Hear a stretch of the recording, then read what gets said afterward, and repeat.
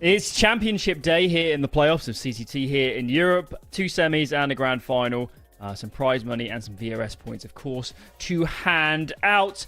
Joined by these two beautiful boys on the broadcast. Ted, the brothers in arms, the cousins. I don't know if you're related to anybody on 500, but that's how I envision Bulgaria. Wow. So are you looking forward to seeing your brethren today, this morning?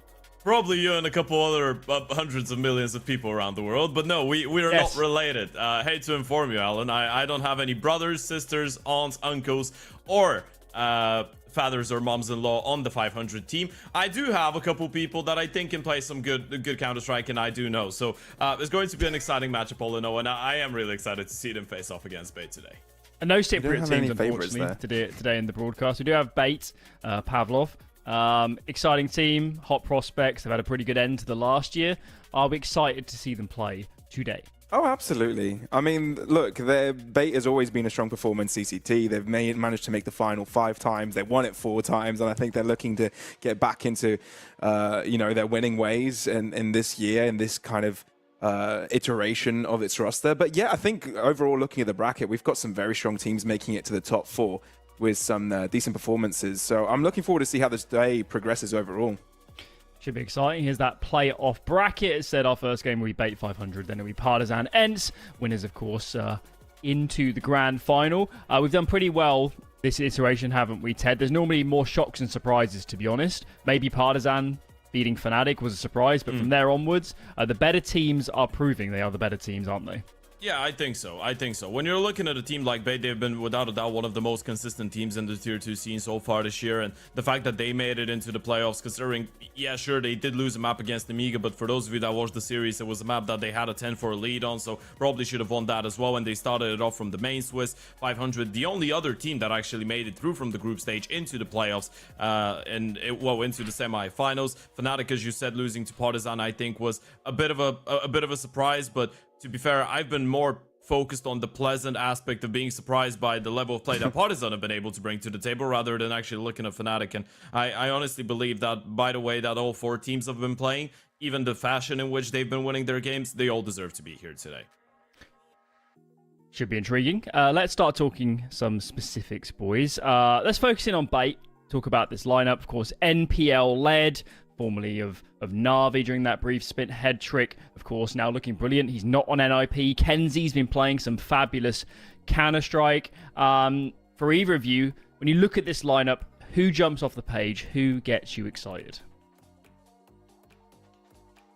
I love that nobody wants to speak out first. Come on. But I mean, I'm going to go with NPL, right? Yeah, I'll take it. Cheers, Ted. Yeah, no one sticks out to me here. I don't know. NPL definitely sticks out to me the most. He's one of the high-fragging IGLs at this level of play, and it's really entertaining to see him overall have solid performances throughout the games. And look, sure, you've got Kenzie as a new addition. You've already mentioned, Alan, that he's been pretty damn well. I think the most impressive thing about him is just his openings. The fact that he creates so much space for his team, that he's so good at getting those opening duels. And it's pretty much unlocked some new potential for them at the start of these rounds. So yeah, definitely a promising name to put out there. Yeah, it feels like that's shaken up a little bit the way that Bait approached the game as well, right? Because NPL was the #1 priority aggressive player last year, all year long, right? He was the IGL in the entry, and now Kenzie Zora's apparently dedicated himself to just being the #1 man that they sent into the bomb side. NPL still has some aggressive plays on both the T side and the CT side, but it's quite obvious that he's trying to create a little bit more space for his new teammate. And the fact that Alex has taken some raw hits as well, just to make sure that Kenzie Zora feels a little bit more comfortable in the team, I think it's a good prospect. And I honestly believe that the moment that Kenzie Zora starts showing his potential in the server, we're going to see a thriving Bait that could punch even harder than they already have been. Let's focus in, Ted, on this 500 lineup. Is this the best team Bulgaria's produced for a long time? Because the more I watch them, the more I see Oxygen in particular performing above the level I might have expected. The more I'm like, Oxygen, Rainwaker, Cirque, and Ships, Spellan led. There's a lot of reasons to like this lineup. Yeah, there is, right? And I feel like this was probably one of the main conversations that a lot of people are having, even in the Bulgarian scene, once this lineup got assembled. The fact that you get a fresh new coach like Popov, you get Oxygen back, but now he's a little bit more experienced and a little bit older and more mature in comparison to the first time when he played on with Chips and Rainwaker on Skate a couple years ago. You get the Circus spell in 2016-2017 duo. I guess reunited Circus back playing with Bulgarians. This team feels like what should be and what could be the best Bulgarian team we've ever had in modern Counter-Strike history. And I honestly, when I say that, I believe this is a really tall order. I know Bubbo is not around anymore. Victor is not around anymore. All of those legendary guys that did lead that original Wendigo team that I think up to this date stands in the history of Bulgarian Counter-Strike as one of the best. Obviously, there's a couple more before that, but I honestly think this 500 team could be the first Bulgarian team to make it to a major if they play like they have been so far this year. Should be exciting. Let's think maps, chaps, going into this series. Sure. I don't think we're going to see Train, which upsets me. I enjoy watching Train. Guys, what maps am I going to see? Or should I expect? Well, you're right in saying you're not going to see Train. You're not going to see Dust 2 either, because both of these teams, that's their second veto out of there. So I think there's going to be a bit of a handshake, gentleman's agreement out there. What we should expect from either of them is, you know, the fact that you've got Bait picking up first. They are going to be wanting to play the most dangerous map, Mirage. It is a strong one for 500, so I'm wondering to see how that one works out dynamically. But then you've also got Inferno still in the pool, and yeah, so far things seem to be going pretty well. Then the question is, what do you really want to float out there? Obviously Nuke will be one that we banned out, so I am thinking most probably we should be seeing a Dust. Ancient? Dust was permaban? Bait? Oh yeah, it was. My bad. Morning coffee kicks in, but yeah, you know what? The second try was good enough. Mirage Inferno Engine, I think, is a pretty expected one. I want to say, as much as this is a really evened up veto for both those teams, because obviously, as Pavlos just pointed out, we were never going to see a Nuke. Both teams don't really like Nuke as much. Train, both of them haven't tried, so it would have been a risk. I don't think it was impossible, but I think it would have been a Hail Mary for either one of the sides. I think a Mirage Inferno Engine was quite expected. Maybe an Anubis could have made its way in there, but 500 in general have, I want to say, even a 55-45 advantage going into a veto like this one against Bait, because you're looking at Mirage, and as Pavlos rightfully pointed, this has been the best map for Bait so far this year, has been one of the best maps for 500. Inferno, I think, a little bit more solid for the Bulgarian side in comparison to the Inferno of Bait. And then if you go to that Ancient, again, it's pretty evened up. So there's a couple maps in the pool that 500 play a little bit more than Bait do. Both teams absolutely suck on Nuke, but the good news is we're not going to get to see a Nuke, so we're probably going to get to see some good Counter-Strike. I would have enjoyed it. A Nuke, Train, and then at least Vertigo. Dust Bring 2 it series. back. Oh, Vertigo. That would be even better. Cobble. I thought you were going to say a Nuke train wreck. It would be awful. Let's think about some win conditions then. I think all of us, just based off recent form, would probably favour Bait in this series. That is a bit more defined, a bit more established. We know there's good players on the flip side, but Bait have proven in their recent results that they probably should be winning this series. How can 500 win this? How can 500 get an advantage? We like the veto, don't we? So where else can they cause problems for Bait? I think it's going to have to be a 2-0 for 500. They need to get a pick up on Mirage. I think going to Ancient, even though, sure, it's not like a weak map for them, I think the Bait are just extremely solid on that one. They understand that map fundamentally. So I think it's going to be a hard ask if they end up trading map picks and end up going into a third. That's where 500 will struggle. So yeah, I think I'm placing a lot of importance on that first map. I'm placing a lot of importance on the pure firepower, how the individuals are going to be feeling. 500 is an incredibly momentum-based team. When you even look at the things that they're doing on T side, CT side, it doesn't feel like they're doing anything special. It doesn't feel like they're creating new metas in terms of the tactical approach that they have for the game. It just feels like Ships, Rainwaker, Oxygen. I'm really glad you point out that name, Alan, because he's been having probably the most consistent showing out of all 500 players so far in 2025, and he's been a revelation to watch, right? I'd go as far as to say that he's one of the best entry fraggers into a tier 2 European Counter-Strike right now. So when you have Ships just a couple of days ago in that game against 9 Pandas on Ancient posting his 7th best map in his entire career, and you have Oxygen just every now and then, as Popov, the coach of 500, describes it, becoming a little monster in the server that no one is able to stop, and he's just headshotting everyone. 500 is an incredibly dangerous team. But when it comes down to the protocols, when it comes down to U2 and conversions, I do believe that Bait is playing the cleaner Counter-Strike. So I think a lot of it is just going to come down to whether Bait can actually counter the individuals on the side of the Bulgarians. Cirque's not necessarily played his best CS so far this year. He's not been bad, maybe not been a hindrance, but in this sort of series, Ted, do you need to see Cirque being a little bit better, a little bit more towards what we expect? I think you need to see Cirque have the impact that he should have in the important moments. I think a lot of people underestimated what Cirque is doing for this team outside of just pure firepower output, and I feel like bringing in the experience, the supportive work is definitely going to be the go-to. But yeah, he's going to have to shoot a couple bodies as well with Dio. Should be exciting. Sounds like game is underway soon, guys. Mirage first to kick off our semi-final, 500 or bait. Who are you guys taking to win this one? Oh, I'm gonna let my brother to the left of me here to go with his favorite squad. You can't throw me under the bus. My passport has already decided what I'm answering here, but we're gonna get some time to talk about it, I guess, because of the technical timeout. Yeah, probably. But yeah, just answering your question here, Island, we've got I think we've got a match that favors bait overall. It's going to be a tough ask for 500. A lot of ifs, buts, and maybes. We're going to have to see them in their best form. I mean, I'm ready for it. I'm looking forward to it. But it's it's the prerequisites that matter to me, and bait should be the one taking it in my eyes, at least. Ted, try to put your bias aside for this one. No. As I already told you, I do think that bait is one of the most consistent teams in the tier 2 circuit right now, and on paper, they should be the better playing team in terms of pure Counter-Strike, right? They should have, even if you look at some of the statistics so far for the CCT-17, because both those teams did make it through from the main Swiss, right? All of them started with the group stage.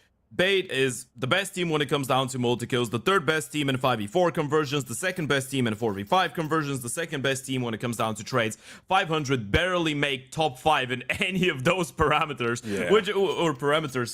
which is absolutely crazy, right? 500 have had problems with refragging, they've had problems with util. Maybe the only bright side about utility has been the T-side supportive work when it comes down to the flashes from Cirque, who's been able to blind people on the other side for a little bit over 2 seconds every single round.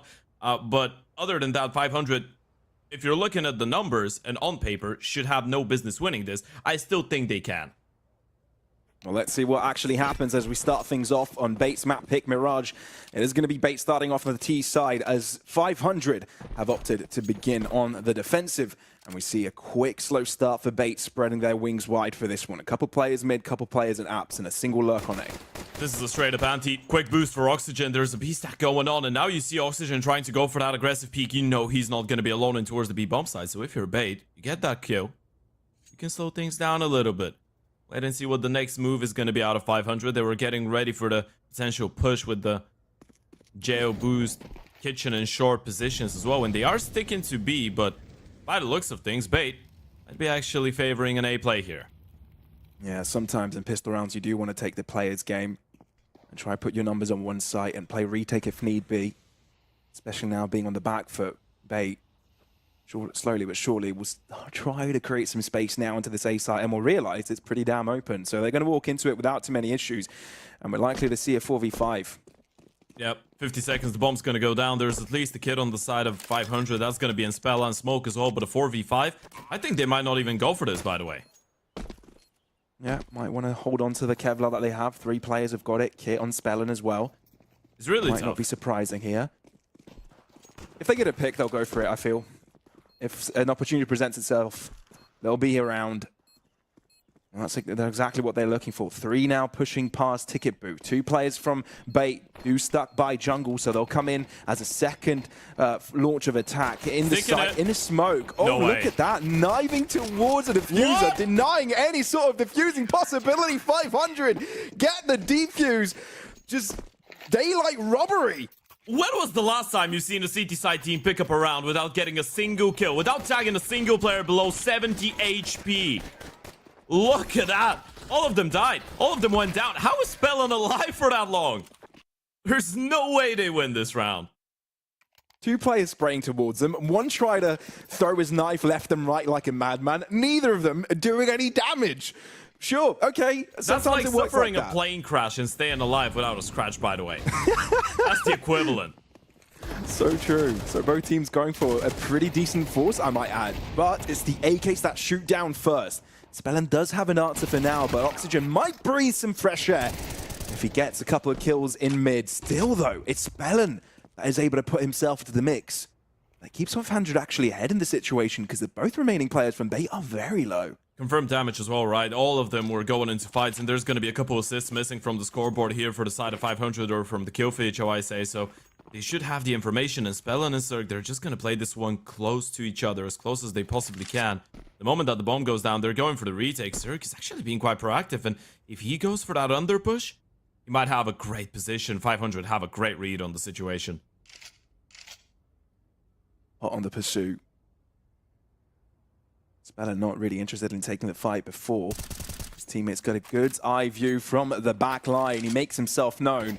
And now there's trouble in MPL's mind, realizing that he has to go forwards because there's no way of dealing with a player backwards given how far back he's fallen. Spell and he's low. He could get picked up, but instead snaps on his opponent's head, giving 500 a quick 2-0 lead. Yeah, and this round is a great example of the intentions of how 500 actually want to approach the CT side, right? They just want to come in guns blazing, just fight you for every single piece of map control. They want to fight you for every single centimeter on the map as well.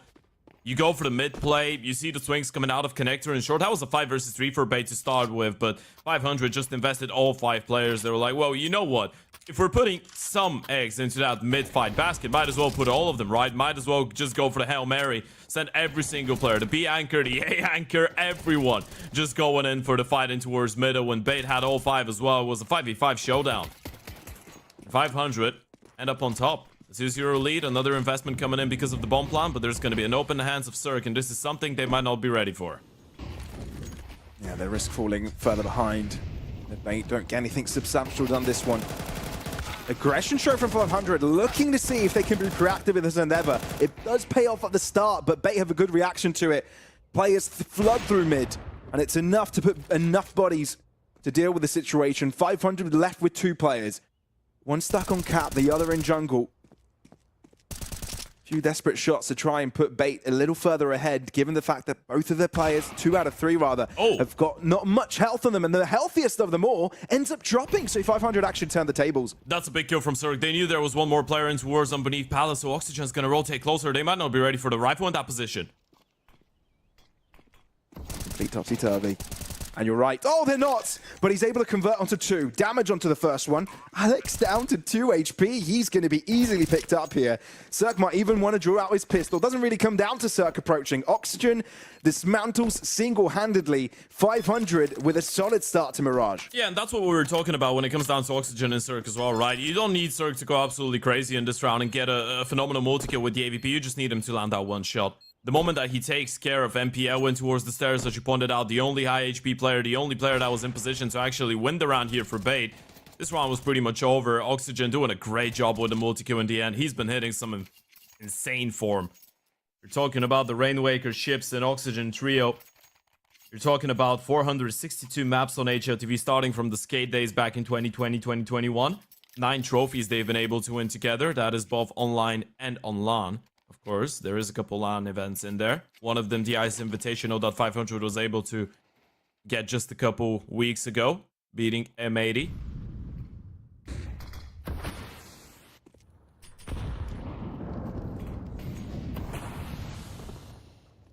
Still Bait are able to muster up a buy.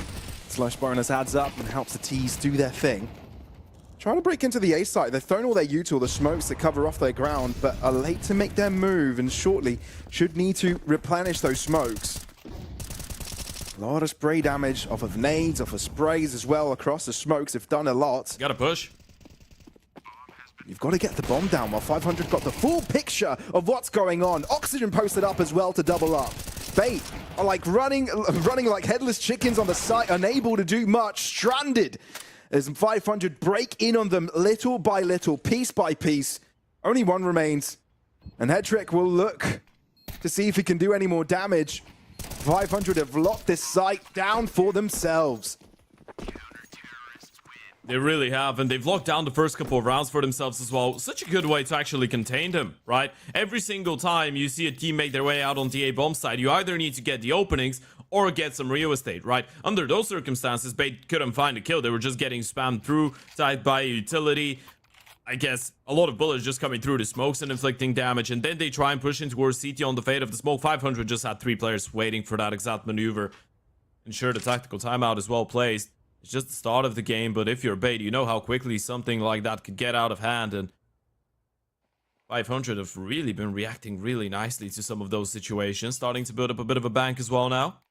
Circon 5.4 is going to be the richest member of his team, but if you're a bait, you haven't had a single eco so far, Pavlos. You've been able to reinvest every single time because of the bomb plants, and still, and yet, hat-trick MPL on 0 kills, money on 500 starting to pile up.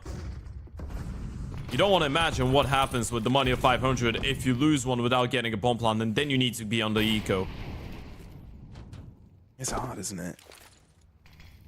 They need to win, and they need it quick. Otherwise, 500 might be running away with things from the first half. Still early doors, right? You don't want to get ahead of yourselves. But that one defender towards B is a weak point, and Bait might be able to exploit it. Ooh, Oxygen's all alone. It's a good enough reposition, though. Gonna play it towards the back of the bomb site. Make sure that rotations can arrive a little bit quicker if needed, and that's a great pickup to start it off from ships. Now they know mid is clear. Flash was getting better, now Oxygen. All alone, Oh. spray down. NPL, fully blind, gets the job done. And that's enough to put his team into the site. If you have the backup kills here, it could be immaculate, but instead, they're the ones being shut down. 500, they've been so quick to react today, and they are exactly the same this round as well. Rainwicker, he is on the mark. And Bait desperately needs some sort of magic here. 2 left for them.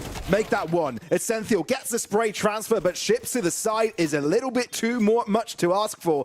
And 500 keep that streak going. Yeah, it gets a little bit tricky there for a second, right? Oxygen actually deciding to hold on to the fight even though he was fully blinded. It's just a 50-50, right? Whether he gets the kill or MPO. If he gets the kill, then the bomb side is probably locked in and they don't even get the bomb down. But he does go down. Rainwaker with great effort on the double. He's been one of the more struggling players on the side of 500 individually so far this year. Someone that everyone expects a lot of because we know the quality he can bring to the server. We know the intelligence he can bring to the server. Of course, there has been others as Ships and Oxygen, as Alan pointed out, that have been compensating for that. Ships playing some of the best Counter-Strike we've seen out of him in a long time. It's cool to see, right?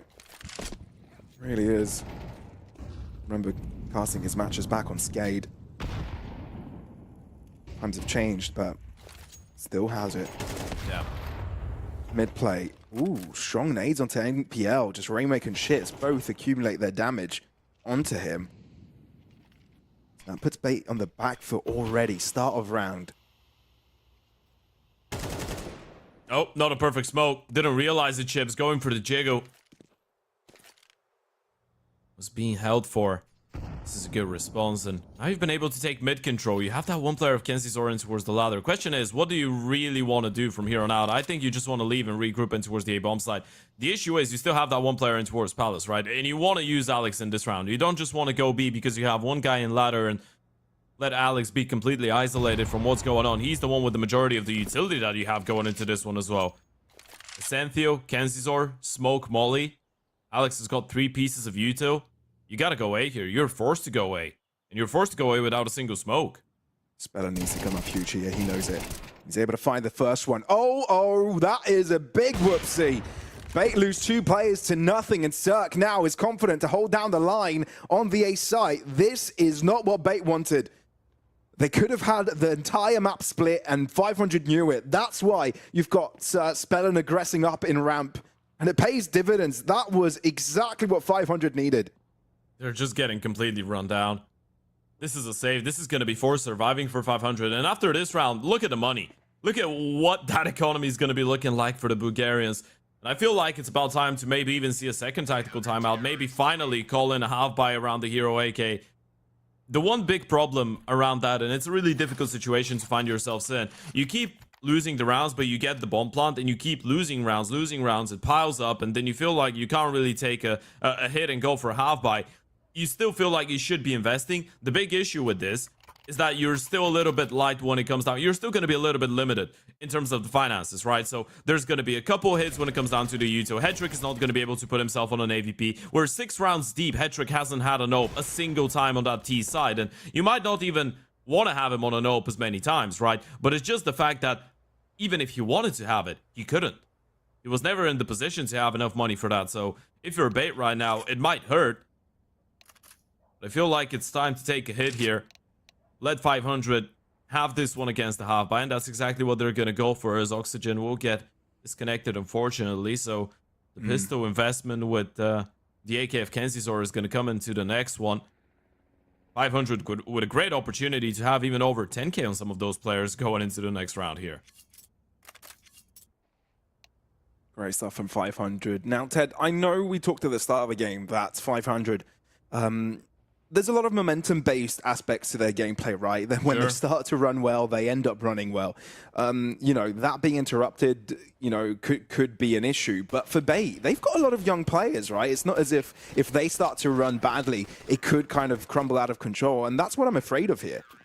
I think when it comes down to Bait, it's as much as I agree with it, I disagree because of the fact that a lot of those guys are actually experienced, right? When you're looking at MPO and Hetrick, they are pretty young, but both of them did go through a really early process of initiation, so to speak. And it was initiation by fire as well, right? For Hetrick, he was part of NIB, which we know how dysfunctional it was when he was there, and that had nothing to do with him.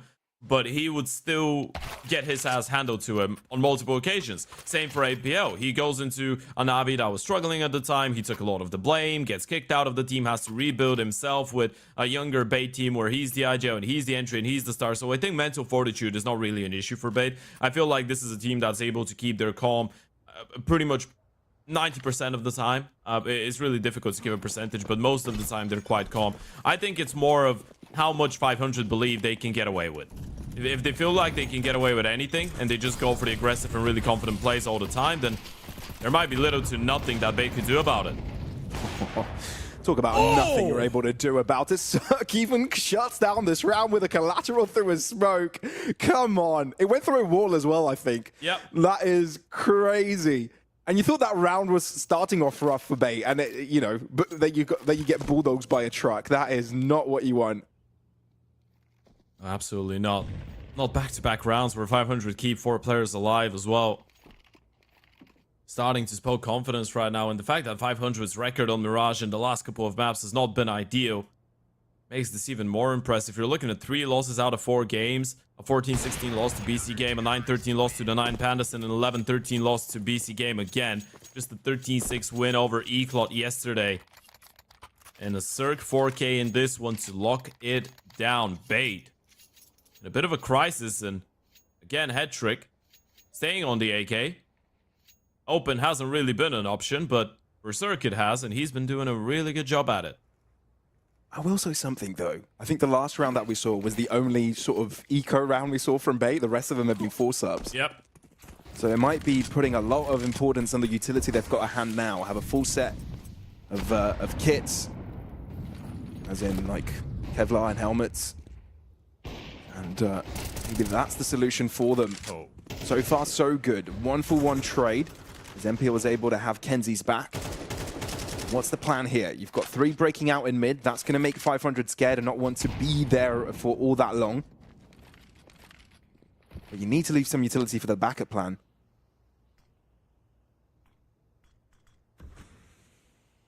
Really need to. Chipstow picked up the AVP, gonna fire 1-shot nade right on top. Rainwaker off angle could be good enough for a kill. Does it get cleared out? It does. MPL. Second kill out of him. This is looking good now. Oxygen with the refrag onto 1. You know Hetrick's gonna be low as well. But this is the closest Bait have been to winning a round in a long time. And Spellin, he's actually pushed all the way in towards Palace and in towards the ramp. He's gonna be flanking ramp. There's no way they're ready for this. They absolutely are not. That is a caveat that Bait will have a hard time reading.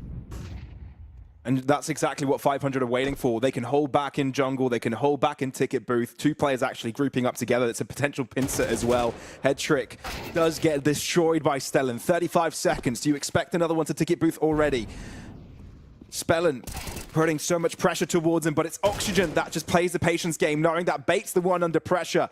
Bait need to get the spike, the bomb down rather. Here we have it. Spray down from Spellin. And that's all you need. The rotation, the lurk. 500 stay on top. It's like it's impossible for them to read where 500 are going to peak from, right? I mean, Oxygen gets a kill out of short in what, 15, 17 seconds, he's already into worst ticket, and that's the thing, they're just not ready for the timing. Even making their way out the A bomb side, you know Spellun is alive, you know he's the A player, you might be looking for him into worst Palace, into worst Beneath Palace, into worst Ninja. You're not ready for him to be coming out of round 5 seconds after Essential did the same, right? That's why Hetrick's not looking, that's why it's not even going through their minds. It is the same position with Oxygen there. 500 have just been playing incredibly difficult to predict Counter-Strike right now. Bait just feels like there's nothing to do, and now they need to go for another investment. They absolutely do. Only running out of rounds, 4 remaining in the half, but Kenzie realizes, oh my god, that if he plays aggro, that might just work out. In the smoke ships, that is sneaky, so sneaky. Again, it's not red. Oh, he gets away with a double. I feel like 500 always have a trick up their sleeves.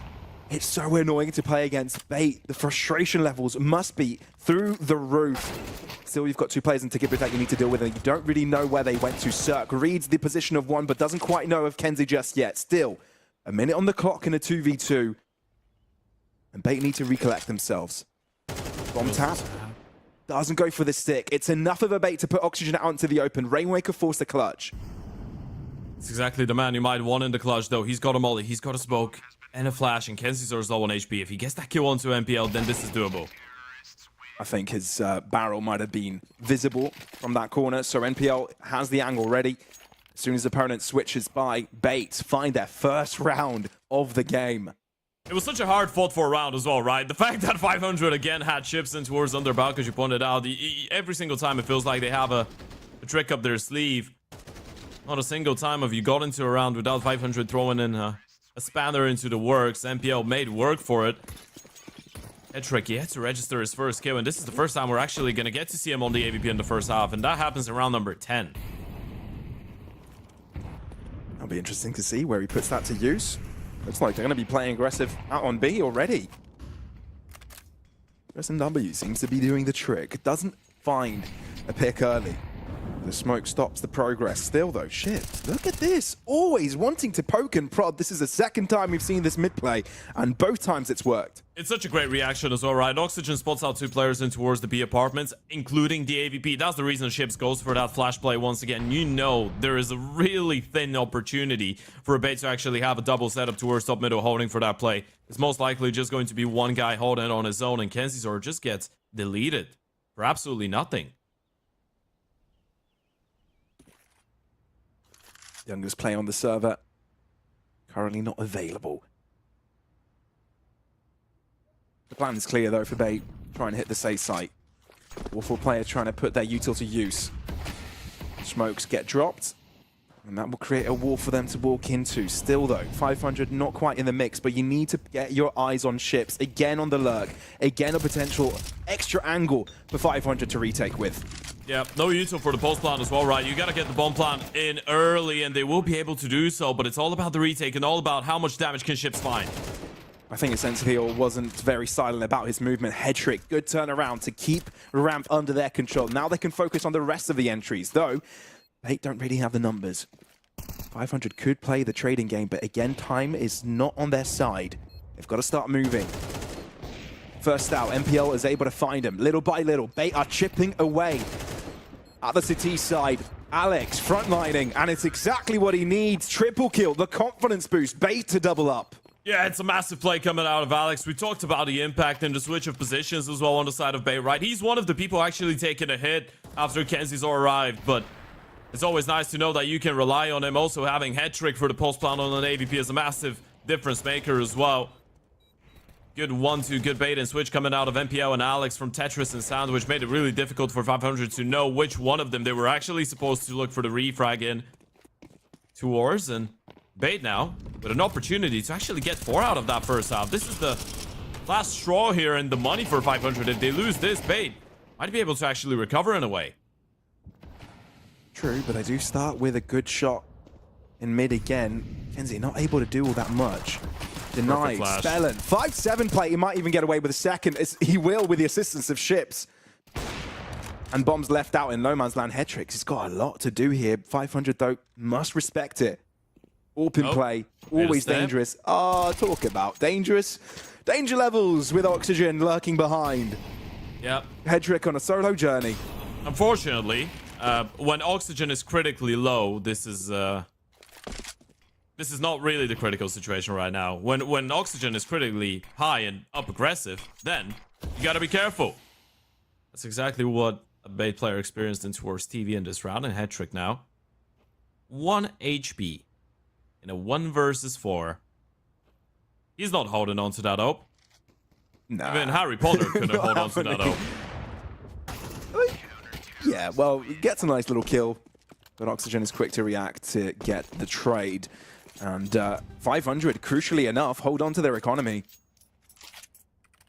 It's so sickening as well to just see Chips pushing towards top middle and get kills every single time he does it as well, right? Getting those openings, Oxygen and Chips have been two of the best opening players, two of the best entries on both T side and CT side so far in this entire event. And talking about Chips, the amount of star performances he's had, the series against 9 Pandas in the first round of playoffs was absolutely crazy. 27 and 13 on map 1, 23 and 15 on map 2, 31 and 12 on map 3, combining for 81 kills back then. And now he's not slowing down either. He's put to rest though by NPL. Nice little trade, and the fact that there's such an opening now towards this A site, Bait will try and take advantage of. Still, 500 are respecting it. It's that you need to take care of NPL's position. You could potentially come in through the back lines and cause some trouble. You've handed the site over. Although there's no smoke covering ticket booth. Now that could be dangerous. Yeah, they need to fight for it. They need to clear it. You can't allow to even tap the bomb right now. You just gotta walk in and hope for the refrag. There goes the first one. Spellon is gonna get a kill as well. Oxygen still in a good position, biding his time. Ope in line, sir. Can't afford to miss the shot. Needs to hit it. Does so, and Rainmaker still on B to confirm it for a 9-3 CT side here on the map pick of Bait for 500. No, that was a brilliant play, knowing as well that NPL was a little journey of its own and deal with them. Yeah, 10-2. It's pretty damn strong of a start for 500. End of the half. That was a great half by them. Probably looking at, you know, we saw different adaptations, different plays, but I think the theme was the same, is that 500 more often than not were playing off the numbers advantage. Yeah, getting those opening kills definitely has been helping out, and now suddenly we're talking about the best map in the map veto in the pool for Bait. We've won only 2 rounds on that CT side. Another big comeback required. They had one that was incredibly impressive yesterday. We're able to bring it back from a 0-6 to win a map 13-6. Step by step, right? Put your heads down. Think about it one round at a time. They are given access of the site, but it's just a trap, essentially. Surrounded by T's. Not again. Surrounded 500 Not players. again. Oh, it's going to be defused. Why are both pistol rounds at Ninja defused? Why? I mean, at least they got the kills. That's crazy to me. At least Bait got the kills. But again, there was a player in the smoke knifing. It hasn't been a good day for the knifing players. It really hasn't. I don't know who it was in the first half on the side of Bait that was trying to knife, but it was Chips this time around, and usually he's a little bit more accurate with the blade. Yep. He definitely backstabbed. He definitely backstabbed that box at least 5 times. Well, we know the triple box on A side won't trust Chips anymore. No. What a backstabber. But we do learn today that you don't bring knives to a gunfight. No, sometimes you do, but it depends. Not this match. No. Not this match. The knives ain't hitting. No, when there's a smoke involved. Yeah, it helps when you can see your opponent. He gets the kill. kill. How much damage can Deagles do? A lot. Not a lot. They don't do damage. Ever. P250s, on the other hand, though, can do a bit. Now, look, you spent a couple of players towards the B site, but now you're trying to take on the A site as well. It's as if you're spreading your resources thin, and you already didn't have all that many. Oh, okay, Rainwaker. Spicy stuff. But yeah, close distance against an MP9. You're not going to have too much fun. You can already count this round over, but this is not what we've been building up to, right? You know what? 2019 Cirque. Come on. Let's have it. 100 HP, no armor, Digo in hand is the blaze as well. We're rocking it back. Yeah, he sniped the box as well. Sure. Yeah, this round is over. Maybe try to throw the M4 away. Bulgaria awards.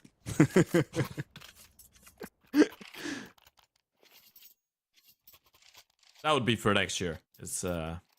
Voting has been concluded for this year. Ah, cool. I can't say who's won, but I can make a bold statement and actually leak that it is someone from 500, shockingly. Ooh. I mean, there isn't a lot of other Counter-Strike players outside of 500 right now, so... The leaks. Let's see, though. First buy round here. First proper buy round of the second half. Bait, been able to get the pistol, able to get the second one, which was just an anti-eco. Now you're up against the AKs. If you're really making this comeback happen, gotta start it here. It's nice couple nades to kick things off. Rainwaker's spell and tag down to respectively 64 and 58 HP. As Bait not really invested into fighting in towards middle too much. They have a couple players on the prowl. MPL is, by the looks of things, alright with just getting one kill and trying to get out of their refrag. Is really important coming out of ships, though. Yeah, you've got a little bit more comfort traversing now Catwalk, given that you've taken care of the connector play. We need to figure out your next plan. Bait. 3-man B stack. Put extra players towards this B site. Triple setup. And you've yet to put pressure in apartments, which is the dangerous part. And you are moving in one by one. Bomb dropped in the hands of the defenders. And there's nowhere really you can go. Anywhere you move into, you'll be in the line of fire of VCTs. And ships won't stand the chance either, trying to infiltrate through market. Bates, I think they have 4 players alive by the end of that round. Clean stuff, and this was 500's buy round. That gives you so much confidence, by the way. It's just the fact that you outcalled 500 and you know it. Sir goes for the fight. Sure, he loses a 1v1 against one person he sees on short. Then the swing comes out of Rainwaker. The reason he swings all alone is because he knows this is the short player, right? So he's like, okay, I've got a 1v1. If I win that fight, then there might be a chance for Oxygen to start initiating a play out of the B apartments. He can kill the B player, and there is a way. We can see a way back. We can see a path back into the round. But then there was 3 people from Beta on the bomb side, and that makes you feel damn good if you're MPL. Just one step ahead at all times. And now 500 are down to the pistols. I don't love that from Ascentio. No, not really necessary, is it? Oh, and it's just a Ferrari peak coming out from Oxygen. Just runs past him and finds him in the head. Kenziza looking to upset from a distance, and he will have the advantage there, but the AK picked up by Spellin will also be dangerous. Kenzie, how much can you really do in this situation? The answer is a lot. 500 struggling to find cover, but eventually get dealt with. Ships, nice connector play, and now we can break through to market. Bait know that they've got time against them, therefore they need to act quickly. Cirque, revealing himself in van, wins this trade, and now Hetrick will need to waste time going after him. This has allowed Ships to make his way into market. Smoke drops, bomb not tapped, therefore Ships knows he's got all the time available, but he sprays, reveals himself, but he still wins the fight! 500 win off of Tech 9s! Oh man, that was the last bullet in the clip as well. Last bullet in the chamber of the Tech 9. You see the reaction out of Hetrick. He played it so well. He taps the bomb. He waits for Ships to run out of ammo. And somehow, there was... I mean, I think he might have had it if he had a kit. Yeah, see the reaction there, Hetrick. You don't like what you saw there. What a round out of Ships. It was so late as well. But getting back to what we were talking about, Ascentio all alone up close and towards the B apartments inside of the apps against the pistols. Probably not ideal in that situation. Little minor mistakes like that put 500 straight back into the game.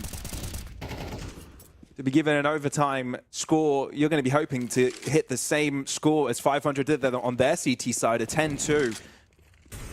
You've just given away one of those rounds.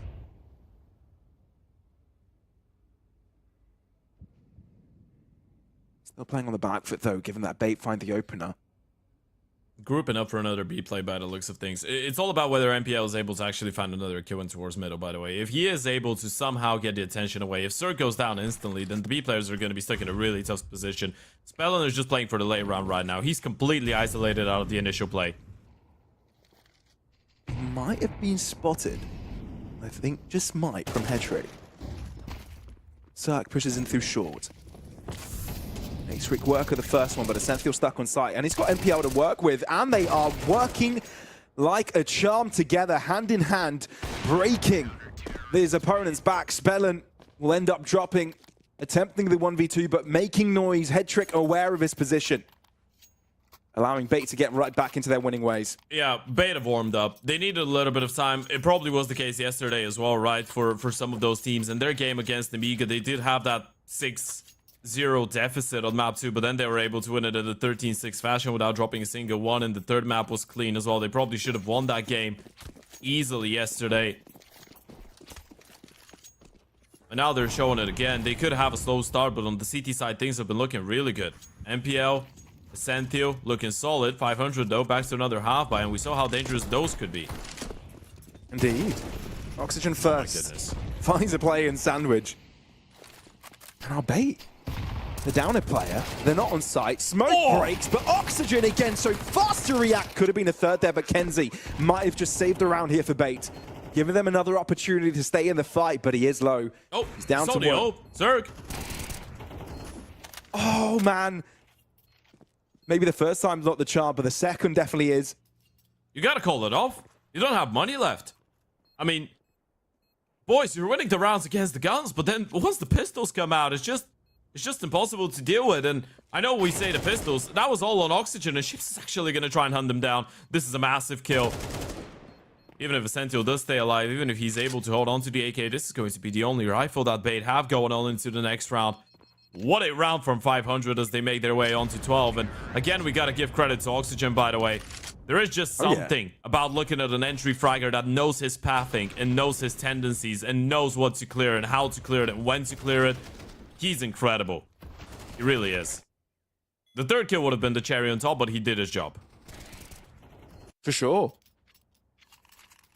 A lot of pressure onto Kenzie by the end as well. 6-12, not the situation Bait want to be, and they've got to invest fully into this one. Final round, potentially 500k at this. How do you even hold on the CT side with MP9s? You've got to go for something aggressive.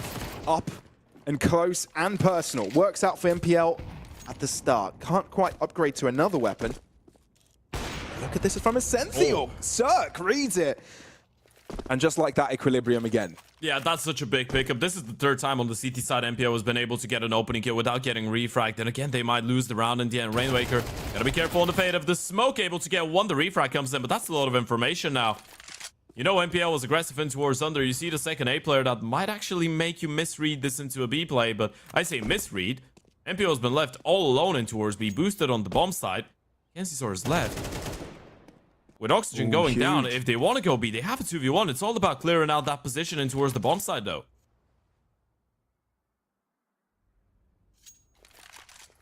They have got decision time to make. Kenzie's coming back. Group up together. Kenzie's now joining, and MPL's such a dangerous position. Imagine he wallbangs him with the ope. Yeah, unlikely. God, you're not going to check this, are you? No way you check this. No, you do not. And that's where MPL reveals himself. Good for both. Now that was a necessary clutch by MPL. I know it didn't say clutch at the end of this. I know he wasn't alone, but I think the entire round banked on him getting a kill there. It's just a clutch play. It's just a clutch round. It's just a MPL keeping his team alive as the captain as well, right? We already mentioned the amount of times that he's been going for those opening fights, putting in the aggression early on, giving Bait those advantageous 5v4s. And he is the one to close as well this time around. He's been trying to make those CT sides of Bait incredibly proactive, and he's been the one leading the charge in that proactiveness. That's what makes it even more impressive. What he's doing right now. Lead from the front. He's buying time. Right.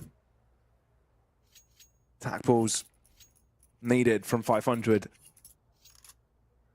I mean, they've been best on the lower buys, haven't they? So I think it's better for them to actually run out of money and have another Tech 9 round with just Oxygen on an AK. Just have a set piece, send them in. If the flashes are good, everything works.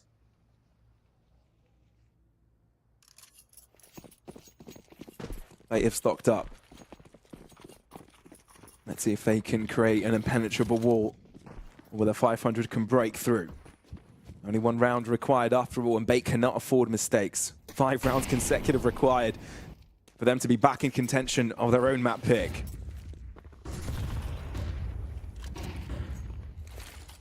Yep, another B play coming up early. Yuto, hat-trick, gotta land the shot. Chips comes out of short with a single refrag. Might need to double up, but he does so. Chips doubles up. Kenzie tries to get back in the fight. He's approached quickly, and Alex is there to reinforce. And now Cirque is all by himself. Sure, it's a 1v2. Sure, it's doable. And sure, you've got the bomb. But you need to make it out of there quickly.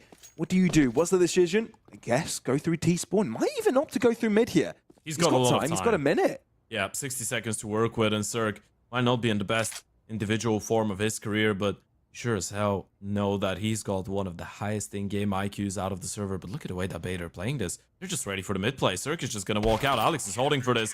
1 bullet needed, and they're just ready. Bait, stay alive. Wow. Just simply wow. 500, they're back to the hub, though. Oxygen's purchased the Deagle already. And ships on a scout.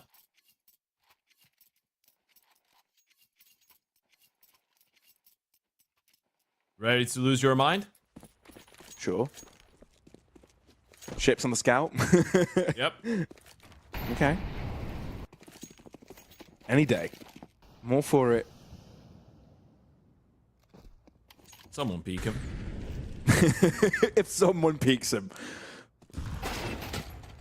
Oh. Someone does peek him, and instead it's Ships that retrieves a bullet between the eyes.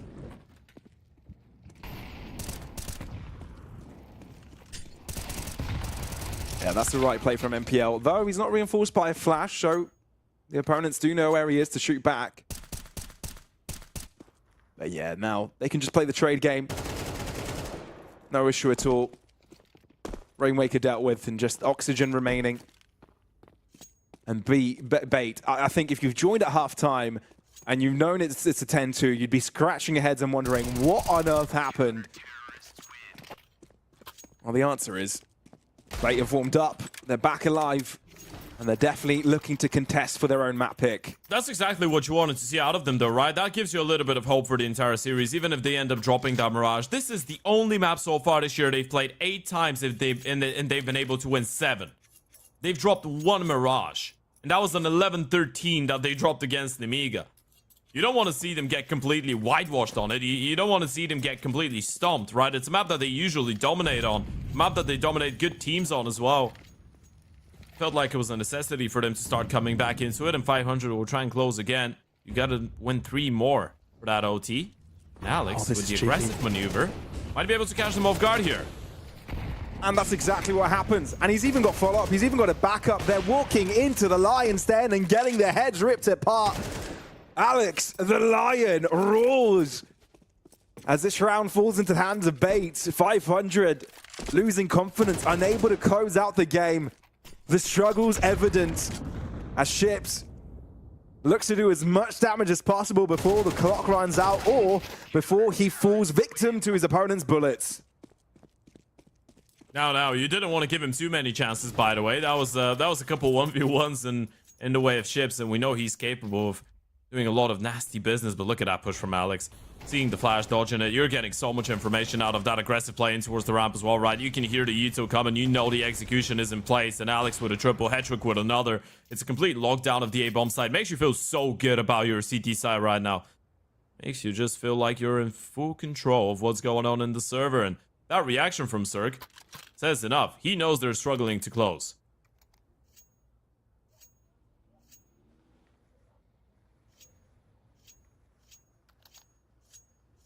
That's their last tech pause, right? Tactical pause. They have one remaining. 1 out of 3. Yeah. One more. This is. Yeah, it feels like this is probably the last one before, that could have a lot of impact. Yeah. Well, actually, they could have their next right before the 24 round. Not that they had too much success on their full buys. Back to the pistols and a hero rifle. That's where they close it. That's what the legends say. Smoke's mid, but they're not really giving that position any attention.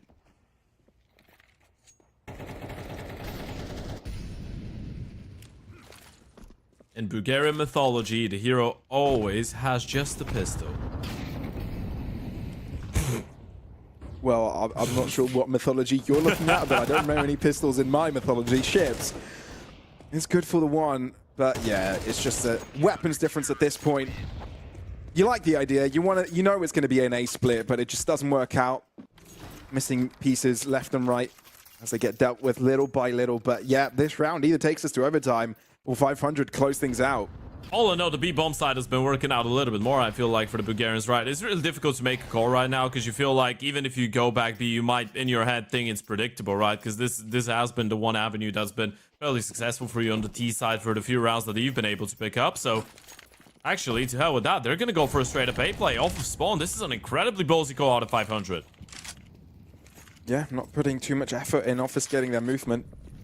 Not doing any noise towards other sides of the map. This is just full entry. Oxygen, lovely opener. How much more can you find out of this one? Spellin looking to find the play out on stairs, and he's quick to get it. Head trick doesn't have a chance to react. Maybe this is the moment 500 we're looking for. It took them a while. They were up 10-2, but it comes to a 12-11 score to get them to be comfortable again. Finally, a T-side buy round goes their way, and it might just be the right moment for it. Bait, with 2 players remaining, make that one. Scrambling to find any sort of success. Spellin knows exactly where Senthil's coming from, and 500 eventually get it done. What a way to close it as well. Oxygen on the entry once again. We talked about the few rounds they were able to get on that T side, only 2 before this one, and one of them was Oxygen getting the entries with the Tech 9 in towards A. And again, you just go out A, you send them in first, he opens things up, you get the second kill, an instant clean round coming in from 500 for a 13-11 close. But I can't wait to hear what Alan's got to say about this one, because that was a bit of a banger of an opening map.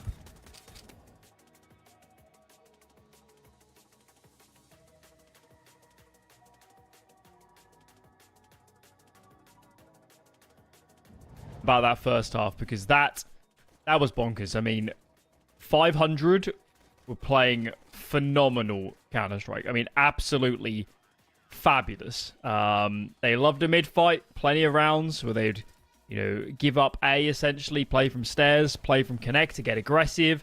They loved flashing ships and Rainwaker to get aggressive and actually peek up mid and get even more information. A couple rounds, they got opening kills off that. And I think all in all, the way they reacted in different situations was just brilliant. If you're going to play into mid, you have to be comfortable retaking the sites, and vice versa. If you play play off of mid and into the sites, then you need to be comfortable getting aggressive and taking information on the extremities when you lose mid and you can get split. And I think 500 was so good at reacting to the different scenarios. Their retakes were fabulous on that first half. They made it very hard for Bait to get map control in after plants. Their util usage was brilliant. I thought the way they were grabbing information, so many small little plays. Spellan on A kept getting into ramp, kept getting aggressive. Nice little plays with, using a nade to burst the ramp smoke for a quick peek, seeing nobody's there, then getting aggressive, taking more room. There are a couple rounds where Bait tried to plant A and Spellan was just sat in ramp and making it absolutely impossible. So I think all in all, that first half, an absolute brilliant display from 500. A very, very team performance. And whatever Bait did, whatever call they went in for, they were just not up to snuff. They couldn't get enough opening kills. They couldn't get into rounds. They had a spew of rounds towards the start of the half where they kept planting and kept buying. They never had full util, and they just couldn't get over that crest of breaking the money of 500 and causing problems. Now, half switches. And obviously, it was quite a different game.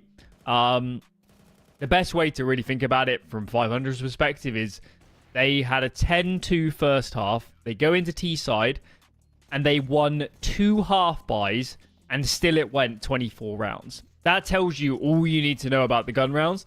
The gun rounds were so heavily in favor of Bait. Very few went close. No bomb plants on lost rounds. No, minus the pistol.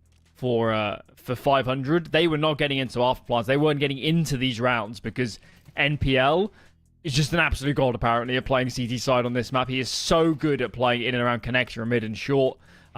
Such command. I thought Alex was brilliant. Kenzie had his moments too. Headtrick didn't have his best game, but still has some high impact rounds right there towards the end. And I think for Bait, they'll look back at this demo and they'll think a couple small mistakes against Tech 9s and 4 spies lost us this map. I mean, maybe they should have obviously got more out of the first half, but they did so much right on this second half and still couldn't win it because of the deficit they were in and because of those half buys. That will be absolutely devastating from their perspective after giving so much to get back into that map. And obviously, come the last round, that was the first gun round win in the second half for 500. And that was all Oxygen. Opening kills, taking space towards stairs. So, you know, a very topsy-turvy map. 500 being so good in the first half and having so many problems in the second. If they hadn't won those rounds on the Tech 9s and the half buys, we would be in overtime at best, maybe even already have lost the map, seeding a 1-11 second half sort of scoreline. So a hard one to wrap your head around. Certainly both teams at times displaying great individual skill. I guess 500, I do think their first half was so brilliant that has to be indicative of a team with good communication. The second half, I'm not sure what was going on there, but something wasn't clicking correctly because that was a bit of a train wreck. But whatever. They win the map, just about. That's Mirage, then going the way of 500. Next up is Inferno. That is 500's pick. It's a map they've picked for years as this core of players. And certainly with the Bulgarian team, they've always loved Inferno. It's not Bait's favorite map. They're 3-3 so far this year.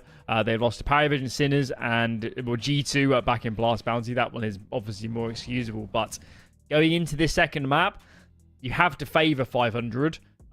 If they can clean up their T-sides a bit, that would be nice. But all in all, it was still a very, very surprising first map. I would certainly favor now 500 to win this series in 2. We heard in the pre-game at the start that would be the most efficacious way for them to win this series rather than letting it go to the third. And I tend to agree with that. So, Mirage done and dusted. Next up is Inferno. And we'll see if 500 can 2-0 their way into the grand final. We'll see you then.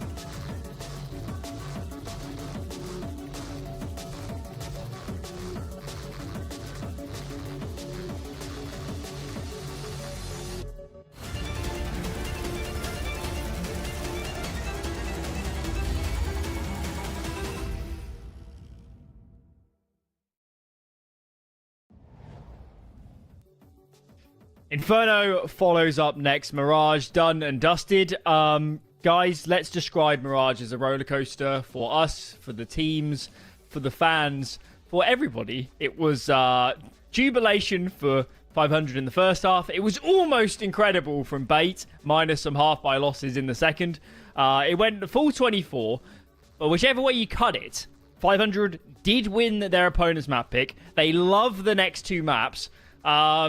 It's a hard one to get our head around, Ted, but it doesn't change the fact they are in a fabulous position now in this series. First of all, I don't know what you mean a roller coaster. That was just a standard 500 game. Okay, Another day in Bulgarian Counter-Strike. I wasn't surprised at all. I think all of us expected to see 500 be the best team in the world in the first half and then struggle to close in a 13-11 fashion. I guess they were able to, and I think, obviously, jokes aside, Adelan, I think you're making a really good point. For 500, it doesn't really matter that it was scrappy towards the end. Sure, they would have loved to be a little bit cleaner, but still, on paper, they do win the map pick of their opponents. It is the best map of Bait so far this season, and they are only the second team to beat them on Mirage so far in 2025. So, yeah, I do agree with you. I feel like now going into Inferno and going into Ashen, if you're 500, you should only care about the win and not really in the fashion that it happened in, and just think that from here on out, you probably should be closing out this game. Now you're expected to.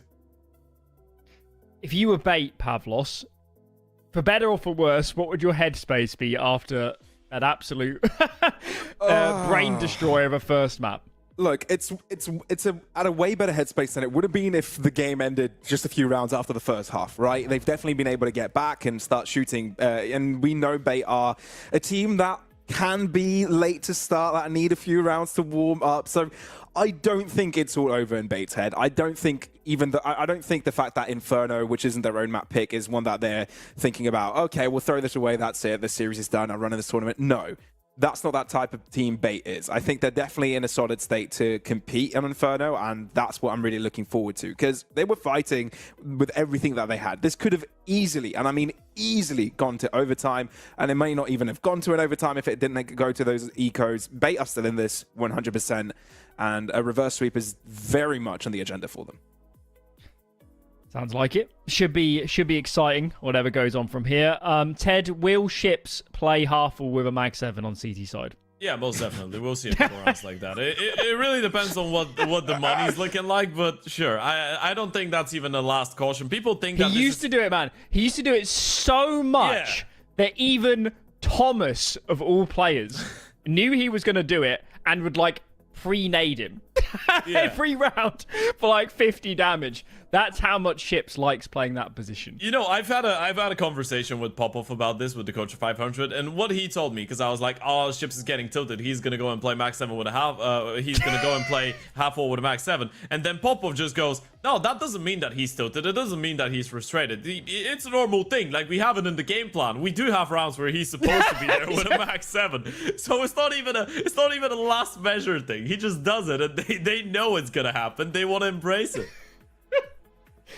I like to imagine, you know, the blackboard in the prac room with just half of it is just the Ship's mag 7, and then all these other intricate setups around. And he's honestly the only player that does that, and you have to admire. Had to admire that commitment. We spoke about on that first map, maybe Bait came in a little bit cold. Are there any individuals, Pavlos, you'd love to see hitting the ground running on Inferno, starting it well, and, you know, giving Bait a more consistent performance over the whole map? I mean, looking at Bait, I feel like MPL did what he usually does, so I'm going to go a little bit on the likes of Kenzie. I want to see more of him. Sure, he's often being given as the sacrificial lamb on these entries. You know, he's not always going to end up with a pick. He's just there to create space. But now I really want to see him start with those entries.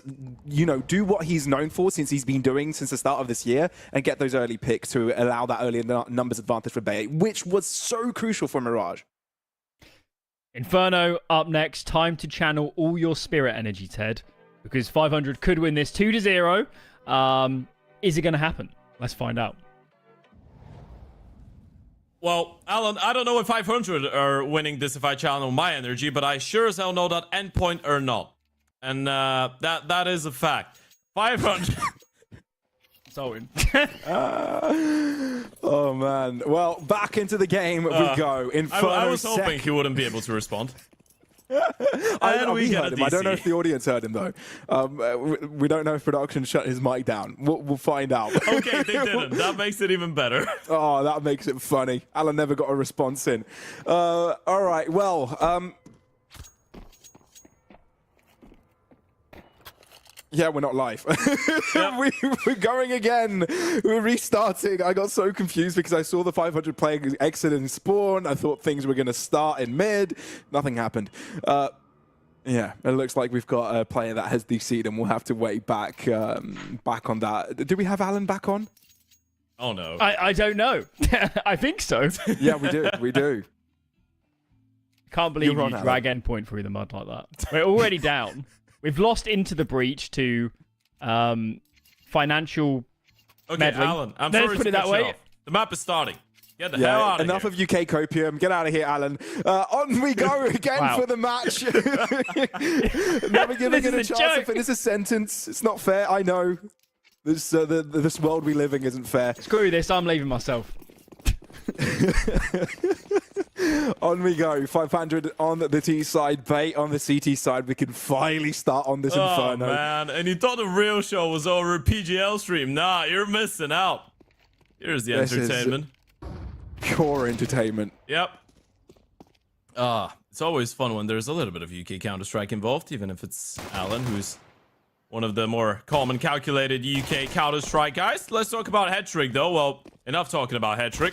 He had a spotlight, got a kill, refrag instantaneous, Oxygen with a double. The B players coming in. Alex, here for the step up. They've actually decided to put a foot on the brakes, and now they go into the B play. That's allowed Alex to actually cross in towards the back of the bomb side. I mean, the pause kind of allows for a bit of a movement from Rainmaker as well for the flank. Sure, the CT players have arrived, but Alex wasn't capable of taking one down with him. So great stuff for 500 to have a guarantee in this round. An extra piece of the puzzle that can help them seal the deal. That's exactly what we're seeing from Rainmaker. I got a bit scary with Kenzie being frantic and him looking back, but it gets done. And MPL knows that he needs to split his attention to do two different sides of this map. Has to look in front, has to look behind. This round is more than over for 500, able to continue the momentum from the previous map, if you will. Not that there was that much momentum by the end. I think it was a very labored finish across the finish line, I guess. But there you have it, round secured. Yeah, it's a great way to kick things off if you're 500 as well, right? Oxygen gets on to a double kill. We were talking about his impact towards the T side of Mirage, and the last couple of weeks, the last couple of months as well, it's just a conversation about knowing when an entry has put the time offline in the server, going through all the angles that he needs to clear and in the sequence in which he clears them, right? There's a lot of pre-fire servers that have been played by Oxygen, I can tell you that much for free, and when he gets onto a good start, and the T sides for 500 become a lot easier, especially when the Uto is on point for the support. But as we said, Bait, not ideal when it comes down to their Inferno. It's usually quite a big hit or quite a big miss.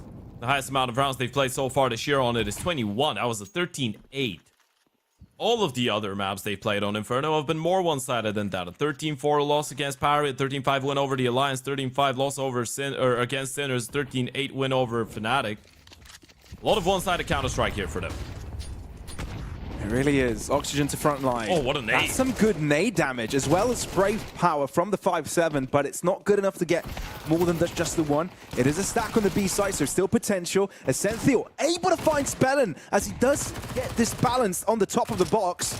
And suddenly, 500 in a really rough spot, especially with the smoke dissipating.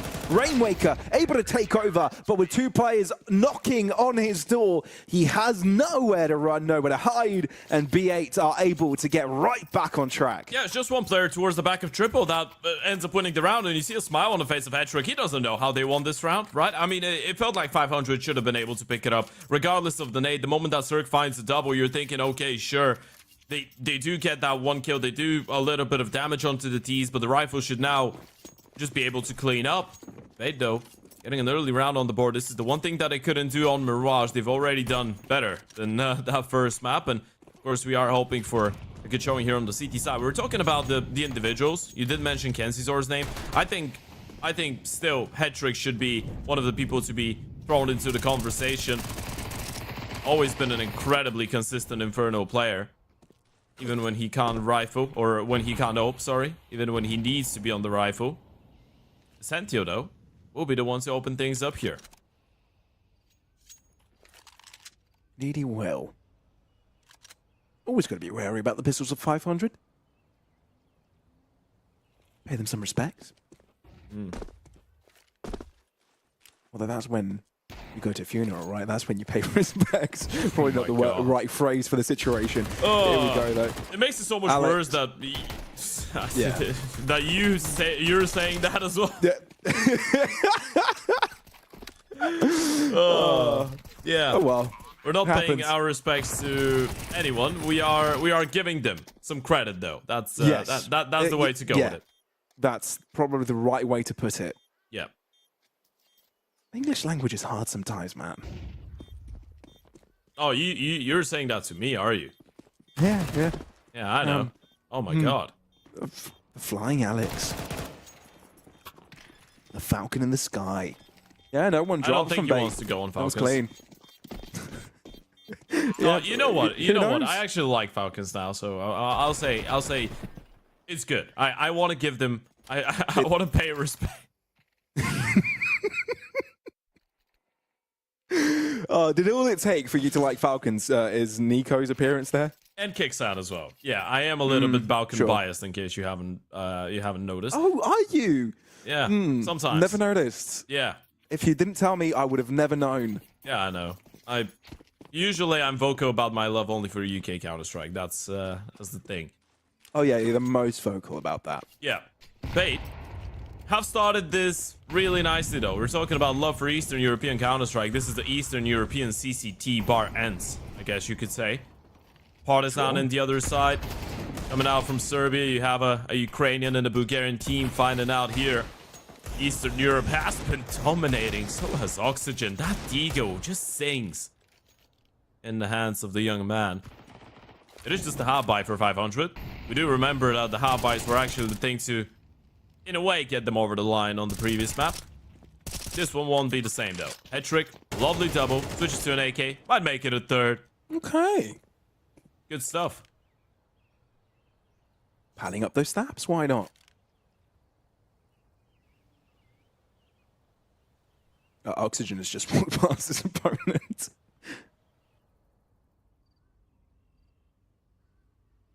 loving the camera angle, right?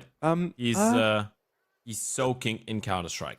I'm pretty sure. Is Essential knifing him? Well, he's going for the knife, isn't he? He's chasing him. He's been chasing him for such a long time. You can't let him plant the bomb.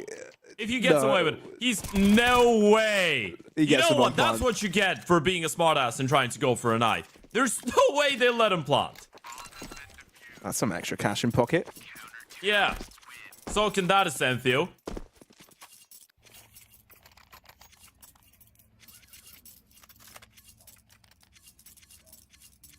When Oxygen watches that replay, he's gonna burst out laughing, by the way.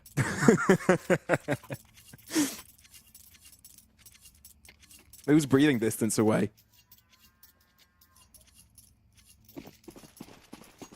Well, on to round number 5. A buy round for 500. Let's see if they can get themselves back on track. NPL hyper aggressive though. On through second mid. And Elevated is able to take down Rainwaker. As on the nade. 500. That's going to be a really strong nade. Doubled up as well. Softening them up for the latter collection. And here it comes by Oxygen as he looks to enter first and allow his team to follow. B site completely cleared. 500, this should be their round. Losing this would be a big fumble. Yeah, time to save. I don't think Bait even attempted, right? You're looking at the low HP, NPL down to 38, Kenzizor down to 50. Maybe if Hetrick gets a kill there after breaking the smoke, they would have given it a look, and they probably would have. Well, maybe they definitely would have, but hey. Coulda, shoulda, woulda. You know, a lot of ifs, buts, and maybes, but all we do here is absolutes, and that was a beautiful... I was so sure you were going to say that. Yep, an absolutely beautiful B take coming out of Oxygen and out of 500. You react really nicely to the fact that NPO goes for that aggressive play towards second middle, Rainwaker goes down, you take that B space, double nade in towards the sandbags later on, Oxygen goes in with 2 clean entries. Can't really be a cleaner round for 500. And again, NPL able to give his teammates an opening kill, but it's not one that they turn into a round. I'm looking forward to hearing your Scouse accent impression someday here, Ted. I don't think the people on the broadcast want to hear that. No, probably not. But I, at some point, would like to hear it. I have some good impressions. Probably not a Scouse accent, though. Pennywise from It is my forte. Oh yeah, I know that. You've done that to me before. Yeah. Scary stuff. Yeah.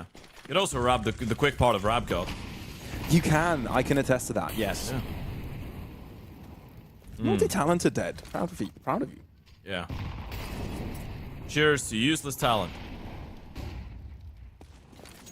But impressive when people are drunk enough. Ooh, that's some damage done from both sides. Down to just 10 HP for 2 players, but somehow it's 500 that come out on top of that encounter. Still a 1-for-1 though. So anyone's game, but a lot of banana control. And 500 would like to take up. Still, Bait not wanting to spend an extra third player to its defense. That's a good fake. They know there's 2 more here. They killed NPO. He's the rotator with the rifle, right? So you know Hetrick and Kenzizor were probably left in towards that A bomb site right now. That's why you're throwing in the U2. You're trying to bait out a reaction. Rainmaker hasn't spotted anything though, and you've made it look like a fake. Essentio, he's not going to move away, and that's because Hetrick has so much vision in towards the brackets. They're just going to stay here. 45 seconds, 500. Just go for the re-aggression. There's that 1 nade though, that 1 HG, that could do so much. Speller looking to break through. Smoke drops, and Ships walks through it. And he finds himself to the back line. Essential caught off guard, and instead it's the nades of 500 that do a lot. Alex has to reveal himself in this situation. Ends up with 2, maybe even the 3rd, but Cirque interrupts his spree. The bomb to go down, a 2v2, but the fact that Cirque is low makes it more than doable for B8. Yeah, this is the one that you go for, right? This is the one. Oh, Cirque sends Hetrick back to grade 1 with that shot. It felt like it was going to be an old pickup. And now it's Kenzizor for the clutch. Cirque is going to go down. The nade right on top of Chips. Hurting towards Banana. It's just a game of timings right now, but Chips plays it to perfection, and it's another clutch going in favor of the Bulgarians. Well, that got close. That got very close, but I think it all just came down to the entries. The fact that you had Chips getting himself into the smoke, into the backline, Cathedral opened up, and Essential no longer available for the fight. Alex did make this contestable, right? Did make this fathomable for Bait altogether. That double kill, really, really strong before he went down there. Could have definitely gone either way, but incrementally, it was 500 to take this.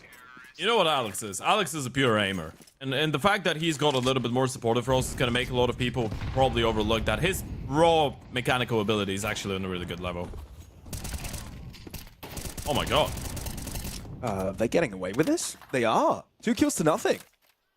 I don't think there even was a flash for the first peak. You just swung because the op didn't see anything. Circ magic. Timing onto NPL. Back to 2018, baby. Yeah, Hedrick has got his teammates back. Not the good events of 2018. Apparently. Spellin. Is there a world? 2v5. NPL's checking on apartments. Rainmaker is not going to break out of there easily. Spellin needs to distract him long enough. That's one. Spray down to the second, but NPL finds the head first. Sure, made us sweat a little bit towards the end, but Bates, the first 2 kills from Banana were true sublime. That's what you need if you're a Bait, though, right? I mean, it's playing with confidence, playing with audacity, playing with, I guess, the sense of controlling what's going on in the server. This is where Bait do some of their best work. They're a really proactive team. The fact that Hedrick stars B, gets on top of an elevated angle, doesn't see anything. They have the balls to actually go through the smoke, push down Banana, get the kills. Then Hedrick rotates back in time to catch Cirque, trying to catch his timing in towards long as well. It looks a lot more focused from Bait on this map. Things are working out here. Still a close game, though. Hedrick? Oh, no. Yeah, it gets chased after. Oxygen is so pacey with that Mach 10. Follow up now. Kenzazar couldn't do a thing. No cover for him. It looked drop so much more focused from Bait until this round. And now you gotta call it off, and money's running dry. This is the one thing, though, right? Bait are showing us good signs. They have good rounds, they have good ideas, but it's just the fact that it doesn't feel like they can just pick up the pace the same way that 500 did on the previous map, right? They can't chain up the consecutive rounds.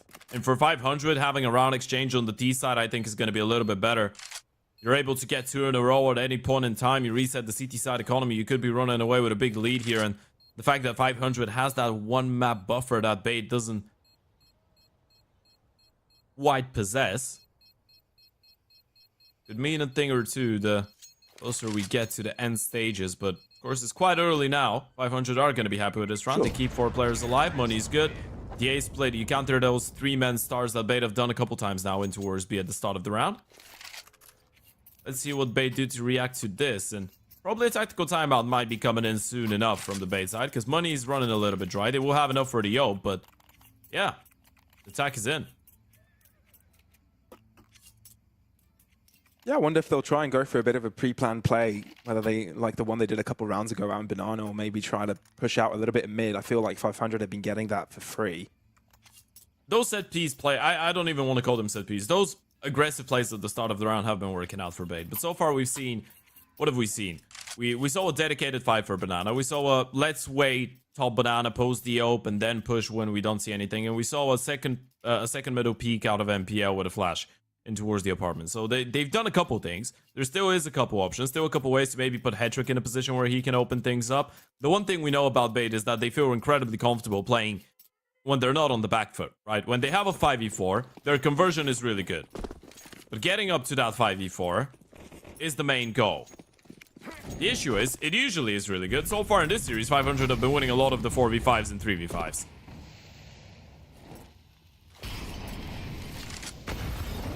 Oh, still 4-4. It's not anyone's game. 500 looking to see if they can chain a couple of rounds together.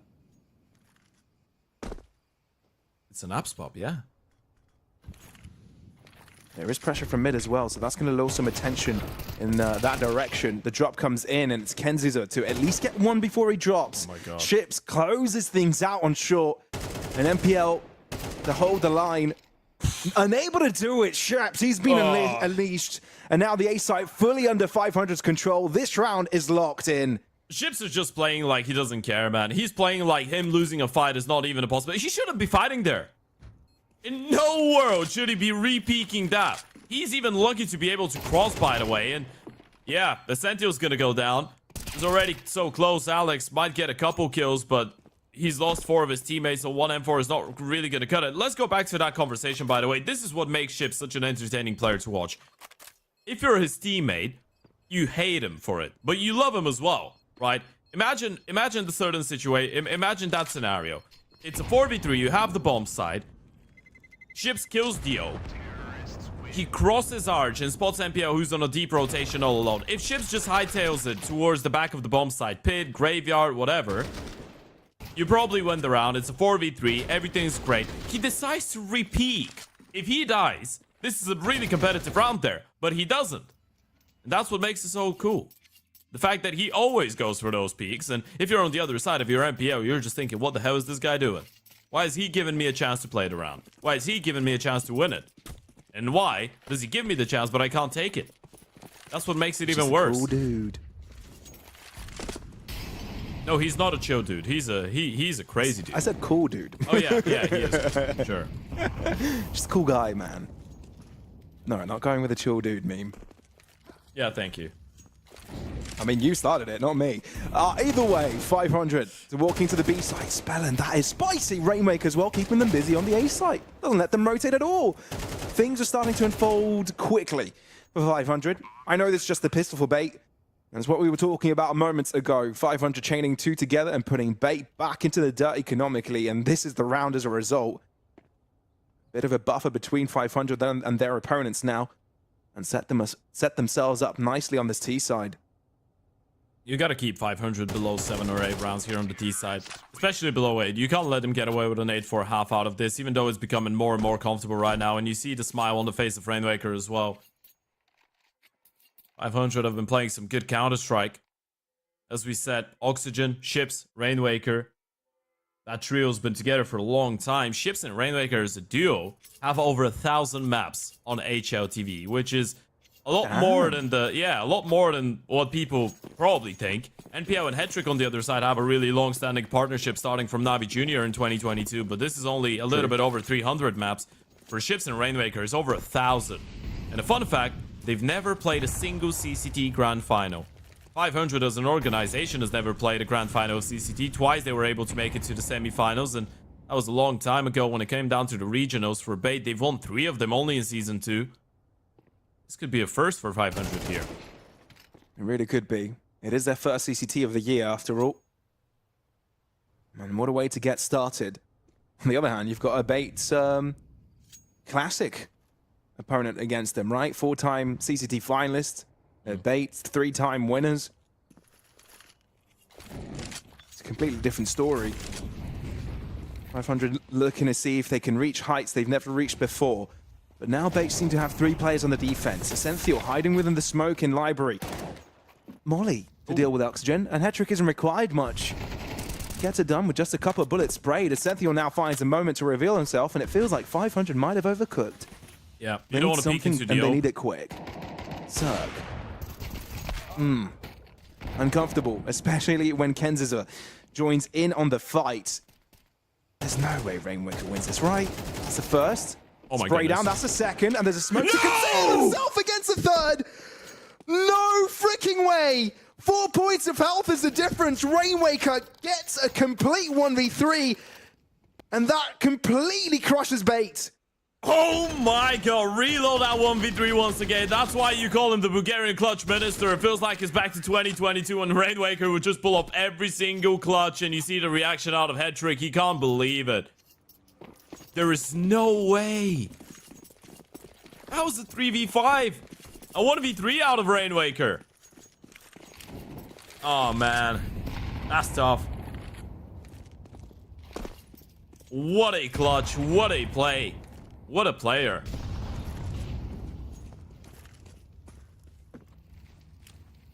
What a blunder for bait. I think that's the biggest thing, right? The fact that bait are fumbling that. Sure, yeah, your opponent flew under the radar. Rainmaker was hiding within smokes, played weird angles, was able to isolate, but that is not something you're comfortable to get away with. Do find the first kill of this round though, and they've stacked properly. 3 players to the side where 500 are considering to hit.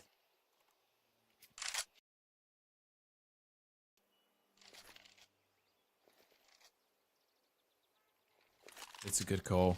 You're gonna have so many people here. The smokes go over. You gotta hold on. You need that 5th round. Well, that was 3 people before, now it's 4. Now he's dropping. CT's out of position, and Oxygen funneled right into him. Spellin able to avoid the flames for now. Flash wasted though, from I think you could say. Yeah, really uncomfortable. 5 rounds is actually not a bad result, right? What a phenomenal round out of Kenzizor and Essentio. When 500 played it well again, right? They go for the initial execute, they slow it down, wait for the reaction, catch one player off guard. Kenzizor with that triple kill definitely did help a lot. And Essentio towards the back of the bomb side. A few times we've seen him in a similar position, has been able to deliver massive impact. Of course, we're going to see the 1v3 on the replay again.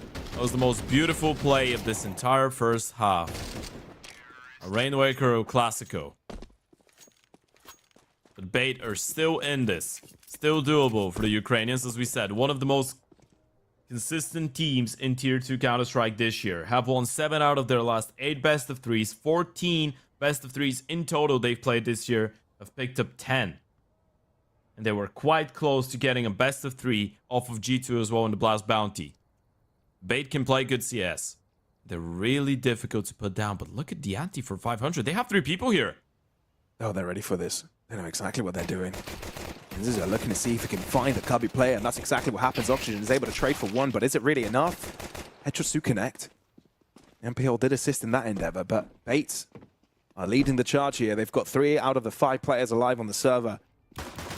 Dualies and Ships might be unprecedented how quickly he's here. Nade, he has to completely take the brunt force of that damage. There's no way. Still gets one down with him, realizes that one player is back, plat the other, planting.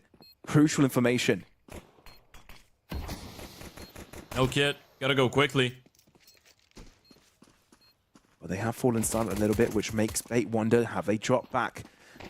They've gone all the way around, Drake and the long approach. And now they're revealed where they're coming from. Spray shots into the smokes. Wild Hail Mary, Ships ends up with the first one. MPL backside. His opponent is low, therefore clean pickup. Bait start this round, this half at least, off with a high note. Yeah, that's what you needed, and this is such a good clearance. Makes you feel a little bit, by the way, that 500 probably didn't play the setup the way that they wanted to. There's no way your plan is to let Rainwaker take first point of contact in the cubby. I mean, it's really good due diligence from Bait to actually clear it out, right? Because a lot of people wouldn't be thinking about this angle being a possibility on a pistol round. But the moment that Rainwaker goes down, the swing comes in, and then suddenly it becomes a lot more predictable. Surely you want either Oxygen or Zerg to take first contact, just give it a bit of a jiggle. Maybe caught on a weird timing there, you never know. But 500, they're gonna go for the force buy, and Chips is running down mid. He is. Oh, Senthil was looking at it for a second, has to readjust. He gets it done, but at what cost? Down to 6 points of health. More engagements in mid, more damage done by nades. Oh, but it looks like Oxygen is ready for that first contact. Yep. Able to get the kill. Refrag is nice, but 35 HP between the Senthio and MPL is definitely not screaming confident right now for Bait. And 500, they're making the right gamble right now. This is a great idea, right? You have just a pistol, an MP9, and a scout. You want to put all your eggs into one basket. If they go away, sure, let them go away. We're gonna save. If they go B, though, you get a chance to win the round. And Bait, they've just changed their minds. This is a great call coming out of MPL. He's just finessing 500 completely. Yeah, even though it's one good call from 500, it's called a gamble stack for a reason. Bait have smelled that something is off here. And take their chance to traverse towards this right-hand side of the map. Should be a simple plant. And look, a couple of players are low here, so it wouldn't be too bad if 500 would have collected them. Barely escaping death, NPL and Senthil. It looks like they may be getting away with it. Inferno is the type of map you'll see a lot of saves on.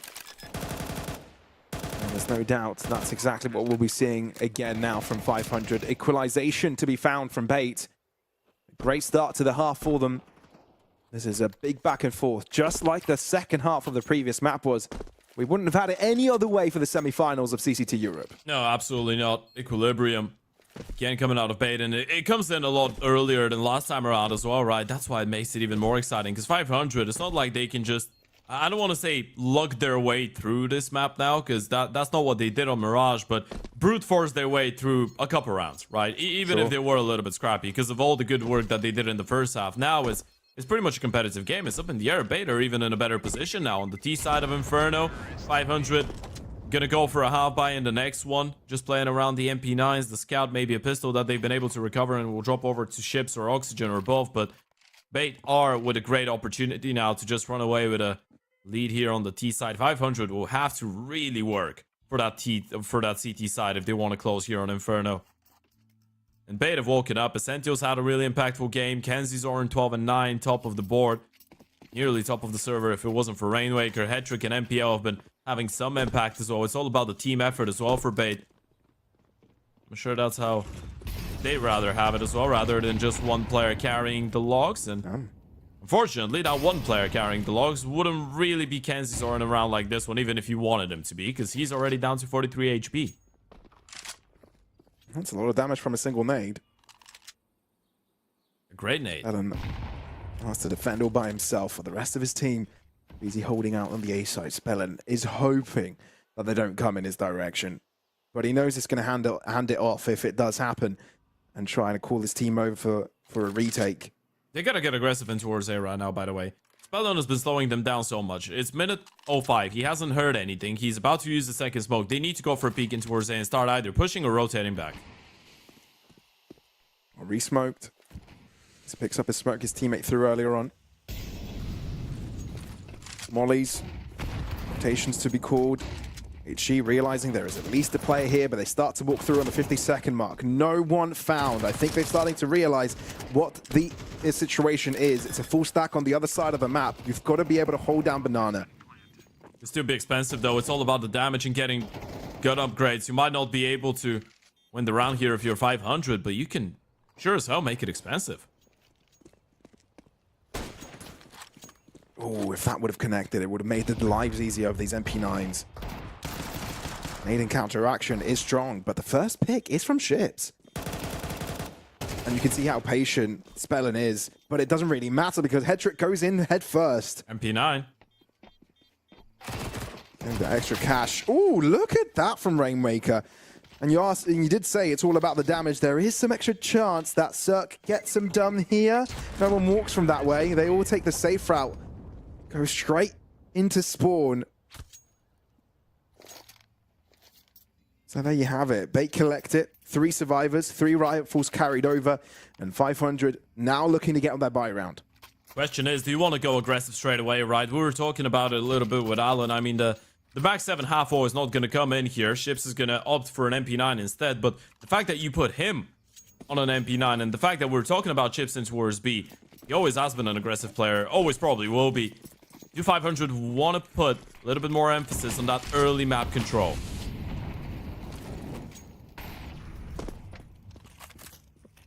They seem aware of it so far. Molly thrown counteractively.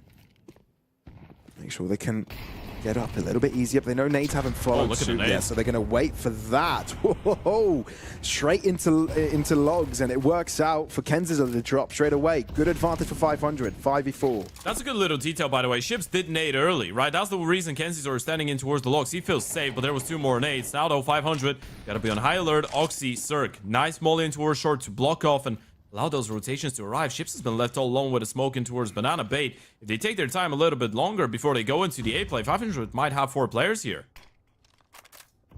Yeah, they just might. The good thing for Bait is that they smoked 2 off. Well, the molly will delay so much. They do have the decision if they need it to drop back, but I think they've just pulled the trigger on the attack. There's no going back now. They've got to go all in. Who will get the first shot through? It's Cirque. Oxygen is there to trade as the smoke do dissipate and have room to work with. Here comes the apartment drops. Alex is able to find one. Bomb Damage drop. found from backside. Bomb has dropped indeed, which means Alex needs to go for the cross. And look who's there to stop him. It's Ships. Angle covered as he goes all the way around. Alex knows he's got to take these fights one by one, and Rainwaker isn't giving them the delicacy of doing that. Bomb planted safely. but 2 angles to be taken. Ships will be finding him, and 500, as soon as they get guns on this half, are able to convert around. It's such a good round as well. It's obvious that 500 have been trying to put a little bit more, I want to say, theory crafting into the server, right? It's not all about hitting the headshot. Sure, that helps, but the fact that they delayed a little bit with the B-take, they go with the late nades, then Ships gets all that real estate, you rotate 4 people back. Oxygen again doing God's work with a double kill from underneath the balcony. And then you had the quick rotations to drop the bomb as well. 500 have been playing some sound Counter-Strike in some of the rounds so far in the series. They did on the CT side on the first map, and kind of feels like they will try and do the same here. Leveled up once again. Bait. Second tactical timeout. 500 yet to actually use a single one, and that might mean that everything's going to plan right now for the Bulgarians, which, from Bait's perspective, it's not ideal. No, not quite. Still fickle though, still could go either way economically.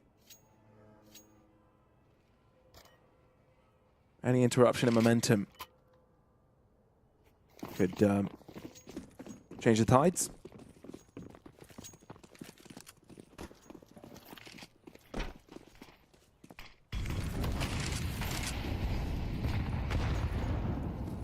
Spellin is actually looking to go aggressive here. Look how far forward he's placed. He's been hurt by a nade a little bit. Is that enough to make him wonder if he wants to go a little bit further in? He's found out the log's position.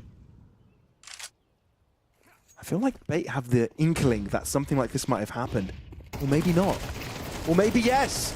Spellin is able to find one, quickly interrupted, but Ship seizes the opportunity to trade. That quick battle allows B-site to be incrementally opened. Rainwaker has been able to rotate on time, and you've also got Cirque on the backlines assisting as well. But he might need that. Rainwaker doesn't need any help.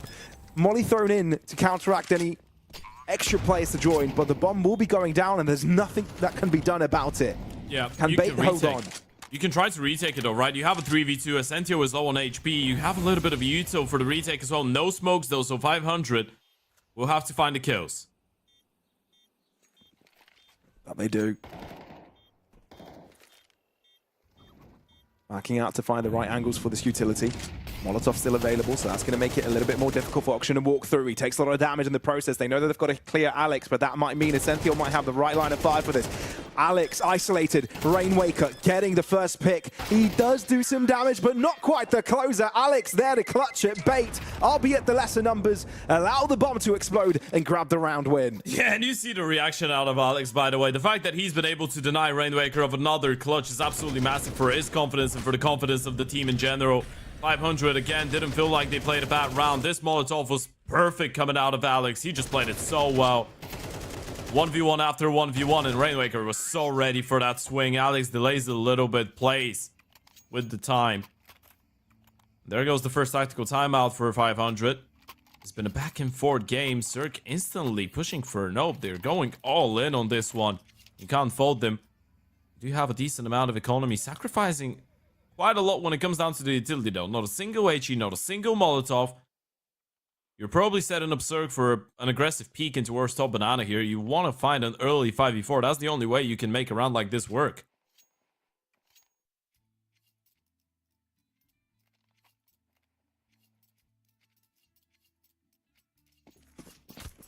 I just want to see what they do with this AWP. What they can do at least. What they'll try to do. The answer is an early banana aggression. Molly thrown, so he's going to have to respect it. And that's the first engagement done and dusted. Yeah, got an opportunity. Fortunately, the open shot does not connect, so Cirque backing off, repositioning in towards the A-bomb side, trying to keep himself as mobile as possible, which is not a bad way to go with this. Problem is, Pelon has been left all alone again, so 500, again, is the same story as a couple rounds ago. You will have to eventually make an aggressive maneuver in towards middle.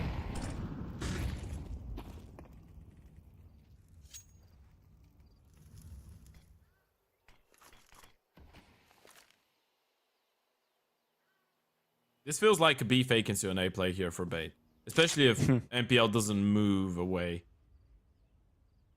I mean, it's kept a lot of players busy towards the A site. Actually.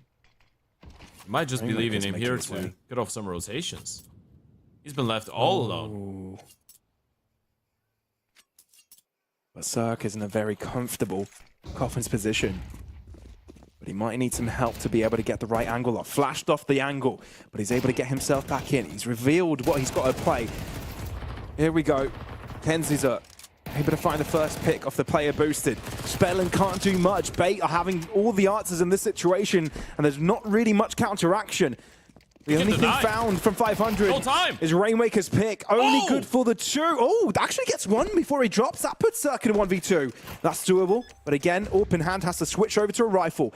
Just in time getting the bomb down. Cirque has to play aggressive. He's been spotted out of the smoke. Spray works out for him now. He's got to get the second player, but you don't expect him to be that close to the left. NPL, that's sneaky, and he gets the element of surprise off Bait with the skin of their teeth secure it. Oh my god, those clutches have been absolutely crazy, and 500, this could be what cost you this map. That was an investment as well. You put so much into this round, and Rainwaker nearly makes it work. The fact that the refrag comes in from the banana player as well is absolutely crazy. Rainwaker was able to get away with a double, and NPL was low on HP versus the low on Cirque, and you see the reaction coming out of the Bulgarian Oper. He knew he just needed 1 bullet. Doesn't connect. Bait, you've been winning consecutive rounds on the T side, but the money is still low. They've been going down to the wire. You finally get to play against the half by. Surely this one is going to be a little bit cleaner.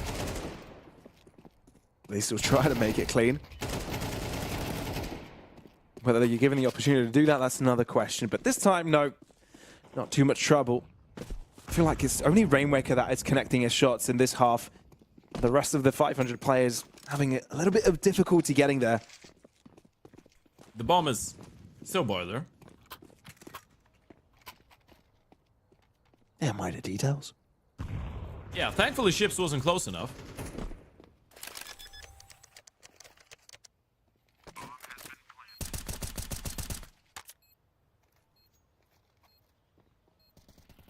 What do you do if you're 500 right now? Sure, okay, this is a small buy. You don't expect them to gain all that much.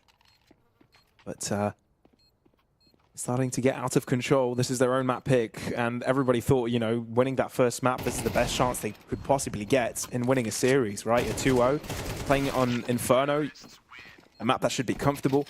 A couple of picks found, some damage done, but the fact that Bait have accumulated so many T-side rounds, that economy is not hurting that much.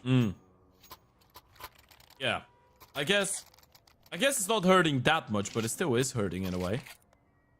It's the fact that 500 have been able to do the damage every single time, right? They've been falling short in a lot of clutches, and I think if you draw the line here, you can't really say that 500 feel like the team that should be losing. It probably feels pretty evened up, but they'd have been on the winning end of the majority of those clutches. Let's see though. One of those rounds goes in favor of 500, and then the money would quickly disappear for the T's. This is the buy. This is the one for 500. 4 rifles, an open hands of Cirque, and this is the one for Bait as well if they want to take us to a third here. It's been a really long road. It's been a really tough fight as well for MPL and co. They might be able to make it work in the end though. Some early presence in towards Banana. You bait out of smoke. Bomb still dropped in towards T-spawn though, indicating a bit of a slower round here for Bait. They want to take their time.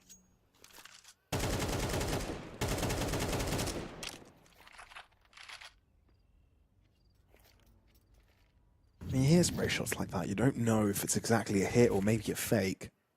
The 500 confident in putting a third player nestled into the back corner.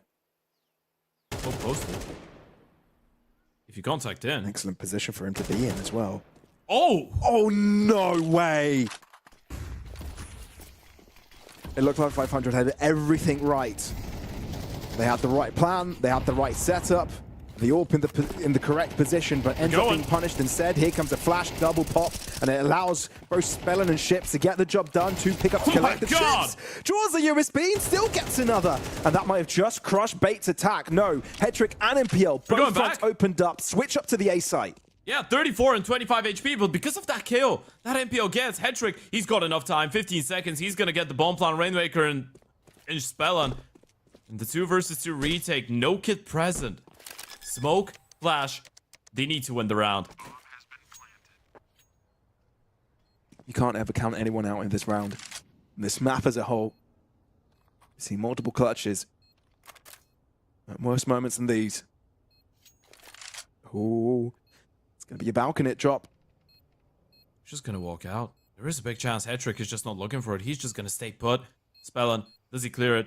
That's going to be the big difference maker. Needs to get the kill. Hetrick with the instant headshot. That's what you needed. And there goes the wallbang. Rainmaker gets the first one, but time of the essence. And he knows he doesn't have a lot of it. Needs to stick it. There goes the tap. He has to hold, though, and he doesn't have enough time. He's just going to play for the kill, but the round goes in favor of Bait. This is 12 now. That's massive. That truly is massive by Bates. They keep getting away with these situations.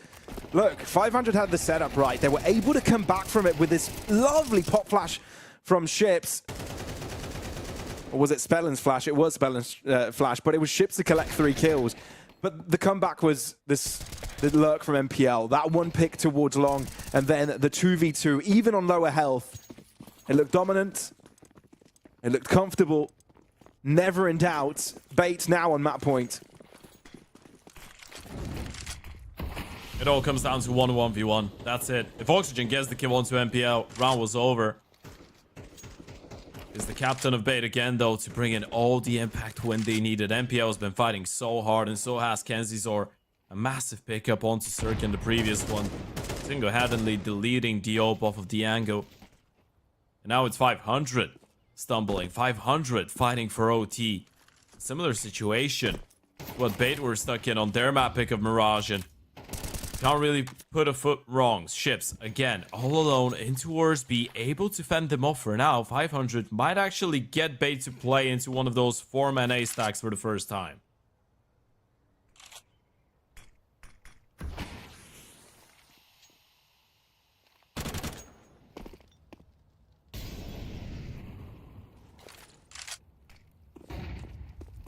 Bait illustrating their intent.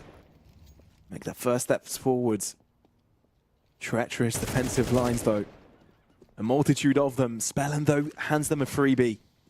A crossfire. Set up here. Cirque can't collect it. Kenzis expecting it. There is no way. Bait are so well equipped for these takes.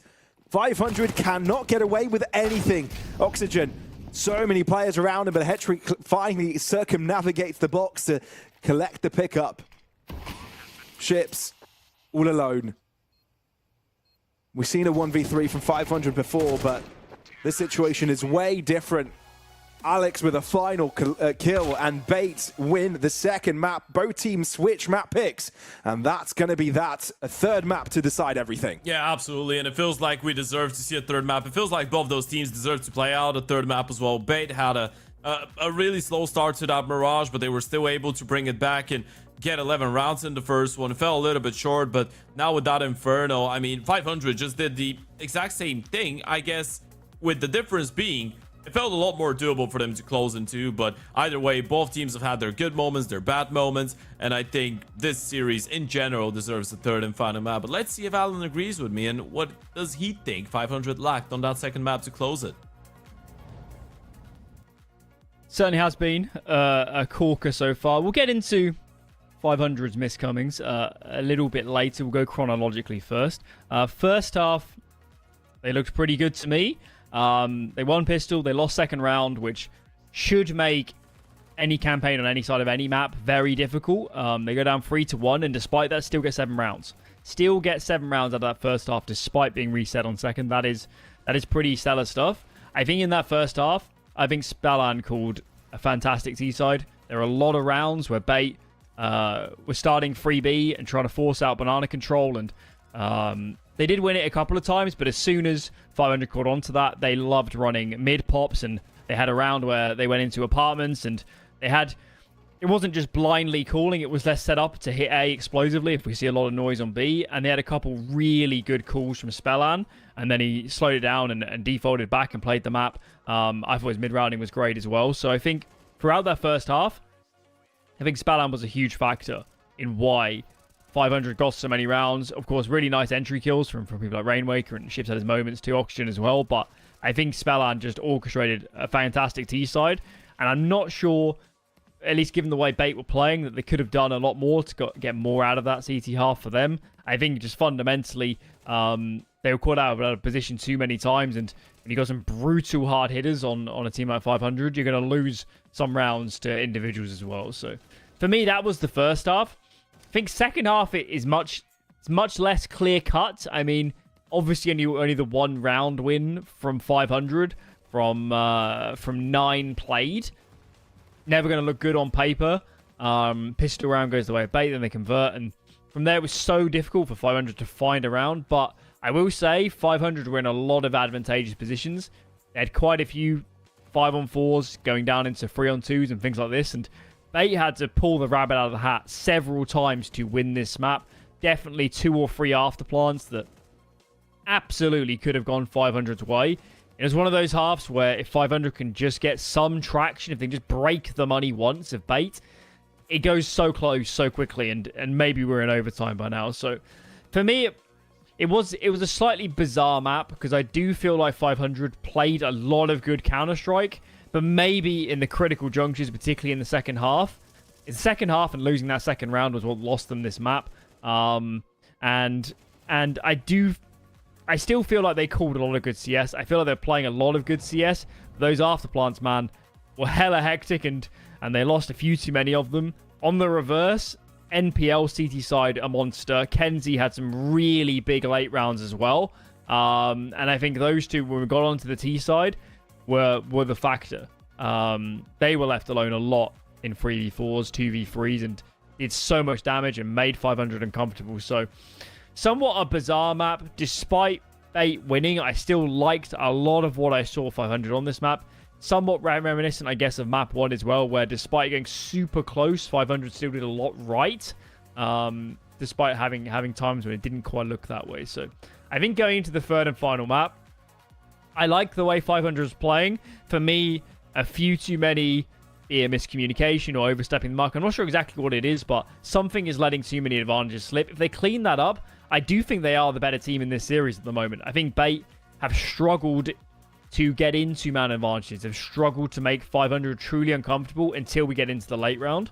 And I question what that's going to look like on a map like Ancient, which should be quite a few afterbonds, should be quite hectic. But I like the way 500 is playing. So personally, I might favor them a little bit going into that third and final map, despite the scoreline obviously being reasonably Bait-sided here on Inferno. Either way, that wraps up maps 1 and 2 of this semi-final. Ancient will be the decider. Winner of Ancient into the grand final later today. Quick break for us. When we're back, get straight into Ancient. Don't go anywhere.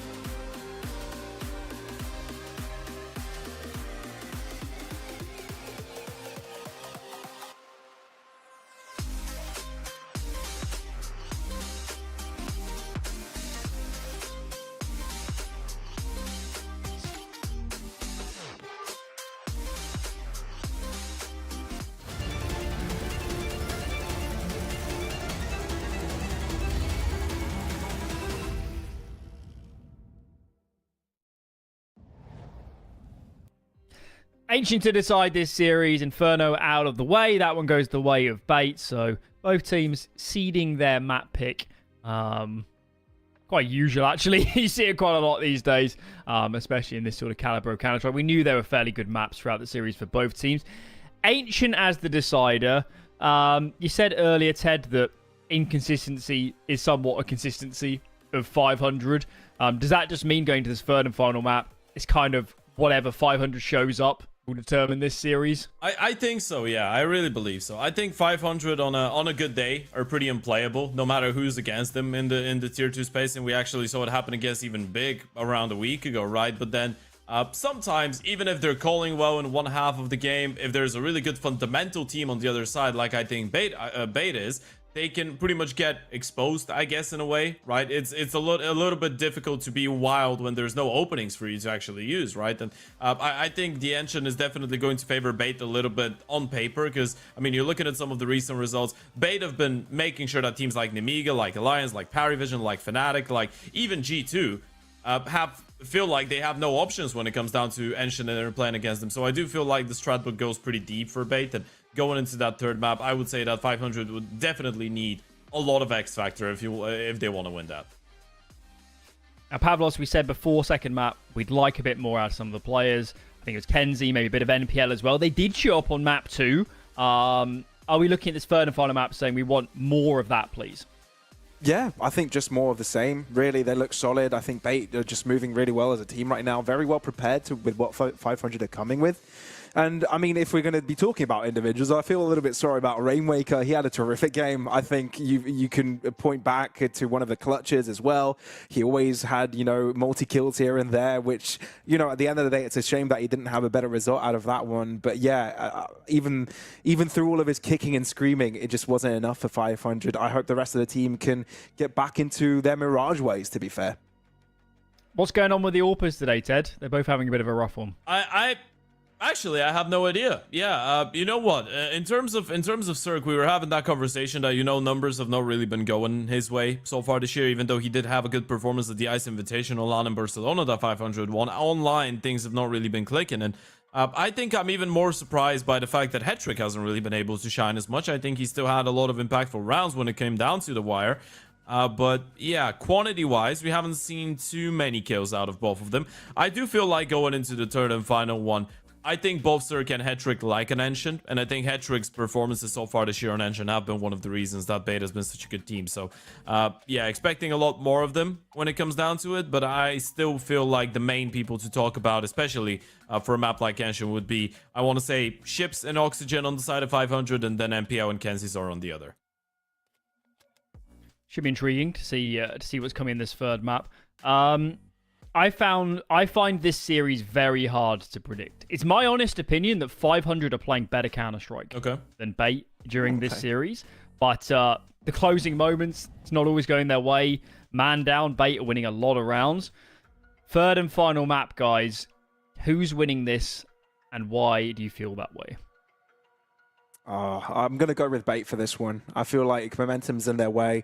Sure, there are moments where you'd say 500 are showing some good Counter-Strike, but I feel like their rough moments are more often apparent than their opponents' ones. So I'm going to have to go with Bait for this one. You know what? Shockingly to everyone, I will actually say 500 are going to win this one. And I think that my main reason is I do agree with you, Alan. I feel like even though Bait is one of the best teams in the Tier 2 space fundamentally, this is one of the most well-drilled games I've seen out of 500. A lot of the things make sense. They have a lot of ideas when they want to make a round. When they want to go for a certain round, it feels like they've trained it already and they know what they're going for. It doesn't feel like it's a randomized where to the extent of which you're just relying on someone going absolutely crazy. No, 500 are playing good Counter-Strike, as you put it. But the fact that on Inferno, they were losing a lot of clutches. Sure, Rainwaker pulled off that 1v3, but then you're thinking about all the 1v1s, you're thinking about all the close rounds. All of that could have changed it. And I really feel like for 500, if they're able to go into that Ancient with a fresh mind and accept that, sometimes things don't work out, but just try and forget about what happened on Inferno, they really do have the chance to take this one home, and I think they will. With your insider knowledge, Ted, speak about 500. They're getting a lot right. I think Spallan's calling a lot of good rounds. In terms of skill and caliber of players, there's no doubting, at least at this level, that they're absolutely up to snuff. What is it that stands between 500 and looking better? Because we said it in this series. I mean, they almost lost that first map. Second map, they did lose, despite having a lot of good moments. What's this barrier between them? Is it communication? Is it individuals? Is it not being on the same page? What is not quite going right to make them in their final form? I think at times maybe it is a little bit difficult to keep everyone in check when it comes down to the comm. When it comes down to the comms. I feel like it's just a team that needs a little bit more experience on LAN, just a team that needs to play together even more. And I know it's funny saying that because they've been together for, 7-8 months now, but the more experience they get, the more difficult and tough opposition they get to play against, the more they're going to learn how to contain themselves in tough situations. Should be exciting. Should be a fun final map as we get into this one. Guys, we kind of had this question for map 2, but I'll ask it again. Is there any one individual for either team who could be a difference maker here that maybe hasn't been so far? Is there any individual who you're like, if he plays even at the average level, this team's going to be much more dangerous? Who is that person?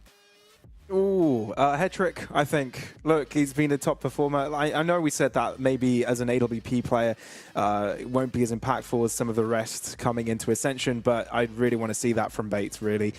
See a bit of an AWP head-to-head with Cirque. That's something I'm looking forward to. As we get into this final map, Ted, who's your man? Who do you want to see some more of? Oh, you know what? I'll actually say Alex on the side of Bait, and I will go Ships or Oxygen. Well, you know what? I'll go Oxygen for 500 because I think Ships would just be the boring answer because he's the one dropping 30 bombs. So yeah, let's have the Alex v Oxygen head-to-head, and it's actually an Oxygen v Essenthio head-to-head as we say bye-bye to Alan, unfortunately, and we go into the Pisto.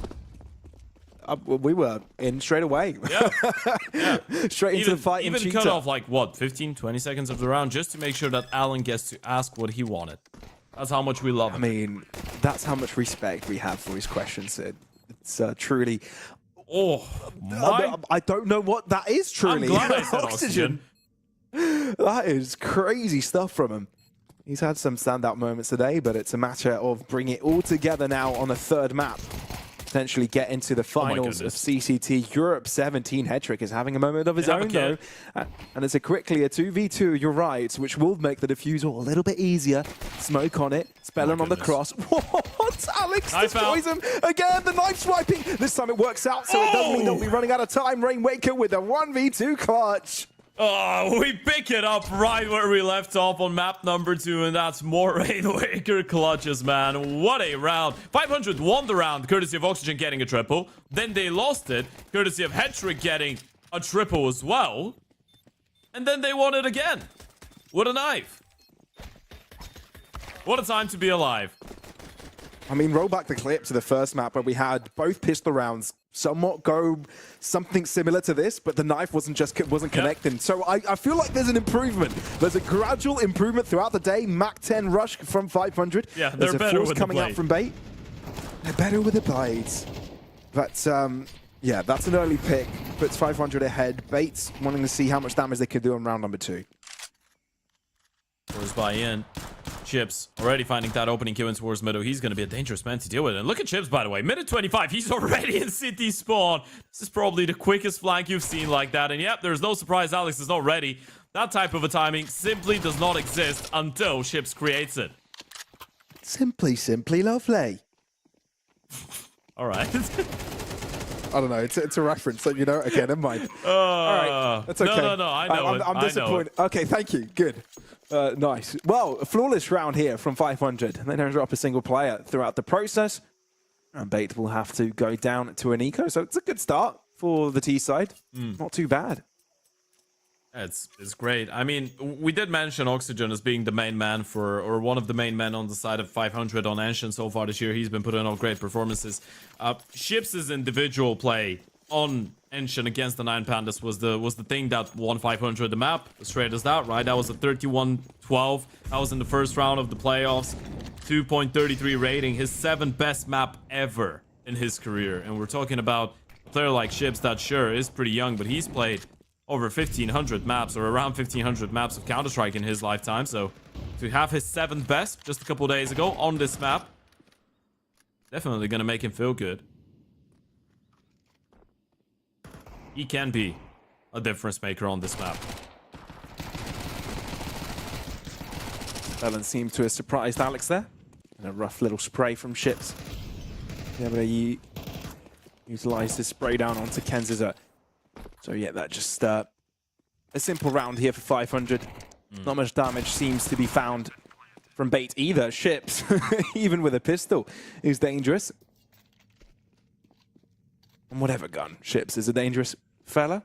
Yeah, he is a dangerous man.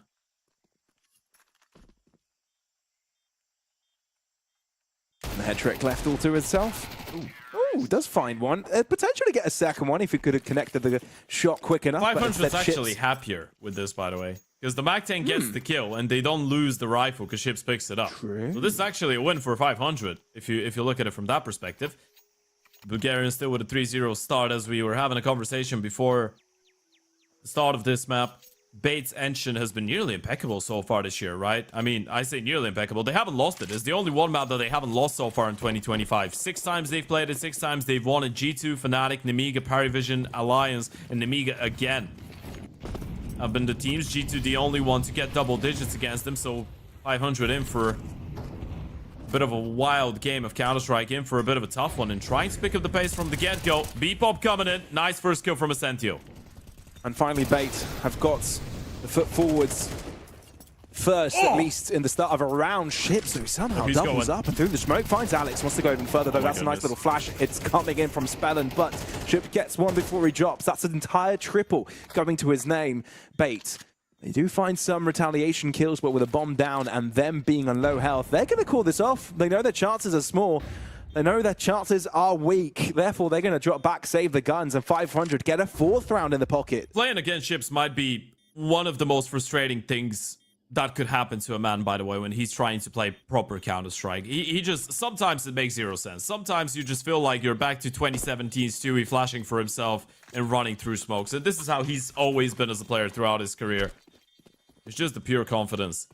Going to the bomb side, Oxygen goes down, Ships with a nice little double refrag, and then just right-clicks to flash through the smoke for himself. And as we said, those are the types of plays that will either win you a round or lose you a round, right? Because if it doesn't work, then you're just giving your enemies a way back into it. You're giving your opposition a way back. It's usually a coach's nightmare having a player like this, but then sometimes it could be, I guess, a coach's, I don't know, best wish ever. It could make them really happy. You're just laying back, you're looking at Chips running through smokes, killing people, you know there's no work for you to be done. He can just win by himself. It's going to be really important for Bait to get him out of that comfortable ground early on here. They do have a half-buy that is really dangerous looking. 2 MP9s, 2 rifles, a 5.7. Could definitely give this one a good go.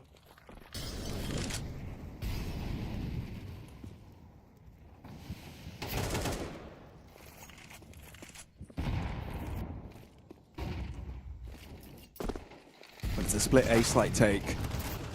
Ooh, NPL finds a gap in mid. And Kenster's nade does some work. Wait, 500 are very low all of a sudden.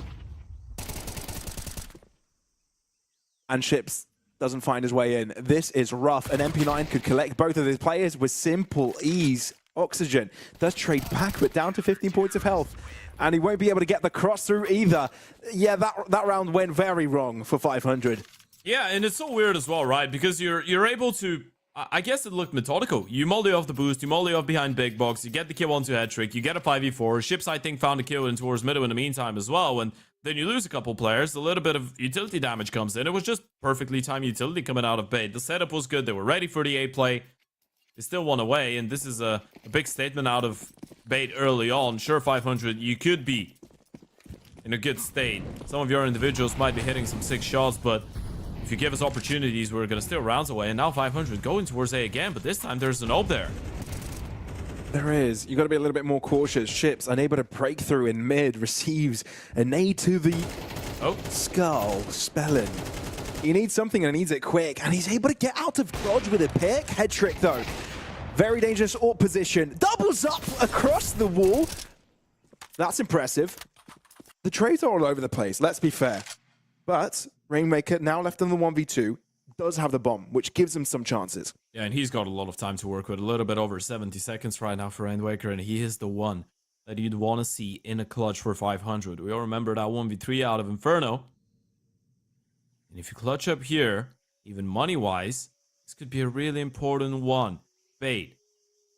No one really daring to actually go for a bit of a deeper peek right now. Alex will start clearing out the A-bomb side. They haven't seen anything, but the fact is, you're up in a 2v1 against Rainmaker. You don't want to give him 1v1, so both Bait players probably will just stay put in towards the A-bomb side. Rainmaker should be able to get away with a bomb plant and a comfortable post-plant position unless MPO is able to get up close and personal.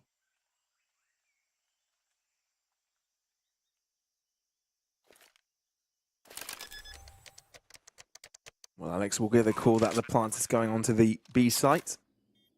Big fight coming. It might be the first one with contact. Oh, he goes deep. Rainmaker spots him. And that might be an upgrade to an AK, perhaps. That's exactly what it is. And now he can go all the way around. And that's a perfect position to hold down the plant. Sticking it. He's going to stay on it. But Rainmaker finds the opportunity to come in from behind. Brilliantly done. The 1v2 clutch from Rainmaker puts 500 right back into their winning streak. It's just such a joy watching him in some of those clutches, by the way. It feels like the moment that he's left all alone, he doesn't see emptiness, he sees freedom, right? He doesn't feel lonely. He feels freed up to actually read the situation, play the way that he wants to. Actually, did he spot MPL? I thought he did.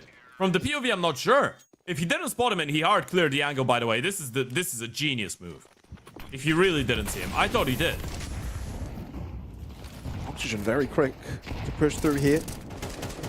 Ooh, the break of the smoke is exactly what the doctor ordered here for Bait. Spellin is able to spray across the smoke himself and get the trade. That is maniacal. What can you do about it? sometimes it's not even fair. Stars align. Essential does get tagged down through a smoke as well, and they're just going out A. They are, and there's no one really to hold down the fort. Only Kenzie's up from Donut, potentially. Spellin, he feels like he's the king of mid. When he's around, when he's got high ground as well, he can't lose a fight. Oh, okay. Cirque is definitely not the king of mid. He just lost one, and Kansas doubled up and doubled down. Let's not write him off this one yet. They still have a chance. It was a 2v4 a second ago. I'm down to a 2v2. The player per side is very low. Rainmaker with most of the health. That makes him dangerous. Always dangerous, to be fair. But checking out tunnels, knows nobody's approaching. Temple being taken up as Senthiel reads it. Smoke, that's grand. Rainmaker can't take a comfortable trade here. He's going to try and take a wide swing and won't be able to win against the Senthiel. Very smartly and intelligently played here by Senthiel, handing over the win to his team. And that one's going to leave a mark as well on 500, right? That was the 4v2. You had a couple low HP players, but this is the fight. Cirque not being able to get the connection from behind. Kenzizor doubles up onto ships. This is not a round that you should have lost 500, and you know it. I guess it's 1-for-1 for the previous that Rainmaker was able to clutch up. Bait showing us that they mean business here still. Long way to go if you want to build up that economy and actually look really competitive on the CT side. 500 still have you in a bit of a tough spot, but you are showing some signs of life. I mean, both wins Bait got what seemed like the unlikely winners. Mid prior for 500 though, as they will not allow pesky CTs to have a hold of it anymore. Kenziza nearly doubles up, but only half damage onto Rainmaker, posting up close to red. Decision to make. Bomb heading towards the left-hand side of the map, but might be joining the rest of the team in mid. With Headtrick closing in on space.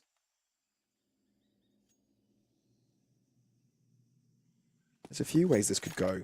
Yeah, especially with 1 minute on the clock. 500 have just paused, right? And because of that pause, Bader thinking about it, that's why Headtrick rotated back in towards the B bomb side. They told 500 would try and play it almost too smart, but he just slowed it down for the bomb to get closer, Rainmaker to get into a good position. Oxygen hasn't seen anything in towards B, and if Spellin doesn't see anything, they will probably go for the bomb plant. They should know A main is a possibility. They have to think of it as one. Oh my goodness. Which is why Cirque looks in that direction, but he gets away with the free plant. Oh, and he looks away just in time for a Senthiel to move in. They take up Donut as a defense, but it's a potential pincer. Alex takes down Waker in mid. There's an upgrade of a gun. Oxygen, though, is able to infiltrate backlines. He needs to move in quickly, though, to assist on the bomb plant, because the bomb isn't really planted for him. Let's see how much pressure he can put on. HG, not much damage. Spellin to close up the gap. Wise decision, given that Alex is low, and the Senthiel's chances are depleted. Yeah, the timing was really awkward in towards B, by the way. We didn't quite get to see it live, but on the minimap, Oxygen was able to walk in towards CT, and then there was a player with an MP9 actually getting himself into a position in towards Heaven. That's why no one from 500 was watching Heaven, and that's why Headtrick was not ready for Oxygen on the flank. Senthiel, lovely double kill on the AK to stay alive. It was an important rifle to hold on to. This is the only reason you're actually going to have a proper half-buy going into the next one. Of course, the full investment is not a real option here for Bait, or at least it shouldn't be, even though Senthiel does have enough money to drop over a rifle. You should be maybe giving away, I don't know, an MP9, have a set piece play around the hero rifle, hope for the best. 500 with a great opportunity to run away with a big lead here on the T side. And again, Ships, I know you said that Spellin is the king of Middle. If he's the king, then Ships is the Duke of Middle, because he's been dominating on that part of the map. They just haven't been able to get rid of him every single round, getting something done. And he's on 12 and 6. I know it doesn't look as impressive as that 31 and 12 from a couple days ago against the 9 Pandas on the same map, but he's still been bringing in a lot of impact, and not a lot of things can look more impressive than 31 and 12. Yeah, no, you can't reach that often anymore. 30 Unless bombs. your name is Daniel Kryshkovitz, then you do it on a daily basis. Ships. Oh, fully blinded, but doesn't care. What on earth? The double flash assistance from Spellin and Rainmaker, well coordinated. Nothing to stop this barrage of players flooding into the site. look, Bait didn't start this off this round with good weaponry, but they weren't even given a chance to react. Kenza in spawn does some damage, but nothing more than that. Remaining Bait players to drop back with 500 having 4 survivors. This is running out of control right now for Bait. And you gotta have a serious conversation. Obviously, they had a tactical timeout before this round, and there wasn't a lot that you can do in a half-buy like this. You can't really be critical of yourself about it, but all in all, 500 have just been running circles around him, and this is coming back to what the point that Alan was making was, right? 500 has been the better playing team so far today. And this is not what we expected. The entire picture that we were painting towards this game, and probably what a lot of people expected as well, was Bait to be playing the cleaner Counter-Strike, and then 500 to come in with the shots and just make it a scrappy game that they might end up winning. 500 has been hitting the shots, but they also have been calling really well. Spellon has been doing a good job, and you got to give a little bit of credit to the coach as well. The preparation apparently was done well for this game, because 500, every single map, it feels like they're coming in with a game plan that works. On Inferno, it was going round for round. Some of the clutches ended up costing them. On Mirage, the first half was impeccable, and so far that T side has been nearly perfect. Oh, shit. He is crazy. Wishes he didn't walk that far in. Spellon, though, are always competitive. Oh. Always a menace. Kenza pops the head, though. In the meantime, though, the B site is completely taken over. You realize there's a player out on Cave, and Ascenthiel will not hold on for long. This is quick and pacey Counter-Strike shown by 500, and they thrive in this environment. Yeah, a moment of miscom, by the way, there. They knew that Hedrick was the one to get the kill, and they were looking in towards the cave, but now they've realized that, and Hedrick is just calling this one off as well. This is going to be 8 rounds at least for 500. And even when it looks a little bit scrappy, even when Ships dies in towards middle like that, the reaction of B is instant. Spell unable to get 1 kill, spots out the second player. Oxygen with a double refrag. 2 M4A4s on the T side, by the way, in this round we had. Usually not something that you see too often. Apparently Oxygen is a fan. And if you're a Hedrick, you just feel like you haven't been given too many opportunities to even participate in a lot of those rounds, right? I mean, you start B with the AWP to reinforce it, then your mid players are under a whole lot of pressure. Or actually, I think he started A for them to fight, but either way, you didn't get to do as much, right? You get 1 kill with the HE, and then you're forced to go for another save. It's been a tough one for him. Difficult to find the impact on the CT side. The time you either got a save, or it goes down to a 2v2, you switch to a rifle. They don't really go your way as much with the AWP. It's been a tough one. Second tactical timeout for Bait. Those are the 2 rounds that they need if they want to stay in this semi-final game. And as we said, Bait, a 3-time CCT champion, the organization. For 500, this could be the first time they get to see a grand final. And the first time they might even win one.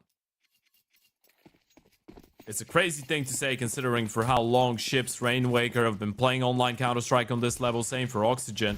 But they've never won a CCT event. Nope. And they might get closer to doing it on their first CCT event of the year. Spellon already dropped, so it does give numbers advantage for Bait. They're very quick to react to this. How quick they are to pounce is a different question.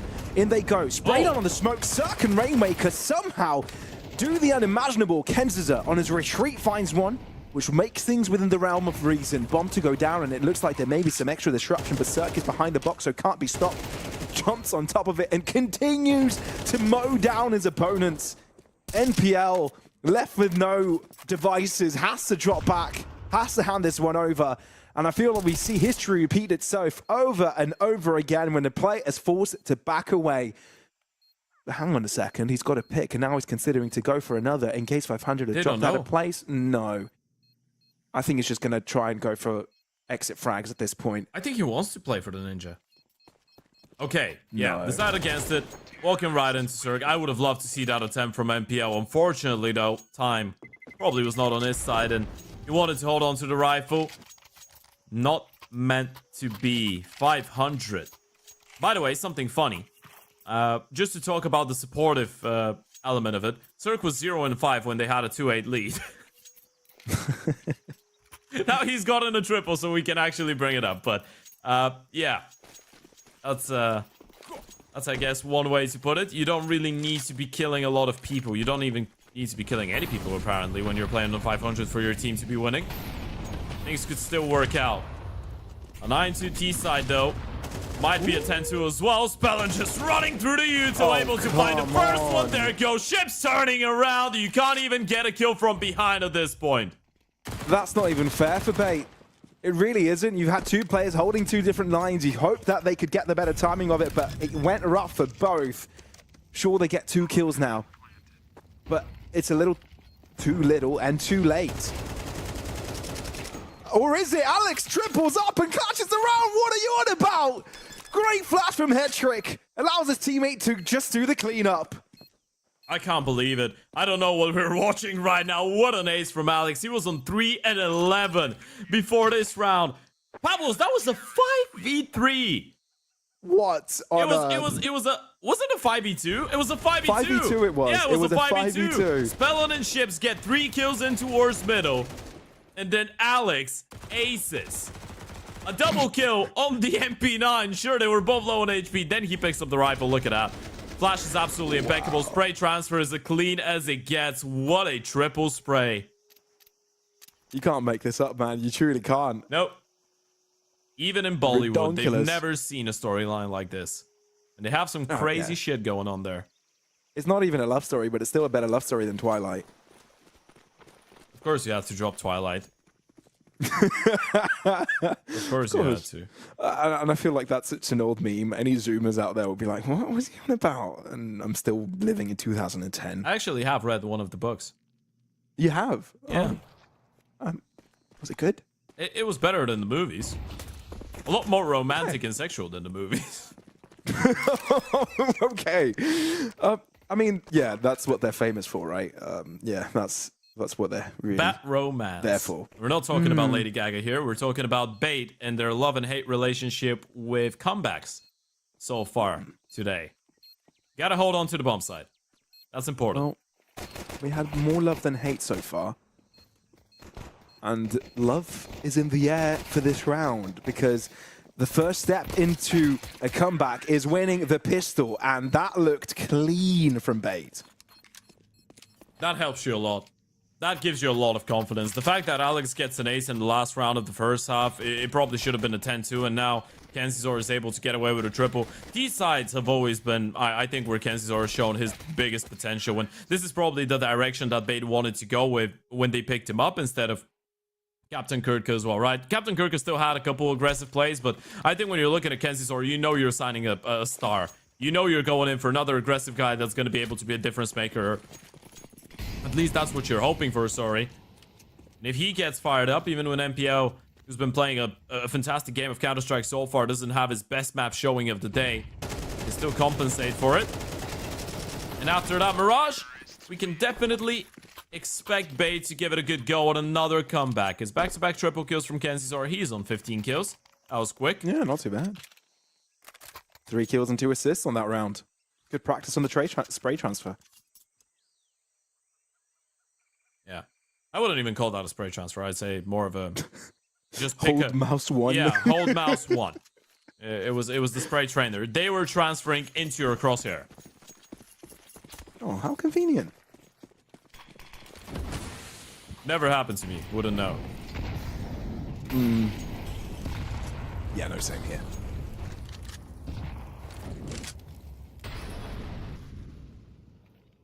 But this is 500's chance, and they've put in some investments. The most comfortable of ones, given that there's a FAMAS and MP9 at play, but Spellin's position is unchecked and gets away with 1. That's so cheeky. The spam came in, flash goes high, Oxygen able to get the kill. This is looking great for 500 on the first buy on the CT side, and it might be a clean one. Kenzizor finally gets a kill, and Hetrick on in a 1v4 clutch, but down to 36 HP. Blindsided, Cirque able to get his second of the round, and 500 didn't even waste any time giving Bait the opportunities to get rounds. They just got the guns out, put them to work. I mean, aside from the Spellin pickup there in Jita, it's just a classic ramp crunch. And it just works out like a charm. You can definitely tell the Bait took the Bait to move back into ramp, but then having Cirque as a guarantee further back. Yeah. It was unintended at the start, but yeah, you know, puns just come at you sometimes. Yeah. Sometimes when you make enough bad dad jokes, they start coming in from the inside, and this is where you know you've screwed up yourself big time. And permanently. Yeah, we're done. I mean, So I'm turning into a boomer's age this year. Esports boomer age. Right. Yeah, I think that's 25, isn't it? If you're a player, it's earlier than that even, but yeah, sure. I guess you could say. Is it really? What's esports boomer age as a player? I don't know, 23? 23, 24, yeah. Yikes. You're already considered an OG. An experienced one. Well, just wanted to... oh, okay. That's a nice opening. I wanted to give credit to Spellin, by the way, for the way that he got the opening in the last round. He just waited for the protocol spam and then went for the peek, or went into the cubby.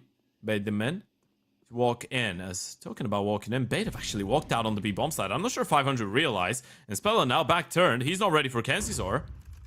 Thankfully for him, Kenzizor decides to actually cross through the smoke in towards lane. That would have been a free kill. And 500 now.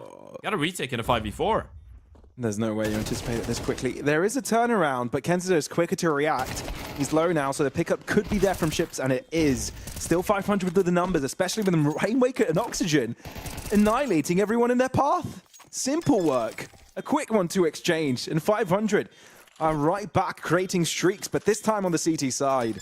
Yeah, they are. And this is not great for Bait right now. It's not even about keeping them close. It's not about doing the damage, getting the bomb plants. Sure, you're going to be able to, I guess, bring in some pistols into the next one, but you don't have enough money for a full investment, and 500 are moving dangerously close. That would be the right time for your final tactical timeout. You got to make a decision right now. You go for a full investment and send it. Or you help by and you let them get up to 12. I guess it's a no-brainer if you ask them. They just get the rifles out. No tack even. They might actually have run out of tacks. I'm not sure. They might not have a single one left. If that's the case, that's tough. But a limited amount of util, limited resources. You gotta go for a quick play in towards the B-bomb side. Hope it works. You do. That nade is gonna hurt, and indeed it does. Spray down full up from Oxygen. Spellin wants to go in. That is snappy. That is quick. Oxygen now for assistance as he repositions. Now there you have it. Reset upon reset. Back onto one player after the other. Now Alex left alone with a bomb planted. It is not an easy situation to be in. Less than half HP available to him. And Ships has got his angle covered. And there you have it. 500 are making these look quick. They're making them look simple and easy. A 12 to be collected, putting them not only on map point, but series point. And for the first time in quite a while, to get them into the finals of CCT. Yeah, for the first time ever in a CCT final, and for the first time in such a long time, 500 looking like the 500 that is the team to beat in the tier 2 circuit, right? It's been such a long time since we've been able to say that, but the fact that you're getting such a convincing win over a team like Bay definitely is going to raise up your stocks a little bit. And we've had a great performance coming out of Spellin, Oxygen, Ships, Rainwaker, Cirque as well. Hasn't really been able to get involved too much in the killing department, but util-wise, rotation-wise, been doing a good job. And a lot of credit has to be given away to the IGL. 500 will get 7 chances to send themselves forward, and for them that would mean a lot in terms of the VRS points as well. We were talking about that before the start of this. 500 still in the fight to try and get into the top 30. This one would put them under number 35 approximately. Oh, true. Much difference. Little by little. They are wondering, how did we avoid those bullets? We don't know, but we take those. An instant 3-man stacking towards B to start it off. They've just left middle. Ships are just jiggling in towards Donut with a smoke in hand. They're more than happy to let them go, but wait, they're not exploring middle. They're going B right into the stack. Spellin wants to get away with it, and he can't stay there without being traded. Essential, that is massive. It leaves the B site open. Oxygen alone, but Hetrick is able to convert onto his head quickly. Bait, this is what they need to get back into the role of things. They showed us that they're capable of some sort of a comeback. They showed it in the first map on Mirage, being down 10-2, but now it looks like a little bit different. But first step successful. I highly doubt 500 will want to go for this one. Their economy isn't flourishing. So taking those rifles onto the next round is a crucial aspect to their play. Hetrick very close. Oh, they just make it easy for him. He didn't even realize, by the way. And of course the ships. He's gonna keep moving forward. Come on. He's gonna try and defuse. There's no time to defuse. Well, there is if he sticks it, but with a Sentinel there, it's not going to happen. Well, he's been showing a little bit BM, Sentinel has, in a couple of moments, but it's never worked out for him. And by the way... No, you know what? I think, in his defense, I'll say that it's BM for ships to even have the audacity to go for this. So sure. I defend this. I think it's what Ascento was doing right here is just saying, you know what? You will probably win. You've been playing good CS, but don't get ahead of yourself too much. I'm just saying, Ascenthiel was the same person that went for a supposed potential knife kill for, I don't know, was following a player for like 20 seconds. No, on you know Banana, what? Yeah, Inferno. you are right. Yeah, he was the one. You know, you can't really repeat these moments. I think he tagged his own teammate getting the pick there. But does it matter? I think it really does, because Hetrick is opening up the site. He's feeling it. I don't think you can count out bait yet. I really don't. It doesn't feel like it. You rush into the A bomb side, into the open. The rifle Zerg hits the first shot. And then somehow it all crumbles. What a head trick that is from... Oh, get ready. Drums, please. From Hetrick. Oh, wow. And in case you were wondering, that was not intentional either, but... Oh, well, was it not? No, it fell into place. I just realized that midway through the sentence, but 500, midway through this, could realize that there still is a world in which this one goes out of control. Money, as you said and you mentioned in the previous round, still pretty low for them. They will have to call it quits for the next one, financially, at least. Have a couple pistols. Maybe not even that. It's actually supposed to be... Yeah, it should be a full eco. Not even the pistols. Just the famous spelling.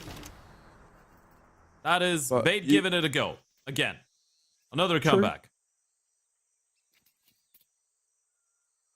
And with the eco, then you'll have the loss bonus. Oh, you already do. How will this one work out? It's interesting to see if Bait can actually bring it back. It was overtime. No, it wasn't. It barely wasn't. Yeah, I thought it was. In our minds, it felt like it could have been, right? 13-11. It was so close to getting there. Yeah, nearly made it work. And it was a pretty similar situation, right? You were down to 10. Barely able to make it closer. The bomb is in T-spawn and there's a solo player holding... I don't like this. The bomb is there, and they know it. Please. And there's an AK now. Not against the eco. Although they are following Bogdan's law and handed the AK to Oxygen. Thank God. Thank God it's MPL. 1 HP. Why did they give it to Oxygen? I don't know. Maybe to save it? Bogdan's law. Probably. I have no idea, but I am happy they didn't lose like that. Yeah, it wouldn't be a nice way to go out. You want your dignity. After all, I think we've said this multiple times. Bait is very much respected on their run currently in Tier 2. Please clear Oxygen. Please check him. He's got 21 HP. How much can he really get away with? Okay. But that's the eco. Off to the buy round. This is where things get a little bit more serious. Losing this 500, they might actually be in trouble. Wait, it's a light buy? They're going for a light buy? Yeah, I don't mind this. This is a great call. Okay. It is a fantastic call, actually, out of 500. You don't have the proper money to put Circle on AVP, have everyone on rifles and the full utility. And Bait will probably be anticipating a purchase here. 500, if they call something a little bit more aggressive, something quicker, fight in towards lane, could catch them off guard. 4 players into B. Could definitely catch them off guard. Look at the push in mid as well, avoiding the smoke, but still ships holding down the line with Oxygen here. He ends up falling, but there is a bit of a trade. Nate to do a bit of chunk damage, and it's enough to put Cirque in a great position. 5-7, right in front of their faces. Spellon on the back line, and he's causing havoc. Orp upgraded to, and now all of a sudden, Ken's is all to himself. What on earth have we just witnessed? It's not all over till it's over, though.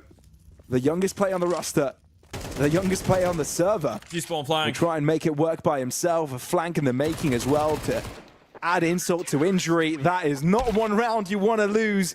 But it's a round you will, and it's a round that will cost you the tournament. 500, carry on and make it to the CCT finals for the first time. What a way to close it as well. You wouldn't expect any different out of them, right? They should have gone for a full buy, but they go for the surprise half buy purchase. Bait were not ready, and the crunch with the MP9 works out perfectly. A 13-8 for Bait on map 2, well, a 13-8 for 500 on map 3 as they put Bait down. A lot of win streaks were stopped and denied for Bait today, but for the Bulgarians, it's going to be a great day in the end of it, especially if they're able to keep it going in the grand final. But now, Pavlos, we're going to keep it going, and we're going to welcome Alan back. Alan, how was that for a map of Counter-Strike to watch? Okay. we don't like Alan. I've gone apparently. No, I'm back. Alan. It's okay. Alan, leave. It's okay. That's what they make of my opinions, apparently. Try and shift your screen. No, I think it kind of... I feel vindicated, Ted, because I said all series I thought 500 was playing better Counter-Strike, and I think they just cleaned up their act a little bit on this final map. Of course, got a little bit crazy towards the end, but that's just 500. They do that to Ted on every occasion. But yeah, I thought they played a fabulous map. I thought Ships was great. Oxygen had his moments. Spallan again calling a good T side. All in all, I think they should be very happy about this series. I think even if they watch it back, and obviously first map went hella close, and second map they did lose it, I think they'll watch it back and be like, you know, we clean up 2, 3, 4 things, man, we could have won every map in this series. And I thought, yeah, they looked pretty good along the way. You must be quite proud of your countrymen, Ted, now they're in the final. Yeah, probably the same way that you were feeling about Endpoint last time you watched them play. I think it was a good day for 500, and I don't want to take anything away from the side of Bait, because I still feel like they've been one of the best teams on this level so far in 2025, but things just didn't seem to click today, and there was some good moments. They were winning some clutches. I'm not sure what the case was. It's probably the fact that, you know, Bait have been playing a lot of officials as well. Maybe it's starting to catch up with them a little bit, even though the season started around a month ago. But yeah, 500 definitely did play a good series of Counter-Strike, and I think for them going into this game, considering that they're actually 1-2 and of the CCT 18 right now in the main Swiss, it's quite important for them to have a good showing here. And you know, they started off with a LAN win at the start of 2025 in Barcelona for a non-VRS event. Now they get an opportunity to actually win a VRS online tournament, and for those guys that have aspirations to be back towards the top of tier 2 and maybe even make it to the major, having results like those and playing Counter-Strike like the one that they played today is an absolute necessity. How are we reflecting on this event overall then for Pavlos?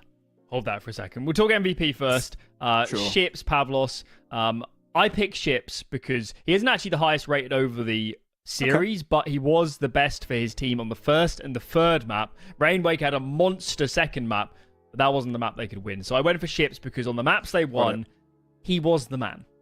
That makes sense. That makes sense. It truly was the Ships show when 500 was doing well. It's kind of what enabled 500 to get a lot of plays through, gain early advantages, a lot of entries from Ships actually, aside from Oxygen. He's been doing a lot of that, and yeah, I think we were talking about his performance throughout the game as well in mid. The fact that he was so influential and being so agile, right? I think it was everywhere. He just moved a lot and kept his opponent on his toes, on their toes all the time. So yeah, a lot of pressure inflicted upon them, the massive danger levels, and yeah, I think you did a good thing attributing him the MVP. Bait, Ted, we'll go over that now. They did still place in the semi-finals. It's not like they've gone out last place in the Swiss stage.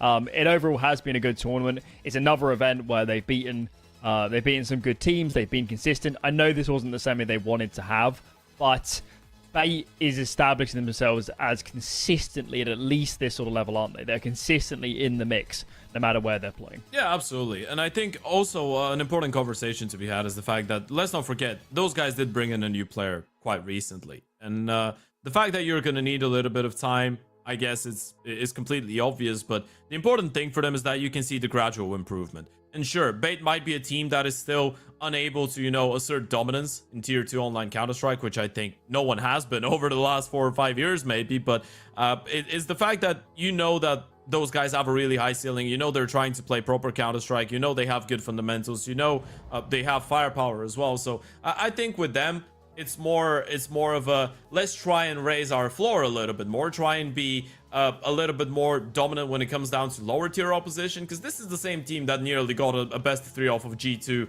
in the first game of Kenzie's or in an official setting just a couple weeks ago. So I think for those guys, as you said, it shouldn't be disappointing. You just lost to a better team today. It doesn't mean that you can't even literally win the next CCT. Okay, right. The next series, I believe, is going to start in just over 10 minutes. So I guess we better take a break, guys, and re-grease the wheels. So we come back for Partisan versus Zen. So quick break, and then we're back with our second semi-final of the day. Don't go anywhere.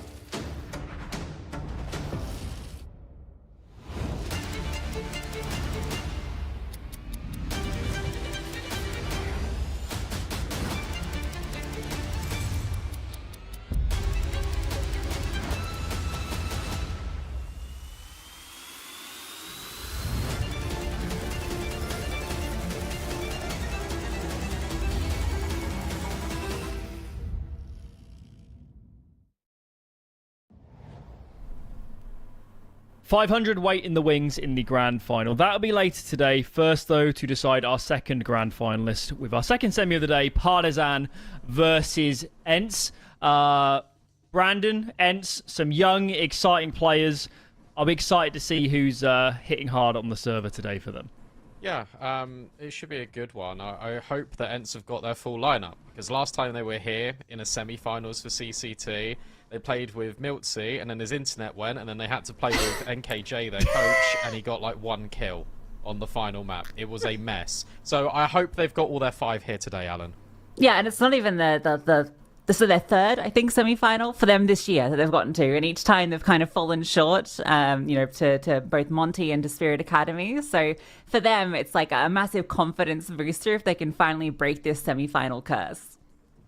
They also seem to keep facing teams they should be beating, don't they? Yeah. I mean, if it's those who you just listed, Partizan, I know they've had a good run here, but ENCE, Brandon, should have the better lineup. They've clearly got Glaive, who should be, outcalling his opponents. We should expect ENCE to win this with this lineup, right? Yes. I mean, we should, right? SDY is a very reliable pair of hands. I think Nachu as Kaspersky, I think that's how we're going with now, as Kaspersky, one of them. He's been delivering in spades for this team, and it's been really nice to see the youngsters step up. I have reservations about Pody sometimes, because there's a player in there. It's got a lot of potential, but sometimes he does stumble along the way in terms of realizing it sometimes, and you really need a bit more consistency out of your AWPer. Maybe that's why they've been struggling just a little bit in these semi-final matches. But I completely agree with you. Like, every single time ENCE have been in a position to go to a grand final, they should be going, and then they don't. And hopefully third times really is the charm for this team. Yeah, I feel that some of the issue with the consistency also comes with a couple of those younger guys in Nature and Kaspersky, because they were brilliant last year, and I feel like it's been a very slow start to 2025 for both of them, turning up and supporting SDY, who has been phenomenal basically since joining the team. It's just the support around him that's been a little absent at times. On the reverse, we have Partizan. Of course, though, for those of us that have been around the scene a while, you just know these names. First time they've coalesced on this lineup. Emmy, fairly experienced, at least at this level, with calling. I do think, Brandon, this sort of team, for a lot of the viewers, will go under the radar for just how skilled they are. Players from this region are cracked. They are so good. It's definitely not individual skill that has prevented Partizan from being in this sort of position many times before. No, it hasn't been. And look, they have got skilled players. I think like Vladen, Dragon has been performing really well. I will say though that their run is kind of fraudulent to the semi-final. I think wow. Going up against Nexus, like, who cares? And then going up against Fnatic. Fnatic are in the bin when it comes to consistency. Fnatic should have beaten them. It was some really good individual moments, which, yeah, I guess earned that merit here. But I don't know. You look at this and you think it's cool that they're here, but I don't know how much further they can go. What a claim to make. I mean, it's not like they've been close games, though. They've all been blowouts, like single digits from both Nexus and Fnatic. It was a 13-2 on one of the maps versus Fnatic. Like, it was not a close series. I think something that's been cool about this Partizan team, obviously they've just signed Choi. That was kind of announced, I think, yesterday. Which is kind of his first proper run as a coach. I think he stood in for an event a while back, but as a player, he had a lot of experience with, obviously, the iNation guys, which we see a good chunk of them in this team. So a lot of kind of synergy that he'll be able to bring to this roster. Let's start thinking about the maps and where this series is heading. I don't think, unfortunately, today we're going to get to see Train in this series. Partizan don't play that. But, Brandon, what are we expecting to see? Puggy maps probably from Partizan, so you're looking at Mirage. I know they're like Anubis sometimes as well, so maybe that makes a mention. I think when Partizan were previously playing with sort of the core of this team, they did like run in Anubis a lot. It will be Mirage. For ENCE, what is it normally, like Ancient? Yeah. Like Ancient. There you go. And then our decider could be absolutely anything, Alan. I think we just let it ride out. Nuke as a decider, I think, favours ENCE if it goes there. Okay. Nuke, okay. Yeah, I mean, Nuke is interesting because Partisan have a pretty decent run on it as of late, 80% win rate in kind of recent history, and that's with a couple of games this year. Pretty good wins over Sinners and Nine, both very strong teams that they started their year with. But I think actually the Veto favors Partisan. I think even Ancient is a map that, sure, it's, I guess, ENCE's probably strongest map outside of maybe there's a case for Inferno, but yeah, I think that Partisan are just as happy to go on Ancient as well. So I think they're really happy with this outcome. Let's talk about ENCE and their trajectory. Obviously, when you've got Glaive as your in-game leader, and then SDY, who was in-game leader of Monty, also probably the best player on that team, as your secondary caller as it was. You've got two such strong pieces. It's hard, Lucy, to look at this team and say the microscope's not going to be on the younger players because you know the experienced players are going to do their job. Yeah, there's a lot of expectations on this team to both win this game today and potentially the entire event. The reason that they're grinding these events is for those VRS points, right? And as an organization has high expectations. And I think the VRS standings, according to HTV, the forecast, the winner of this will be number 22 on the standings. So okay. it's a massive a bit of pressure put on this best of three in particular, not even before we even get to the grand final. Should be exciting. VRS points apply the same for Partisan, Brandon. They're a little bit further down. They need some points as well. If they can win this series, maybe they'll approach the point of getting more invites. This game matters a lot for these players, doesn't it? Yeah, it really does. And I think this is one of the good things to come out of VRS in terms of your head-to-head. Every game has got a lot more of significance bearing on it, especially when you start to run deep in these tournaments. Obviously, you can sit here and you can say, oh, it's be great if we win, but I think you can take actually a look at each individual game and go, it's really important we win this. There's a lot more ramifications if we don't go deep in a tournament now. So I think it is interesting. I think it's cool that Partisan have got this opportunity, and taking down Fnatic would have given them quite a lot of VRS points. Beating Nexus as well, because Nexus I think were quite high up after doing well in IESF, so they've had points like sort of exploited and then tipped over the top for now for Partisan. So if they can go on and beat ENCE, hell, if they can go on and win the whole tournament, you feel like they'll be receiving these tier 1 invites immediately. It's a shame their run so far was padded, Brandon, because otherwise you might have some confidence. In terms of Lucy, we talk about Partisan. We know they've got good players.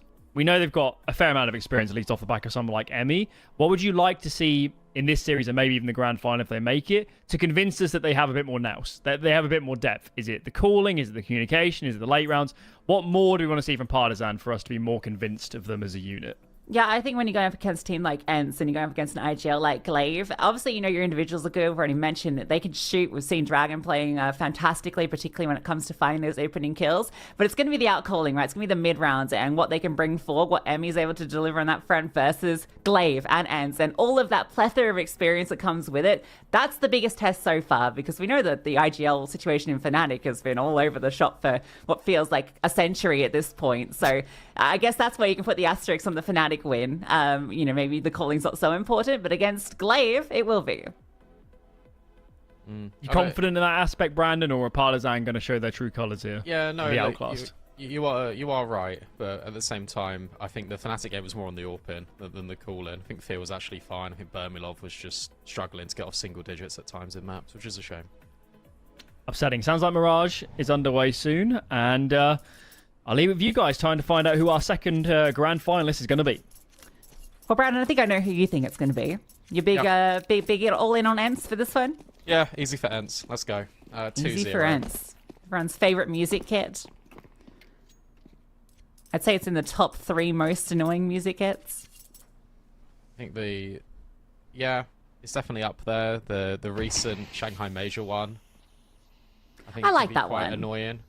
It's exactly why I've got it equipped though. So you get an MVP. What do you reckon of this? We've got two players just chilling out in the apartments with the bomb, and then 3 players over towards A, 2 in Palace. They're incredibly separated. They could not be more separated. They're hoping this fake gets sold, and, well, it started not so well, but it might have sold. Yeah, it did. You got good purchase on the Glaive rotate. So now you can plant the bomb. The issue you've got is you're 2 players down. You've got no utility, and Glaive needs to make sure he doesn't get isolated here. Help needs to come on the way before Glaive gets going. The worst thing you could do in this situation is overextend and give 1v1s. Yeah, he's not going to. Now the reinforcements arrive and they fly out the window. Fladen does win that fight and the follow-up doesn't come through. 2 players are low, so a chance in this 2-on-4, and that makes it even better. Vladen lines up 2 and another falls. And Kaspersky, who found 2 kills with those dualies, needs to add another double. And time is ticking. He's running out of it. First is his, but the clock's gone, and this round, the crazy fake out onto A ends up working thanks to a fantastic couple of kills in market. What are they doing? I'm sorry. What are Ents doing in market? I mean, a tech pause isn't going to help things either because you're not going to be able to deal with it. But I mean, yeah, we'll break it down just after this. We've got to go to a very quick break. When we come back, we're going to continue things here.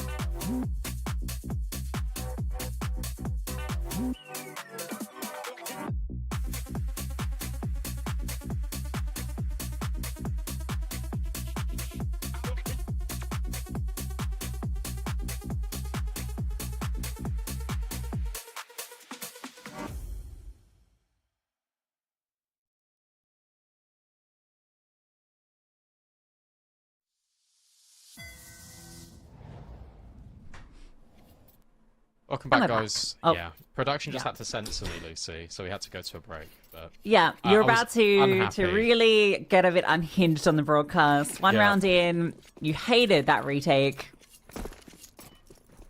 Everyone got stuck in the market. No one could check out. There was one person with a full trolley in the express lane, causing problems. Honestly, it's like Ents were role-playing as weeping angels, and they just stood still as soon as Vladen looked at them for the whole time. They're going to buy in. SDY has got an M4 armor. There is utility on the likes of Glaive and a little bit trickled over towards Nature and Poddy, but you really are putting a lot of emphasis on this boost up short, doing a lot of damage. And for Partisan, it is spreading out over the map, taking space in towards middle, uncontested, of course, because there's no disruptive utility here. Enter going all in on Partisan walking into them. Yeah, not much else you can do when you don't have the utility, right? This M4... Ooh, actually does get a chance, but it's the most misleading dink you'll hear.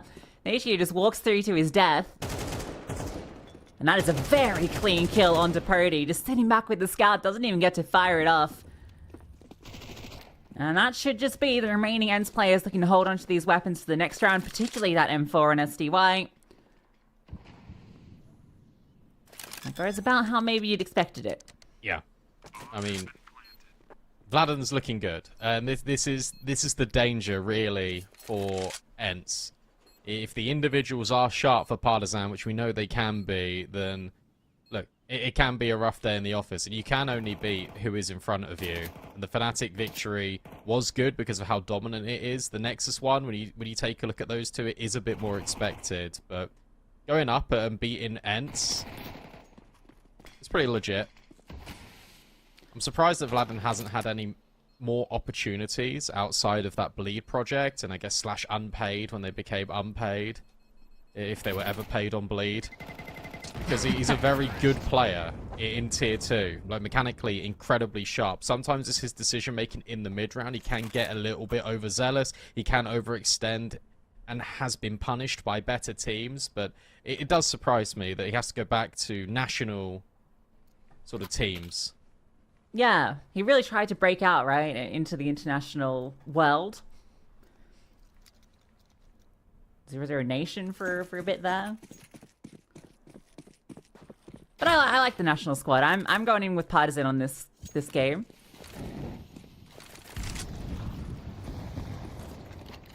Love any sort of organization that's trying to build up the local scene. God knows Emmy's been at that mission for a long time.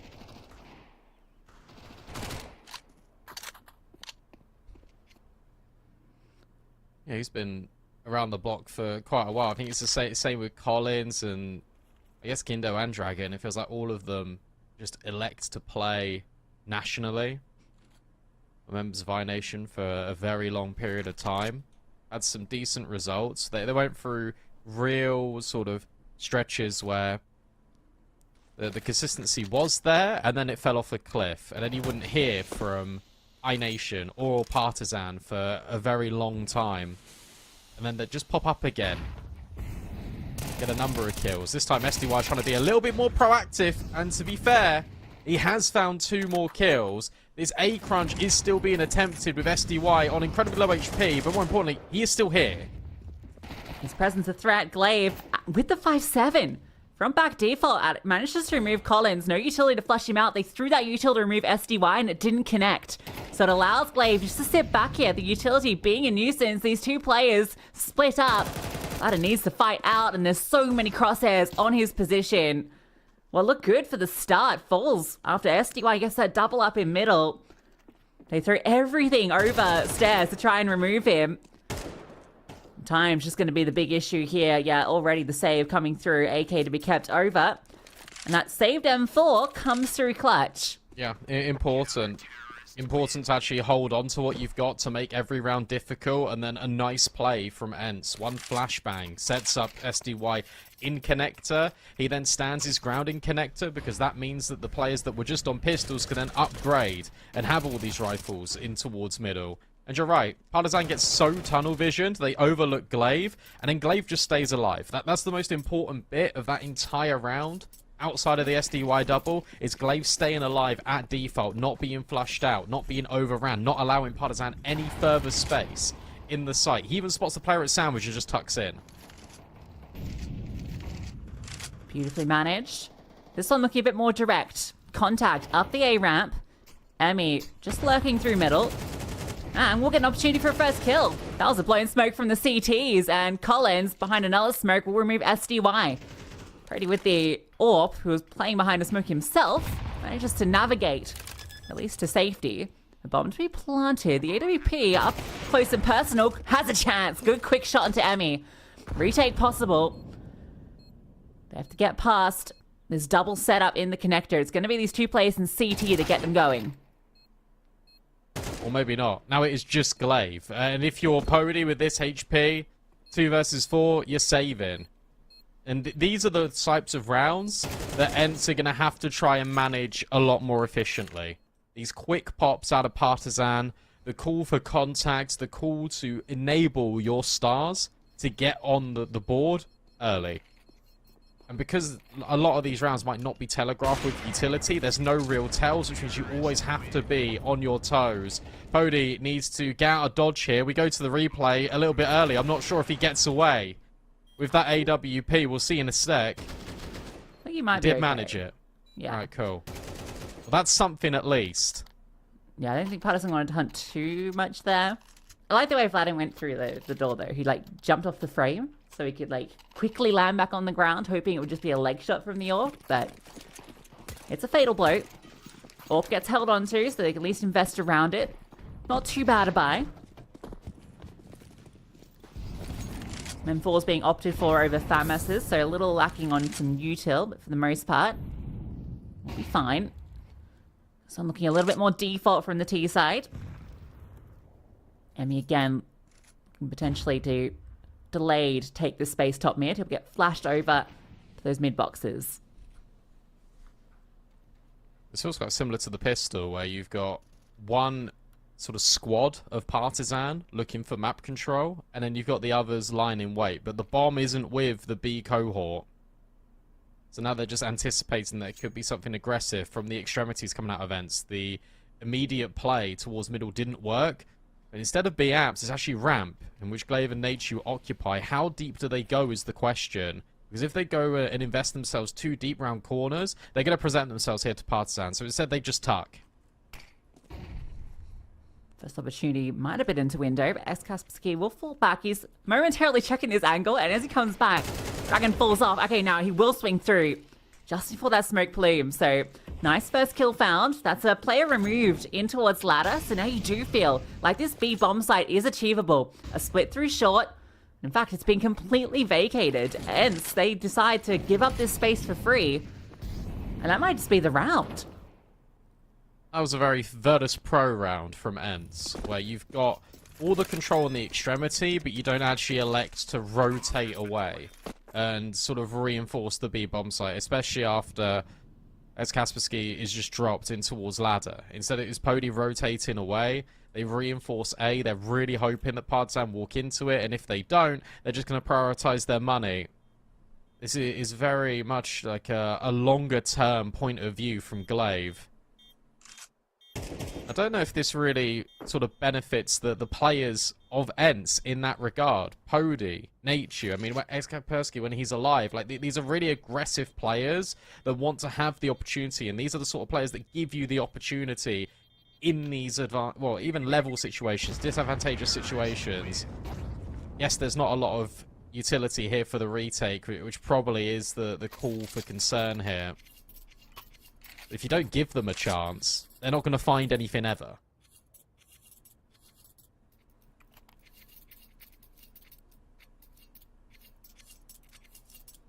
I actually think that's why sometimes, like Nature, Kaspersky have been failing to deliver sometimes. Because you go from Mal's NXT, where every retake, yes, it is a little bit sensible at times, but a lot of the retakes are attempted. Young Ninjas.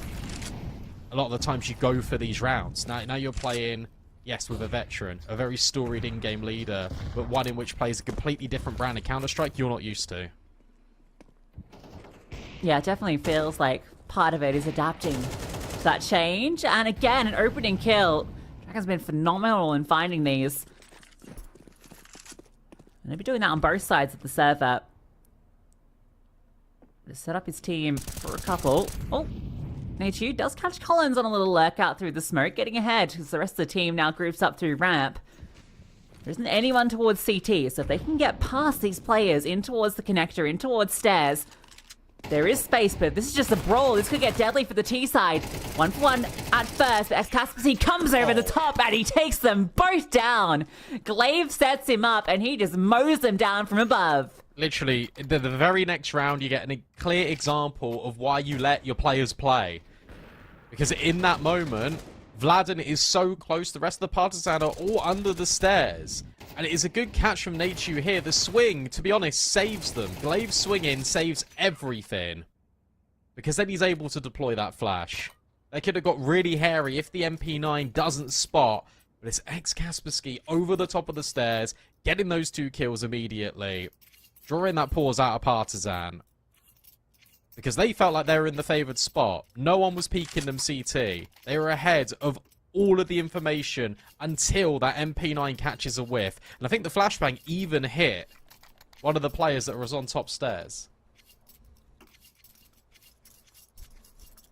Really nice stuff. And for Partisan, a little bit disjointed as well. After they find that first kill in towards underpass, they just go for the contact play up A, but Collins goes ahead of the rest of the team.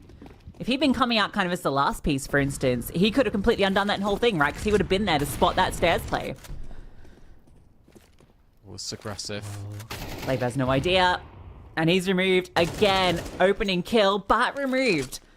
So no way to accelerate off it. Not expecting that second player close.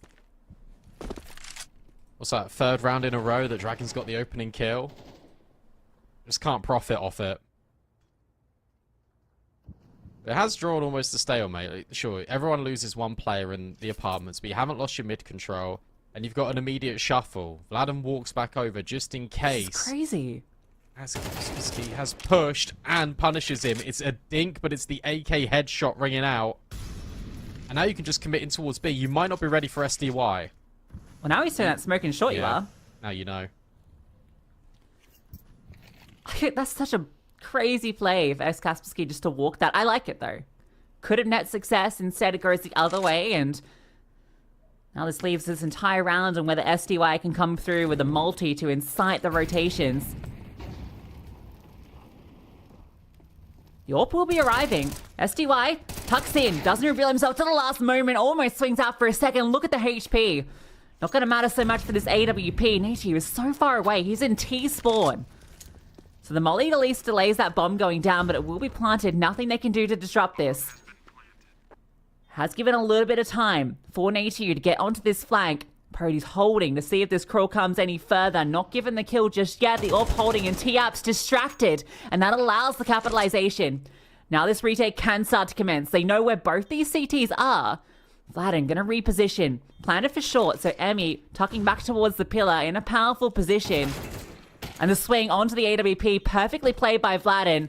Natu needs to find both these players. Emmy's low, swings straight into him. The Flames almost actually get that second kill. Look at the HP. But Vladden will live, and the round will go the way of the T's. He won't live. I'll be honest. Look, there's a lot of surprising features here for Partizan in this round. Because they play it half-heartedly, I think, with Kindo. Because you've got space in towards market. Bench just holding these angles, and then you've got Emmy that is swiveling between short and market window.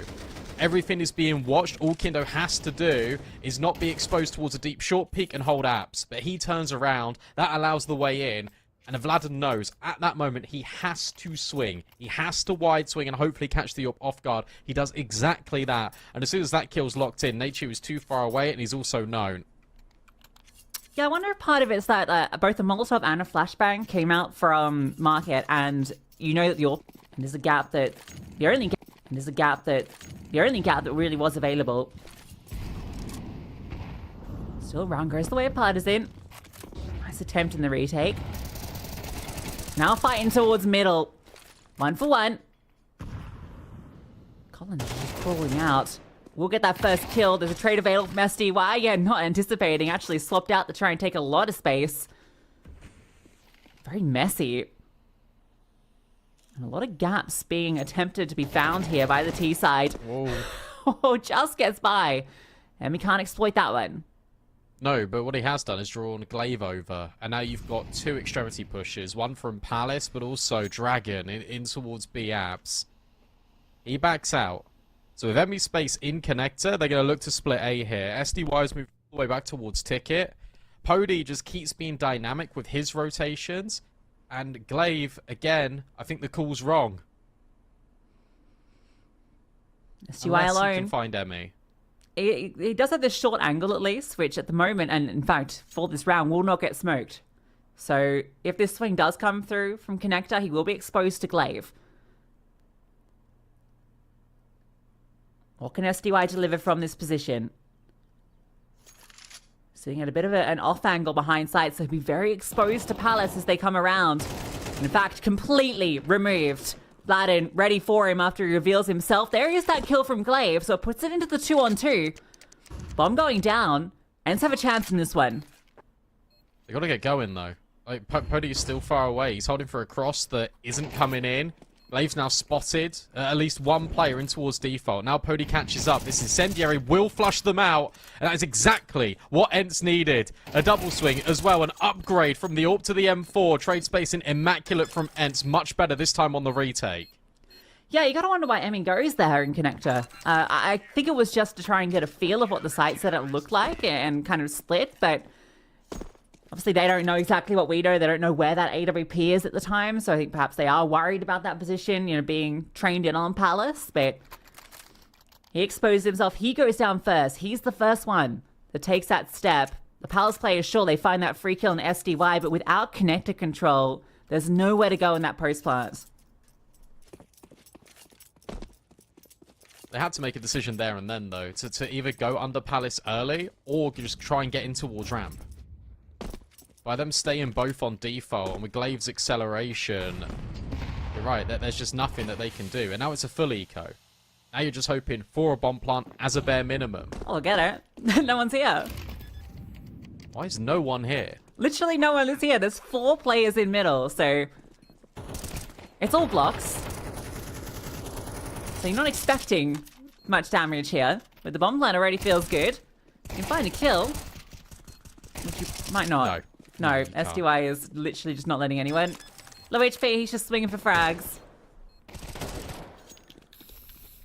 Oh well, you got your bomb plant. That's what you're looking for. Yeah, true. Just no one on A at That's all. crazy. After so many rounds where Partisan have just walked out ramp and got the space in by the understairs position. No one A. It is good conditioning being set up by the T side, at least, because even on the ecos, they are still going A. You feel like this is an adjustment that has to be met now for ENCE. After stumbling in the early portions of this game, after losing that pistol as well, which you feel like should have 1,000,000% have been theirs, it is still a one-round game. It is still very respectable. And now just a dry swing. Nets Podian opener. Vladden will trade. Another collapse on middle for ENCE as they look to get rid of him.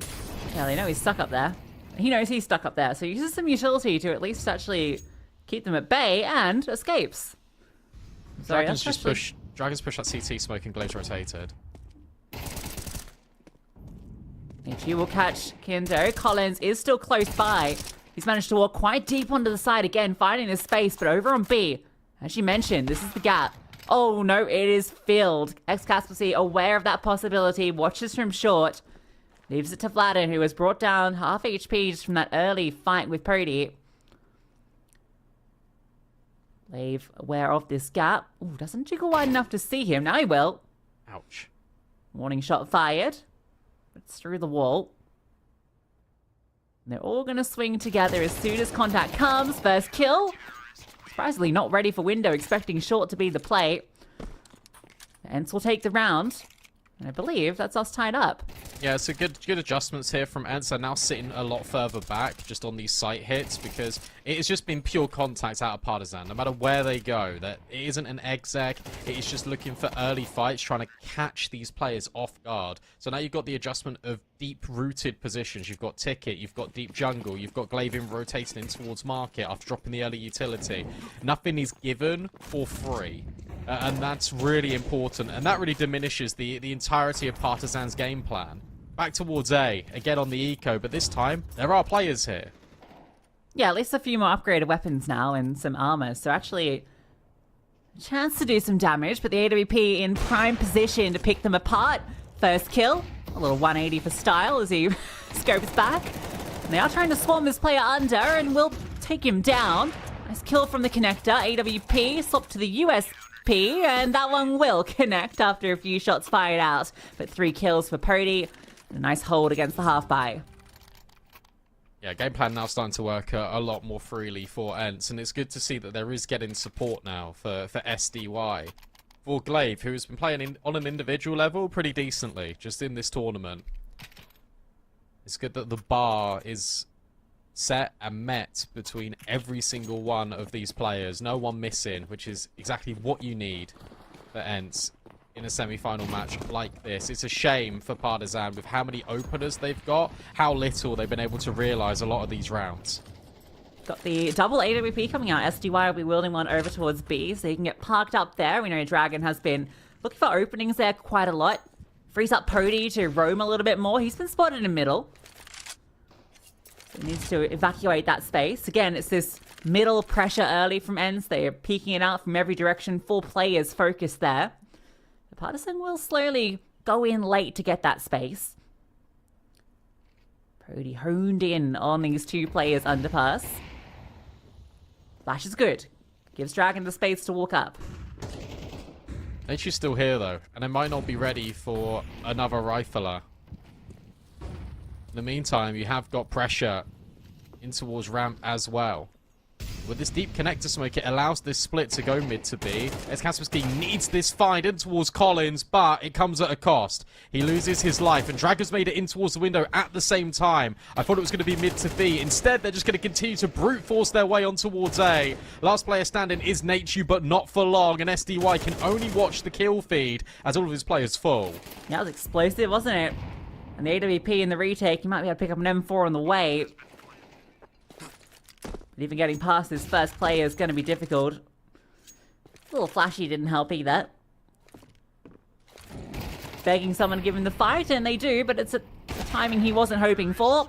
And he won't find a frag in it, so a even half, 6 apiece. If we're being hypercritical, the player under Palace, I think it was Kaspersky, he should have got the kill just on Collins. Like, that shouldn't have been going any other way. He was on the headshot angle. I mean, Collins just rocks his world. And from there, you can have the better scaling in towards mid, out ramp.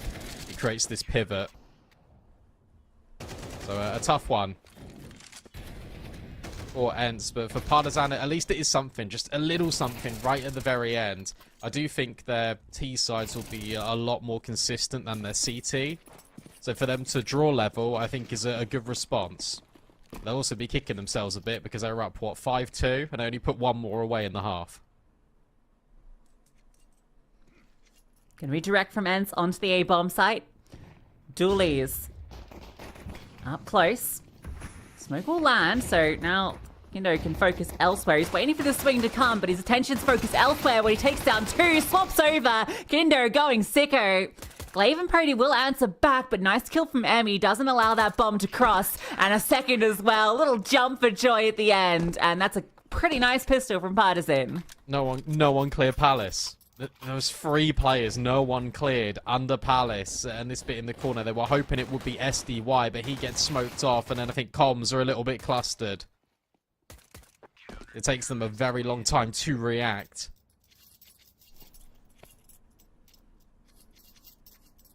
I love the scroll wheel jump there after he gets the kill. Like, he just panic shot. Still got it. Yeah, both pistols. That's an R8. Cool. Okay. All right. Based or cringe? We'll see. Based. Oh, okay, based. Based. You know, that's like the one situation where it works because it takes like what feels like 3 years to shoot. I think particularly when you're playing at kind of pro level, you've got to hit your shots instantly, which makes it even harder. But when you've got 5 or 4 players swinging top mid and you're kind of like the one at the back baiting, it actually works, right? Because the CTs will all be out in the open, facing the Glocks, getting the free kills, and then you've got that half a second to line up the R8 and do your 80 damage in one. Speaking I think it is cringe that the Orpa has it equipped though, because there's not that many pistols, right? Like, which one are you missing? Probably dualies. No, because oh yeah, but dualies on an Orpa, you feel like you need those. No, you can have a Tech 9 on T side. It's way better. Okay. Speaking of pro plays with the R8, I'll show you a clip later from me. That's like what? Okay. 1v3, you know the vibes. With the R8. R8. With the R8, no armor, 1 HP. Okay, JL. They've gone light on utility here, Ents, but they've got all the AKs. See if they can craft anything with it. Otherwise, this might just be a quick peter out. Oof. Nice shot. Dragon, who's been known for getting his openers in this map, just gets destroyed. And that allows a lot of mid space. Huge amount. Collins will move over to window, blowing the smoke, and that's a nice kill with the AWP. Not anticipating on the other side. SDY removed. A fair bit of info. I think that was minimum 2 players spotted. That in. Ready for the crawl. Off angle. Net success. Oh, and also, look into your spawn. Oh, yeah. Well, Nature's going to have no idea this is happening. This feels like round over. Yeah. They're just not going to clear it. One. I can't get the second. Okay, maybe not. Wasn't anticipating Nietzsche to be tucked into the corner. Molly. Won't do damage. Wide swing. Now you get info. Ooh. Brave. Ooh. Yeah, well, that's a crazy plant. Gets away with it, but it's punishing to his HP. And now a 2v2 with very similar situation. Imagine Glaive plays first at ramp. Try and bait in Nietzsche to close. There's a kit on Vladin. And the sentry goes forward, so you know no one's at Tetris. Will this bait setup work? Collins goes close. There's that kill. And Bomb's just being stuck. So the bait setup, it doesn't quite work. Not anticipating the full stick coming through. Vladin diffuses with low HP. So you can plant there if you're Glaive. If he just takes one step further back, he's not exposed to the short angle. That's what he was trying to go for. And he thought he'd gotten away with it right up until the short swing comes in. And if he had taken literally one step back, he's on 100 HP. And that one feels a lot more winnable. You don't have to play this bait and switch. Great retake out of Partisan. Just the courage to stick the bomb immediately. Nietzsche forced out. Didn't know there was fire at his feet because of the flash. This has been 3 rounds in a row for Partisan. If they're able to get this one over the line, which is again another round in which comes consequence. Limited utility for Ents. Have to go again in the Partisan school of thought. A bit more contact heavy. A bit more trying to catch your opponents off guard. If this doesn't work, Partisan could be taking Mirage away quite convincingly again. It's been looking good. 2 plays in the palace with the bomb. Pretty clear the intent here for Ents. And he's going to be under a lot of pressure and falls back to a position without a lot of fallback, but one that may go overlooked. Kindo might die if he's not careful, because you can peek quite shallow here on this palace jiggle. How exposed is he to it? Oh, he's just under and cleared. Kaspersky is quick on it, and Glaive with a nice tap. York finds one, and okay. Glaive takes this one into his own hands. 2 bullets, 2 kills. And a first T round for Ents. I wanna look at Glaive, because there was this one game, against Alliance. It was in the round of 16, and he dropped a 2.32 rating on Train. Oof. He's been having some quite powerful games recently. Glaive on Train, they are more iconic duo.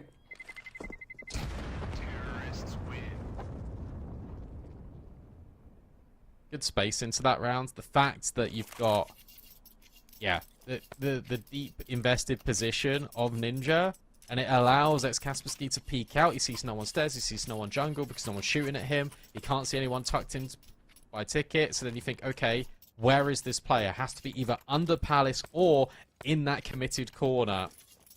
Good game awareness. And then Glaive, as you said, takes matters into his own hands. There's finally a round back for Ents.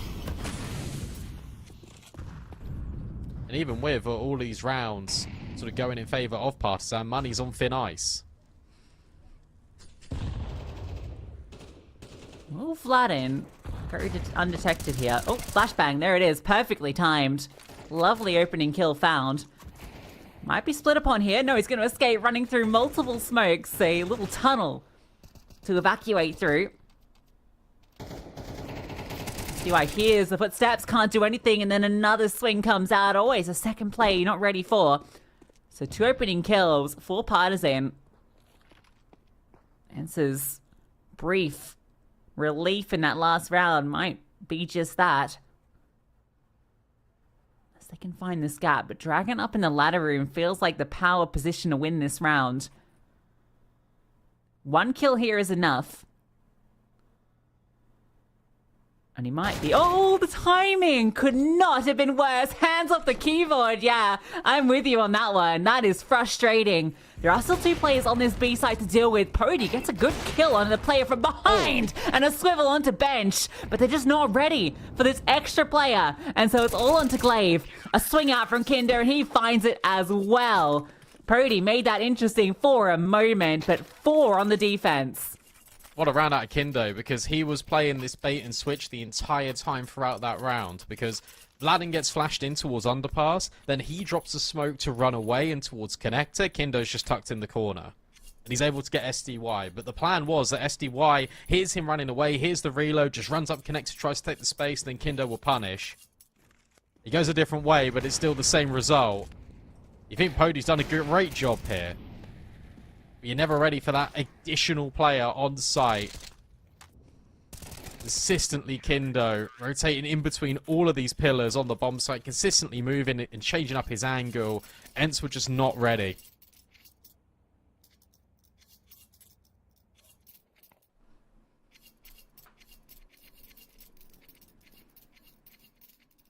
Well, you definitely, I mean, after you've dealt with this player freely in towards the ladder, I mean, that was a 3v5.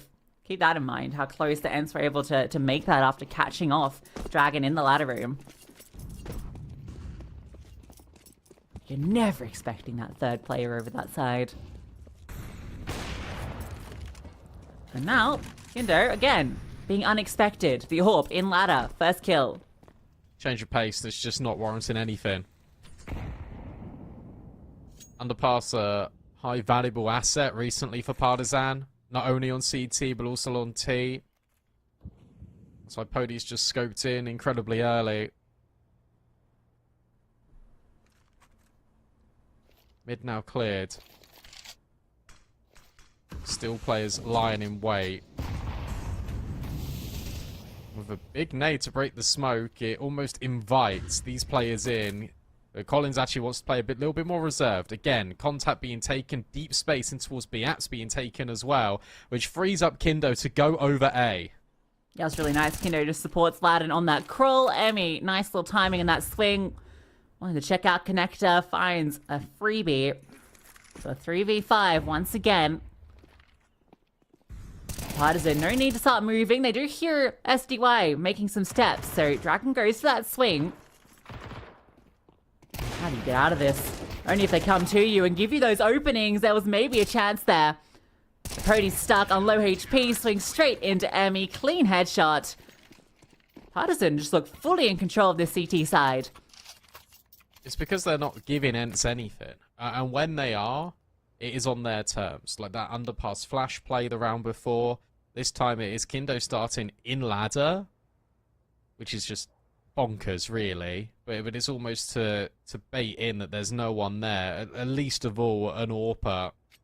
As Kaspersky gets punished immediately, you do take mid control back, but that's where Partisan move very cleverly. They get towards ramp, but they don't take it because you've got Vladin pushing in towards apps, and you're allowing this space to be freely taken by Ents while still putting a little bit of pressure in towards mid with utility, with Collins just dropping a nade, dropping a molly in towards jungle, but never committing to that fight. That's the most important thing. It's all non-commitment, because you're inviting Ents into the space that you want them to have because you set up traps all on the other side.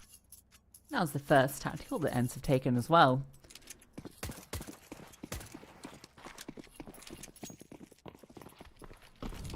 Let's go into this half buy. Potentially allowing Partisan to get onto map point. I think maybe with the Tech 9s they could have gone for something pacey, but instead it might be a little delayed B pop. Two players just clear out through middle, seeing what's going on. And a boost up into the window room. Okay. Pody's got a great spot here and a nice opening kill. Now what can you do with it? Because you've been forced back. You've shown your hand at B, almost. Need this fight onto Dragon. Just going to drop the smoke and try and peek ahead of it. Pody hasn't moved. And now another player, Inglaive, joins the fight in towards short. SDY really hoping that Vladin doesn't clear the angle. Or in fact, how the hell do you clear that? Because it is fast round the corner and SDY gets a double. You have to save now if you're Partizan. How about that? That's a CS2 peak if I've ever seen one. Literally nothing you can do in that position. All right, well, I was a little concerned about this slow default with just a couple upgraded pistols, but the boost into window, perfectly timed. And that just sends things into disarray. Partizan go for info gathering, they get punished, and the whole round falls apart. And if they lose guns here in this hunt, I mean, look at the finances. They have no loss bonus. Even just having the 2 guns alive is going to be a little bit of a struggle. They can drop one. They lose this ramp player. In fact, they might lose everything. There goes the AWP. And there goes the rifle. Huge. It's not just this SDY double. I mean, it helps a lot, but I've got to give a lot of credit to both. Okay. Give a lot of credit to Kaspersky and Glaive. Because the pressure put on Dragon for him to drop the smoke, to him to avoid all vision of middle, and then allowing Glaive to scale there. If the SDY peak doesn't work, then you still have got options. Good find. Kindo, again, it's either Kindo or Dragon getting these opening kills. And it needs to be, because they're the only ones with weapons. This is a force buy around this M4 and around. Oh, the M4's gone. SDY was ready for that second player. Where's that AWP? Needs to get over here because A is completely open, but yeah, AWP sits in short. It's a pistol. Maybe a chance to catch Kaspersky. This is not an angle with the MP9 that you would ever favor. If this bomb goes down, you're saving. Can Collins achieve anything from this position? Not going to go for the swing. I'll see if they can set him up. Ooh. I don't think he spotted the back of Natsu there. Gonna hear him moving forward, and now he can swing. But Vladin falls. A 2-on-2, low HP on SDY, remember. And there isn't a kit. That's gonna be the big issue here. And a swing out. Oh my god, Collins hits the deke shot onto SDY. And now it's just Glaive. Posted in Tetris. Smoke goes forward, but he swings ahead of it. And there's no peek coming through. There's no time. Has to be the saved AWP. I mean, that gets close there because you got back-to-back flashbangs in towards CT.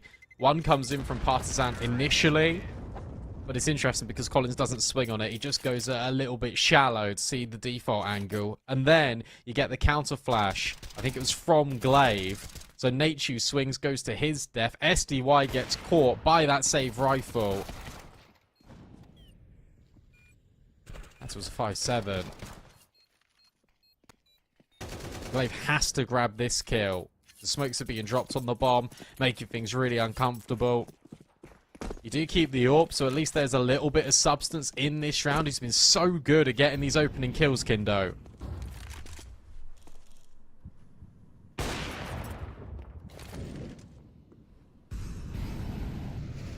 Well, he's in trouble now. If he sticks around here much longer, yeah, he knows that timing.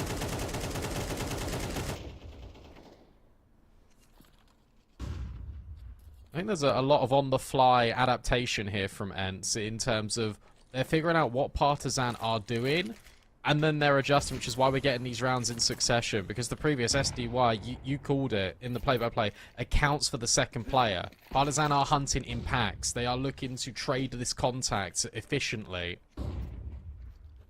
So once ENCE sort of get this context, they are powering up into this series. As long as something doesn't go disastrously wrong with this pistol play, with the AWP now being completely isolated, it should be a one-round game. Yeah, I mean, Emmy's just here with the USP, so this will be a one-round game. May as well put these pistols into a position to try and do some damage. Glaive, he's wedded to that plant position. I get it, like it's a really powerful one, but it scares me every time. I know he had the AWP watching from short, but it's still a spooky position, especially when you've got so much control. Don't make him change. Well, sometimes an old dog needs to learn new tricks, otherwise it's like, oh, it's that old dog again. What's he gonna do? Oh, he's doing the same old bark, you know? And then you're like, oh, look at that new dog. He's got some bite to him, you know? You ever had this in real life?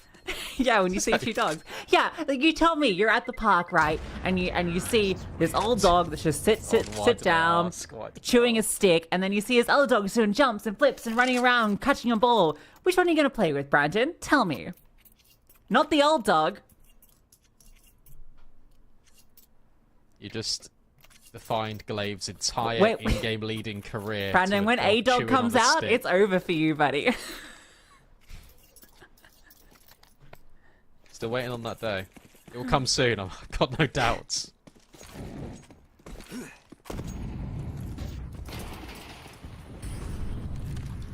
One round.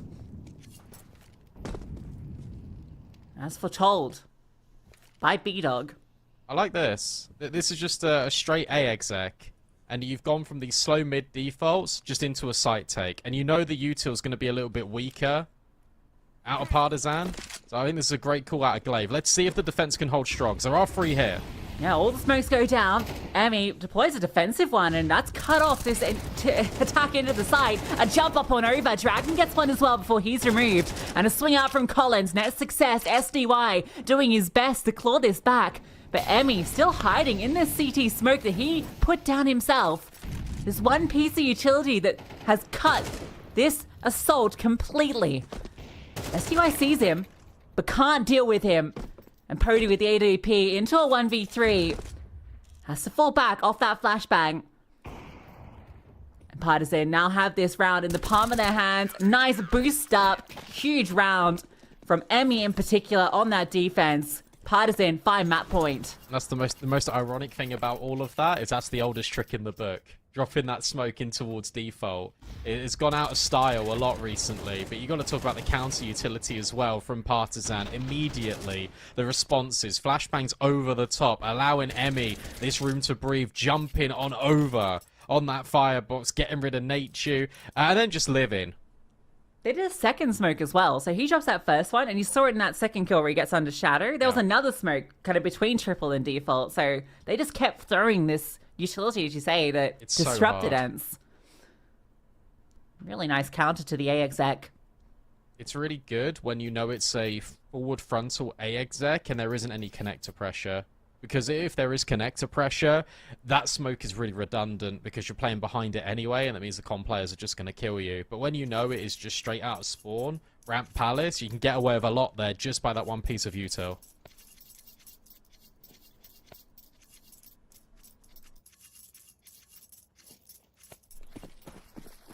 They are doing it. They are on map point now.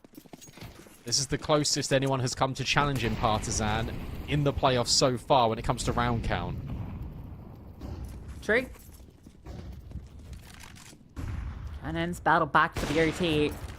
Oh my god, he's been undeniable with his AWP.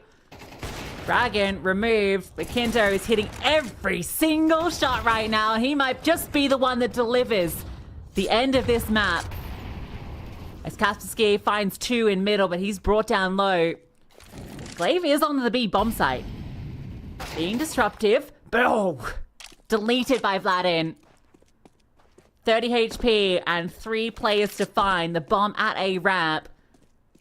Partisan have everything in their hands to close this. Yeah, good luck. I mean, the initial distraction from Glaive would have been great if Kaspersky was in a position to do anything. He still can get the bomb down, maybe. That's Spy and AWP. But look at all this space that's just been gutted out as well. Collins has got all of B on lock. You now know it has to be this A bomb site. Everyone can start rotating over. Looks like the bomb will be afforded, but even so, a 1v3. Oh, never mind. 3v nothing. Kindo, another 4K, locks it in. Partisan draw first blood in this semi-final. Very impressive stuff from them, and do you know what? maybe I will apologise to them at the end of the semi-finals. We'll have to wait and see. Map 2 Ancient, a map that is very strong for Partizan as well, on the way. Before we go to a break, we've got Alan to break down all the action on Mirage.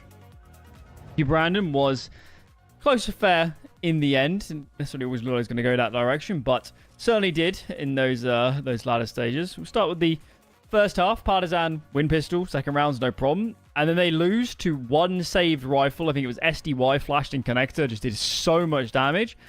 And you watch that round and you think, wow, Partizan just dropped the ball. Now their money's in the bin. Surely they're about to lose a spree of rounds, but quite amazingly, despite losing against such a lesser investment, they just bounced back immediately, continued playing good Counter-Strike, and I think what you saw in those first 5, 6, 7 rounds of that first half is why Partizan picked Mirage. They are so comfortable on this map individually. They are really great, actually, just leaving individuals out to work and then coalescing late round and making it work together. So, I don't know, you take mid and you leave a player in ladder room. You put the remaining players up connector or background through ramp or palace towards A. And that ladder room player just does so much damage and causes problems. And the number of rounds where Ents were just getting picked apart early was quite egregious. And the individuals from Partizan were working so well together, despite not always being in the same place. They were very well coordinated, and I think they played a really great first half. Towards the end, Ents got it together a little bit more. They finally had some money, a couple strong afterplants, at least kept them in the map. But all in all, I still think Partizan played a pretty fabulous T-side.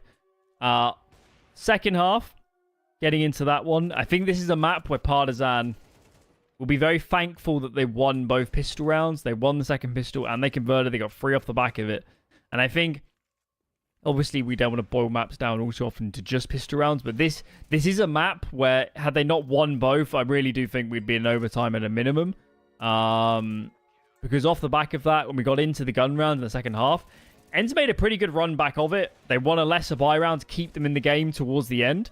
And I think Partizan struggled a little bit. Of course, the last 2 rounds were nice, but it was a little bit more shaky for me than it was actually on the first half, despite the round counts looking about the same. I think we saw individually from some of the Ents players like Natiu, SDY, Poddy at his moments too. But ultimately, just too far down on rounds, too much to claw back. And right there towards the end, we did see some nice moments. Kindo played a fantastic map. Dynamic AWPing on the CD side. T side did his part. Mid-round, late round looked good. He was playing well. Vladin had his moments as well. So I think across the board, a pretty good map for Partizan. It was their map pick. I think it's quite obvious why they did pick this map. I think they would pick it against a lot of different opponents. And I think it just made sense. Ents played a decent game, but at least on Mirage, a few too many gaps. I wonder if some of the more inexperienced players had some tough lessons during that map about what happens when you get pulled apart or pushed in directions you're not used to, or how do you react in certain situations when you lose a player here and now you have to readjust. I think Partizan made it very difficult for some of those younger players to play on Mirage. Next up, though, is Ancient. We know it's a more comfortable map for Ents. They've only lost it once this year. That was against Eklot, but they've had some decent wins. Ecstatic, Monty, Passion UA. So we certainly should still expect a free map series. I expect them to be more comfortable. Some of the rounds they were losing here on Mirage by getting caught off guard or individuals getting in and behind them. I don't expect that nearly as much on Ancient. I expect them to be a little bit more coordinated. I think we'll just see the experience factor of SDY and Glaive shining through a little bit more than on Mirage, whilst at the same time Partizan won't be as comfortable. They won't be able to lean quite as much on individuals. They'll have to have more structure and depth, and maybe these are areas that we question a little bit more of Partizan than we do of Ents. So certainly we should still be on track for a banger series. Either way, that's Inferno done and dusted. Sorry, Mirage done and dusted. Next up is Ancient, and we'll see if Partizan can get this done in 2, or Ents will push us to a 3rd map. We'll see you then.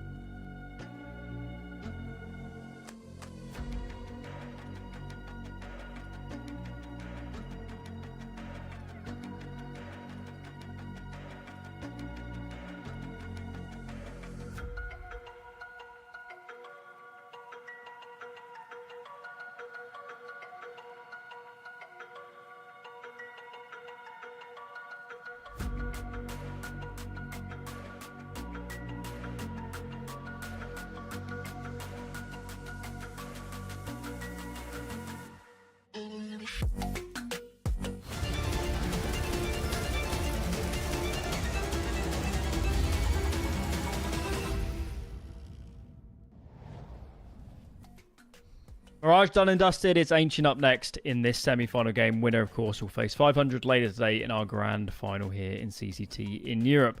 Guys, coming off that first map, I think my overarching takeaway was that both teams look pretty good. We knew Partisan were going to be comfortable in Mirage. They looked like it individually.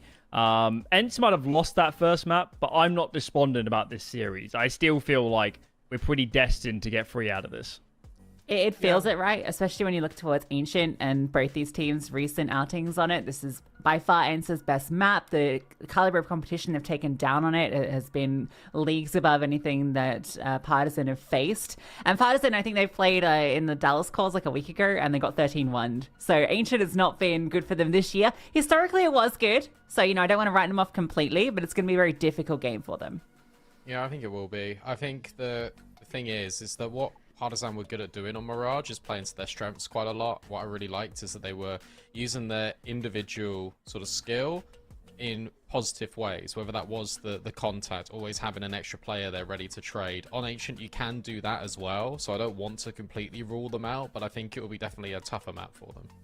Is there anything missing in that map 1, Brandon, that you would like to see this time around from Ents? Any, I don't know, individuals or how they're playing as a team? What was missing on Mirage that would be nice to see on Ancients? I'd prefer to see, and you can do it a lot more on Ancient, obviously, but just the strength of executes. And we saw them execute once on A, and that was straight out of spawn. Partisan had a really good counter to it, but don't be afraid to actually take map control and then fall back into an execute, because a lot of those rounds, it felt like you're really playing into Partisan's hands and giving them exactly what they want, which is these fights, and playing a default in order to try and get a pick, but then not really having an end goal in mind. It was a lot of, I think, on-the-fly calling for Glaive, and I'd like to see more of a more directiveness about where they want to end towards the start of rounds. I think Ancient's a good map for that as well. I think it's one that maybe leads a bit more into kind of set execute plays out of spawn, or at least out of the first 30 seconds. So I expect we will see a lot more of that here on Ancient. I think the mid fight could be incredibly deadly if they want to contest that early. That's going to be a struggle. I think you don't want to give them the opportunities to find those openers, because Dragon and Kindo have been so fantastic on both the T and CT side, respectively, in finding those opening kills. It feels like their success rate must have been through the roof on that first map. Which of these teams is more skilled, Brandon? Individually, yeah, I'd probably say Partisan right now. Yeah. And then, is that their route to winning this series, if they're going to do it in 2? I think so, and that's why I was impressed with the way that they were playing in terms of layering and just making the most of their individual skill. And I really liked the fact that, especially on CT side, they were willing to take those risks. They were taking space and then getting a clearer picture of what they wanted to achieve. So individually, I'd say right now, definitely Partisan, but on a team space level, it should be Glaive and Ents. Should be entertaining. Sounds like map 2 should be underway real soon. Paint me a picture, Lucy. How could Partisan win this from your perspective? Well, they're playing on that CT side, right? So, look, listen, I think getting that off in the hands of Kindo early is going to be really important. I don't know how impactful he can be here on Ancient on the CT side. Obviously, Mirage, he had a lot of room to move around and find those openers. It can't just be him that's doing that. I think, on the T side, we saw Dragon doing it. Not so much on the CT side, so it might be more his responsibility now when we're looking at the riflers to be the ones that stand up. We'll find out, because the action's happening, and it's Vladin that finds the opener. Yeah, immediately. That's not going to dissuade Ents. So they're going to push forward. Really good counter smoke. Drop throw Vladin, because they wanted to try and wrap all the way through in towards the A bomb site, and it can't happen. So they need to evacuate through all of these smokes and have a different access route through Donut. Yeah, all the CTs are in lane and CT. So actually, they have a really free path through to this site. Didn't realize it. They'll happily take it now as they clear out the positions. Natu just takes a peek, see if anyone's close. So bomb goes down, and it is a player advantage for Partisan. They have a kit and smoke on Emmy, and with the Donut plant, that's going to be powerful, especially with another kill coming through from Kindo. They can get into a good position. SDY on the lurk can maybe be the spanner in the works. That's how anticipated he is, because this defuse is going to come through. He finds one, but as long as they defend, this bomb diffuser in this round, easily handled. Yeah, smart from Partisan, because you keep all the players in towards Red Room, just in case Ents do follow through with what they wanted to achieve initially. But you've still got that in reserve. You've still got the smoke. You've still got the defuse kit. And as long as you swarm the bomb site together, you're always having unfavorable fights onto any of these Ents attackers, because you are having these 2v1s, these 3v1s. It's so tough to get in. The smoke goes on, pressure immediately applied, and you've got the kit. A really clean retake, and approach to a round that could have got a little bit hairy, and it all starts from that Vladan counter smoke. Fast, straight through, trying to burst in ahead of the util, does not work out. Vladan's MP9 removes the MAC-10. Kindo at long range, good spray down onto another. Bomb will go down again, so at least they've been successful in getting that down twice, but again, this should be Partisan set up for a successful retake. It should be, because there's no util at all, so you got to try and take fights. Nachu just scurries up in towards Temple, but the shadow advantage is going to be massive. And again, Glaive just swings into 3 players immediately. Nachu's now been spotted, even the big box player. There is no way and no hope that Ents to have any further say in that after plant. It's just continuous. Every single time Ents try and fight someone, there's 2 or there's 3, and it was exactly the same on Mirage. Yeah, that was really clean on the retake. I mean, just getting ahead of those players entering as well. Vladan just catching that first kill is everything. He falls back. Obviously, Kindo gets a nice kill from long range, but just being in the 5-on-3, immediate power position, Ents get the bomb down, but this time it won't amount into an investment into this round outside some upgraded pistols. So a perfect start for Partisan. Keeping 5 alive there feels good, especially now that you've got a couple of free Galils, so you can upgrade some of the lower weaponry that you had in that previous round.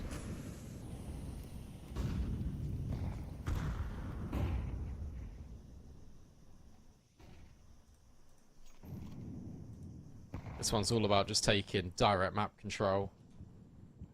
Dragon set up for success again. Easy collection. It is just against the Eagles, but it is another opening kill that needs to be mentioned. SDY can make it into Red Room, sure. But now you need to get by an M4. Bombs dropped over by just outside elbow. There's no direct space really being acquired apart from SDY, but even then, Vladan can go and pick up the pieces here. Maybe there's a gap for Nachi, but again, a player in Donut. All bases covered. There's no way through for Ents. Yeah, getting this space, there's just nothing that SDY can do with it. Really wanted to try and work this to give them something in this mid-round, but he's actually going to get double cleared here. Can't get past that first player. Spotting 2 players there, plus the one in Donut, is given Ents the space, especially with Glaive and Donut, to potentially creep through. There was a chance there for Pody. Doesn't hit the shot. And now there are 2 defenders at B. With the smoke and molly going down, they might be able to get a bomb plant here. Yeah, maybe the FAMAS can be overrun, but again, it's Collins and the Galil just with him. Bomb, the fact that it gets planted, I think, is a good success story. Again, for Ents, it's about just doing it a bit more. Glaive trying to tap away heads in between long, but can't manage it. And now they start to swarm. Glaive will find the first. Kindo still coming in, and that is being accounted for by Pody. This starting to get a little bit dangerous. Bomb still halfway gone. You have got a kit, and now you know that both players are in cave. It's a bit touch and go for Partisan, but ultimately, they are able to get the retake over the line again. A last kill from Dragon's wild as he tries to smoke. He just wants to be a nuisance. Don't allow that spray to come through to spam, to deny the bomb defuse. Yeah, Partisan have been really happy to give up this space to allow the bomb to go through and play retakes, which I think that's nice to see. I think Ancient's a map that if you play well when you can see that space and you don't allow them to say take long like they didn't, that still allows the retakes to come through really successfully. I think especially when you've got the player advantage, there's no need to try and get those fights early if you can play the advantage later. I've been really impressed with the fundamentals. I think just going back in towards a double, even triple mid setup in the previous round there for Partisan. Just guaranteeing that it will be no funny business after the SDY sort of expedition in towards Red Room. Opening kill now for Kindo. A boost up on the edge of the smoke now gives Dragon an opportunity to flex his muscles, get a pick over the top of the smoke. Pody has spotted him. And it's Kaspersky will also get one on Collins. So suddenly, this has turned from a player disadvantage into a player advantage for Ents. And Pody's already flanking. Oh, Oof. wow. Almost lines up too. Pody's success in middle and that follow-up gives Ents a prime position to get on the board. Both players will be here. The AWP does arrive with low HP, removes, and the spray transfer takes a second for the bullets to connect, but Natio will get it done with a double. Emmy, we should have had that kill, but the FAMAS betrays him, and Ents do find their first round.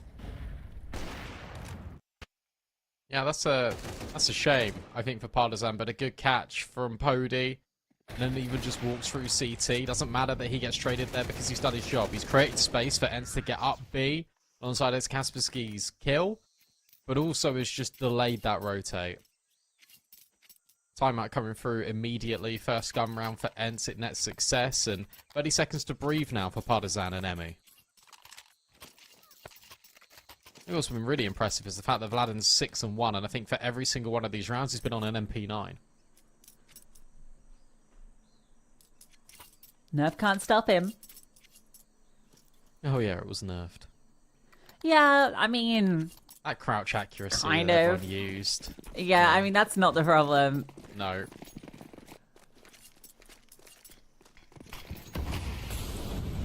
Boost. Get fast up onto ledge. Dragon looking to get aggro. They were just kissing. But there was no smoke. They were just kissing in the open. Valentine's Day was yesterday, guys. That was a bit weird. How did he not see him? He must have been half blind. I don't know. He must have been caught by a flash or something. We might have a replay for it. As Kaspersky then leaves. Takes good space out heaven. 3 players now work their way through mid. Still a good double donut setup here. Flashbang. Oh, dodged. And in fact, catches SDY. Good opening kill for Kindo. He can back out, and you still got the rifler there as a surprise. Yeah, it's a beautiful little bait setup. Kiddo needs to be aware of this red room play, and I don't think he is. At least not that soon. Collins wants to take space onto Glaive. Okay, yeah, see, that's why the MP9's ridiculous. Kiddo will get caught. This round is in disarray. Oh my god, Nachu. Collins not ready for that. Just knife out running. And the MP9... Yeah, that's where the crouching accuracy is a bit of a problem. This round is messy. But it looks like Ents should be fine because they got the bomb on B and Purdy is keeping them all occupied in middle. Might even just take them both down. How's he not dead? It's like that headshot little pixel peek. They can't get rid of him. I rate the move from Collins, actually, even if it does look a little bit silly, because he gets the space on Glaive, and then he wanted to come around and prevent Ents from leaving and going donut, because they didn't have cave space, they didn't have shelf space. So it looks a little bit bonkers from his POV when he runs into Nature, but I understand the idea. Partisan now forced to eco, Ents look to stabilize.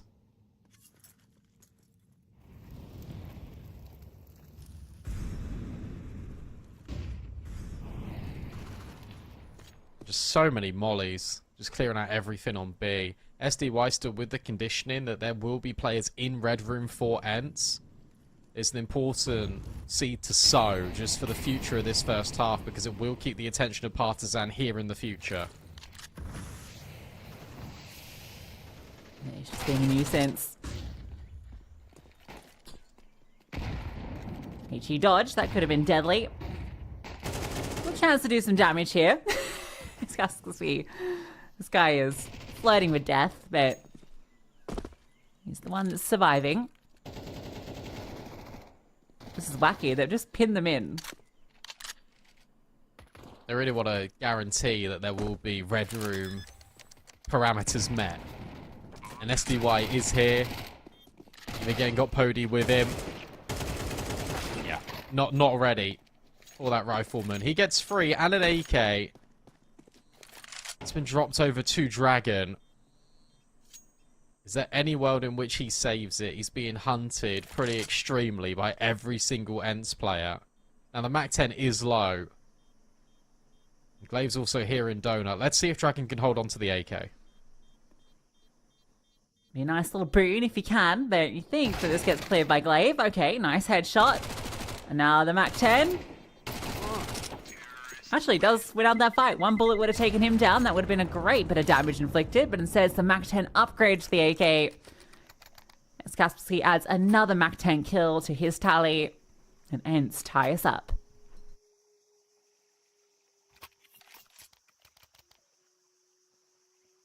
Shame as well for the money, because it means that Kindo can't get an AWP. He has to go for a rifle. Pody will have his. Uncontested.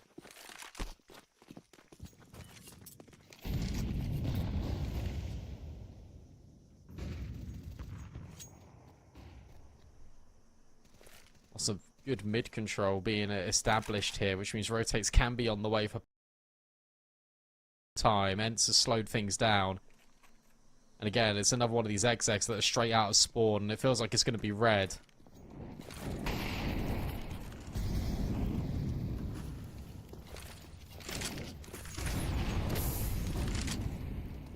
Molotov. 3 players present.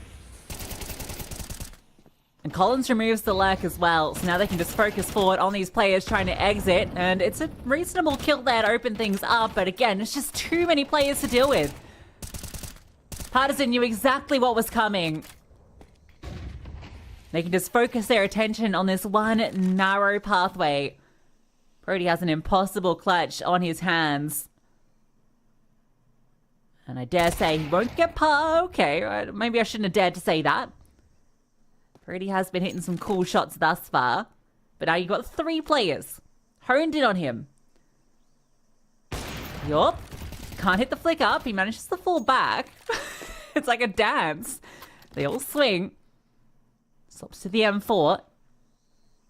More chance for the multi if they swing in tandem. But they will all swing upon him and no further shenanigans allowed.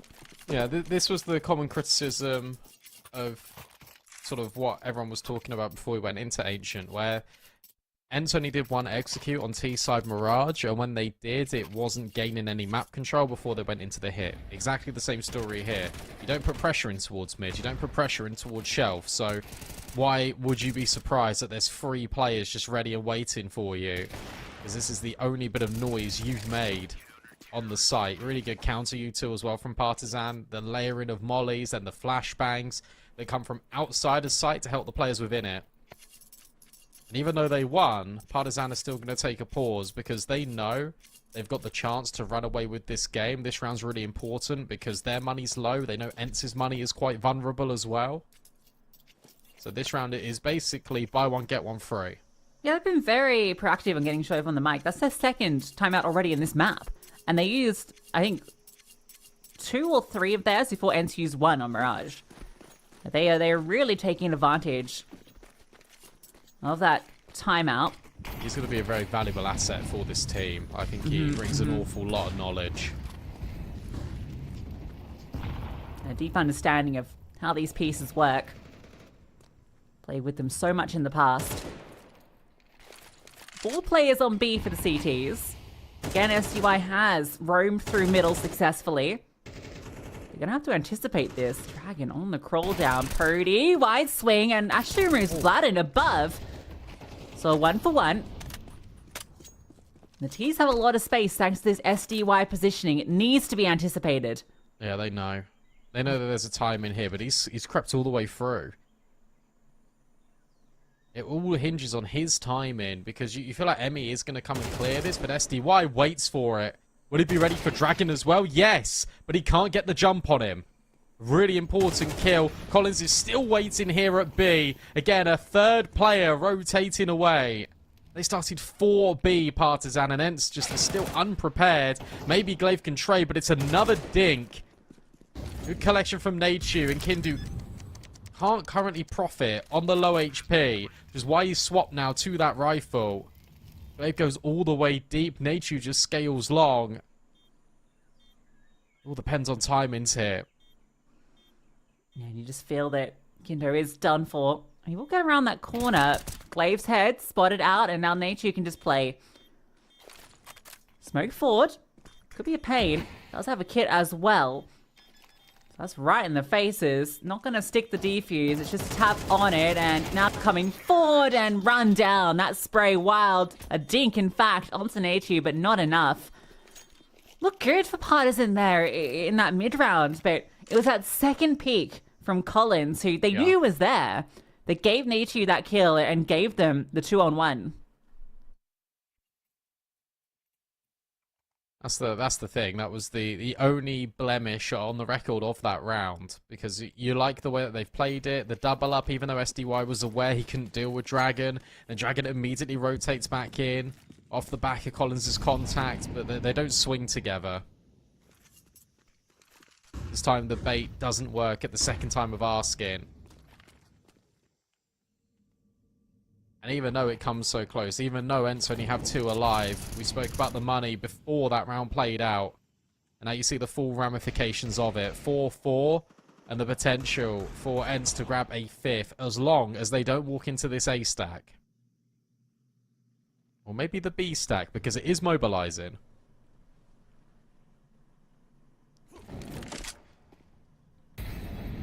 Fun molly to disrupt any boosted players, but no one is there.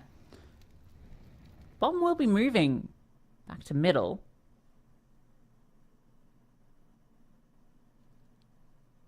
And go for the prod and poke approach. Try and discover where these CTs lie in wait. Surprised SDY didn't take more space in middle. That's a nice kill though. So you spotted 1.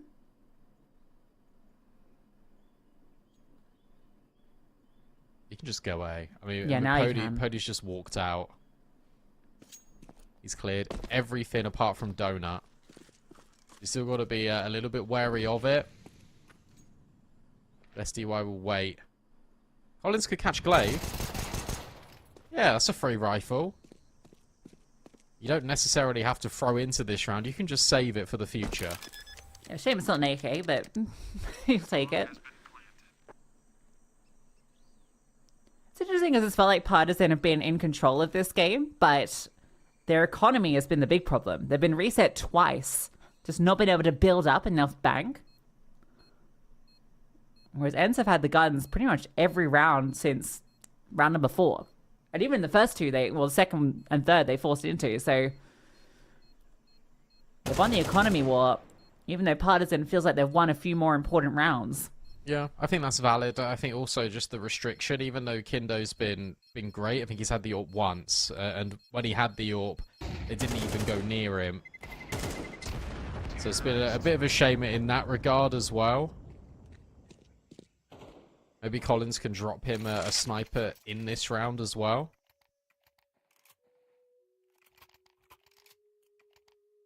You're right, it does feel like Partisan have been in control, and we spoke about, well, Alan was speaking about Mirage and how the game could have been a little bit closer had Partisan dropped any of the pistols. They're now 3 for 3. You've got to remember, they also won the pistol in this half on Ancient. And that could be a stumbling block with how close this game is. That could be the determining factor. That's a wild run boost, but Dragon's ahead of the molly. I love that. That's really cool. Oh! Glaive HE. Lovely double up. Dragon's in the corner as well. Oh, Dragon's done for. Maybe? Okay, he's going to escape. Ents haven't seen a player, and look at the damage they've inflicted. Poor Emmy.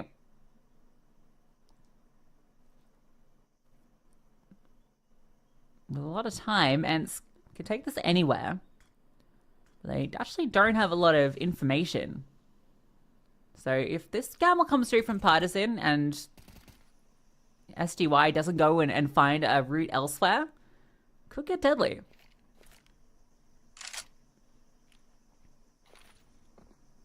They're only now just discovering mid-control.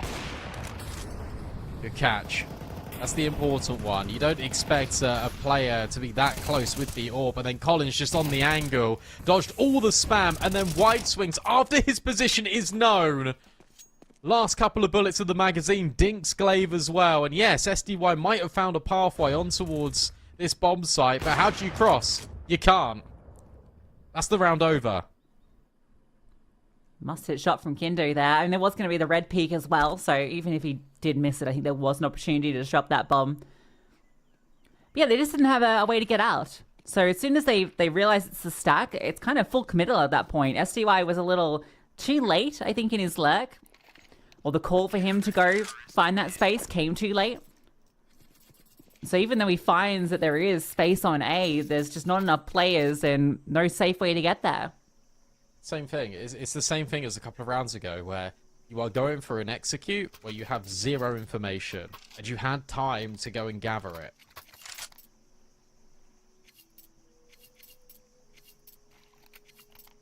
That is actually a weakness in Glaive's calling in this series, because it's happened 3 times in a row. It's not a coincidence. This is just what they want to go for. And it hasn't been working. Everyone is blind in middle, but Dragon will still deal with SDY. And that is disgusting from Collins. He's now powering up after a relatively slow Mirage for him.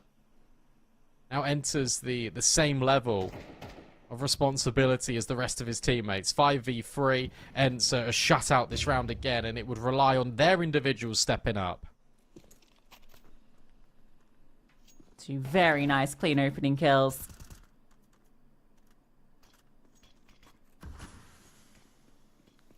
Collins helping out where Emmy has been struggling a little bit. He'll be in a good position. There's Kaspersky, who wants to come through the cave. Smokes are down, so some space. Oh, there's that clear. Very awkward as Kaspersky tries to drive by, but Collins will control. Glaive does remove Dragon, so it's given some space, but even that damage, oh, and the HE, doesn't even matter. Nachu in the 1v4. First falls at his hands. How does he find a way into this? Smoke, in fact, landing in his face. Has to walk through it, so it's actually not super effectual. Oh, Flatten. Just trying to cross over. Deleted. Bomb tap. Not committed.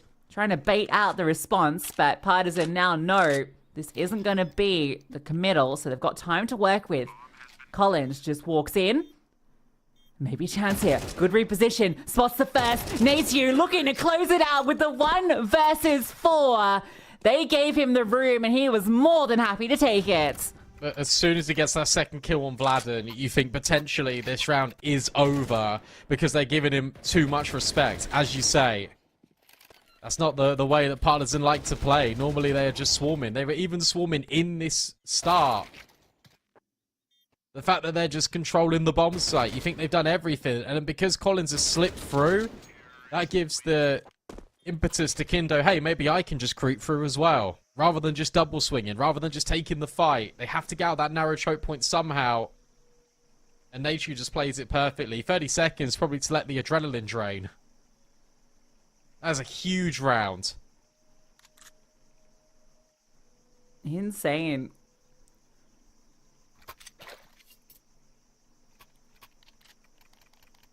I felt like Vladimir was just getting a little antsy. Didn't know where he'd gotten to. Smokes off ramp and just tries to actually disengage. Wanted to get back into a very passive line, just prevent Nature from crossing and going through red or something to the ilk. But fantastic shots out of Nature. I try an A again. Well, this is the right time to do it. This time there isn't 4 defenders here. There is the spam coming through from CT. Doesn't connect. A player in towards Donut. Again, no shot. Oh, timing. Collins will look back. So they do find that lurk. Gives them the advantage in this retake if they want to end this 6-6. You got to consider... Oh dear. That's not the best smoke at all, really. You got to consider A main at some point. Ensar, it looks like they're more than happy to fight on the site, and this could be a little bit dangerous. Flash forward, break on the donut smoke, and it's Glaive to get rid of both. Now the CT pressure comes in. Glaive is still dancing around the pillar, and the A main play nearly works, but Pody on a swivel. It's touch and go for Ents, but they are just about to hold down an afterplant.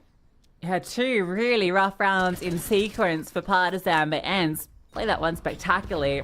The smoke's not great, but they throw the molly behind it just to delay further, and Glaive just moving around, being such a nuisance. Takes down so many players, and Dragon had to run at that point, needed it to put on the pace for the time. Purdy spins. Technically a clutch. Call that a 1v2. So 2 rounds from end to the end that felt like they came out of nowhere. Partisan on the back foot, but pistols have been their forte. Yeah, and that needs to change if you're an Ents fan. You're hoping for their sake they're able to grab a pistol, push the game to a state where Partisan really feel like they're on the back foot. A couple of those clutches, you can almost shake them off, and you go into this and you think, okay, we get the pistol, we're right back in this game. Mid control, somewhat established for Ents, but now they need to start moving over to help out Kaspersky over at B. That's a great way to start. Dragon, who normally gets all the opening kills, is removed first. Kindo will swing, but can't deal with the players at long. Spots out to Smoke lands deep CT, which implies they want to take this space, but there's nowhere for them to go. And SC gets another swing out from SDY. They are everywhere, and the Glocks just aren't connecting. Purdy finds the final 2. Multi-kills galore for the CT side, and Ents finally, they find that pistol. Yeah, and that's because they had clear direct of what they wanted to do there.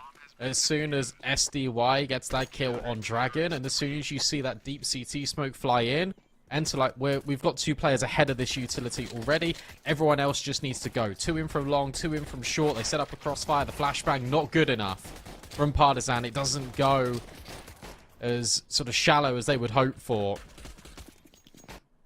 These players are already behind it, or in front of it, I should say. Tech9's all in. A situation in which Partisan have not found themselves in so far. Yep, for a lot of utilities, so more Tech9s in the Mackies. Molotov will insinuate to Glaive that there might be a bit of punch behind this. Kaspersky looking to swing out through that smoke. A fight up for Collins with the Galil. Gets the first kill. Now the Tech9s can start to scale. Glaive pinned into the back. Still finds one. But it's an advantage for Partisan, at least for the moment. SDY, oh, takes down 2. Bomb doesn't even get a chance to go down. And look where Dragon is. He was going to be the late activation.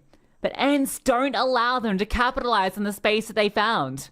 That's a bit fortunate, really, for SDY to get that multi. But his entire point of that spam is to set up that Kaspersky isn't in cave. So it worked in a fantastic way. And then you've even got the 3rd player coming around the corner, dropping the molly in towards default. That's such a shame for Partisan, because that round completely escapes them. And now they've got nothing to work with. They didn't even get the bomb down. It has to be a full eco. And this is Ents turning 7-5 with back-to-back clutches, an insane one out of Nature, a necessary one from Pody, into double their opponent's score. This is how quick games can change in MR12.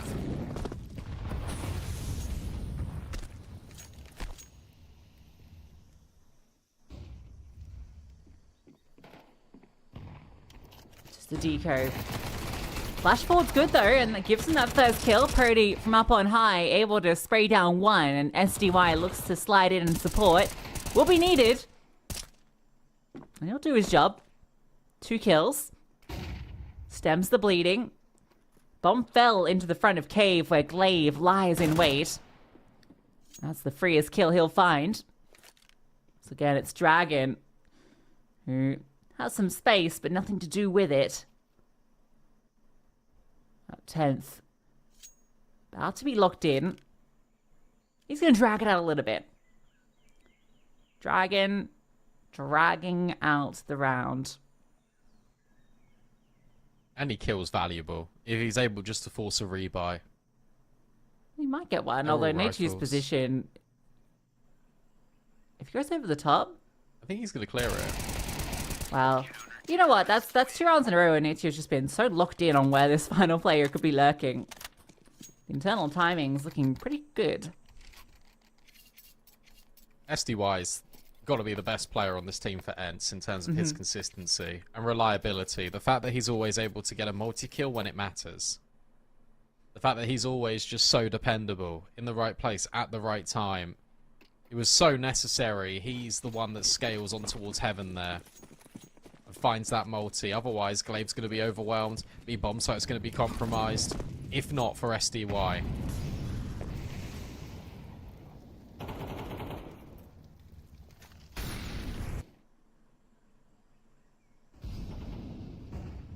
Cody. Oof. Dragon was anticipating. Beautiful little flash to allow Glaive to catch Emmy. Kindo will get one back on the spray through, and a second too. Good blow on that smoke to give the space, but there's a fast flank up the ramp that they're not going to be ready for. Kaspersky, and in fact, not just him, all three of the CTs are coming from behind. Bomb won't even be allowed to go down. They just didn't have the space to go for that plant. Now again, looking like a mop-up. Kindo, they know where you are. Finds himself in a similar position to Dragon in those last 2 rounds, and looking like he might just want to hold on to the AK.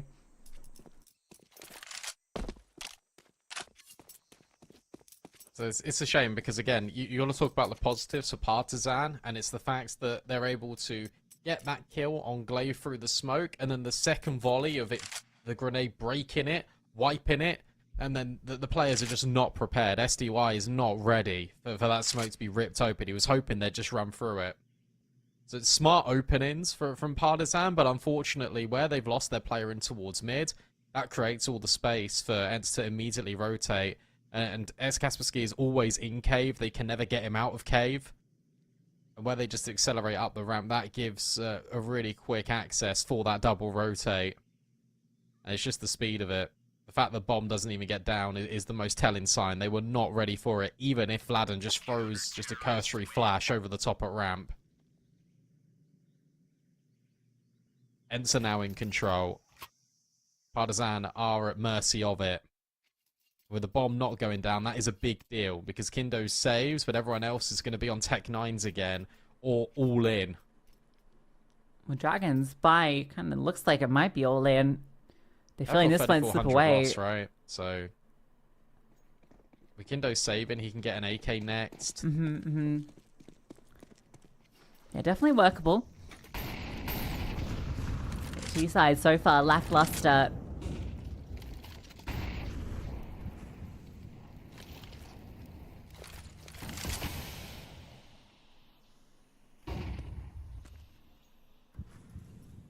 Finally, a challenge maybe for Kaspersky in cave, but not to be. Good flashbangs forward, and this smoke allows him to clear middle.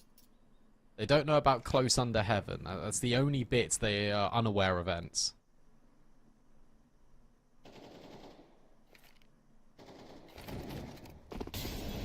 At least this slower round has spread the defense somewhat. Sure will make his way back to B, so 3 players will be in attendance. Is this the intent? The rifles start to move through middle,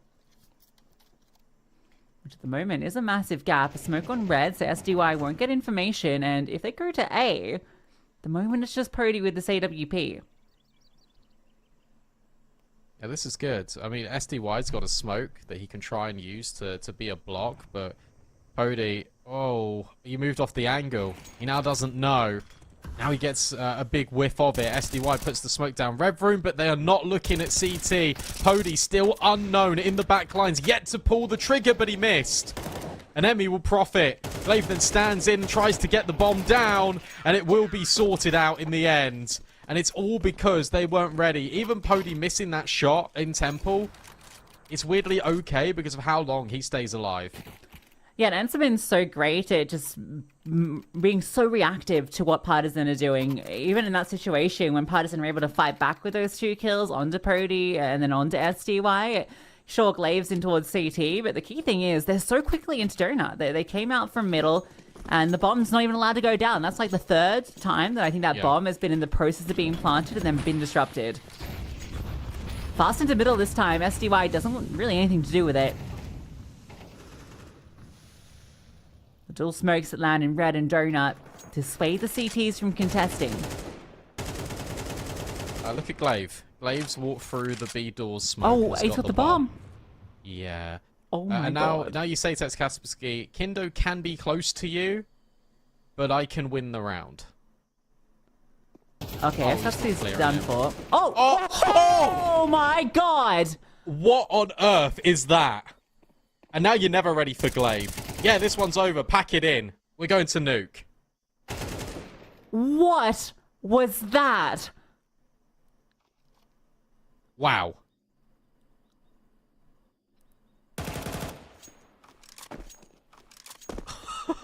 I'm in shock. That is one of the most insane spray transfer double kills I've ever seen. That is disgusting. And that's the game.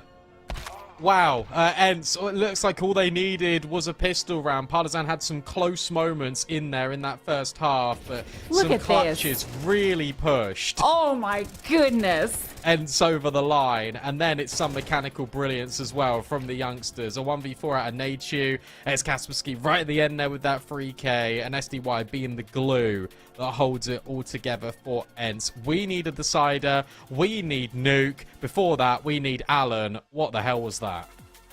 Need Alan. That's how the world works, Brandon. I'm still reeling from that ridiculous sequence from Kaspersky. What the heck was that?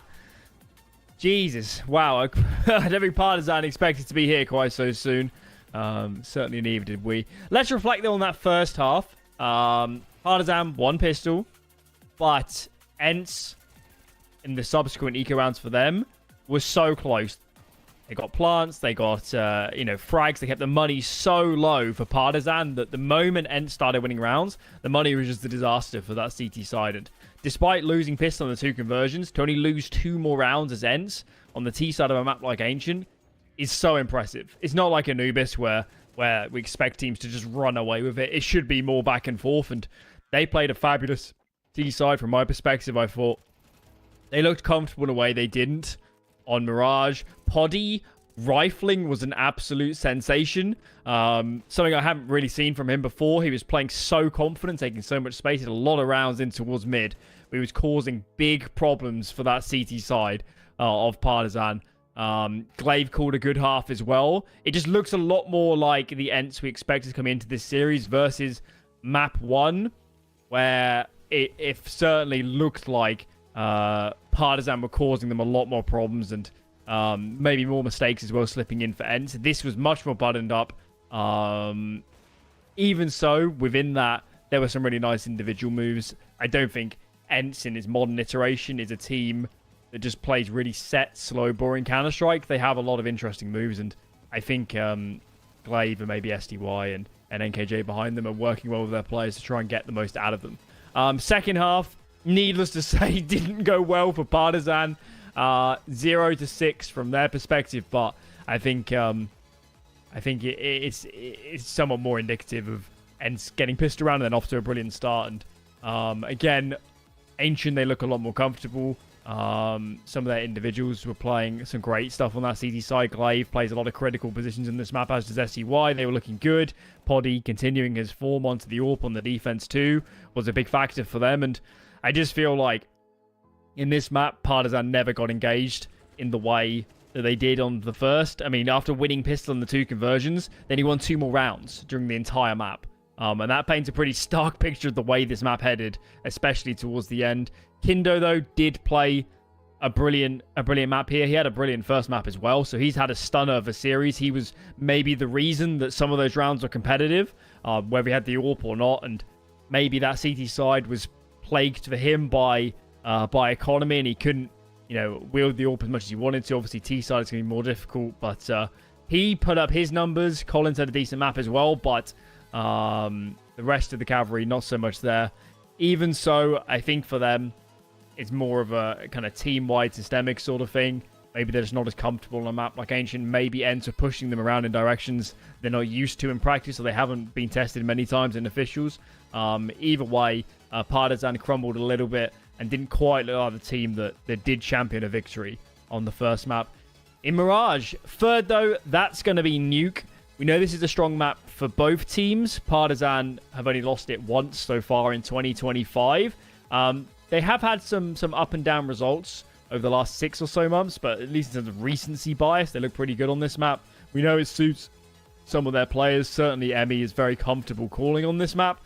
But equally, if you're going to talk in that domain, you've got Glaive on the other side, maybe that's a bit of a mute point. So we certainly expect it to be very competitive. I don't think Ents' record of 2-2 is necessarily that representative of how strong they can be on this map. When you've got SDY and Glaive, you're just going to be good on Nuke.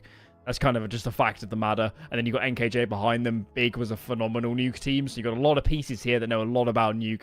And for that reason, alone, we should expect big things. And certainly the way they came off that second map, they looked good individually. They're good as a team. I see no reason to doubt that Ents going to put up a strong performance. Going into the third and final. Okay then, Nuke will be the decider of the series. A winner will face 500 a little bit later in our grand final here. One map to go to determine who's going to the final. Quick break, and then we're back for Nuke. We'll see you then.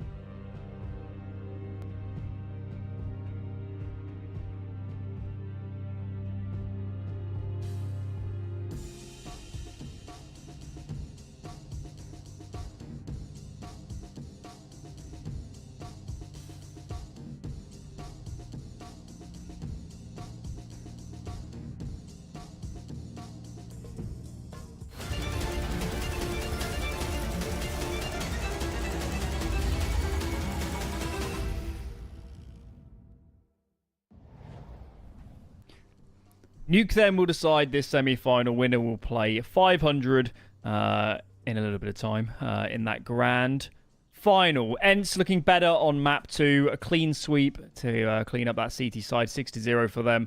A rejuvenated performance after Mirage. And all in all, kind of what we expected, guys. It is a free map series.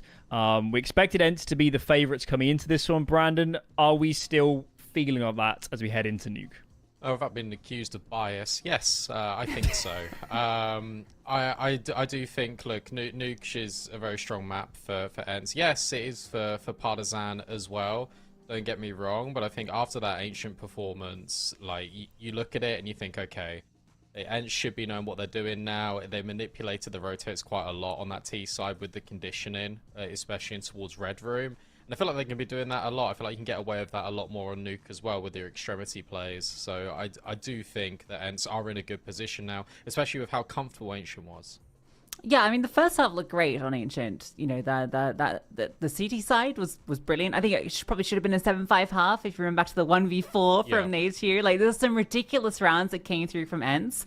But when the sides swapped, it was just a complete one-sided affair. There was nothing to show on that T side. And it kind of felt like Kindo's been a super consistent piece just across both maps, but it's been the pieces around him that have been a bit missing. It was good to see Collins get that resurgence that you noted during the map, Brandon, but then there wasn't really the same impact from Dragon, for instance, on that T side when he was unstoppable in Mirage at finding openers. Didn't really get to see him there, and I mean, Emmy kind of just completely disappeared. You don't really want to highlight it too much, but he was absent. So, you know, it's good for the AWP to be doing well on a map like Nuke, but we need those riflers to be standing up if Partisan want to take this. Someone who wanted to paint this series, Brandon, in a positive light now for Partisan might say that Ancient's not a comfortable map for them. We know Nuke is. We know Mirage is comfortable and Partisan look good. Are there reasons to believe this third map should at least be competitive based off what we know about Partisan on this map? Oh, absolutely. I mean, look, this will be a competitive affair, don't get me wrong. And I think what's really good about this is that Kindo is playing as well as he is. You both have mentioned it, but his influence on CT side will be really important. And what's good about Kindo is, as we saw on Mirage, is he's dynamic. And it won't just be him going for the same sort of repetitive moves. He'll look for a pick ramp. He'll look for a pick outside. There'll be flexibility for the riflers to get into advantageous positions. So it is very good that he is being incredibly noticeable on the server and he's really chipping up, because this sets it where you don't want to put a lot of emphasis on one player, but for Partisan, if he isn't arriving here in Nuke, if he isn't bringing the same level of consistency, then you're in trouble. Yeah, I think also when it comes to the T side, Nuke's a map with a lot more space to work with, it can feel, when you've got outside control, when you throw in those smokes. And that's where Dragon, I think, can really step up. Even Vladin can really find some impact, because I feel like on Ancient, they were very claustrophobic. They were very closed in. They weren't given the room to move and to work the map. Whereas I feel like on Nuke, again, being a comfort pick for them as the decider, I think there's definitely room for them to have a more influential T side. I certainly feel like for this third map, when you've got Glaive, SDY, and NKJ, those are some incredible pieces to sculpt, especially a T side of Nuke, CT side as well, really. There's so many reasons to think ENCE should be good here. Is there anything you'd like to see during this map, Brandon, to make you think that ENCE are going to be a brilliant Nuke team in the future, or you know, using those that experience correctly? I think for me, it's still, again, more elements on Casper Sky, on Nature. I think Nature in particular, because it's been, again, what you expect out of the others, but you just need the youngsters to step up again. Sounds like game is underway. Let's get into Nuke. Thank you. Yeah, let's jump into this then. Knife done and dusted, and for Partisans, it's a big boom. Immediately, you can start on the CT side and you can get things underway. We can get that influence of Kindo. Yeah, let's see it then. We've got dual Berettas for Vladin, Smoke as well. Emmy donating plenty of bits and bobs. HE, Smoke, and Flash on the T side, so they can blow door and burst into A. That looks to be the play. Collins gets ahead and hits the shot. Vladin, close range, finds them with the dualies. So a player advantage for Partisan. Bomb will be allowed to be planted. There is a flashbang as well. Emmy can set the players to go through heaven. They will. Straight out they go. Okay, Pody. Able to Fair get enough. to Collins. in the clutch. First is his. Bomb planted for hardware. One player tucked in, one at door. Shouldn't be room for him in this one. If he'd found that shot, maybe that was the chance. But without the kit, there's no chance. Yeah, none whatsoever. I mean, Pody was just exceptional there. 3 kills in that pistol. Brings it back from what was looking like a pretty formidable retake. You've got the players that can just bundle through heaven. You've got 2 kills immediately that can come through. And then, I mean, just great. The fact that SDY gets that kill on backside is so important. Pody not overplaying as well. Gets the pick in from Hut. And then can just back over. It's so important. That's the difficulty, right? When you got 3, you have the player advantage, but you have 3 players retaking from heaven. Didn't have the kind of clean split. If maybe one of those players was coming in from main alongside, I think Collins, who was there. You know, there could have been a way in. Addison will force into this. Kindo's scout in play.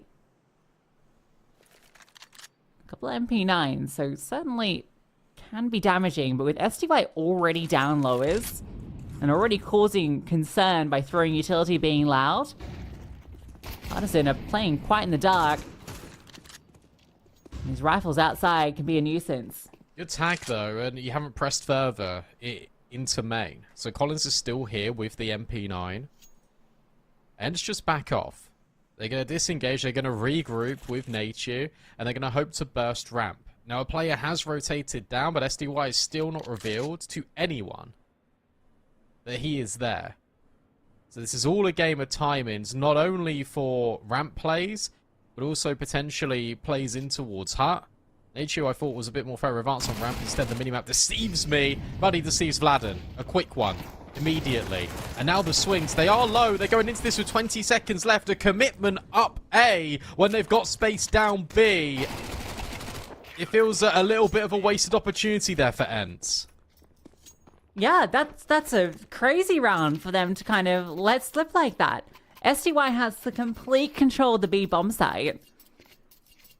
And they just, after getting contact outside, one tag from the scouts, they decide to commit in towards A. They go all the way back through lobby.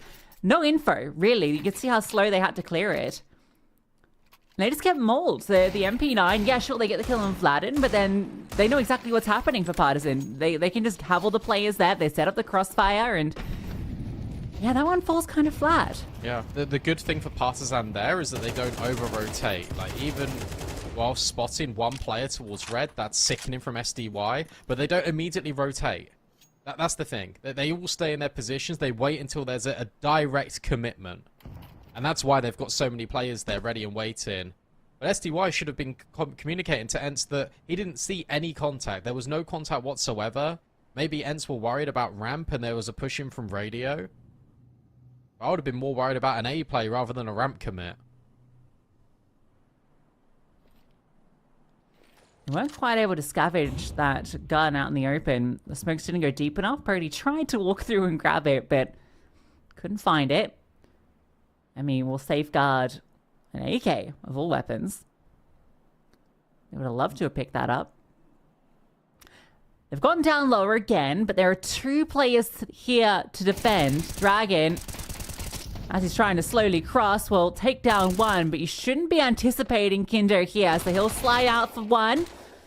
Emmy's ready for the drop from main. And Pody actually doesn't go for the re-swing to try and trade. Instead, very separated. Oh, he stepped. Oh, that's kind of ruined the whole play. I think he wanted to go up the vents. Pody alleviates some pressure. The bomb is stuck at single. That's also an issue. With the AK in hand, with Glaive running down loudly. What? Can't believe he gets that kill. Vlad knew exactly what was happening. And now it falls down to this SMG. Not sticking it. Glaive reads it. Worried for a second. Has to swing out. Emmy plays that to perfection. A 1v2. IGL on IGL. Both of them just running into the fray. Yeah, but both of them shouldn't have been put in that scenario. Ents craft it really well. Pony gets an important kill towards single door after the player dropped off site and goes searching in Kindo. And then the fact that Glaive's able to deal with Vladden, really cool 1v2, because you put the pressure on because it's not planted for Glaive. You just think, oh no, he's sticking. If he's got a kit, it's over. And he forces the play out of Glaive. A lot of damage inflicted in that round, but Partisan will get away with it. A half investment now for Ents as they look to do even more economic damage. Bomb plant would be fantastic, but it's whether they can get to that stage. Break on the smoke, SDY halted in his progression down secret. Will finally make it. There's a lot of players crossing on the other end of the smoke. They're trying to overwhelm Collins in main. Yeah, SDY just fakes the drop down as well in case there's a player back in garage who could hear it. Nice flashbang. Collins is overwhelmed. Now the pressure onto Emmy. Slides back to CT vent. He's going to get split on from 2 angles. 2 players in heaven to try and support, but he's still the one that's stepping up. Took that ancient game personally, it feels. Sure, M4 to be picked up. SDY's in heaven. Both those players drop down on the site, so yeah, SDY, he will not be anticipated. But he might have missed the timing. Oh, this is weird. Yeah, Kindo's aware of it now. If he'd gone a little earlier, he might have been able to catch a player. Still a little scary for this AWP. Yeah, not anticipating. Kaspersky sliding through. Emmy still holding on. Doing everything he can for his team and then some. Run down. But he still found another kill onto Glaive. SDY in the clutch. Picks up the bomb. Distraction from heaven. All to bait in Vladden. SDY's aware. Oh, the drop down straight into Vladden. Vladden's everything in that round. Because he started secret, he's relaying all that info, and that's why Kindo then is prepared for heaven. You can see that Dragon's considering that there could have been a ramp time in. So whether or not it was SDY as the lower player, because he faked the drop and then didn't commit, Vladden's like, no one's here. No one is here whatsoever. There's a bit of frustration there for SDY as well in the player cam. So many of these rounds have been close, but have not been collected by Ents as they were in Ancient. This time the clutches are going in favor of Partisan, and this is going to be a bit faster. Straight through, in towards A. SDY will at least trade, but they're getting stuck on each other. A break in the main smoke will only favor Ents. They're out A. Yeah, the break in the main smoke is just all the attention now put onto main, so nothing for Collins to do behind that. Oh, great Molotov. Actually disrupts the bomb going down. Forces 2 players out of position. Will that delay give them something to work with? Oh, Heaven Smoke missed. So did the flash. Missed. Nothing's going right. Dragon needs this kill. Doesn't get it. And I think that with that, it's round over. You can't get by in towards heaven. You got to save now because money's still tight. Wearing thin for Partisan. So a fast burst out A will give Ents their second. Yeah, just the one player on... in fact... no one on site itself, sorry. Emmy started in main. I don't think anyone was present on the site. So when Emmy goes down, Collins feels the need to try and alleviate something and find a frag back to at least set up a potential retake. So he blows that smoke and 2 players watching on the other side. Interesting, they only started 1 player on the site, and even then, not really on the site. I guess because it's been such an outside focus from Ents. Partisan, we were watching from Ents' POV, but perhaps they were leaning a bit more heavily to deal with that.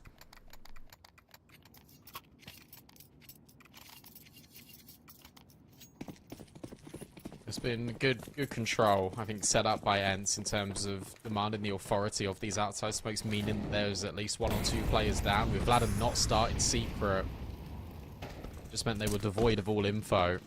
Now, Vladden's the one that started outside. A break on this smoke will reveal SDY. So he's caught. AWP punished. Glaive expects another. And Glaive rips scalps on ramp. And now creates a new pathway for his team. Outside didn't work, no worries. We can go through ramp. Yeah, nice and decisive. There's a player lower, but not in a position to disrupt. Over at single door. Just the Desert Eagle. Oh, slide out. Can't hit the headshot. So again, Vladin will look to save. Emmy will safeguard him. Yeah, you got to try and clear out deep outside, and you got to find your way to get in towards radio, maybe to get an orb. Or you can just grab the SDY AK. That works too. Being hunted. There goes the M4. Not quite the AK. Emmy will at least get out alive, but I think Ents will be happy with that. Or maybe Glaive isn't. He is really wanting to hunt and punish Emmy, who has now dropped a defensive smoke and is hiding. He's scared and cowering for his life. Emmy really hit the DMs during these maps.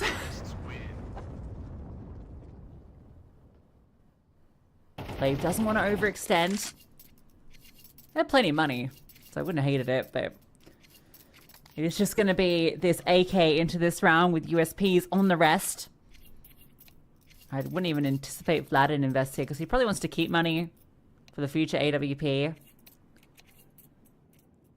So we might have a little tech. Yeah, Partisan call for it.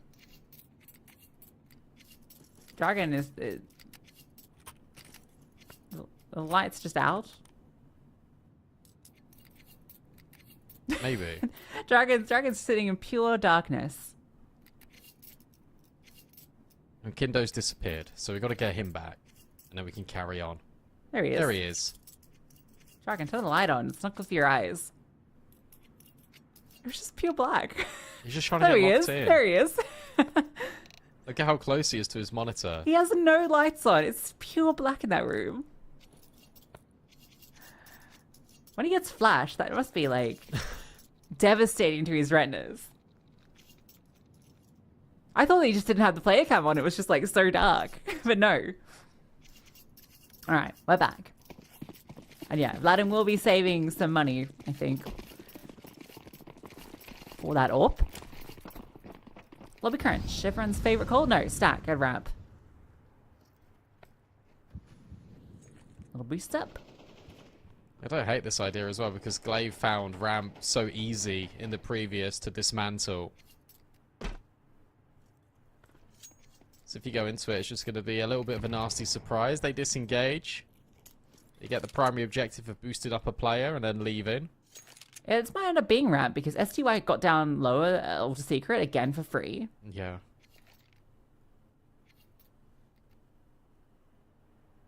This could be dangerous. Where's the AK at? That's the key element. Where is Emmy? I think he's in heaven. If he's on the A side on floor, it's a little hard of him to get involved. He is. Okay. If it's an A hit, he is in the right place. It's a ramp fake. It's a ramp fake into an A play. Okay. Emmy. Tucked in the CT vent. What can he achieve? Nothing. Round done. Yeah.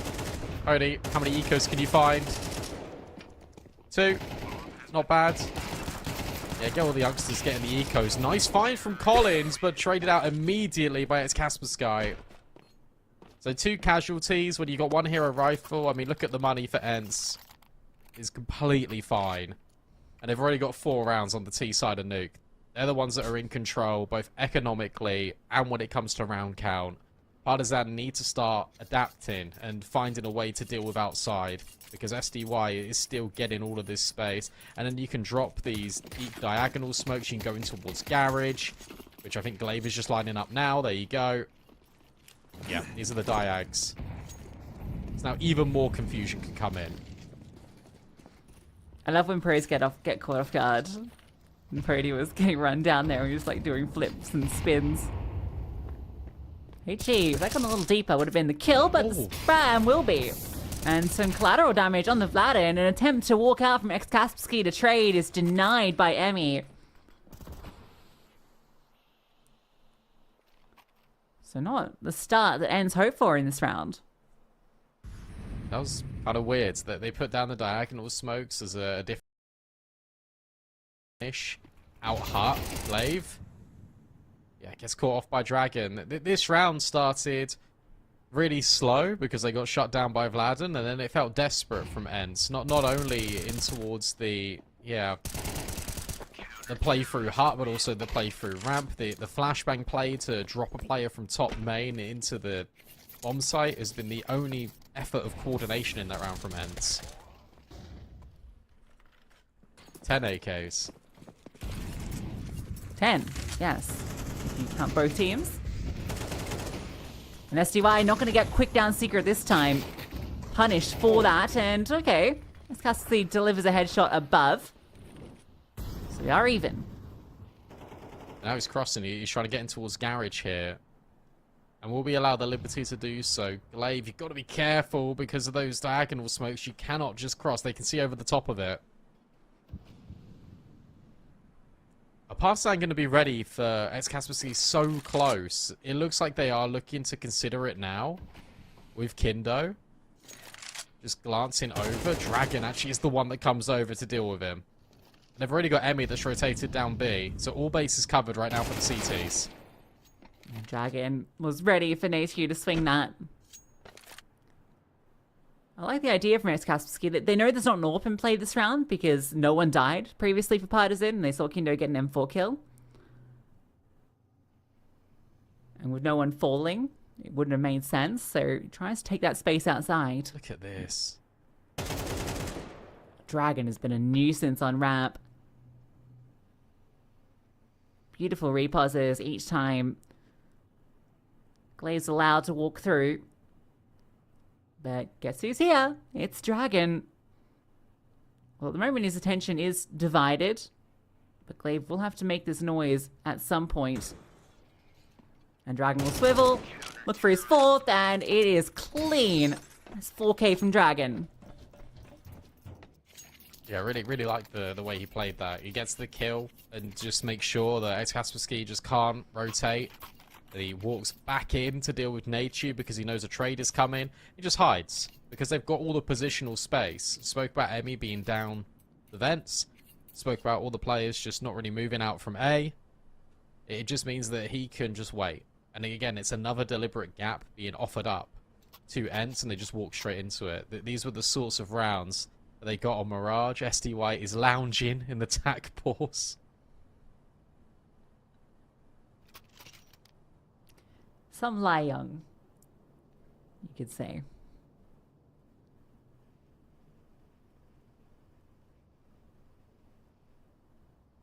I didn't lie with you? Okay, fair enough. I didn't really hear what the first bit was. Some lie young. Oh. Like, instead of some, because he's lounging, he's lying. I think your mic cut out because all I heard was young.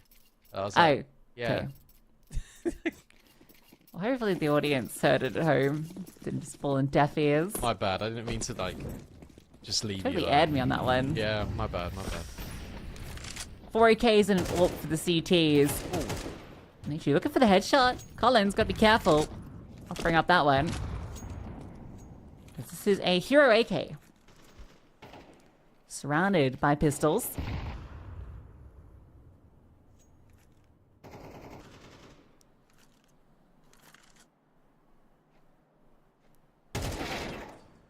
Oh, and anticipating the boost. Nature gets dinked. It's only for a little bit of damage. Glaive is really patiently waiting for anyone to push lobby. But Vladen's on the rafters. You got Emmy that is diligently watching for this main cross. Deep outside as well being adopted. These are the rounds I like from Partisan, where they're just giving Ents absolutely nothing to work with. But that one smoke on Unbreakable does mean that they can cross through. And it will finally be one of these just full B commitments. And Partisan don't know currently. They need to get a rotate down here. They'll find out soon. The man tasked with the job is Dragon. With Collins by his side, the two of them set up a deadly crossfire. Just the one frag found. Oh, how did Glaive get there? Well, scoops up the bomb. A tap on it for the swing. And he'll get that kill, but run down by Emmy. So, in fact, makes it a bit more costly than it looked like at first. They lose some of those AKs they love to hold on to. The round is Partisans. From a hero AK and just all Glocks to get 3 kills and nearly the bomb down in that situation is pretty good. Just walk down ramp. I guess because he saw the 2 players were focused on the site, that there was that gap. Sneaky. SDY reduced to a Mac 10, but everyone else has got their weapon. Pody not really been AWPing, hasn't really had the economics to do so. And outside again, and Glaive, this time, will remove Kindo, who has not been finding the same amount of success he was doing in this series so far. Well, the good news is the riflers have stepped up. That's true. It's just about having that cake and eating it. Look at this double rotate immediately down B. Yeah, Emmy's already here. It's been such a common approach for Ents to go down secret in these last few rounds. Dragon in control, Emmy in towards single. He'll drop some util, and this should bait Dragon in nicely. Oh, drive-by from SDY attempted. Can't convert it. Collins catches Glaive. They were ahead of the rotations, and nothing to be found. From an opening kill to nothing following up, Nature has everything to do. He's pulled off a 1v4 already today, but this one looking like it's an impossibility. Dragon just walks around and puts it in. Yeah, I really like this from Partisan, but also Ents just aren't having variety. As you say, that they keep getting secret control, and as a result, Partisan are like, okay, we'll just start down 2B, because the only time they've got relatively close to a bomb site in the last few rounds has been when they've gone B. And Vladden's controlled on the vent rotate, just make sure that no one can go and reliably backstab him before he drops. The 7th, and potentially even an 8th. Look what they're working with, 4 Mac 10s out of ends. Will 4 be enough on this T side?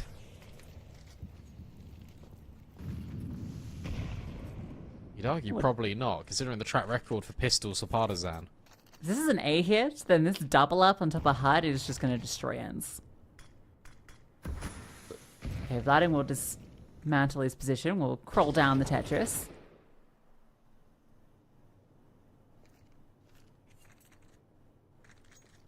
This is going to be an A hit from all looks. Kindo in heaven. Oh, they both drop 2 down. players. Oh, they want to go for info. They walk through. Spotted. Oh, nice from Vladden. Escassi tries to catch off the push. Now they know Vladden's still around. But a smoke lands on the door. Kindo's here. Plenty of players. Glaive needs to find it out. And it looks like Ramp might be that space. But remember, Dragon is here with the secondary AWP, and he misses his chance. If he'd had the rifle, it might have been a different outcome. But now there's plenty of space for the T's to work. They're going back. Oh, no. They're trying to fake this out, and Vladden's in a really good spot. Kindo did drop, but Vladden gets the kill and the bomb, and then rotates, can come straight up the vent. Glaive's in heaven. So is Nachu. How on earth do you get this bomb? Pody's in secret. Oh, this is so weird. They have to walk through. Vladden can just lock them out. One man puts up the wall, and Ents cannot break it down. Pody in the 1v2, but there's no time. He has to make sure he goes down. Doesn't matter. It's an 8-4 half. That's the end. What a way for it to peter out. If they'd made the right call, they had the space. That's the and ace. they go back into Vladden. The ace for Vladden as well. You're right. They had the space. They had the out. But it actually wasn't an out. It was an overcomplication for Glaive. He really tried to work it into something it shouldn't have been. If everyone just goes ramp, they get the kill on Dragon, they just go down, they can plant the bomb, they can set up an afterplant. Instead, Glaive tries to get tricky with it, and instead walks into Vladden, and they give him an ace. An 8-4 half, Partisan. You got to remember about the VRS. This is a really important game when it comes to the head-to-heads. And more prize money will just mean better Valve standing. Number 22 on the VRS is the predicted landing spot for the winner of this, which is a jumping of close to 10 ranks for each of them. Fast into A. Emmy clean on it. Dragon ready for that swing from Pody. Glaive got one. It's player advantage.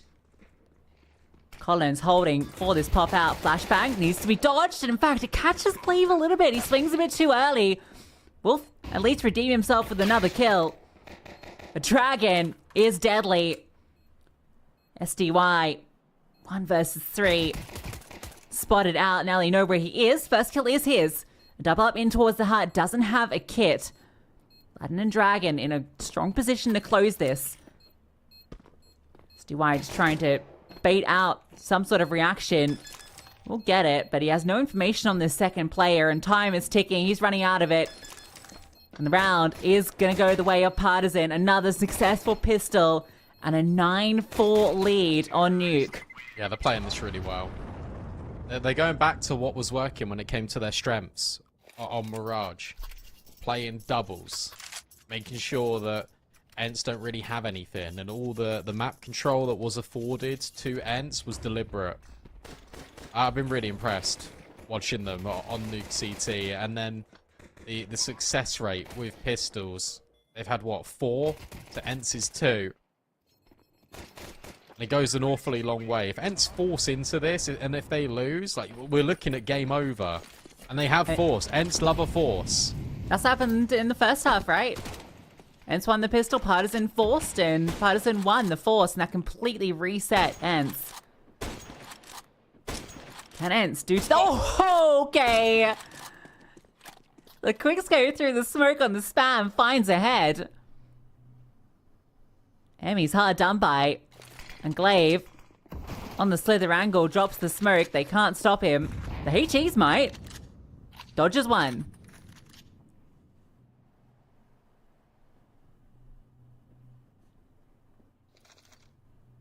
Where'd you go? Maybe into main?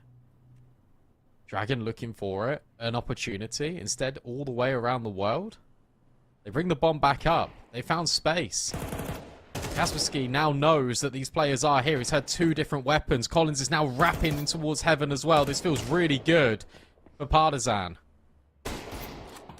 Pody hits a tag though. Dragon in trouble and removed. Nice little wall bang. Here comes that scaling. The tag again. But at least Aladdin's able to remove SDY. Still a player in towards CT. Van Glaive flies up. This is all a distraction. So they overlook Natsu, who swings out, and it's on to Collins. The 1 versus 1. Bomb not in his grasp, and Kaspersky swings out. The force buy back through for Ents finds success. That was messy. That was really messy, but Pody's controlled in all of it. The fact that he's able to get 2 kills. First one, he doesn't know too much about. Second one, calculated. Just a tag through main.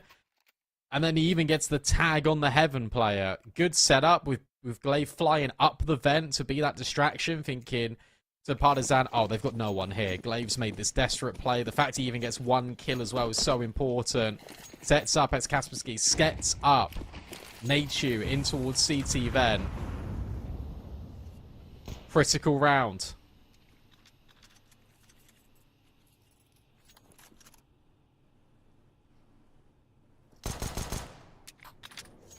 One AK on Kindo, who's been known to get these openings so consistently, but has been absent. Maybe you give it to Vladden. Maybe you give it to even Emmy. I'm surprised Dragon actually wasn't granted it. Yeah, that's true as well. Given he is such an aggro player on the T side. It's not so egregious as when, like, Snacks used to have the AK over Nico, and you'd be like, come on, man. Oh, yeah, it's fine. Oh. Okay, well, he doesn't need the AK. Hits the D. Get one now. It's going to be scavenged. Lights out of Vladden. Beautiful. 2-player advantage. 2 are low. They're going into Glaive. Glaive needs to live. He needs to get the early warning that they're here. And then he needs to stay alive. This angle is very committed, though. They swing. Glaive gets 2. Maybe that's enough. Well, the Collins kill's a freebie. He had 10 HP. The second is huge. Gives a chance. SDY holding for a cross. Oh. She was in the vent, I think. So they're going to come up the vent, but Nature's here. A swing. Ready. He doubles up, runs out of ammo. Vladin will pick up the bomb. He's Time, low. time, time. It's not there. Wow. Nature wins it. Yeah, Vladin's frustrated. These are chaotic. These are chaotic rounds in which Ents are actually able to win. Yeah, this is from the round before. But you come into this, it's a 5v3. Because you get this kill, and then a punishment of overextension from Poddy. A 5v3 that turns into a 1v1 with no time. Partisan think Ents have over-rotated. Vladin had walked out on the bomb site initially. Guys, it's clear. Come up the vent. Nature was lying in wait. Really good reposition from Nature. The fact he gets 2 kills. The fact that they are somewhat ready for it. But he's still able to get the multi with the MP9. Drops the bomb. Wins the round. So it's a hero AK now for Vladin. They're going to force in again. They know the money's low for Ents. That's a crazy round. Nature with an insane amount of impact. He was in the vent as well at one point. Just came up at the perfect time to slide around that corner.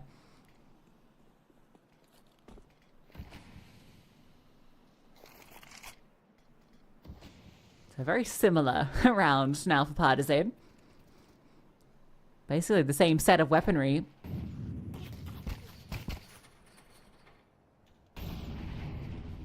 Again, Collins brought down to very low HP, and again, Glaive ready to greet them. This time going to be met with a molly. So they have access to single, they have access to the vent if they want it. But you imagine they're just going to commit down B now. Yeah, everyone through decon. Dragon will catch Glaive again. What can you do? What a peek. It's an M4 gifted to Dragon and all the space. Bomb to be planted. Some space allowed. Exactly. That's a huge kill. That gives them away into this retake. Vladin needs this fight. He will win it out. 1-for-1 over towards the ramp. Collins starting back and forth. SDY kept at bay. And Pody beat the disruptor in the back lines. No molly for Dark. SDY looks to sling and clear. Emmy has to come in clutch. Bomb is planted in the corner. Astralis for him. The smoke goes onto it.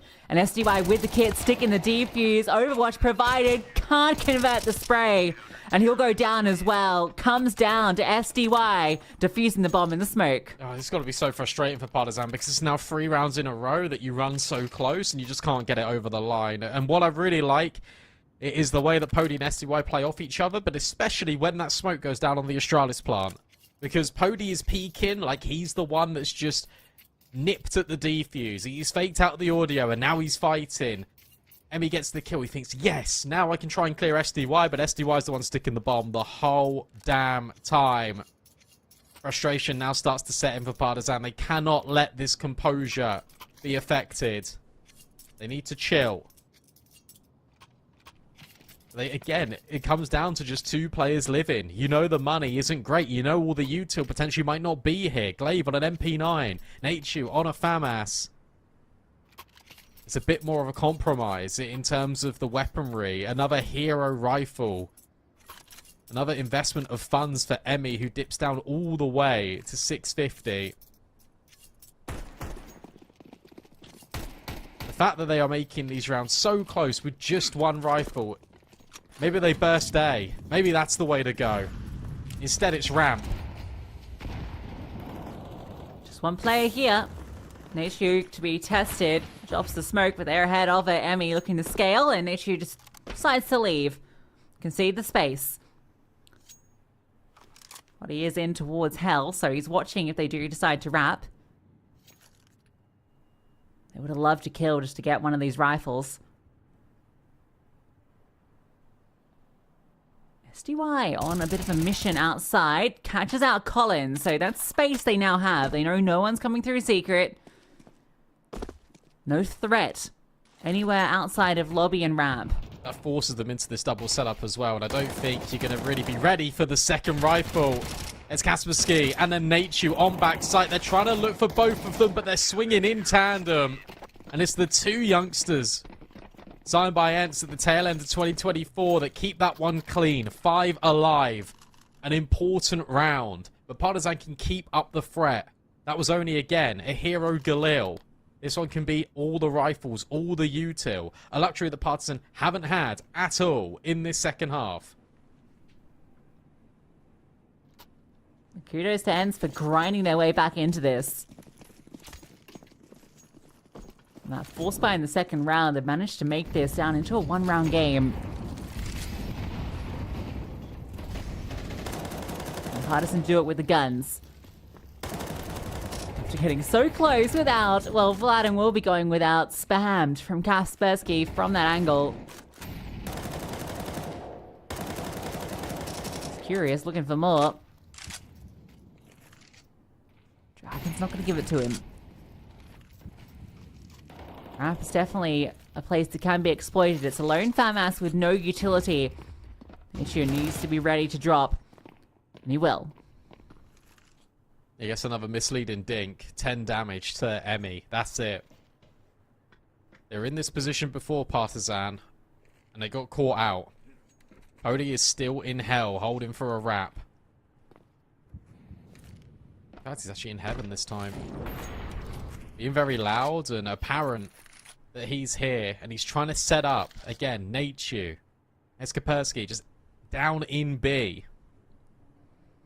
They've got no smokes. There's one nade. That's it, and they're gonna need help in a sec. Rotations need to be fast and on the way. Can Partizan break through? They couldn't with the pistols. Got absolutely dismantled, but now with the rifles, with a bit more utility, a good chance. Similar angles being held. Nachu looking for the headshot line against Collins. And he's looking to scale out first. The smoke deployed, but Collins gets that first frag out in the open. Kaspersky only good for one.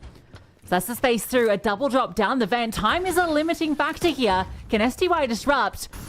Doesn't look like it. Emmy provides overwatch at the door and gets the kill. Pody and Glaive, though, find kill a piece. And Emmy on low HP.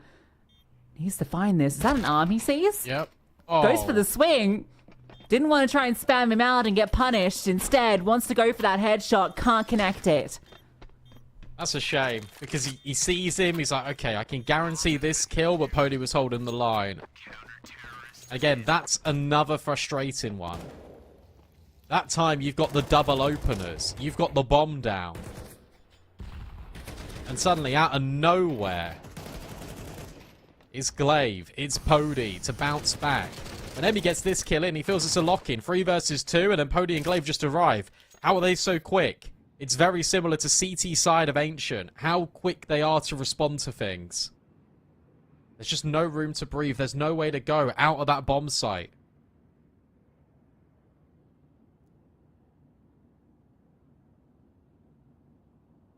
Another tech pause, a break in the play. And maybe a break in the play will help out Partizan.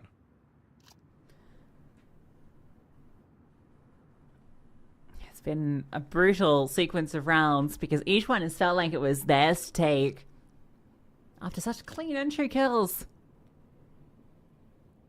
But I think in that round, it was very reminiscent of Ancient in terms of not allowing any comfort. On Ancient, it was even just denying the bomb before it gets down. This one, it's a few seconds after that they spring into action, but they don't allow these Partizan players to get into comfortable post-plant positions. So proactive. 9-9 from what looked like Partizan's position to take this map with relative ease after getting the pistol. Now feels like Ents are in firm control.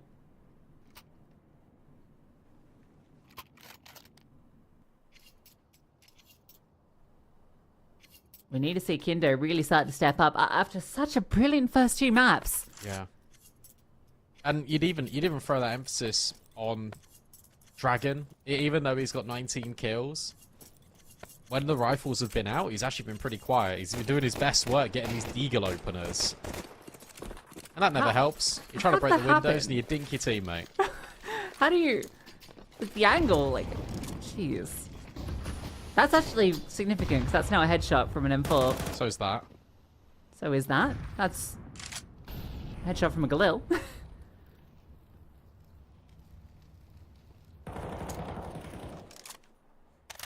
It's where a nice little HE through the windows could do some damage. A reminder as well that this was 8-4. Partisan have won 1 round on this T side, and it was the pistol. Of all things, it was the pistol. Break on the smoke. Oh, he doesn't peek. Worried about it. So if I just get full outside control, we can wrap Heaven, and so you'd imagine the response is to take lobby. So Glaive will start to move forward, and there is no one in lobby. It's a very passive hold from the roof. You have got a player holding Heaven. Well, you did. Where's Nietzsche gone? Okay, they investigated into like close lobby and didn't see much. Escasby has taken all of Squeaky. Ooh, There's the AWP. Big kill. But traded. Vladen, who was set up to hold for this, has now been dealt with. Glaive is still on a further angle you might not expect, but Emmy hits the shot. Spam is good onto Emmy. Collins is still up Heaven. 3 versus 3 bombs down. Yeah, I planned for Heaven as well. How do you get him out of there? Especially because it's the AWP player that has to do it. Purdy has no utility to disrupt. Kindo's off angle does find success. Look at the HP. So low on all of them. Everyone has been grazed. The wall bang not connecting. The AWP trying. And if one of those shots connected, that'd be the go signal. But it looks even bruised and battered that Partisan will walk away with the round. Prote's going to do some damage. Wait. Oh my god. He could have ninja'd it. I thought he was going to. Instead, it's just exits, and a lot of them. Yeah, Kindo's dead. Yeah, no one's going to live. So, weirdly, a good round because Partisan are actually able to get one. Despite how low they were, but also a kind of a bad round because they all die. They have to take a pause now because they need to guarantee something. They've not had a proper buy this entire half. No, it's been awful. Like it's been so horrible to watch from like their point of view. That's the first time they had anything.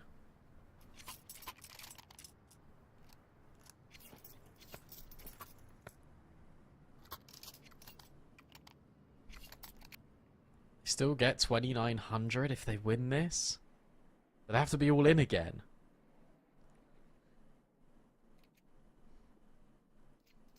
This needs to be back-to-back. It needs to be. Yeah, and that would be crushing for Ents too. They'll only get 1,900, which won't be enough for a proper investment. So this round has so much weight on it.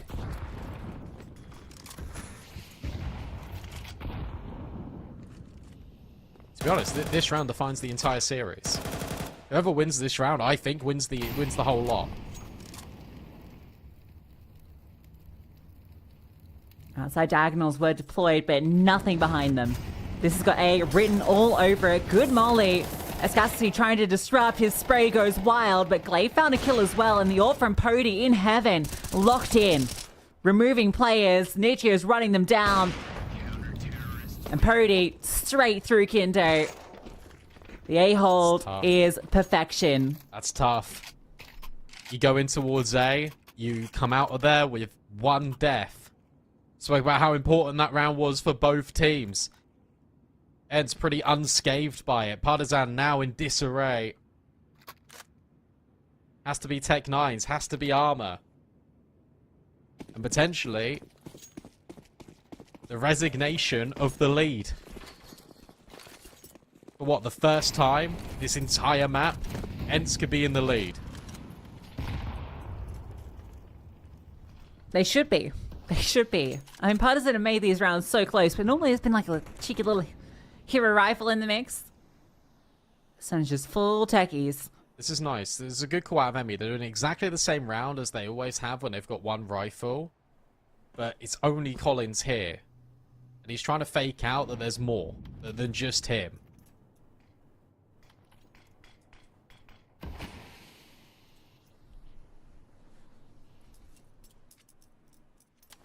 What's the end game here?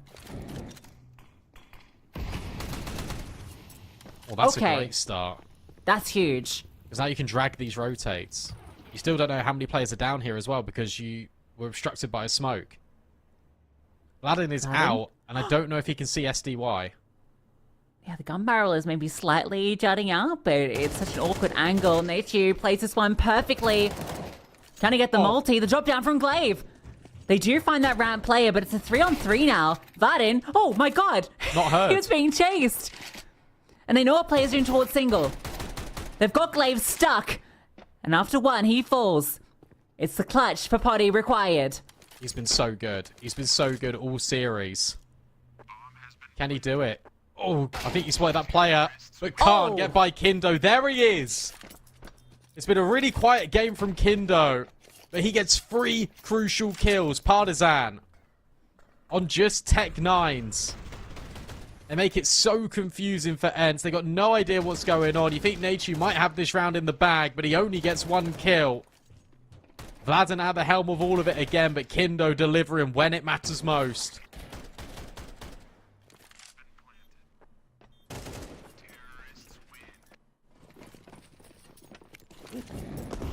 Kindo had been such a standout on those first 2 maps. Finally coming alive in late stages. Oh, walk through the smoke, Emmy. Beautiful opening kill. Dragon just about survives that onslaught.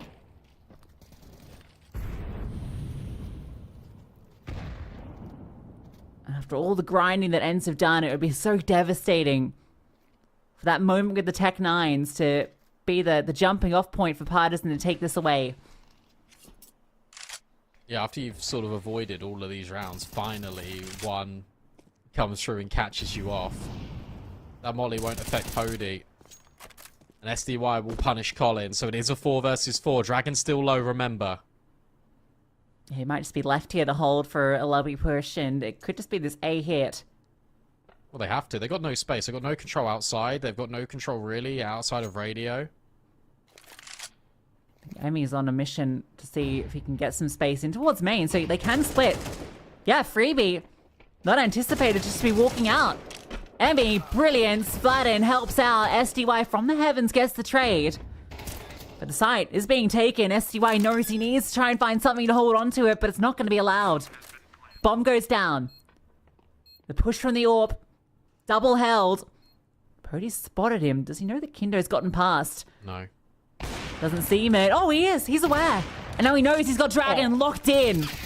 Has to be Vladin. A swing through the hut. Gets that first kill. They know SDY was in heaven. And he drops out onto the bomb. Vladin swings. SDY able to collect a triple. Answer not done yet. Yeah, and Vladin's angry. That's exceptional from Pody. He must have seen the second player, just caught a glimpse of him.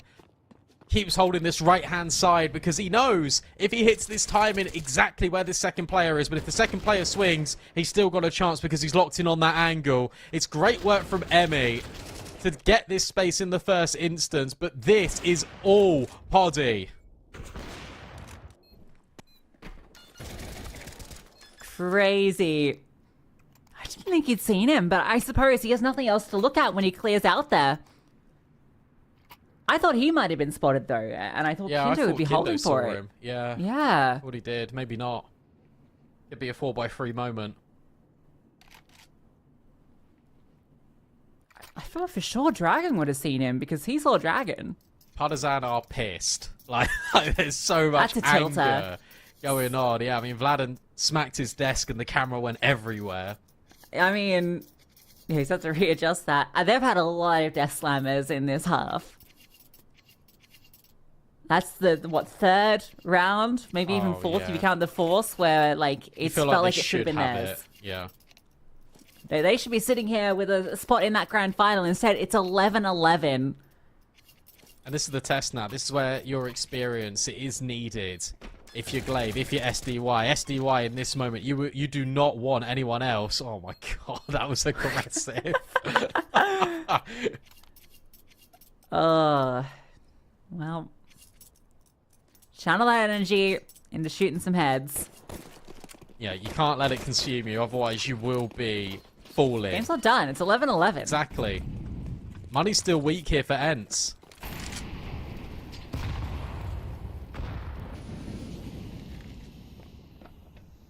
In a round in which Partisan did find the opening kill, it just didn't go their way. And Pody's still got his AWP. Nades dropped, but nothing further behind them. No deep space outside either for Ents, so they don't really know what's going on.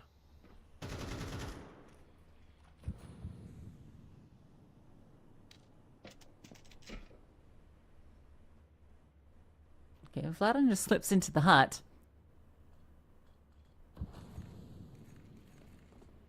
Nice little angle to occupy early. So you're only a threat if someone walks along the rafters, which you wouldn't anticipate they would be doing. So it's Pody with the AWP down secret. So now even more pressure is applied to this area of the map where Pody, you feel like he needs to hit this kill and then get out. But no one has been this aggressive. That is electric from Pody. What a flick. The drop down intentionally to disrupt and catch a player off who's holding an angle like that. But he's been undeniable on the AWP so far. Great molly. Beautiful. Emmy not anticipating that second player on top. When's Vladon activate? Oh, there we go. Now. Still drive-by damage from the drop down. SDY, speaking of dropping down in the backside, the swing out from the side, spray from Kindo collects. With 10 seconds left, needs to plant the bomb. He's got no time for it. A tap on it, but the round's done. And he'll go down. Series point for Ents. One round away from the grand final. And they'll tell you what, they needed that bomb plant, Partisan. They really needed it. Because that's the difference between AKs, armor, a bit of util, and nothing. Final pause. 30 seconds for Ents to communicate as well. If we've got a replay of that Pody shot, please wheel it up, because that was insane.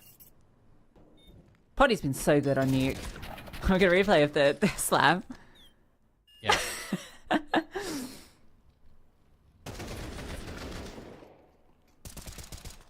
SDY gets 2 back here as well, by the way. Talk about a dependable pair of hands. The fact he's able to get that kill on Dragon.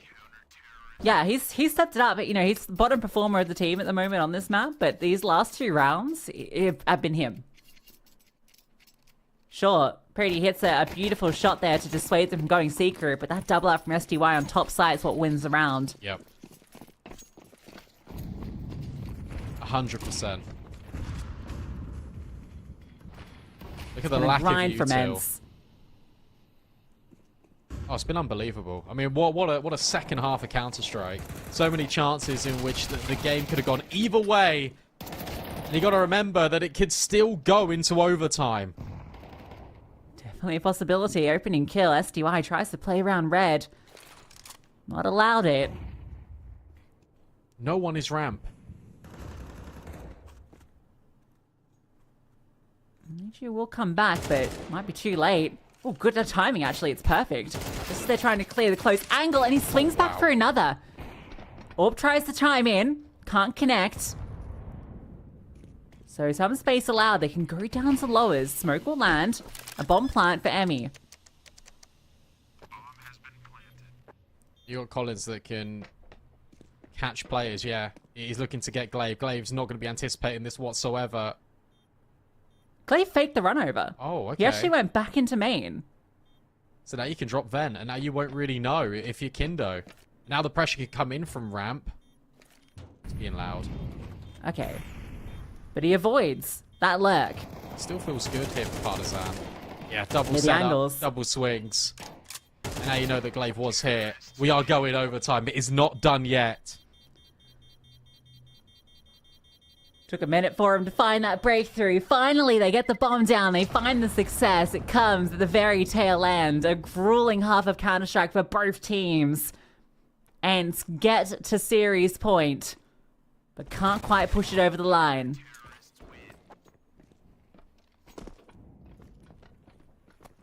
It feels like in this game as well, you just need one round on your T side in overtime as well. Any more feels like a guarantee that you're destined to win this map. Get your spot in the grand final. 500 probably looking at this as well and feeling quite happy because the amount of energy, the amount of exertion on both of these teams, it's an awful lot. If Partisan end up winning this, they then suddenly got to D-tilt as well. That'll be a level of relief. Oh, okay. Here's that HE being thrown and expecting a player to be holding for that smoke to be opened up. Pre-fire spam gets an opening kill. That's 2 that Partisan have found outside in consecutive rounds.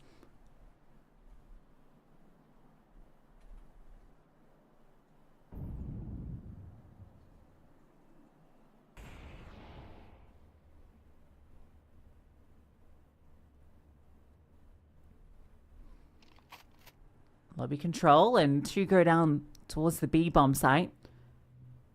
So ends evacuate upper and instead look to take space elsewhere. Dragon, not anticipating Glaive to be walking through, and you're definitely not ready for the AWP. Good setup. And he's still going into this double B as you mentioned. So there's no way through really. There's no smokes for Partisan. There's one flashbang. You open this door and HU. Lying in wait, cleared. And then the Dark player, SDY, you know about him now. And he's just going to get naded to oblivion. 3v2. Kindo on the angle, holding for Glaive and securing the kill. This is completely turned on its head. Yeah, the perfect setup's nothing if you can't hit the shots. And Partisan is certainly hitting all of theirs. Scope certainly heard. So nothing offered up. Emmy will scale upwards.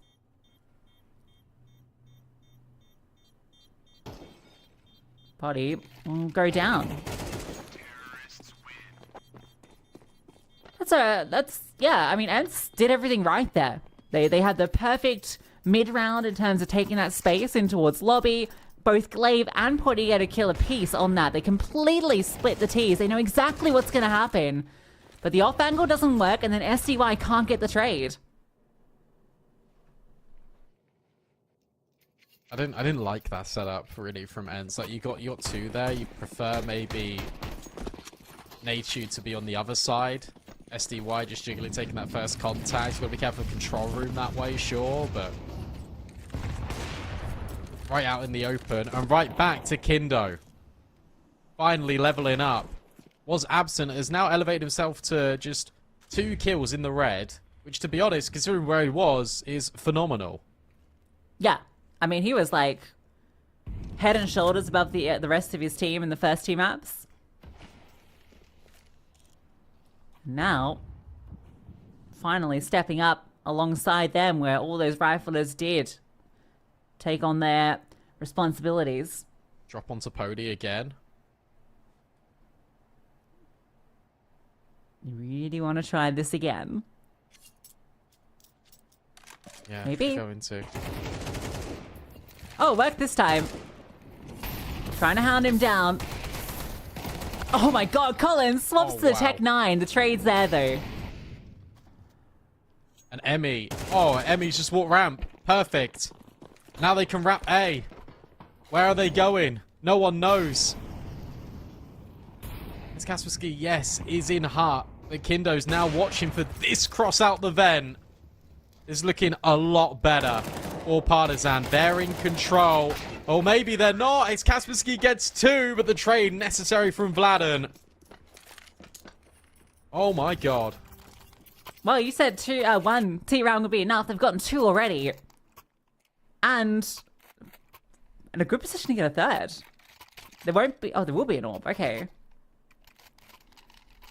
Means that SDY rocks the MP9.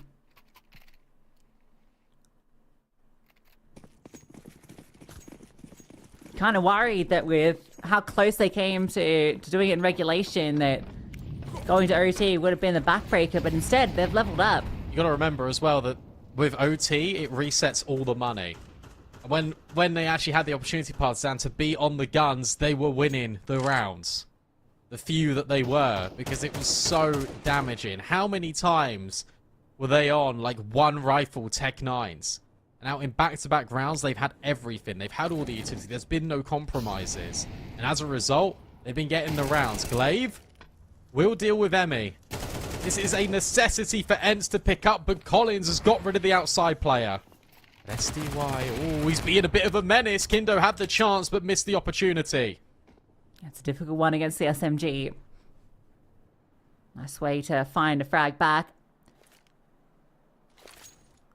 Collins has found success more often than not outside. He'll continue to roam. But they're fully aware of this gap towards heaven that he looks to slide into.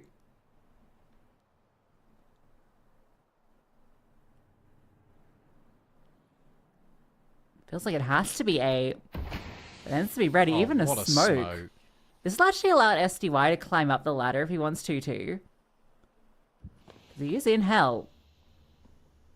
Yeah, he's going to walk through the smoke. This is really clever from SDY. That smoke is brilliant by design, and there's just nowhere to go. So Ents will get this one round. He's on me, he says. Yep, he knows. So clever. I mean, what a timing on that smoke. Laden will try, but can't get by SDY. He started the round pushing lobby. He ends it in heaven with a 3K. Said that was necessary for Ents, and it was. Finally have what they need. A CT side round. But with Partisan getting 2 in a game in which the attacking side has been so sparse, there's still every chance for them to qualify to the grand final. Yeah, there's 4 rounds for each team on the T side in regulation, and one of those for each team was pistol. Ents' semi-final curse comes back to haunt them. Still a chance to break it, but Partisan in the lead.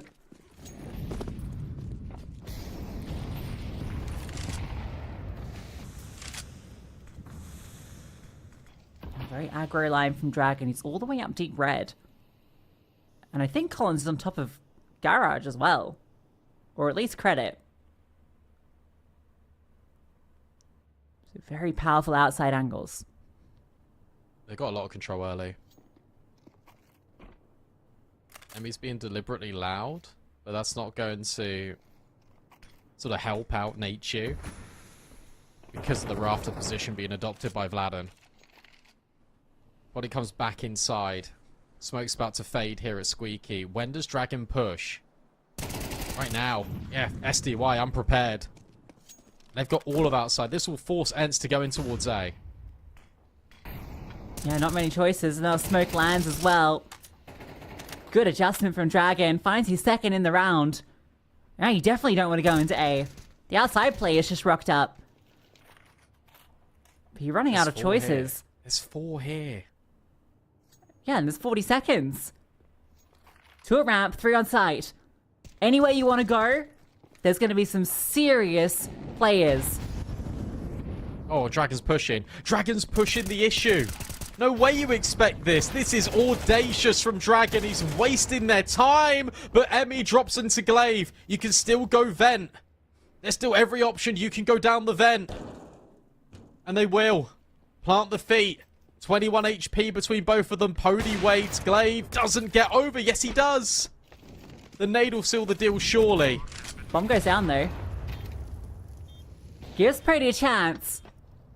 With 2 HP. Feels incredibly unlikely, but what a moment it would be if he could step up here. Vladen's got the timing. Yeah, Vladen's behind him. No opportunity to even get that clutch started. Series point confirmed for Partisan. 1 away from the grand final. Huge respect to them. I mean, huge respect to Dragon in this round. He gets 445 damage with 3 kills. But I mean, you are down, you are out, you are losing all of these rounds. You feel like you should be winning. It's frustrating. We've visibly seen that. And yet, they've kept composed enough to win every single round bar one in overtime. What a difference a few extra pennies makes. In a game you felt was slipping through your fingers, you've now regained both hands on the prize. The grand final, 500, lying in wait. And an opening kill found. This adjustment out of Collins is insane. Yeah, he's like, okay, I can't get the solo kill easily. I go for the red player. From a position where I felt like he was done for, he takes one down. Vladden sees the shadow, I think. I think he saw the shadow at heart. Vladden locked in, but has responsibility for door as well. And it's going to try out ramp. The orb is here. Kindo's found that form. He's resurged back to what we saw in Ancient and Mirage. Vladden's got the off angle. Oh, he swings. Oh dear. A lot of damage though. Oh, so Kaspersky expects there to be a player that's walked out main to go back in towards Garage, and he was right, but the timing was wrong. Emmy has made it. 45 seconds. Every single one of these fights right now that ends go into is a 1v1 until Emmy re-walks in towards main. Again, they've just worn down the clock to a position where their options dwindle. It's either ramp or the top side, and there's Kindo's three players. Yeah, so they go in ramp. Kindo rotated over. They really thought it was going to be this play. Nachu spots out Emmy. That is a sickening fadeaway. Vladden now just looking to help out. Will get the trade, but it's too late. The bomb has made it down. 3 versus 2. An afterplant is what Ents need to stay in. Right, Vladden gets the door quickly. Just blowing holes that he can look through. Kaspersky on low HP atop of the silo. I'm going to see if he can get a favorable fight. Vladden, oh, the flashbang. He was about to peek. He's aware of the position. Nice pre-fire. That's huge. Player in dark and on ramp to deal with. Purdy tucks in. No utility to flush him out, so they just have to clear these angles manually. But Vladden knows that there's only 2 places they can be. And a nice shot onto ramp. It's onto Purdy into the corner. Has a Molotov. A flash forward and the stick from the spray. Vladden collects it. And there's just enough time. Partisan win it, and they're into the grand finals. Unbelievable. I mean, unbelievable from Vladden. It's the individuals really stepping up when Partisan need them the most. That was grueling. Ents put them through their paces. But it's this sort of best of 3. It's this level of experience. You have to go through all of the emotions, and yet you can keep calm when it matters. Look at this retake out of Vladden. It is insane. And there is nothing that Ents can do about it apart from think, damn.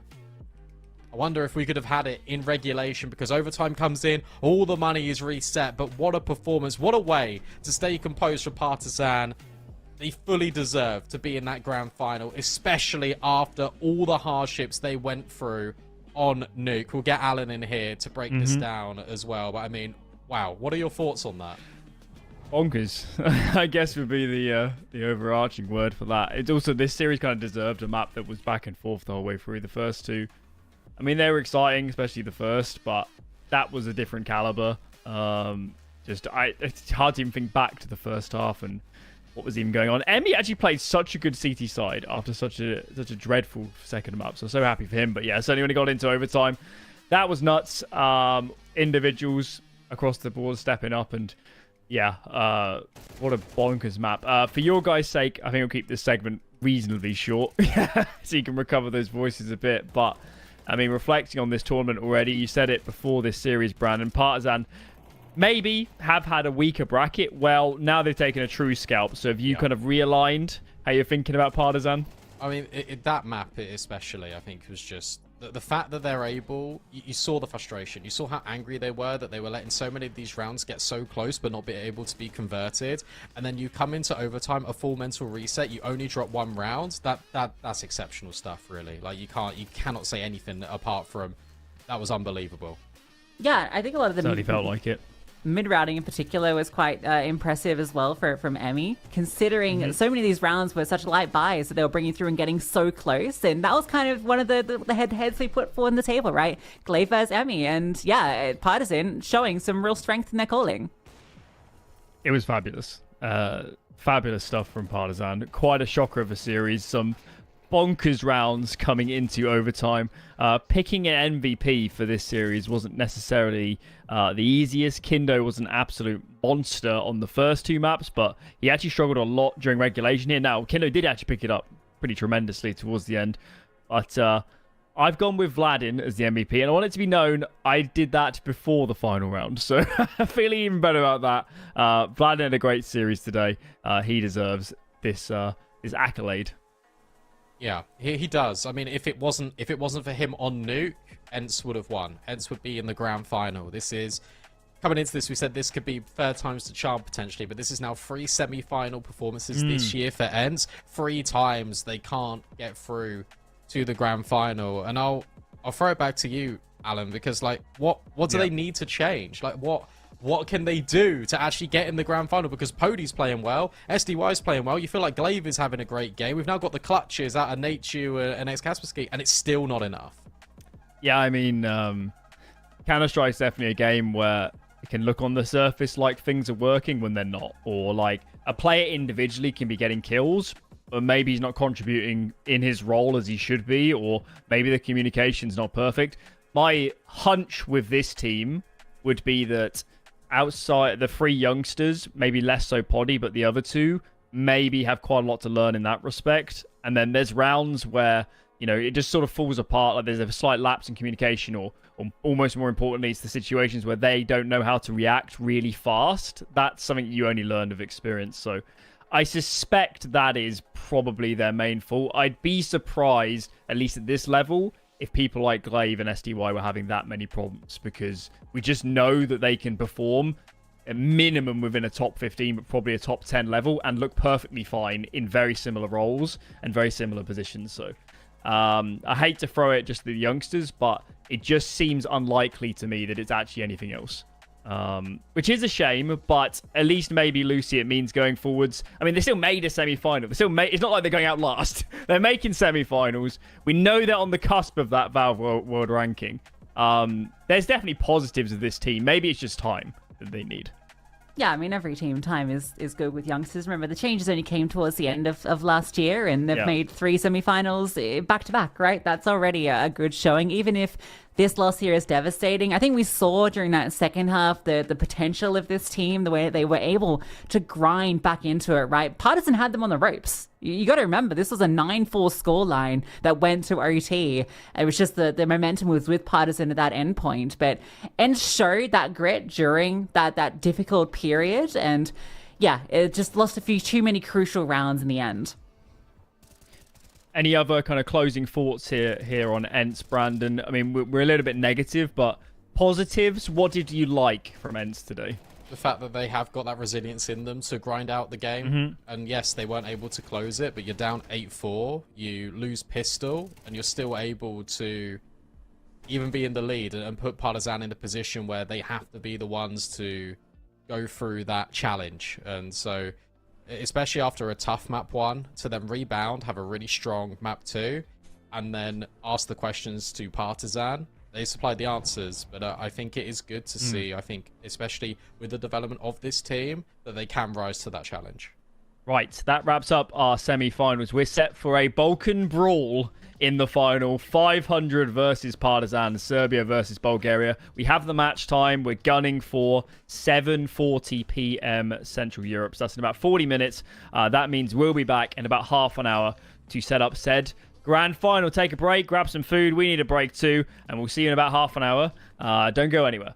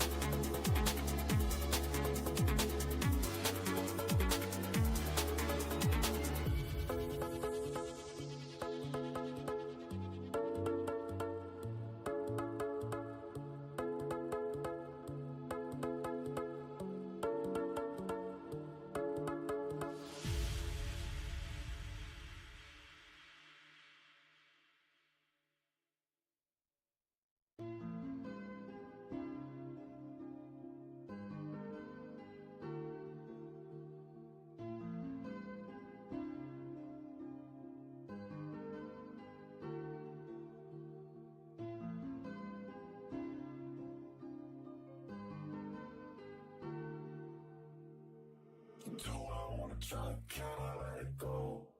We're running from the past, wanting to be sure. Chaos in my mind, constant deja vu. But every time, it comes back to you.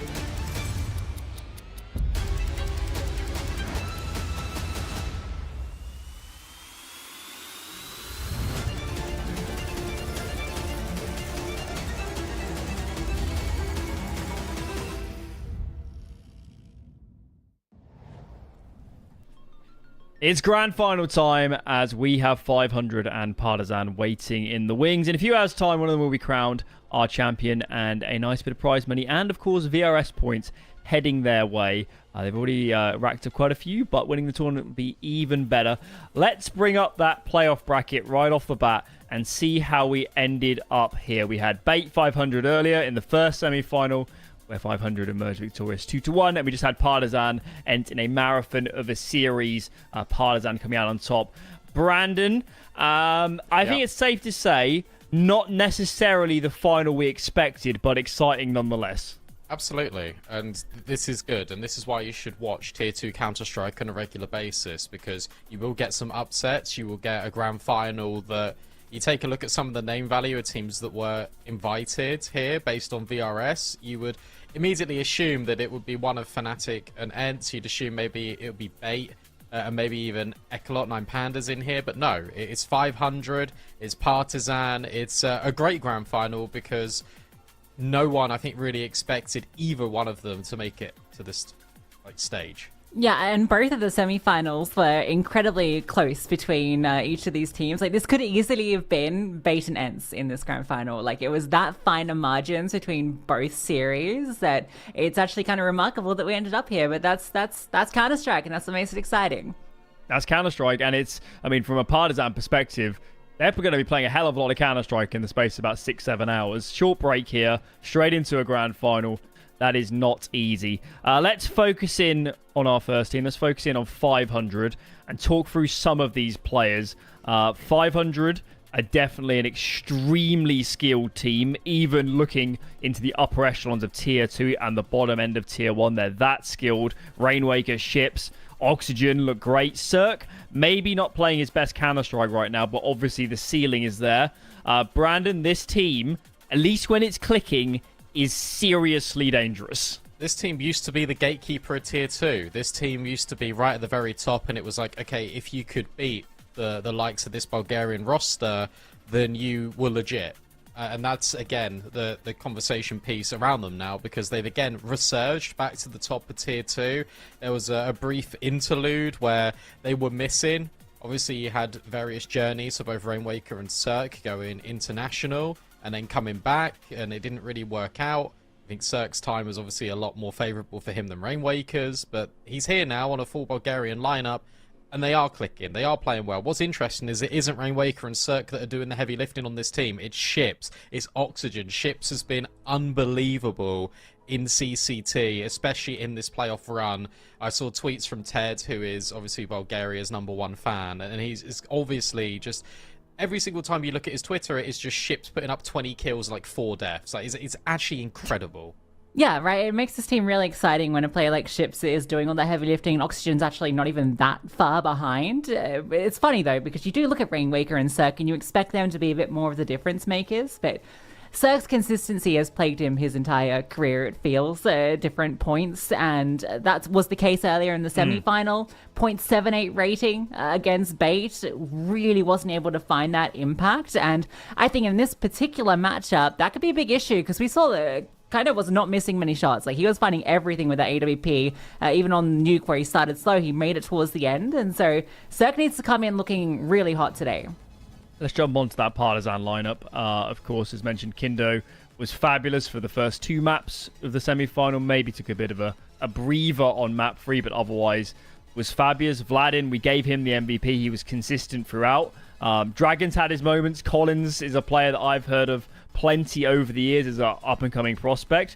This is another kind of sleeper lineup, isn't it, Brandon, where the floor of this team is raised a lot because all the individuals are strong. Yeah, mechanically, they go toe-to-toe with 500 quite nicely. I think that Lucy's bang on about the discrepancy of the AWPers, because when Cirque's on his day, he's unplayable. But then at the same time, Kindo was unplayable for 2/3 of that best of 3. So he's coming into this with the better form. Then you've got Vladin single-handedly winning Partisan Nuke, I feel like. Dragon was incredibly consistent in rounds that were needed to have impact in. He was there. And you look at the other two, Emmy called a brilliant game. It's set up to be a really good grand final, actually, and one in which it's actually pretty tough to call. Yeah, I think the thing for me, right, is what Alan illuminated earlier, right? The amount of Counter-Strike that Partisan have had to play today, at least for 500, they had a break, right? They could relax a bit. They had a long period they could watch Partisan playing out, and that was a very intense best of 3 for Partisan. Like, they have to reset very quickly coming off that nuke that went OT. They thought they'd lost. They were so frustrated and tilted, but they were able to bring it back, and it's just, can they get that reset in? And we talked about how they've got Choiv now as the coach, right, who has a lot of experience with some of these players. You know, is he able to then help them in that respect? You'd hope so, because grand finals on the line. Let's start thinking about kind of win conditions here for both teams. From my perspective, we've got Ships and Dragons on the screen here. I think 500 are the better team. I think they have the better players. I think they have more experienced players. I think they, as a unit, probably should be playing cleaner, more fundamentally sound Counter-Strike. If 500 plays at their average level, or at least what they're kind of, I'm not saying their top end, but at least, you know, a higher-ish end level where they're all clicking, I think they have quite a lot of advantages here, Brandon, that maybe could outclass Partisan. I think that's fair, but then you've also got moments, and we saw that from Partisan in the semi-final. You've got Dragon, you've got Kindo. How many opening kills were they getting? Even if 500 are playing sort of at their average level, it's going to be hard to do that in 4v5s continuously in every round. That was the thing I was most impressed with Partisan, is how consistent they were at finding opening kills. Yeah, even in the mid round on Nuke, we saw on that T side when they were grinding back through, that was actually really successful for them. They were able to outplay Glaive consistently. They were able to get into the bomb side, get the bomb down. We saw that in Ancient too, right, getting the bomb down. The problem was some of these post plants, right, where they'd find the space, they get into an advantage and being able to close it. That's where the ENCE was able to exploit them a little bit in some of those rounds. And that's where a team like 500, you feel, can even take that to the next level and will be a bit harder to get by in some of those situations. Let's bring up the veto. Both teams perma train, so there's definitely some scope here to float it. If I was these teams, Brandon, I think I'd probably lean towards banning away strong maps for my opponents. Yeah, you gotta float. And so Nuke is gone, Ancient is gone. I think that's a good move, especially because Partisan just got rolled on it by ENCE. Anubis comes in, it's a very strong map for 500. And the thing is, Partisan have got 100% win rate on Inferno, but 500 are very close. 500 are a very good Inferno team. And now with these permas out the way, 500 can go, okay, well, we don't want train anymore. It doesn't matter where we go. Mirage is still a favourable map for them. The map pool for 500 is very deep compared to Partisan, and you got to make sure that Inferno counts. Yeah, I guess the good thing for Partisan is they can remove Ancient, which obviously did have some serious issues for them, as we saw versus ENCE. But the question is, how good is the Anubis going to be against 500's Anubis? It does feel like a lot is hinging on this Inferno for Partisan. Otherwise, you do kind of feel like 500 have the advantage in the veto, whichever way you slice it. It's an interesting veto because if they didn't have the opportunity to float train and then ban the best maps, we would probably be set for almost certain free map series. Yeah. But you kind of remove them. We're in a much more of a middle ground. That said, though, 500 have got to look at this veto and say, there are no excuses if we don't win this grand final. We've got 3 maps we like. We've got a bit more of a rest from the semis. We know we're in good form, just beating maybe the favourites in bait earlier today. They should be confident, Brandon, I think, going into this. And historically, right, these two teams have played each other so much over the course of CS2 and CSGO. I mean, if you look on HLTV, these guys were playing under different orgs back in 2021. And always, it has been 500 coming out on top. So you take a look at that and you think, okay, well, we've got historical bias on our side now as well. For VRS, it matters a lot more for 500 as well to win this. They will jump 5 places in VRS. They'll go up to 29th. If Partisan, again, if they lose this, they'll drop down to 26th. So both of these teams are on the cusp of receiving these top-tier invites. So it isn't just the accolade of winning a CCT series. It's what it does for the immediate future for both orgs. I feel like Partisan did the hardest job, which was beating ENCE earlier, right? That was the one that had the most significant impact on their future. And now it's kind of like a cherry on top if they can take down 500 here. But for 500, yeah, you give them the advantage in this game and to take the whole thing. But I think the pressure is a lot more on them versus Partisan. Because we spoke about for 500 that maybe Cirque's a player who, if he did show up a little bit more, could change this game or the way it's headed. From the Partisan perspective, is there a player that could show up today, maybe more so than they did earlier, and play spoiler in this grand final? It's got to be Vladen. It's got to be Vladen over all of these maps, because you know we're going to get out of Dragon. You know we're going to get out of Kindo to a certain extent. Vladen was that difference maker. It would be ENCE. We'd be talking about ENCE if it wasn't Vladen on Nuke. So if Vladen, we know what he can perform. We speak about him in a high regard because of how good he is. He needs to go and show it again. Yeah, I think also Colin's definitely worth a mention because he had a really solid nuke. I think he was a big part of what was able to push them through on that map. The amount of consistency he was able to get in outside control and finding opening kills there on the T side. He's another piece that you look at to be playing alongside and capitalizing off the space that players like Dragon and Kinder are able to open up, because they've been really good at the openers. It's the closing that's the strugglesome bit. Do you think both teams have similar issues, actually? Both teams, for me, bizarrely just fall apart at times. I mean, we had Ted on earlier. He said maybe the comms are not always perfect for 500. These late rounds, we know both have been a little bit off kilter sometimes. We know there's the pressure of a grand final, and obviously with the VRS, the stakes only get bigger and bigger. These after plans and late rounds could be bonkers, guys, during this game, and determine so much. Yeah, they could be. I think it's weird, though, because I think I'd rather have 500, despite all the frantic comms, I think I'd rather have the 500 experience factor for the mid to close, and then I'd rather have Partisan for the openers. So if you could blend the two teams together, it'd be a perfect mix, really, wouldn't it? Quite possibly. We don't quite have the technology yet. Yeah, I think a good example of that issue you highlight was the Mirage game earlier for 500. They were up, 10-2 at the half, and it ended up being a 13-11 victory, right? Like, that was an absolute collapse from them on the T side. And, we can highlight similar situations with Partisan on Nuke, but not to that degree. And that does worry me. If 500 do kind of get behind, they won't be able to claw their way back in the way that we saw Partisan able to do. I assume we have a bit of a tech issue. We are a little bit delayed. Hopefully we'll get into game soon. Let's reflect, I guess, on the playoffs overall. If we can bring up that playoff bracket again, that would be great. And remind ourselves how we got here. Because we've spoken quite a lot about these semi-finals so far. But are there any standout results, maybe teams that went out early, guys, that you did expect to be here in this business end of the event? And I think a lot of people are looking at Spirit Academy, right? Like, there's so much that's heaped upon them in terms of praise. Obviously, Kiyosuke gets all of his roses, but that whole unit is a very exciting team to watch, and they're no strangers to deep runs at these playoffs. So for them to go out in the round of 16, I think was maybe a little surprising. Yeah, I think the thing with Spirit Academy is they rely. It's similar to Partisan, but Partisan have got ME, which is a big factor, but Spirit Academy rely a lot on their individuals, and they play fundamentally flawed CS at times, and they can get found out, I think, by better opposition. But you're right, I think going out in the round of 16 is definitely not what they were hoping for, but they were also playing in a LAN like the other day, and they won that one, so at least that's good for them.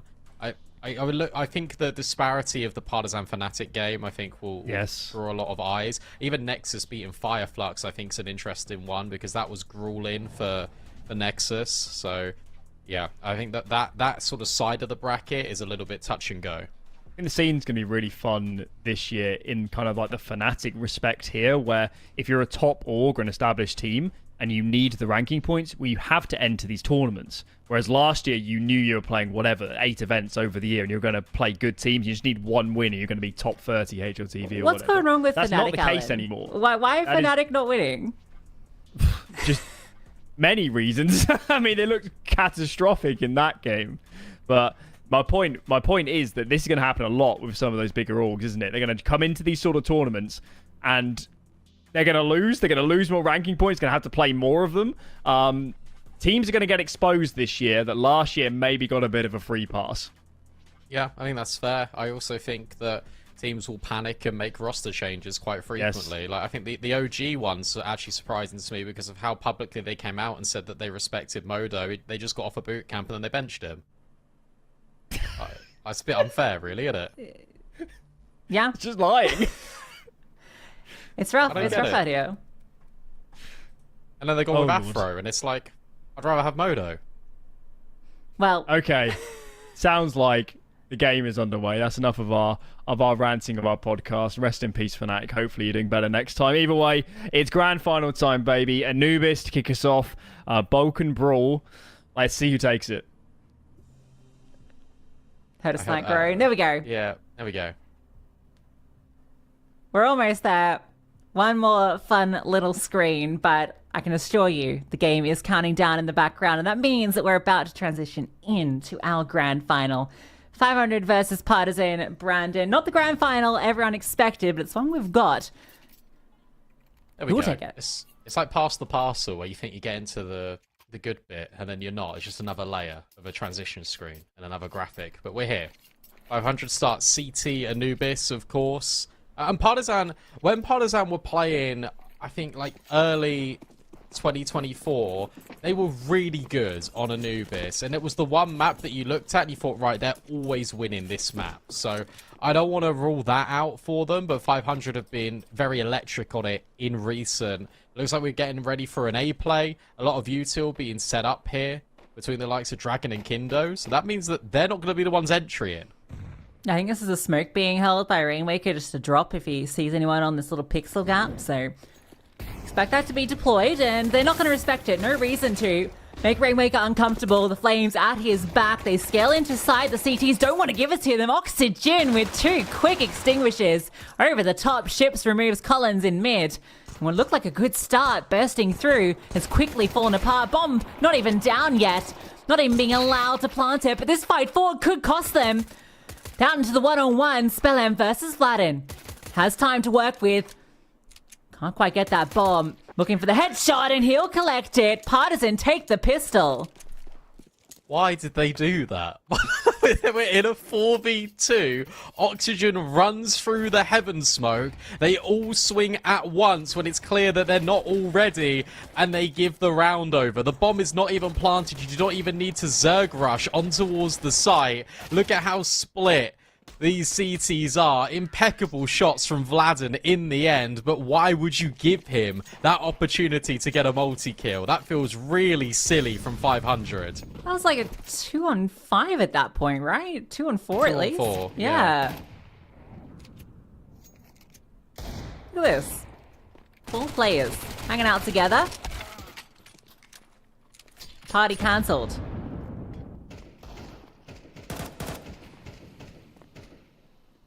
A little deco. Mac 10's getting plenty of cash money, so that feels good for Partisan. Yeah. They got the pistol. This one's a lot more controlled. They're feeling a lot more calm. You call them Party Zen. And now they look to, again, get more from this. First gun round from 500. Them getting really frantic and being crazy is almost what Alan alluded to in the mid to late stage. That was egregious, and I sort of don't expect them to do that too much more. But who knows, they just might. It's a great catch out of Ships. He wants even more. He's just standing and fighting Kindo, and he's not being punished because there's no one in mid. Yeah, and just gets a really nice timing to swing out. Interesting, yeah, no one there just to spam through. It's such an easily punishable peak. He's able to stick around way longer than you expect. Still 3 players on this B side. That was really nice. Just double molly, one in connector, one outside a connector thrown from B main to trap. That guarantees the space. Ships has just removed Kindo, but he's not going to be ready for Emmy, who's just on the other side. Oh! He didn't see him, but Emmy saw Ships. And Emmy, oh, he's playing this. Trying to perfection, but Oxygen watches. Ships has now walked through 3 smokes and has dropped through middle and has finally been taken down by Dragon. What the hell was that? Ships passing in the night. Yeah, nice. I went to do it and I was like, nah. Yeah, it would be cringe in the moment.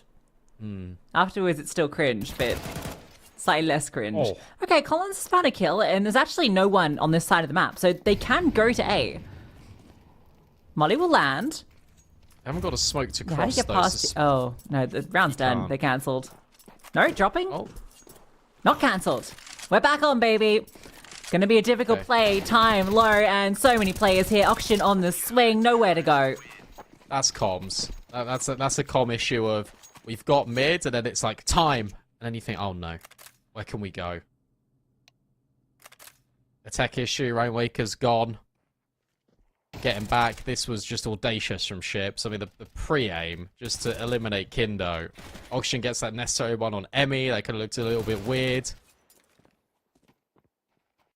That's 500 throw in chaos into that round, and this time it's chaotic good because it profits them.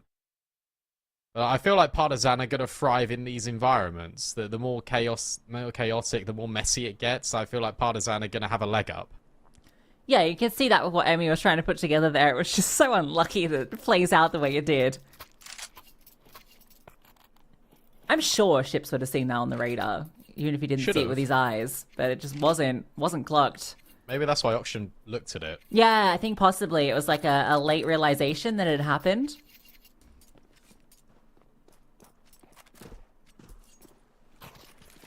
Yeah, sad end to this round.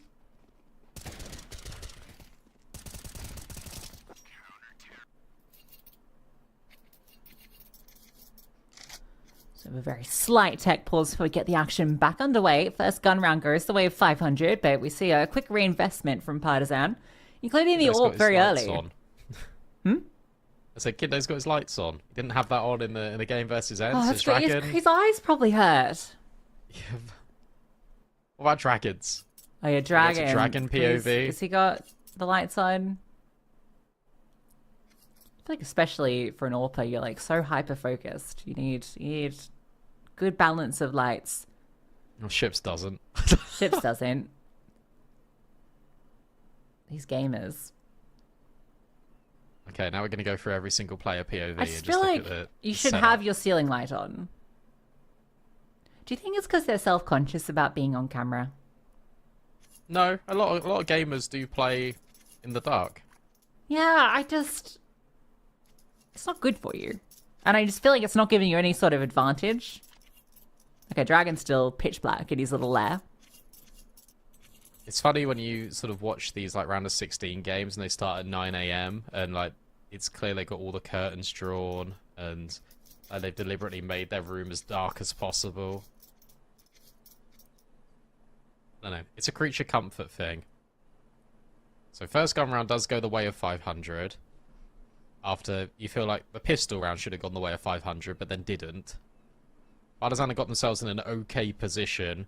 This tech pause is looking like it's going to be a little bit elongated whilst we get Rainwaker back. So we're going to throw it to a short break. Hopefully, we're back very shortly, and we can continue the first map of this grand final.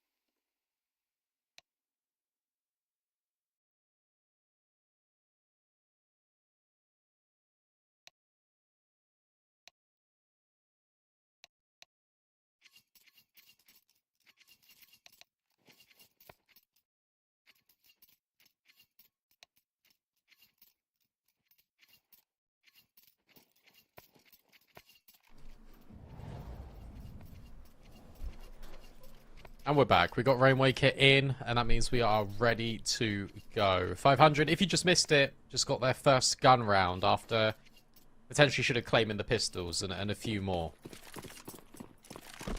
But they're here. We're live. Kindo's got his AWP, and Cirque doesn't. Yeah, it's a little hodgepodge around him. Techie and a Mackie. I don't mean no cheese. Techie cheese. The op's holding for a peek into canals, but the peek will come from B main, and that is not what Spell and hope to see. Flashbang's good though. One back. Late. Yeah, Flash was great to get the trade, but I feel like Spellan was waiting for that flash for a very long time. Didn't get it. Oxygen can't peek this. Kindo waits until he guarantees the frag and grabs it. So player advantage still remains for Partisan. Ships on a horrible little angle for Collins to try and clear. Bomb still remains outside B. It looks to be a split through the waters. Yeah, still gonna be tough. 2 players in sight, Cirque and Ships, and Rainwaker's not that far away. They were not expecting an AWP in this round at all. Mac 10 looking to charge through. Flash is fantastic. Cirque removed, and Ships tries to swing forward. Collins waiting for him. And that one's easy as can be. Partisan immediately bounce right back. Yeah, I really like that round out of Partisan as well. Slow paced out of Emmy. Waits for the mistakes. That one comes with that B main non-flash play that eventually turns into a flash play. And then the second one just overextending. Picking up the AWP. And then when you go in towards the B site, you're being diligent. You're still holding for Ships. You get that flash in towards Connector to flush out Cirque. And everything happens to the point of perfection where you don't get a side. The guns came out, you got one round, and you've just been reset.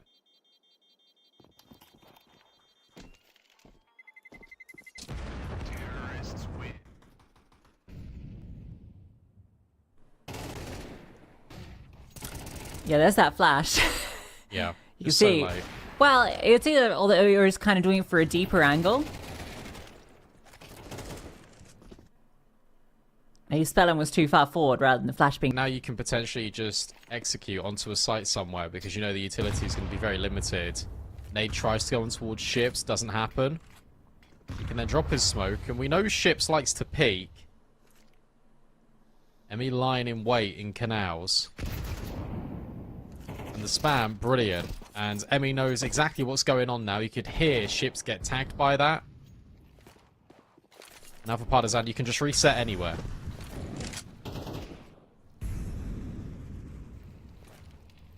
Oh, shoulder. Yeah, you saw that.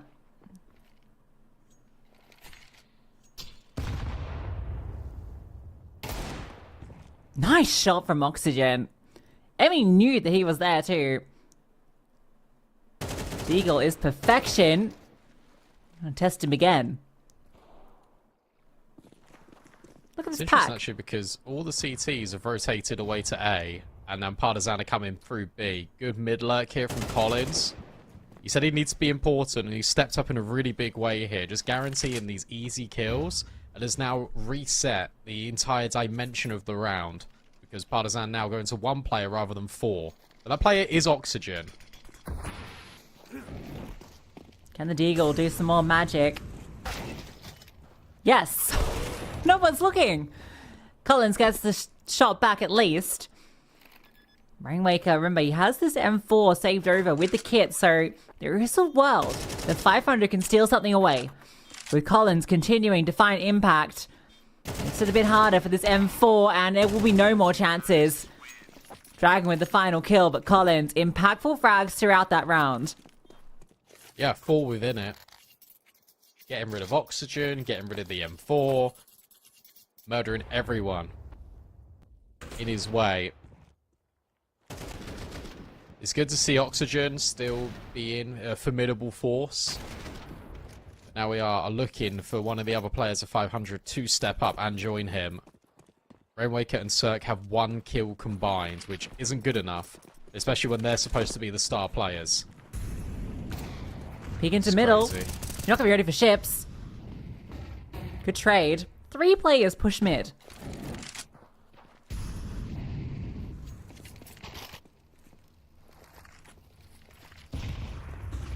The AWP's still here.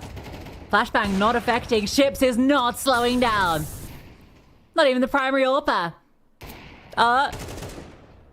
Nice from Collins. He played that well, didn't he? Now Oxygen just on this angle again. He's played here so many times, though, that I feel like Dragon will expect him. Spellan and Oxygen to swing together. Easy collection from Dragon, and if you see that player start to shift focus, you know that there's probably another one on the other side looking to swing in tandem. So it is a 2 versus 2. Rainwaker's pushed A. Collins aware of it and worried. The only space you've really got is B main.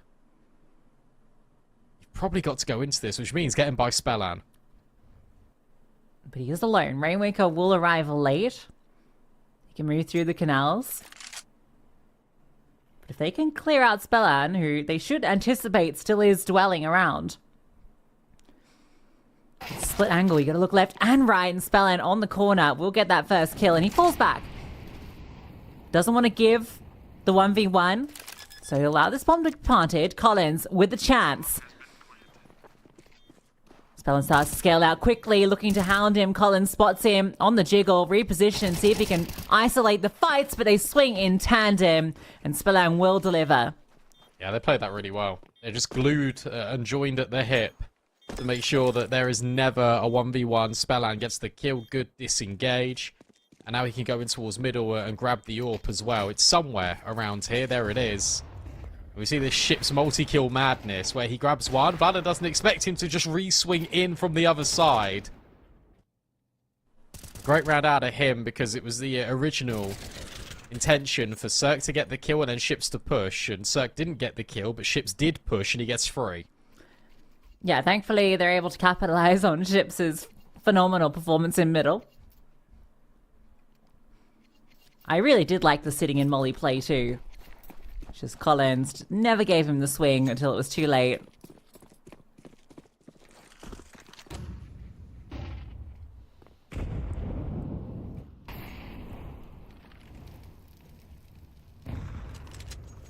Very B-centric.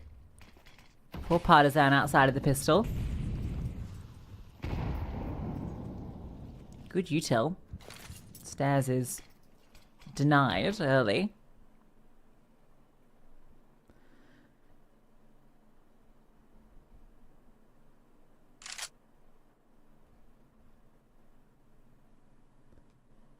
.500 don't really know what the intent is from this T side. Ooh. Flashbang. Pop straight away. Another pop play to get the con control. Spellan. That's nice. Drops a flash to the right-hand side, so when the nade breaks open the smoke, you just get a face full of white. 45 seconds, 5v4. There's still denial utility on Cirque. They're going A. The hit is A, yeah. Ships will be here, but you've already got good space out of Vladden, who Extremity Work has been not rewarded with kills, but with space.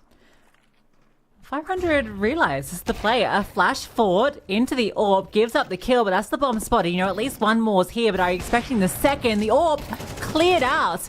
Fantastic work to remove Cirque. I feel like that was his frag every day. This round quickly collapses despite Partisan walking into the reinforced bomb site. Yeah, it just feels like a little bit of a laboured flash play. You understand that potentially A main could be occupied. You're expecting to catch one off, but Vladden's just been tucked in the corner the entire time. Kindo hits the shot. On the desk, spoke about the inconsistencies of Cirque and how Kindo has been firing on all cylinders.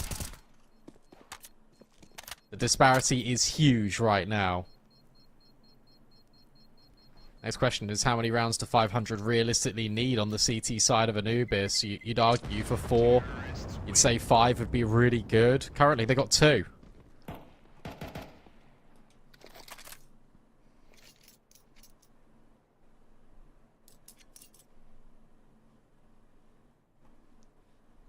for a map that they've done so well on this year.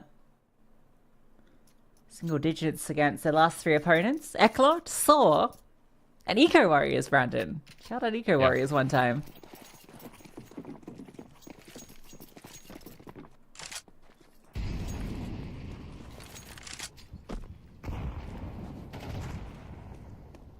Big nade on ships. He's only got a pistol, but that nade is devastating. Force forward, not by the molly. And nade goes in towards the window. There, finally. Will be laid to rest by who else but Kindo. Partisan still continuing to find these opening kills every single time.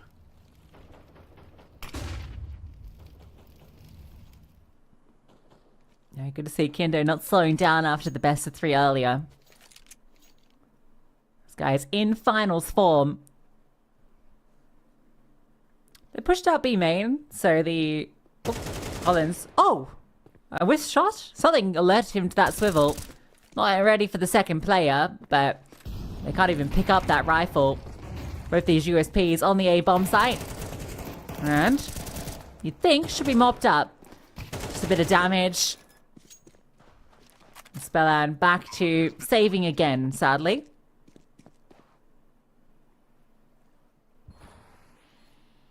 I just went back and looked. This is 6 opening kills for Partisan in 8 rounds. And they're doing a good job of converting them into actual rounds. Wasn't always the case first ends.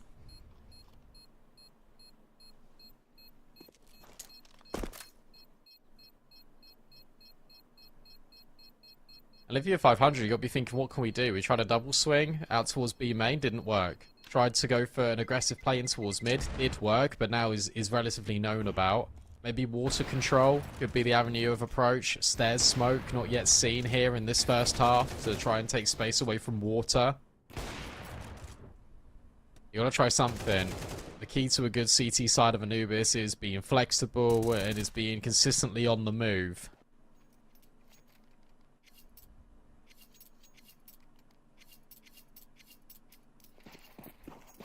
And this AWP head-to-head needs to start shifting in 500's favour. Cirque needs to start arriving here. Lovely, a little display of the util set. There we go, there's water control. And they've established it, but I mean, it's such a transparent play, it feels. What really matters is what you do once those smokes fade. Do you stay committed? Because they have. They've kept this player tucked in. Oxygen lies in wait. The jump over and Vladden wins out that duel. That is unreasonable.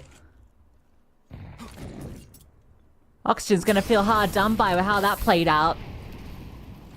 Now ship's burning out.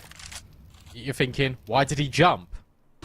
Probably to get over the line so the AWP doesn't peek him. Rainwaker needs this kill. Can't quite get it. In goes Cirque. They try and get rid of ships. They will eventually do it. And Cirque on the other end of things swaps to the pistol. Dude, that's crazy. I mean, Dragon's so low risky. HP, but...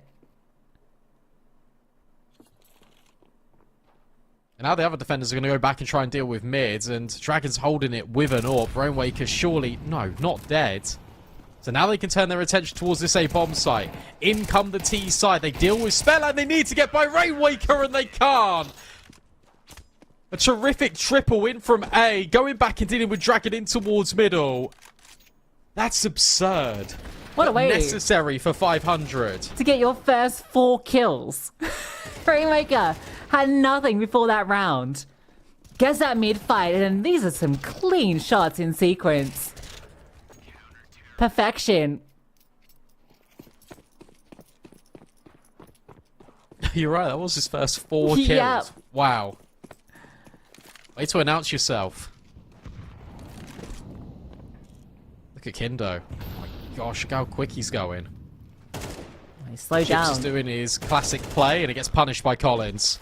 Yeah, so that's what I kind of expected in the first gun round to happen. Gonna get away with it a second time. And the AWP is going to be in the right place. If Cirque keeps around this corner, Or if he goes up... Oh, never mind. A lot of questions posed. Cirque fires off a shot and falls back.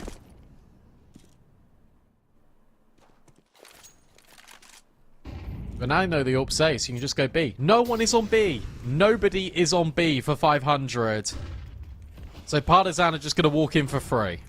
And now you got a decision to make. You got an MP9, you got a FAMAS. You want to go for this? Answer's yes, but Kindo says no. Yeah, I mean, you really want to save this AWP. Sure, the MP9 can have a little look-see. Kind of make it interesting. Yeah, there's no way into this. Cirque's not budging from CT.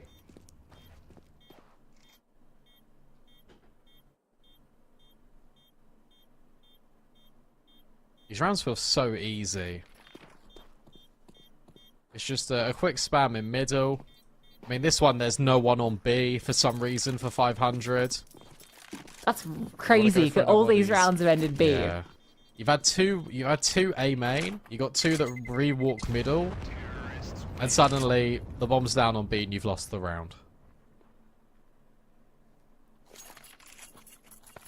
Maybe Ted was right. Like that feels like comms to me. That feels like a really big example of comms being misaligned with each other.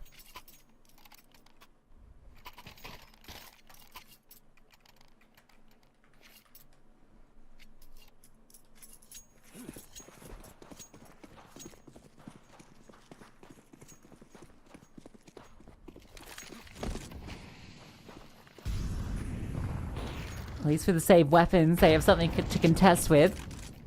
Cirque. Oops. Brought down incredibly low in middle. Oh, timing on that swing's good, but traded immediately. Rainwaker, another nice shot. But again, trades are thick and fast. And there's no one on A. Of course not. But you have at least have got the info. Cirque can be posted on the angle. Oxygen has walked. Cirque needed to hit that. Needed to delay them pushing mid. Vladden's looking in case there's a player that's gone all the way through, but actually it's Oxygen that's walked through middle to come camera. So it's going to be 2 in from CT, 1 in from camera, and Dragon's going to get flashed. This is a really nice flash. Just waiting for that timing. Should come after there. Util comes forward. Flashbang over the top. Oh no, it bounces back. He misses the flash.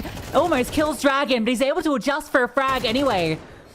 And then Collins can come through and support what could have been disastrous is recovered. That flashbang almost ruins the round. But do you know what? It actually helps the round because it full blinds Oxygen. So as Oxygen comes through camera, he's full white. And that means that he can't kill. He can't kill Dragon. That's hilarious. Yeah, look, he's just full blind. Everyone's blind out here. Yeah, shout out you as well, because you said Collins has to be the guy to step up. 15 and 6. Another quad kill. Back-to-back quad kill rounds in the first half for Collins. Yeah, I'll take the credit, but I think Collins deserves it. He's been doing brilliant. Finding so much impact towards middle. And we're seeing how it's splitting the map consistently.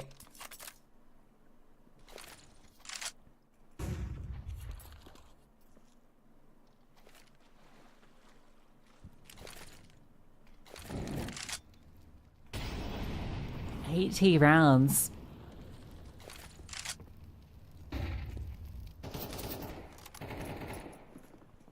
Got 2 deagles to try and deny a 9th. And a very heavy lean towards A, just because of this A main utility that's been thrown down by Vladden. It's all just lurk util. And they're just biting down so hard on the initial util sets being thrown out by Partisan. I think Emmy's just called a blinder.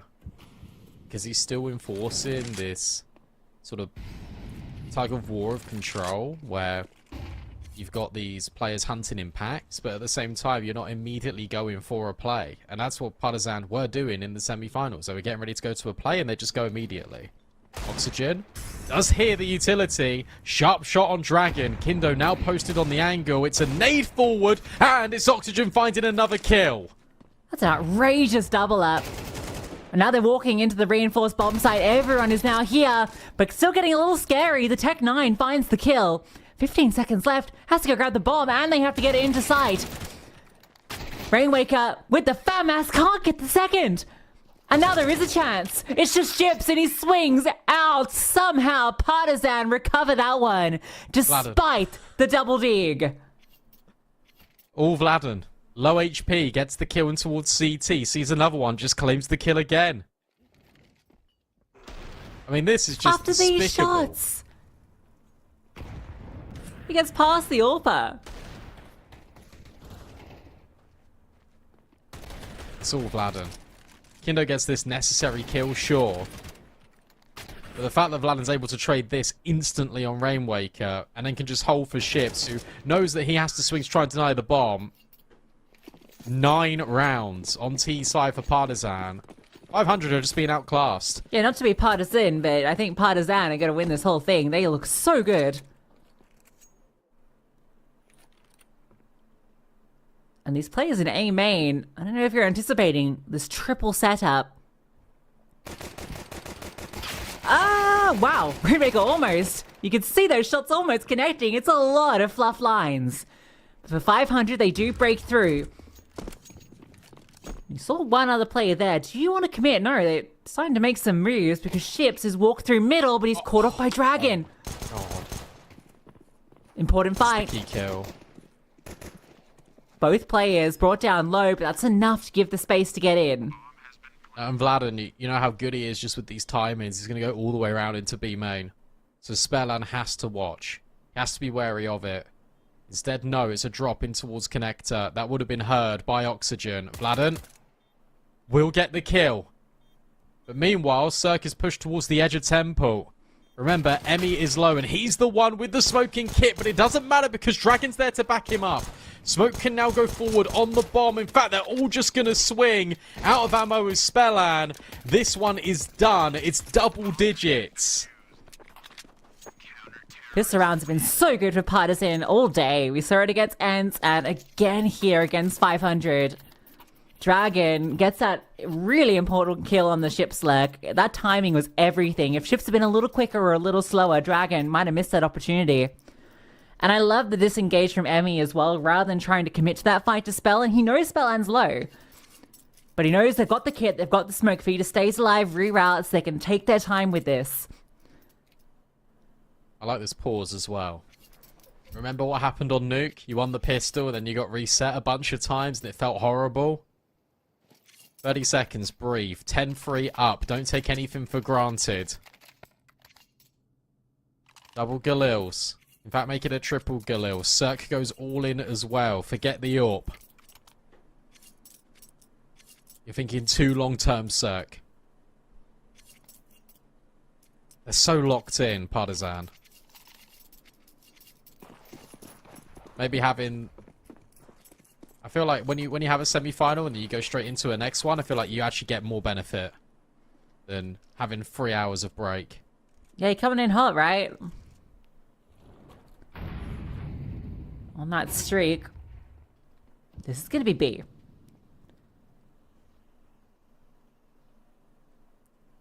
Three rifles try and force their way through. Partisan only have 2 players over here at the moment. One of them being Emmy with the MP9. A 2-1-2 setup. 500 have a good chance here to get into B. I like the mid-pressure that they're applying as well. They're really trying to drag a rotation. They're trying to make them think that it's going to be this A play. Emmy is not moving. But Cirque is aware that this could be a possibility. The swing from Collins needs to be immediate to try and help out his teammate, and it's perfect. Emmy takes one, and all the contact. Collins gets a double headshot. Ships tries to go through this smoke with Oxygen, and Dragon is ready and waiting. They're not ready, but Dragon is. 11-3. Force by falls flat on its face. This is dominant. Yeah, this is just a wipeout on your opponent's map pick, no less.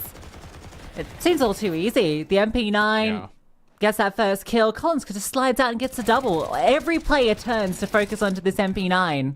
Where's the util as well? Like, I know you forced Galils, you're prioritizing weaponry, but like, there's got to be smokes, there's got to be flashes there. None of it is thrown. Yeah, one flash.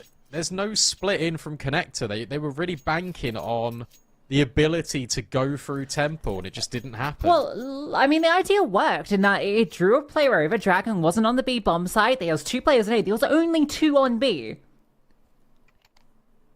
But they could only take down 1 in the 3-on-2 onto that bomb site, and that is the biggest issue with that round. If they were just able to get that second frag and get the bomb down on site, those 2 players in mid could have won the round straight there.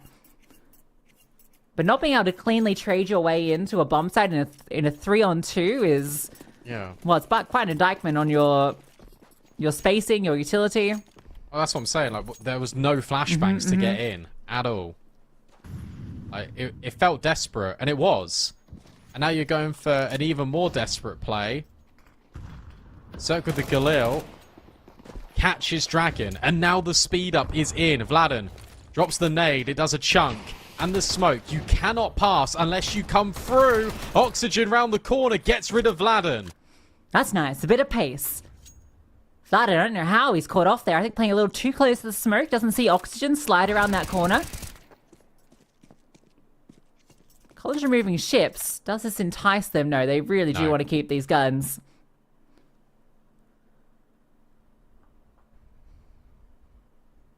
Finally, this feels like the first round in forever. It is. It's the first round in a very, very long time. It's the first time in which 500 have directly had control and taken initiative in a round. They took the fight on their terms. They're the one that boost. They are the ones that just burst through that smoke, all on their timing. Partisan caught off. But by saving these 3 players, you can still invest in. Emmy can even drop an M4 to Vladen. It can still be touch and go, but it's 11-4. At the end of the day, you just need 2 rounds.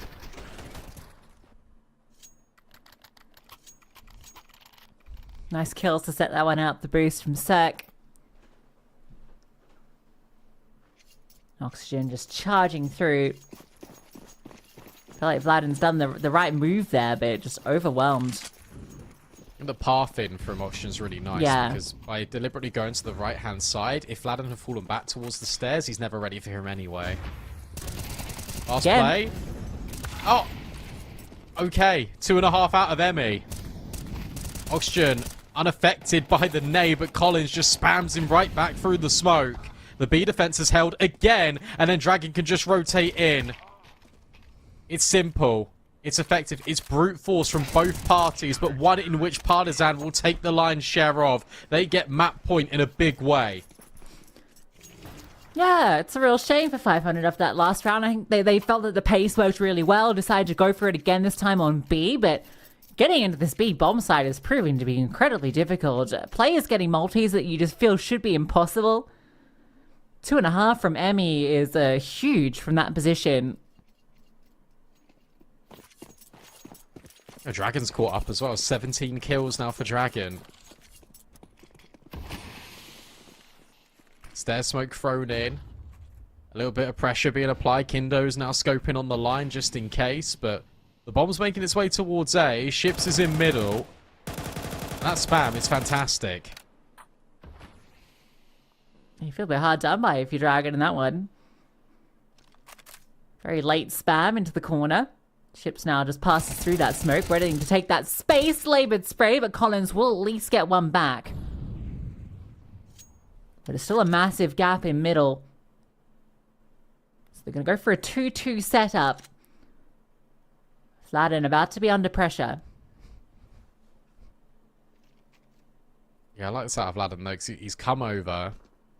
He's holding like a little pixel, and now Collins is picking up Heaven.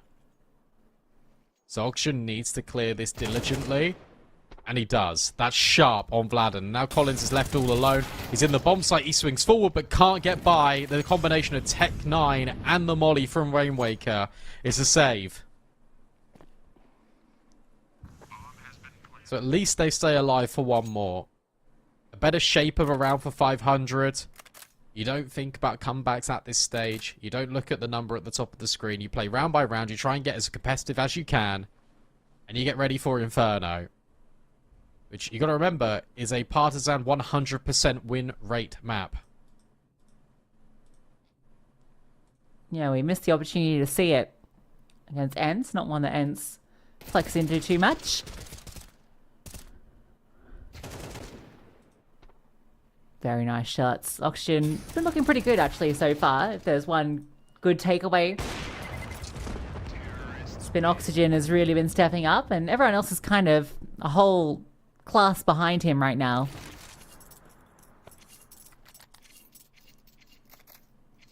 Whereas you've got multiple players on Partisan who are finding the multi-frags and finding the openers. Yeah. Look, Partisan haven't been in this much of a... like, ahead of a scoreline. And I was going to comment on this again, and I will now. Like, the timing of these tack pauses are really, like, good out of Emmy, and it shows his experience. Remember that Ents game? Remember how close that was? Ents had to battle back in. Partisan had control. It was 9-4, then it was 9-9, and then Ents sort of took over. Partisan are able to make it work. This is 12-5. This is a completely different scenario, but every single time they're losing a round, Emmy is trying to refocus them. They don't want to be in the same situation. You don't need to let the emotions run high. You are in control of this map. This is your opponent's map pick. The pressure is on them.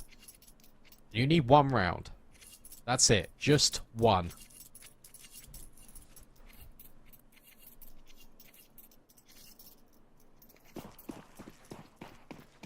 This AWP might try and get involved.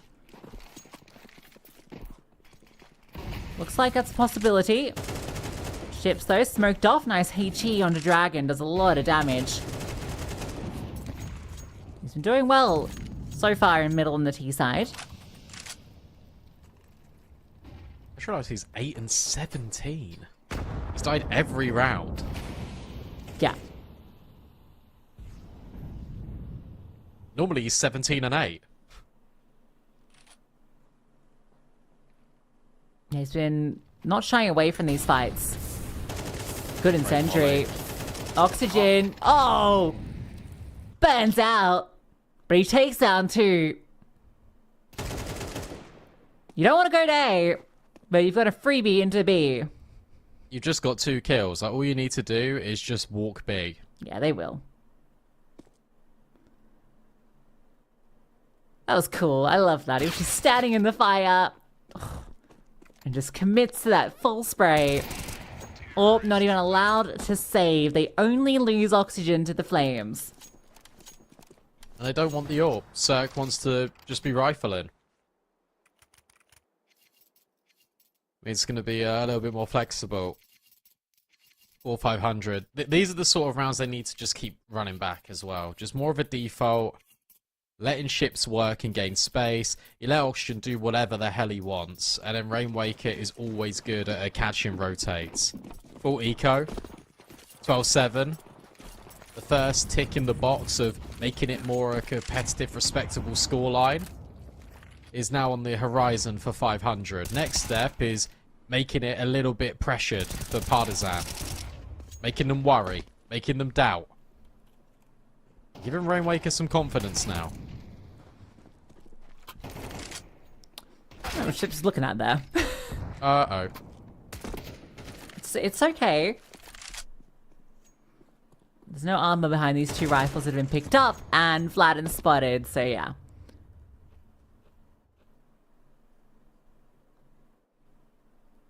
Shame it's not an AK that you recovered.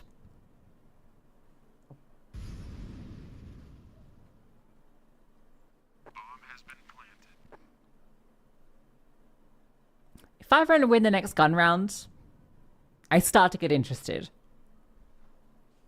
It's already sort of interesting. Yeah, I get properly interested. Like, okay, I start to believe. Not like the fake belief that you kind of put on as part of the show. It's the real belief. Mm. Let's see some Rainwaker ecos. We love an eco fragging king. Never mind, that was from the previous round where he denied. That was also good. Here we go. Yumma yumma. It's just one. Oh, wow. Cheeky. Emmy gives that a little smile like, oh, you flashed that, bro? Really? Damn. Okay. You've really gone and done this. A gun round would make it 12-8. Eco then 12-9. In essence, it's 3 gun rounds. 3 gun rounds for 500. Separate them from OT.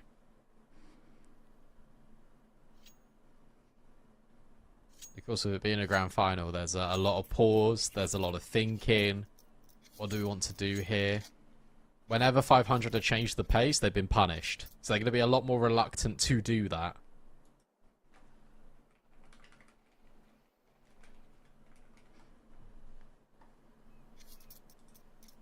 Because this T-side's been obviously a lot more convincing. It's what you expect of it being Anubis, but with some of the stacks that were going on for 500, it was like B being open, with the round, the pistol 4v2 still as rent-free in my head. Like, all these other what-if moments, it shouldn't have been a 9-3 half in favour of Partisan.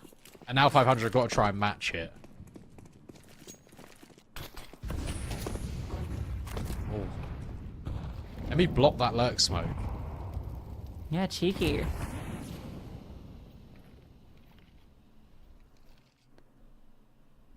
Had to be careful doing so. You can see the threat he was under. Oh, look at that HE. Perfect onto Cirque's noggin.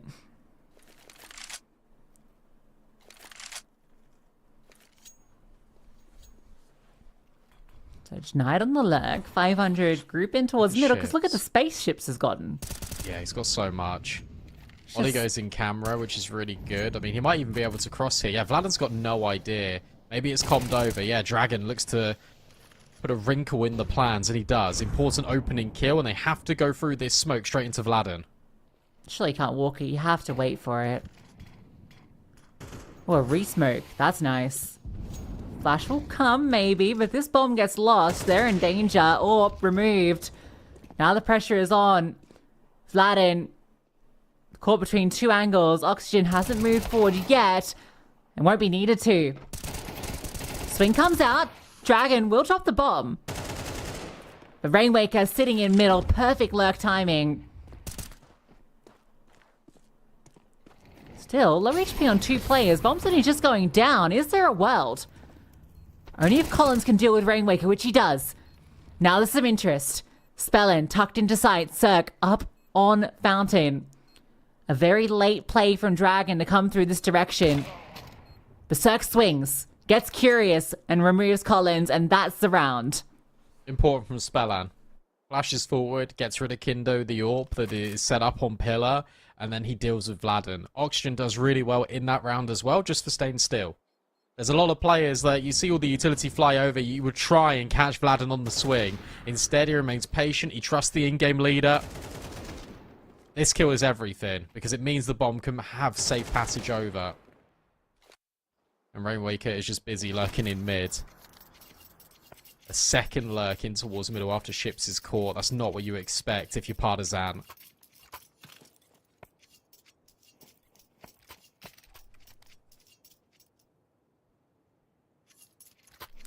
Okay, now I'm starting to believe.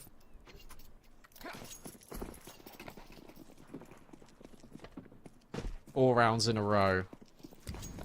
4-500. Dragon's A1S, the only point of contention. They are currently heading to the site where it resides.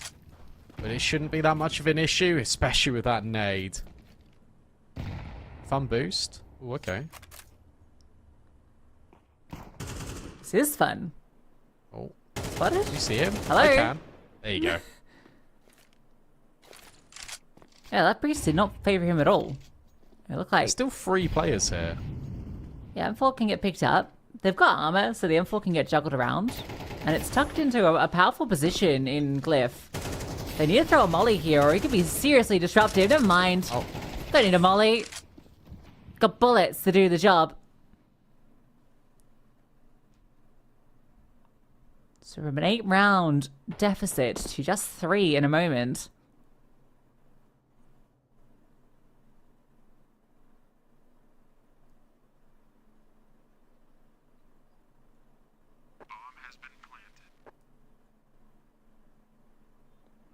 What do Partisan need to do in this next gun round? let Kindo get active. Him and Dragon, again, they've been the ones finding openers. They still have been finding openers, but Kindo, I think, has been used a lot more as a sentry gun rather than free-flowing. And this is where he went absent on Nuke. He wasn't as dynamic enough. And on Anubis, you can get away with a lot having an AWP. That's what I want to see. Just Kindo having the freedom to do whatever the hell he wants.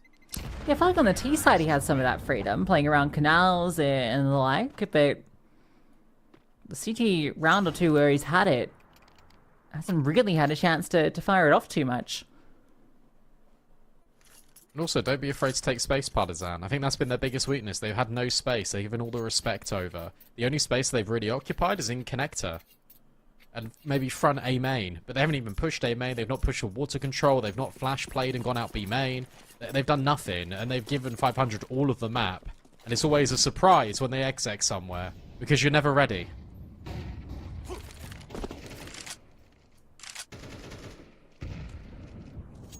They do throw the stairs smoke and don't really extend out from behind it.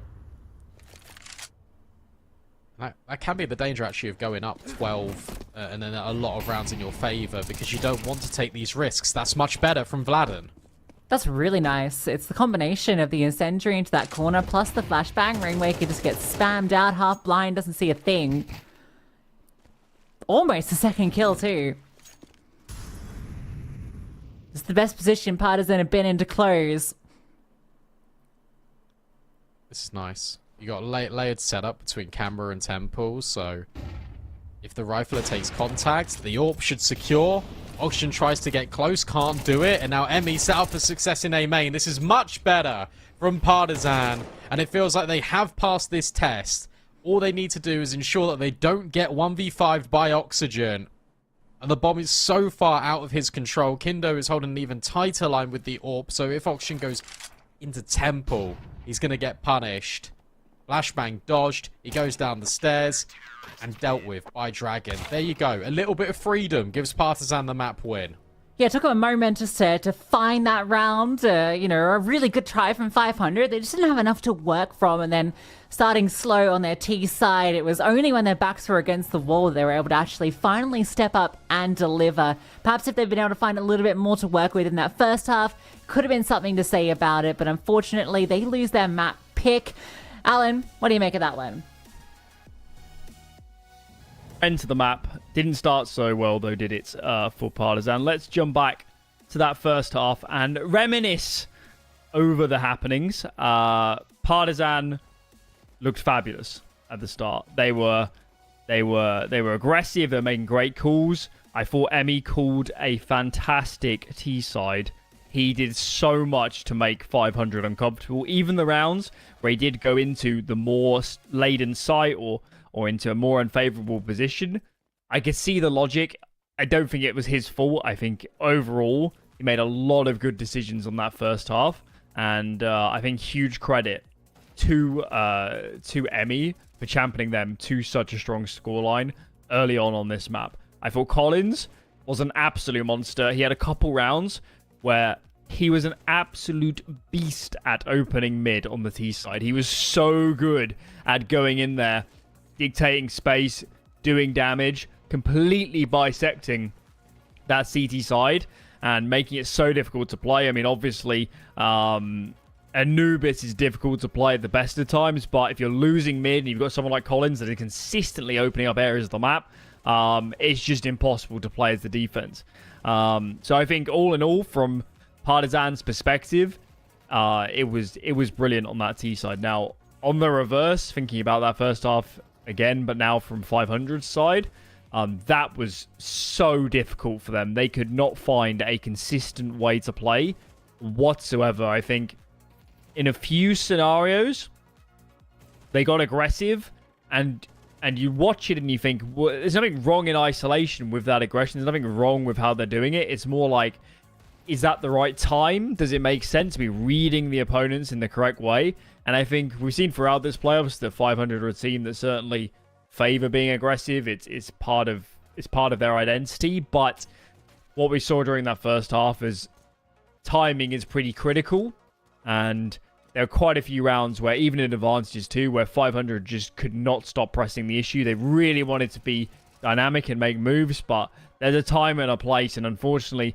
despite it working a lot throughout this playoff so far, hit the CT side of this map, and they just could not find the right timings to make pushes. So first half, not brilliant for them. Individually, a lot of problems. Oxygen really struggled on that first half. I'm glad to say on the second half, he came alive. Oxygen was absolutely brilliant on the T side.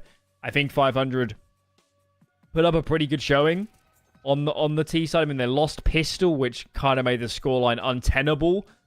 They did win a lesser buy to hold them in the map. I think they were 3-11 down, but it just wasn't enough. There was simply too much to do. It felt like a matter of time till Partisan got it over the line. But I guess in the rounds that 500 did win on that second half, it looked great. I mean, individually, they looked a lot stronger. It's part and parcel of Anubis. The T side is easier to play. It's less exposing of any flaws you might have. But even with that considered, it still looked a lot cleaner. And we came into this series thinking that Partisan had just played a long best of 3 and not had a lot of time off. But that didn't really play out. It looked like they were the ones that were warm, and it was 500 that came into this first map and just looked frankly cold for the first half. I'm glad for their sake it ended a little bit better, because going into the second map, if they just lost 13-4 or something, would have been pretty painful. Map 2 for this series will be Inferno. Anubis was 500's pick. Now, the 3 maps here are pretty strong for both teams, but nonetheless, Partisan played a lot of Inferno so far during the tournament. They beat Nexus 13-6. They beat Fnatic the opening round of the playoffs 13-9. It's by no means a bad map whatsoever for 500. 500 would pick Inferno in a lot of series, so there's certainly still pretty good scope for this to make it to a third map. I just think the fashion of how 500 looked on that first half raises some alarm bells. And maybe we're getting a bit over-eager. Maybe we're not making the best decisions, and certainly going forward in this series, they need to be on point. Spellar needs to be at least on par with Emmy during his calling. They need to... they're going to play a very aggressive brand of Counter-Strike. You've got to make correct decisions, because if you're playing reactive, you can see what they're doing, then it's a little bit easier. But if you're going to get aggressive and force the issue, you're going to get uber punished if you keep going into the wrong numbers, or someone like Kindo is holding you, which he was a lot during that first half of Anubis. So Inferno up next. We need to see a better 500. Partisan, they love the final 2 maps in this series. They look poised, and the Cinderella run is only 1 map away from the title. Quick break, and when we're back, it's Inferno to see if this series is done in 2 or hitting a 3rd map. We'll see you then.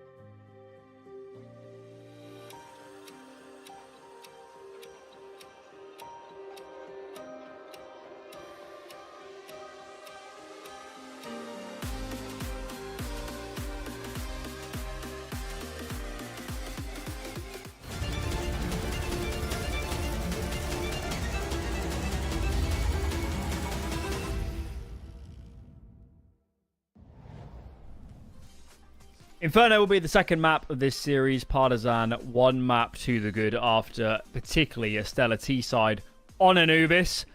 They've been the surprise entrant, I guess, of this playoffs, at least in the deeper stages, beating Fnatic, Nexus, winning that semi-final earlier today, and now taking the first map versus 500. Brandon, are you now a Serbian believer?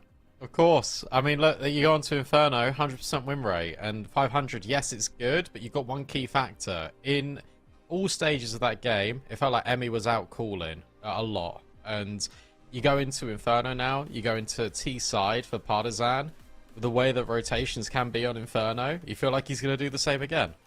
Yeah, and, you know, you talk about 100% win rate. If you extend that back to basically since this roster came together, they've lost it twice, ever. And they've played it quite a lot in that time. Like, this is a very difficult map for 500 to break through. And it felt like it took them so long to come online. It was basically just Oxygen for the entire first 12 to 15 rounds before the others started to come through. We saw Rainwaker getting involved, ships with those mid-lurks. Like, the potential is there, but I'm very scared on Inferno. I just feel like it's not a map that's going to play to their strengths, and at least the strengths that they showed on Anubis. Going forward in this series, Brandon, based off what you've seen on map 1, is our 500's biggest enemy 500? Is it really against themselves? They just need to get their head in the right space to get back in this series. I think that's fair. I think you said it quite perfectly when you were breaking it down about the timings of the aggression not really working out. It is in their DNA. And Emmy was calling this very slow T-side to the point where 500 it almost was like, oh, we've got info, but it's completely the wrong information. And yes, the fight on Banana will dictate a lot of things here on Inferno, but also Collins will dictate a lot on Inferno. This is his best map. He was perfection really on Anubis. You carry that over into Inferno. Not even spoken about Dragon, not even spoken about Kindo. The fact that you got Vlad in here as well. Firepower is through the roof for Partisan, and 500 need to work something in. Someone has got to help Oxygen. It has to be Cirque, but that's going to be tricky, especially in the second half on T side. you need to look at Rainwaker. He was doing really well when he was called into action. A lot of the times he was removed out the game entirely. Where was Ships, right? This is the player that we hyped up so much, as who has been in superstar form. 1.40 rating this year coming into this matchup, and was basically just not there in that map. And we talked about the head-to-head of the AWPers being a discrepancy between these two teams. It actually wasn't even on Anubis, which is the crazy thing. It just wasn't an important battle at all. This was all about the riflers, and on that front, Partisan had 500 beat in almost every capacity. Something we should mention is obviously in the current landscape now we've switched to VRS ranking and how important that is, especially for big event invites. Partisan are now so close to achieving something massive. That little jump they're going to get in the rankings should they win this series is just over that crest. It's just into the scope of getting invites for quite a lot of events, actually, and quite a lot of the biggies. This matters, Brandon, more than it might for some other teams in this tournament. If they can win this, it really might be the start to a brilliant couple of months for them. Yeah, it would be fantastic. And then you can see what they're like on land, but also it is regional representation in a big way, which is what I think sort of this team needs and it has been needing for a while. iNation went under, Partisan came back after also collapsing. It's really good that we're nearly there. Okay, sounds like Inferno will be underway real soon. Final thoughts, Lucy, before we get into this one. What does 500 need to do to salvage this series? They just need a little bit more help from these other players. I'm looking at Ships in particular, as we mentioned, but it can't just be these sort of solo individual fights that were coming forward. They weren't winning because Partisan, they feel like they're the more cohesive team at the moment. 100% win rate in recent history and one map away from taking the grand final. And one thing that Partisan have been so good at consistently today has been these pistol rounds. Even in that 4 versus 2 on Anubis, they're still able to turn the tide. They're still able to get it. Let's see if they can get it on another T side, on Inferno. A slow creep from Emmy. He's now got all of Banana. Ships goes forward. Flashbang in, and it is effective. But the counter flash is brilliant, and Partisan just spring into action. Smoke, will it delay them? Will it deter them? Potentially, because you've got Vladin in apps. Ships almost has time to fall back into sandbags from a full flash. Collins has to hound him down. Vladin's done well in this leg to at least make sure that 500 haven't extended into too much control. Obviously, short is still a big concern. If they now move in towards this A bomb site, Cirque is a while out. Although, his timing might actually be really good because this has been quite slow. However, Dragon removing oxygen means it's just this player into pit unless Cirque can get here in time. He skirts into sight. Will be 2 on 3 as Dragon goes for the long flank. They got to go. 25 seconds. There's no util to dissuade Rainwaker out the position, but Cirque isn't going to be looking at Dragon. And now, Dragon, yeah, he's heard the fall off. Quick kill on Cirque. They've just avoided Rainwaker until it's too late for Rainwaker. He gets one, but that is it. Bomb down, 3v1 for Spellan. Gonna give it a go. Picks up a Glock, in fact, on his way. Very difficult, though. And Partisan play smart in the post plant, a double up into pit just to bait out as well. Not even needed. Vladin hits the shot. That was beautifully crafted by Partisan.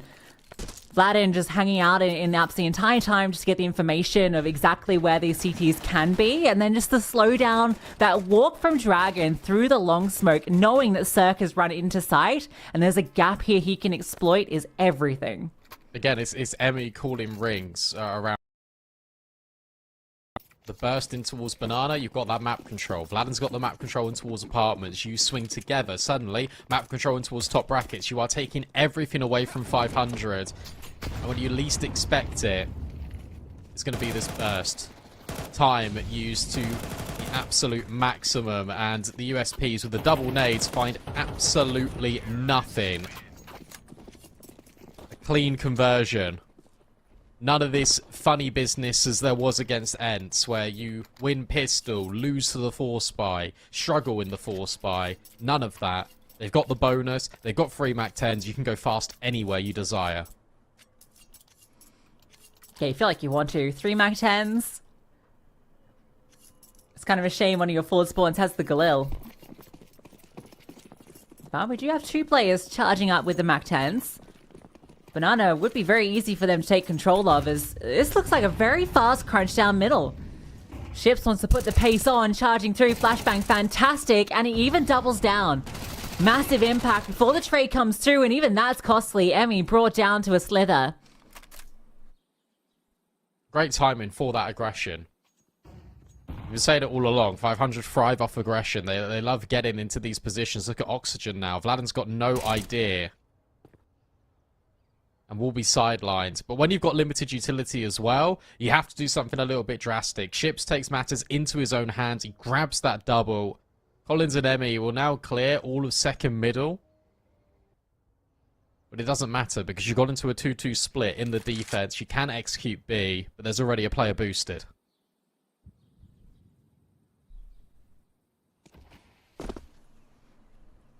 With Emmy so low, it feels almost impossible to convert this round. With the passive setup, there is potential to be able to get the bomb down, but it's incredibly unlikely. Oh, no. That doesn't help matters either. And you'll anticipate that this smoke will have landed properly too, although I guess you see now that it hasn't. You feel like Spillan's in the perfect position just to end this round all by himself. And removing Collins should guarantee Emmy with 10 HP. Even trying to save here is very scary business for him. Yeah, frustrating one for Partisan because you've been sideswiped by aggression not once but twice with Oxygen pushing. And Emmy, who's just trying desperately to save, will at least die before the time elapses. So that's a shallow victory in the grand scheme of things. But that smoke missing as well. Doesn't feel amazing. You're never clearing the boost. As soon as Oxygen does this, you think the round is already dead in the water. But that was the bonus. That was 3 MAC-10s, to be fair. Now they've got 5 AKs. Oxygen had an M4, and he pushed down to get the AK from Emmy, and he picked up a MAC-10, dropped the MAC-10, and got the Galil. Oh. Oh. Not ideal. That sort of 1-for-1 favors the T side. Particularly on a map like Inferno. I'm just seeing Cirque immediately goes to B off that. They really want to be proactive in taking that space, but if Partisan find this gap... Oh, great HE. Good delay, and that might force them back in towards this banana fight. Yeah, Vladden's considering there could be players here around the corner, straight into 3. So where do you want to take this now? If you're Partisan, likely Road would feel like going back in towards A, but rotations you know are going to be on the way. Emmy just checking no one has trickled down in towards their spawn. Remember that ancient round against Glaive? Still PTSD from it. This is so tough to bring back. Might be this fight out long that enables it. Collins is keeping a lot of players rooted in library. Spellin has no U2 unless there's any dropped off for him. Oh, this timing's fantastic. Incendiary. I think they heard him running back, and Emmy just accelerates. So they've managed to get some pretty good space, but Spellin now walks into the side, flashbang. Doesn't quite set him up, but he's able to remove Emmy trying to escape. Now he's going to be run down. Smoke lands, but Cirque's just going to walk through this. You know he will. Easy as you like for Cirque. Triple in the round. You can call it a quad kill if you count the team kill as well. Yeah, much better from 500. And you don't mind the Cirque rotation because they instantly do something with it. They take the space. You've got to give a lot of credit. I think it was to Oxygen that was the player out long that just denies with the utility over and over again. To the point where Partisan can't get involved, cannot have a say in top brackets, can't spin that into an A attack. Then Vladden gets caught in triple B. You drop the smoke, you immediately mobilize the defense. It was a very fluid round from the CT side, and it's one in which Partisan is consistently left getting.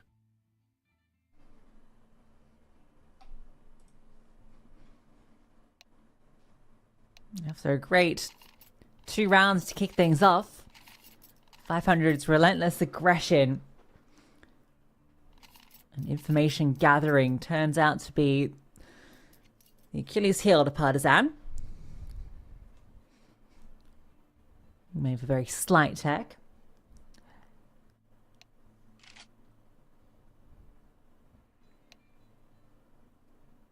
Looks like we're back under play. This one just going to be a light investment. Got a reasonable amount of loss bonus. I still think Emmy's bored a little too much. Yeah, he'll be left with 3,100. So I guess he's happy to run the Mach 10 next round. Perhaps does this a lot. He might have the forward spawn to take Deep Banana. Okay, set up by flashes from Collins. I think that's the intention. He'll try it. Dodges the nades. Good start. And the molly. Second flash. No, he's used both just to get here, and now he's on fire. That's about all the potency of this round. It's funny, actually, because the CT side of 500 has actually been a detriment to them quite recently. They've actually been exploited quite a lot at that B-bomb site. So it's good to see them proactively work on it now. Double dip in towards mid. The reset, the triple banana take now just forming the double banana take. And a boost up. Even against the low buy, it's enough. Crossfire is held.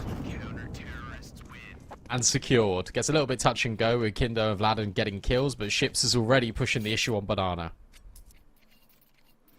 500 take the lead. First time in a minute they've been in this position. Yeah, there's that Mach 10 for Emmy.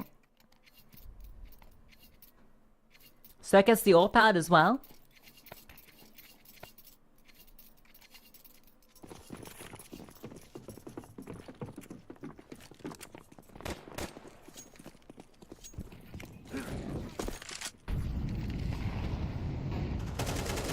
They want to crunch. Vladen anticipating it though. You can see he was just ready for this exact play.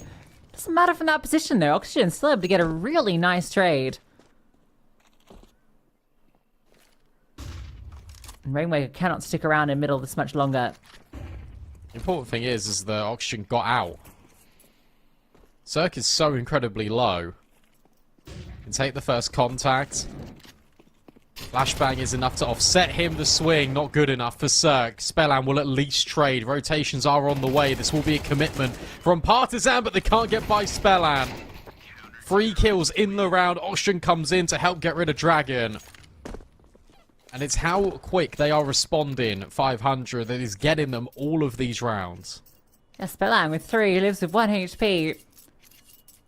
First pause comes through because I don't think Partisan were expecting such an amount of players here.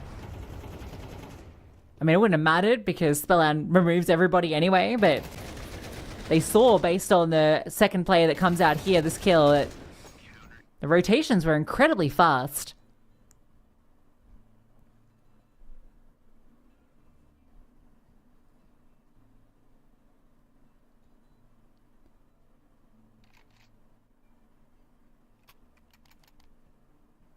That was even after them anticipating second mid-aggression.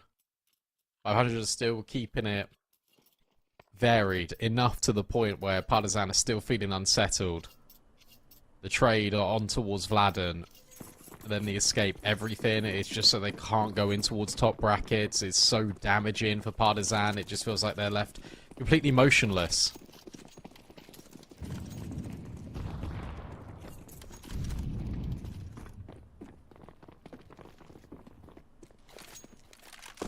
And now a potential apps pop, Cirque already getting ahead of it. They are scaling short quite quickly, and Oxygen has been dealt with. That's the rifle support, but maybe Cirque doesn't need any support.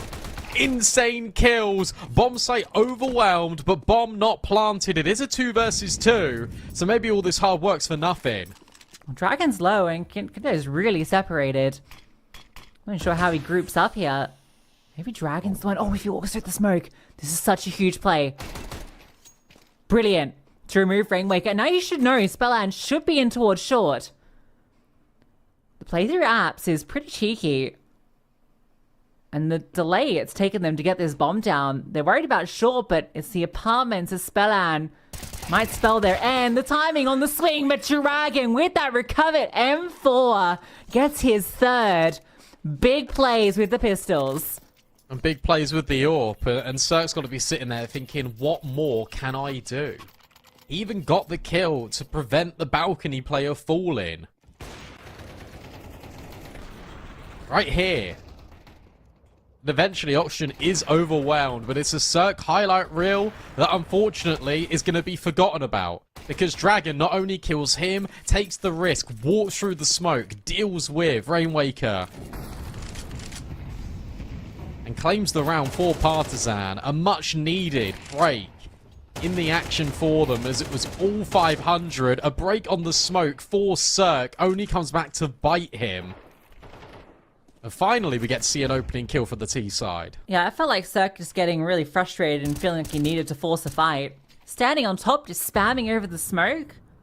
At half HP already. Incredibly risky. Still 3 players defend this bomb site, so this starts with the apartments. Oxygen, standing tall, collecting all 3. It's his own highlight reel moment. Snuffs them out. And there's still 2 defenders here. Oxygen finally dealt with, but nothing to be done for Collins.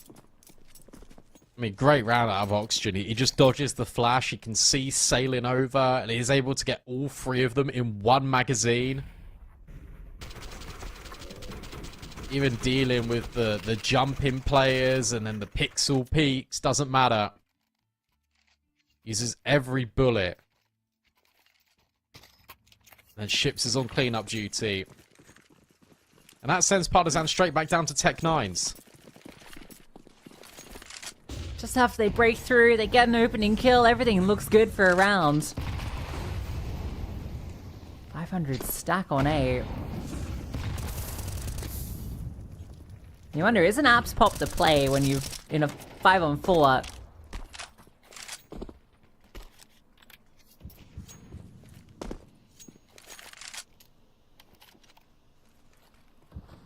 There's a lot of self-inflicted damage there by Ships, and he still gets the opening kill anyway through the smoke. Big nade on Dragon and Kindo. They might burst through this smoke anyway, Partizan in towards top brackets, but Oxygen on the other side. Spray reserved for a moment, and he still collects 3 kills.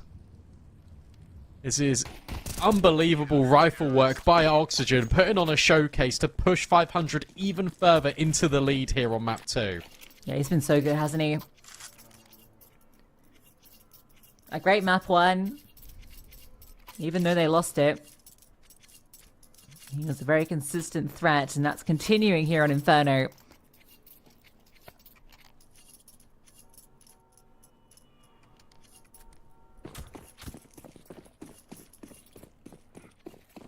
Partizan not having a lot to show in these gun rounds.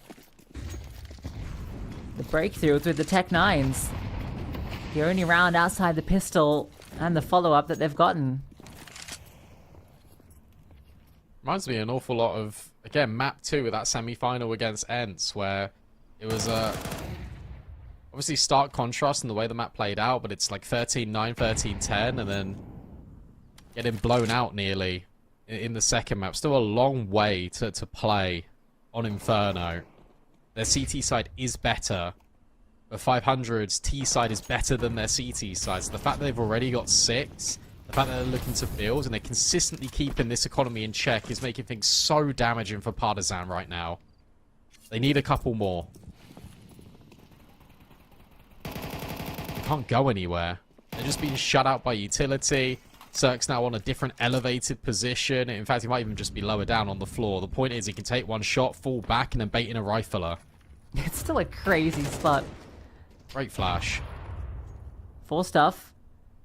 I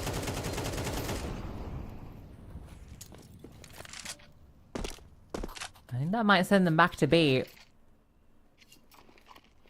The 500 reaggress into short, so Cirque clears this. So we'll have a third player arrive in the right time. They don't clear first oranges. 1 for 1. Ships in the back of the side, set up by the flashbang over the top. Gets dinked and still does a lot of damage. Time. Can Rainwaker deny? Oh my god! They get off the bomb to try and swing him to remove him, and that might just cost them everything. Bomb still needs to be planted. The clock's ticking. There's no time. Wow. They take the risk. They take the risk of getting off the bomb if they're able to swing and just deal with Rainwaker. They can just plant. And instead, they lose the round because of it. They get some kills, but ultimately, there's just no time to plant that bomb. A rush of bloods to the head for some of these players, Kindo especially. The way the bomb dropped as well was so awkward. I feel like they had to go and take that fight, but why take that risk in the first place? That feels very unnecessary. Are they worried about a molly through the air or the swing? It's bizarre with such a little time left. Maybe a bit of both. Cost them dearly.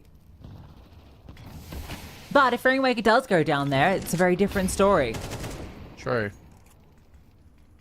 But to do that with 10 seconds left. Yeah. Scary situation.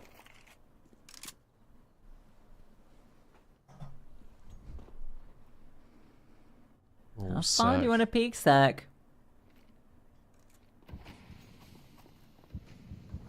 No He's just further. smoked them off.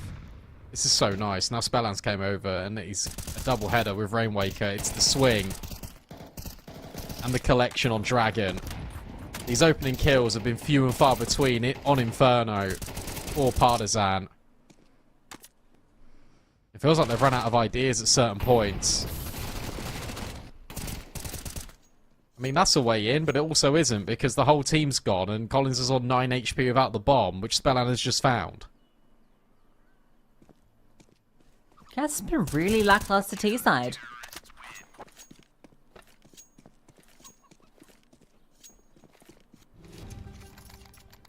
This feels like a lot of early posturing and often losing the opening kill and then just trying to group up to a site or spreading out and getting picked apart.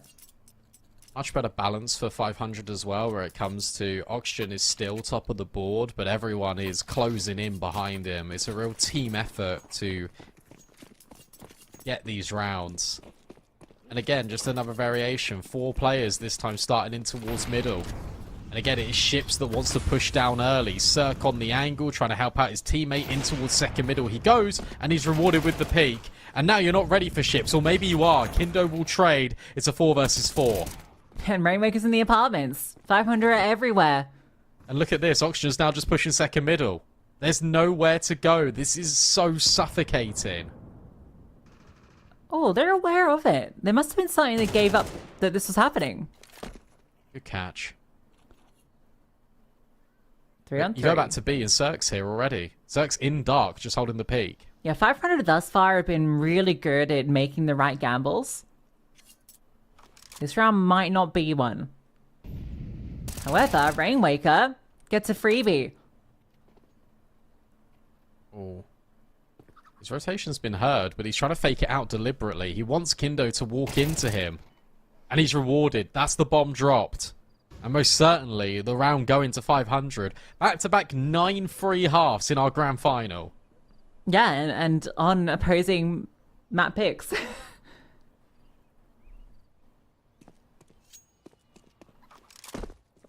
Everyone's better at their opponent's map today, it feels.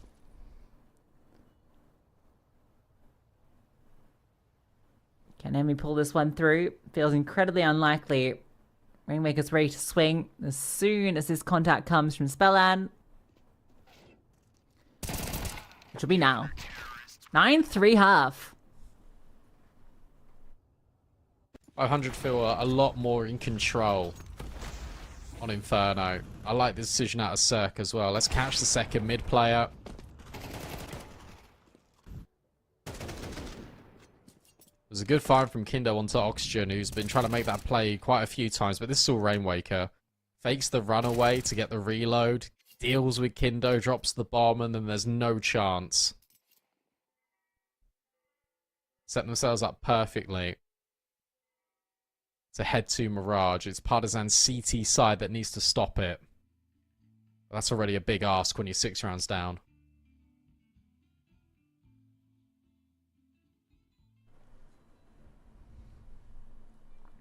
Yeah, 9-3 half, where 2 of your rounds were the pistol and then against Nico, does not speak well to your strengths. That was maybe the most one-sided half Counter-Strike we've seen today. Yeah, Now, easily. I will put forward that 500 had a 10-2 lead against Bait earlier and ended up 13-11. So, you know, never doubt the ability of a comeback. It's true. It's MR12. I mean, comebacks are possible. We almost saw it last map. True. Imagine that. Imagine 500 just reversing Anubis and then being up 9-3. Not the reality we live in.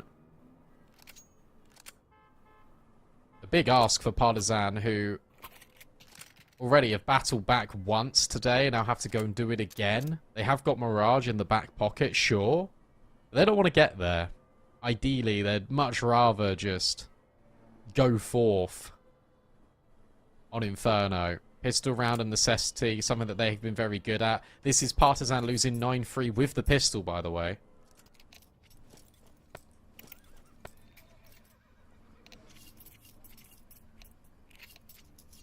Yeah, it's a damning scoreline.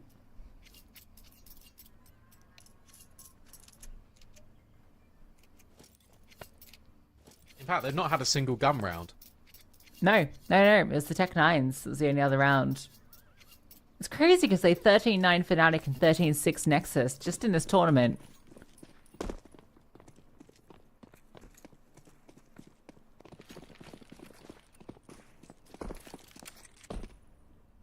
.500 proving to be their kryptonite.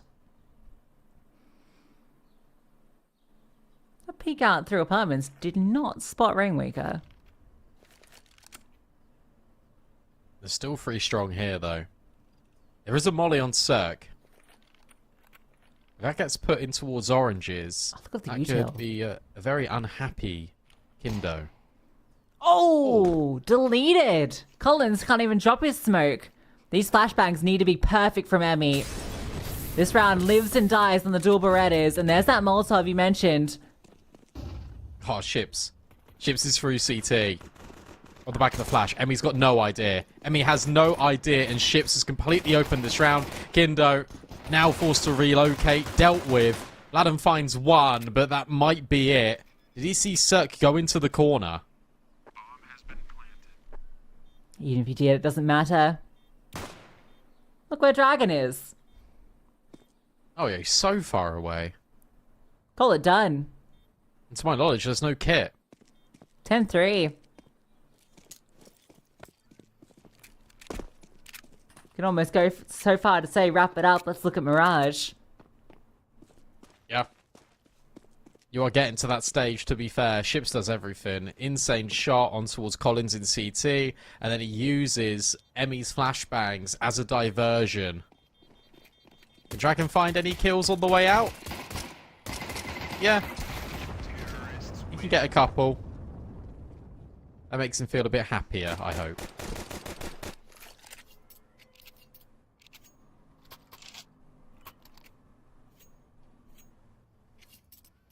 Or spy.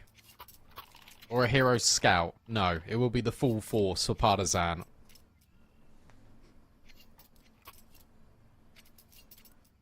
Or maybe it won't be. 30 seconds to talk about it.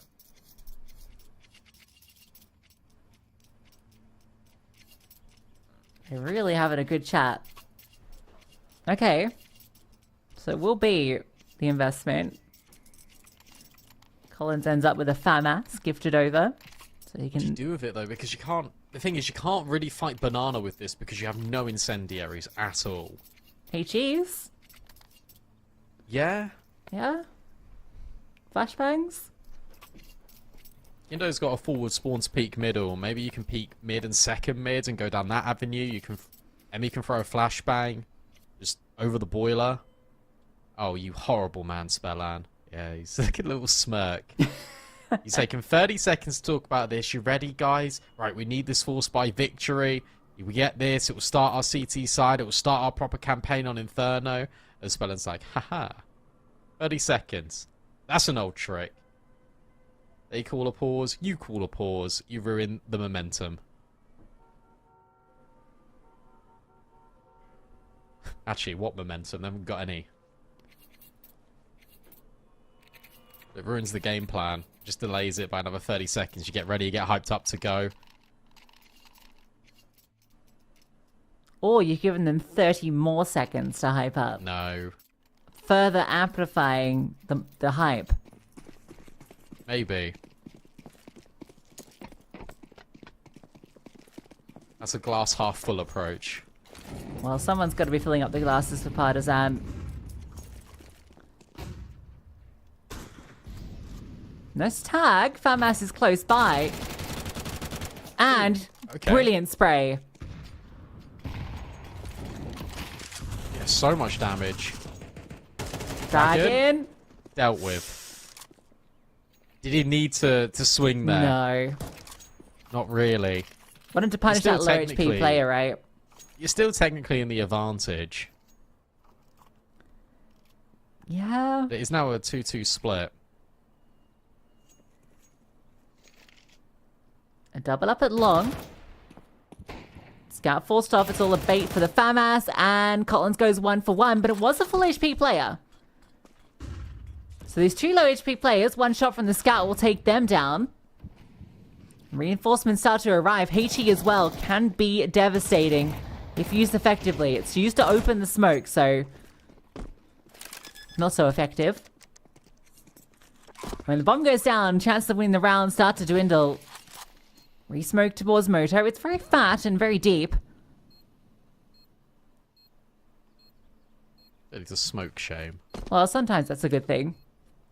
But not when it comes to smokes. Damn me. No way. Okay, well that's round over. Look at the HP! Brutal. Best you can hope for now is that Kindo kills everyone on the way out.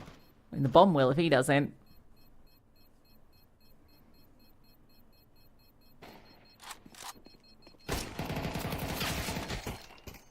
Spellan. Boom. So at least they kill everyone, but at this point, they're looking for rounds, not kills. No, and the dragon overextension is really punishing, actually, because that's the difference between potentially them winning the round and them losing the round because of the 2 tagged players. Raywaker, this kill is everything because it just completely denies anything further Partisan can achieve in that round. And you can be on MP9s for the rest of the game. Or spy till we lose. And Partisan are 2 rounds away from realizing that.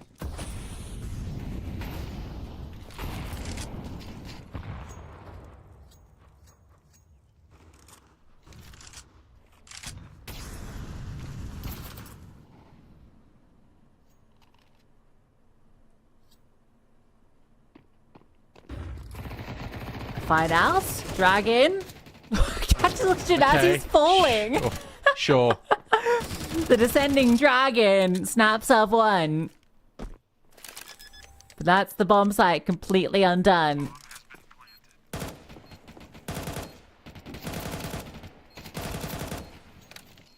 Yeah, this is just not a showing from Partisan at all on Inferno.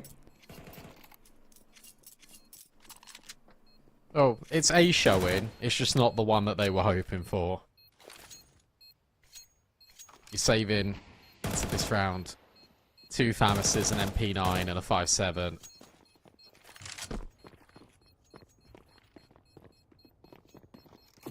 Unfortunate, but everyone for 500 has chipped up, which is really exciting, actually. Because we didn't get it out of ships in map 1, we got a little bit out of oxygen, but the rest were largely absent. This time it is a whole team effort to get this one over the line, and in quick fashion. It's almost blink and you miss it type stuff, where Anubis, you can forget about it now, because we're about to enter a best of 1 on Mirage.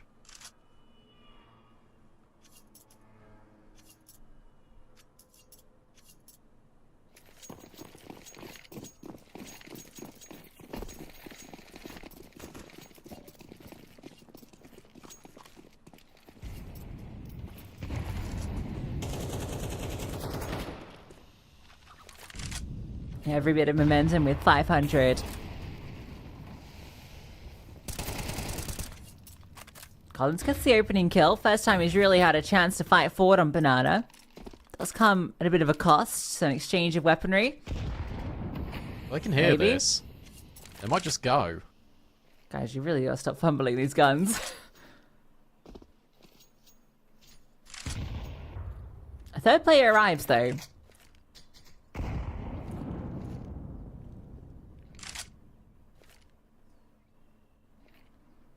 Yeah, they will just go. Collins incredibly low HP. Oh, the flames. They don't deal with ships, but he spots the leg. Emmy comes forward. Can't get the multi. Rainwaker will run him down. And now you feel like you've got space into the side. Collins, though, perfect timing on that swing. Oxygen's presence here, not noted, but can't get involved. Maybe the best chance for Partisan to get around what feels like an eternity. Spellan spots... Oh, spots him out indeed. Goodbye, Dragon. This might just be the end. Kind of does have that kit. He's a good swing. Will remove Spellan. So Cirque in the back of the side on fire. Burnt out. And he will fall. So Partisan will get that first CT round. A little consolation round. There's still an awfully long way to go. It is the issue. But this was better. This was a lot more coordinated, bar the gun fumble in towards Banana. You still know that Dragon is on the site at that point because Spellan, I think there was like a damage assist or something that he did onto one of his players, so he was fully aware of it, that he could be close. Good utility in that retake.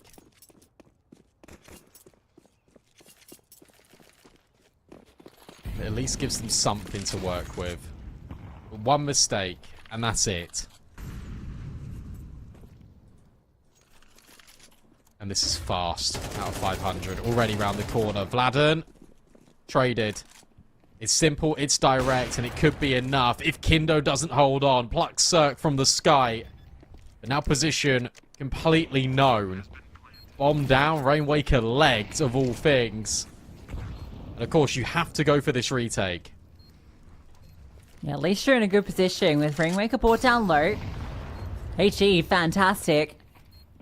Rainwaker in a position to avoid all of this utility that's flying past him, but Emmy should spot him out. Oh my god, Rainwaker! Unbelievable finish! No HP, takes down 3 more. Unbelievable. Look at his face. Yeah, he's happy with that one. 500 dismantle Partisan.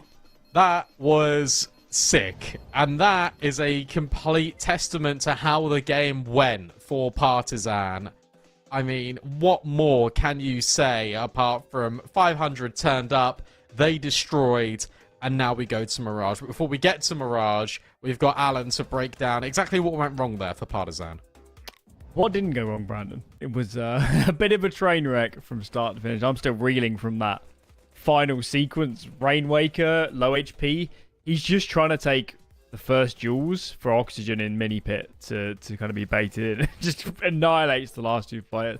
Either way, let's jump back chronologically and think about the way that first half unfolded. The key stats are kind of this for this game is Partisan 1 pistol, they won second round, and then he got 1 more round out of that T side.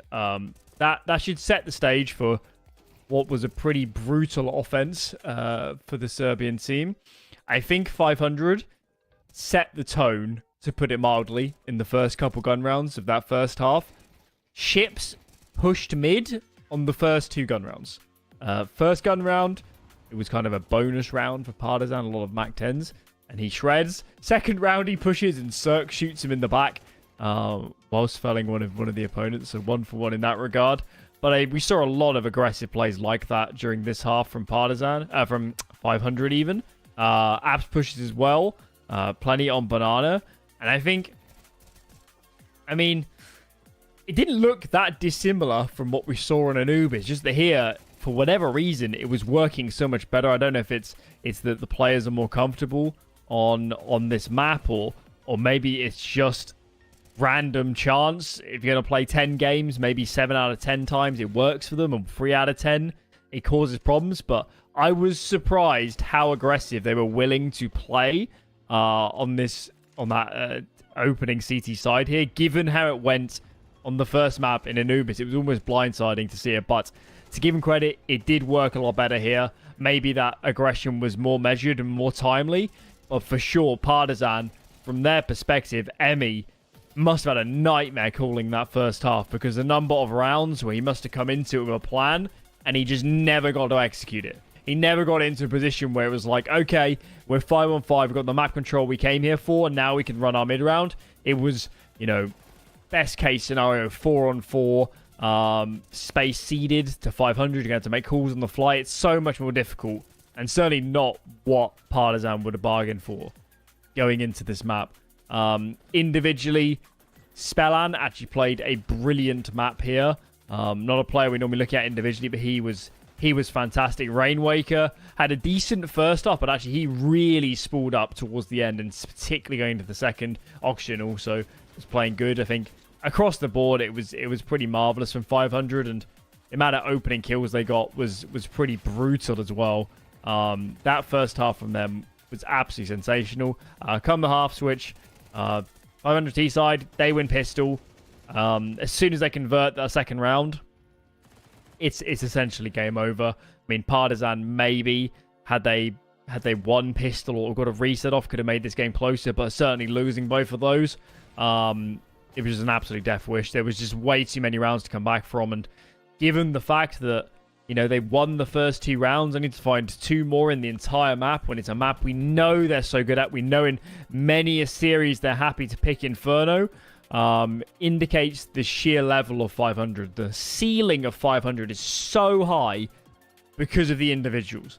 The individuals are just monsters, and obviously in this map, when Spellan is playing that well, if Spellan's meant to be your worst player, then good luck. The game is just over if you're anything but a top 15 team at a minimum. So yeah, I think Partisan just weren't ready for that level of brutality, and all in all, I'm just quite surprised that 500 got punished so much for the aggression on the first map. Second map, they stick to the mantra, they stick to their guns, and they make it work so well in what was probably the most dominant map of the latter stages of this playoff so far. I guess they deserve a lot of credit for that. Third of the series, guys, that will be Mirage. Seen it quite a lot already from both of these teams, because we saw it in the semis from for 500. It's definitely a map in the past they've played quite a lot, and going into this grand final, whatever they did, they played against Bait. That was a slim win. They played it earlier in the tournament versus Eklot and 9 Pandas. They beat Eklot, they didn't beat 9 Pandas. And on the reverse for Partisan, they beat Ent and Fnatic on this map. So certainly for both of these teams, recency. They have tenure. We like both teams on Mirage. Historically, it has been an exceedingly good map for 500. And certainly in that semi-final on the first half, they looked absolutely incredible. It was T-side in the second half where they had some problems. So going into the final stage of this grand final, it's the perfect map to be playing on. Both teams are very experienced here, but I think 500 might feel pretty good about themselves, given the history on the map, given how good they looked in those semi-finals, at least on the first half. Clean up T-side a little bit, and surely, guys, the title is theirs to lose. Okay, then. Map 2 down. 1 to go. Winner of Mirage claims the title. Quick break, and when we're back, we'll decide this grand final. We'll see you then.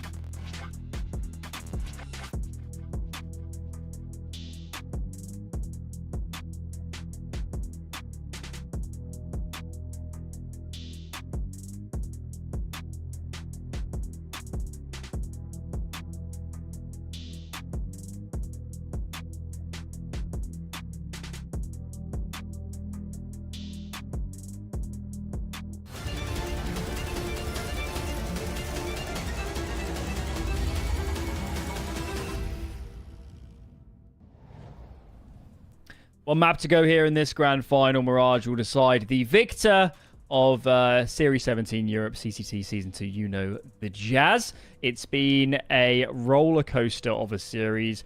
Map picks traded, yes, but we knew the maps were fairly middle ground for both of these teams, so it's hardly the biggest surprise. The big surprise for me, Brandon, is you just frame the series like this. CT side Anubis for 500. They love to get aggressive, and it didn't work. They got countered. Partisan were ready. It wasn't working. It didn't look timely. We come into the second map, and they're just as aggressive, if not more aggressive, and they absolutely dominate the first half. In fact, it's an exact reversal of the scoreline, 9-3. I'm a little bit baffled here, but I somewhat respect the brutality just to say, we're going to keep pushing. For better or for worse, we're going to keep pushing, and we are 500. And they'll do that on Mirage. Like, they will do that on Mirage. It's who they are. And that's the key takeaway. It's who they are. It works. I think the difference is that everyone actually had success in their aggression, in their timing of it.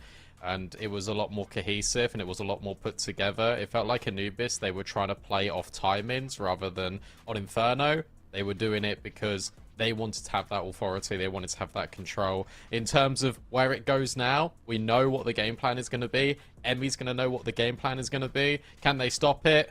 I don't know. It's up to them, really, isn't it? Well, if you look at how the Ents game played out for Partisan, Ents weren't going for any of those aggressive info plays. They weren't pushing the extremities. It was very much site-based and mid-crunches. They weren't really, on the CT side in particular, looking to take that aggressive control like we've seen from 500 throughout.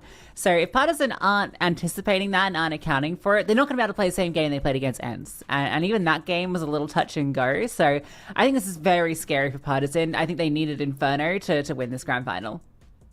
Okay. Strong words. We're looking towards this third and final one, then I'm guessing just saying Partisan. I don't know. I still think 500 are their own worst enemies. I still think in this third map that Partisan, it's going to sound a bit nuts, I actually think they can't win this if 500 play some of their better CS. I really believe that 500 are the better team here. But at the same time, Brandon, I watched this series. I watched the first map, and that looked disastrous for 500 despite having the same game plan. These guys are intrinsically inconsistent. So was that what's going to decide this grand final? What can Partisan 2 do to put 500 in the position where they're making those mistakes? What can Partisan do to bring out the worst in 500?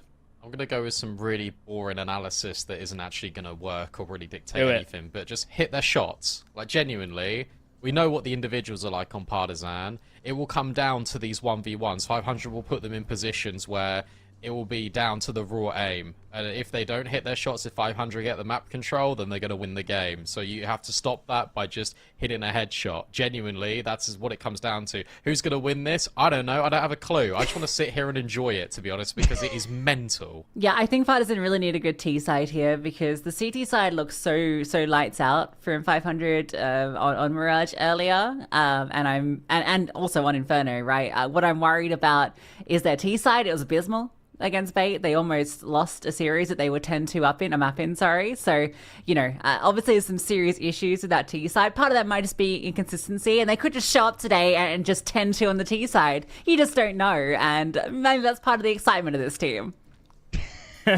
For better or for worse, you can't say this series hasn't been entertaining. Round to round, very hard to predict. Very rarely you get into a round where there isn't somebody dead within 15 seconds. Because 500 like to play that sort of Counter-Strike. Individually, going into this third and final map, we've seen some highlights from a lot of the 500 players. Obviously, someone like Collins had their moments already today. Who are you looking at for either team, guys, as maybe the factor to decide this grand final? This is the Orpin map. Yeah. Like, genuinely, this is the make or break for Cirque and Kindo. Because we've not been speaking about them at all so far in this grand final. This is the time. I think Cirque, on his day, is ridiculously good, especially on Mirage, and it'll be up to Kindo to stop him. If he doesn't stop him, I genuinely think Cirque can take over this game and potentially win the whole thing for 500. Yeah, that's crazy, right? I felt like on Inferno, Cirque was playing great. It's like great 3K that he got, and I was like, yeah, Cirque's having a good map. But then you kind of look at the scoreboard and you're like, oh, actually, he did not have a good map. It's just that the rest of the team did so well that it kind of covered it up. And yeah, you can't cover him up on Mirage. His absence will be noted because Kindo has not been missing. Okay, sounds like we have a little bit of a technical problem. So a quick break for us. And when we're back, we'll jump straight into that grand final. Don't go anywhere.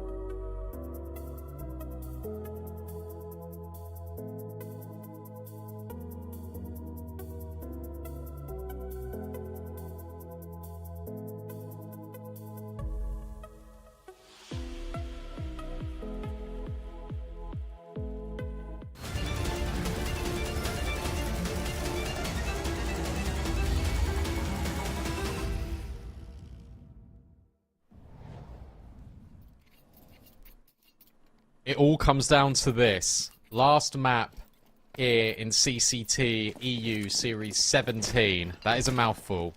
We got 20 of these. And for 500 or Partisan, it means more than just winning.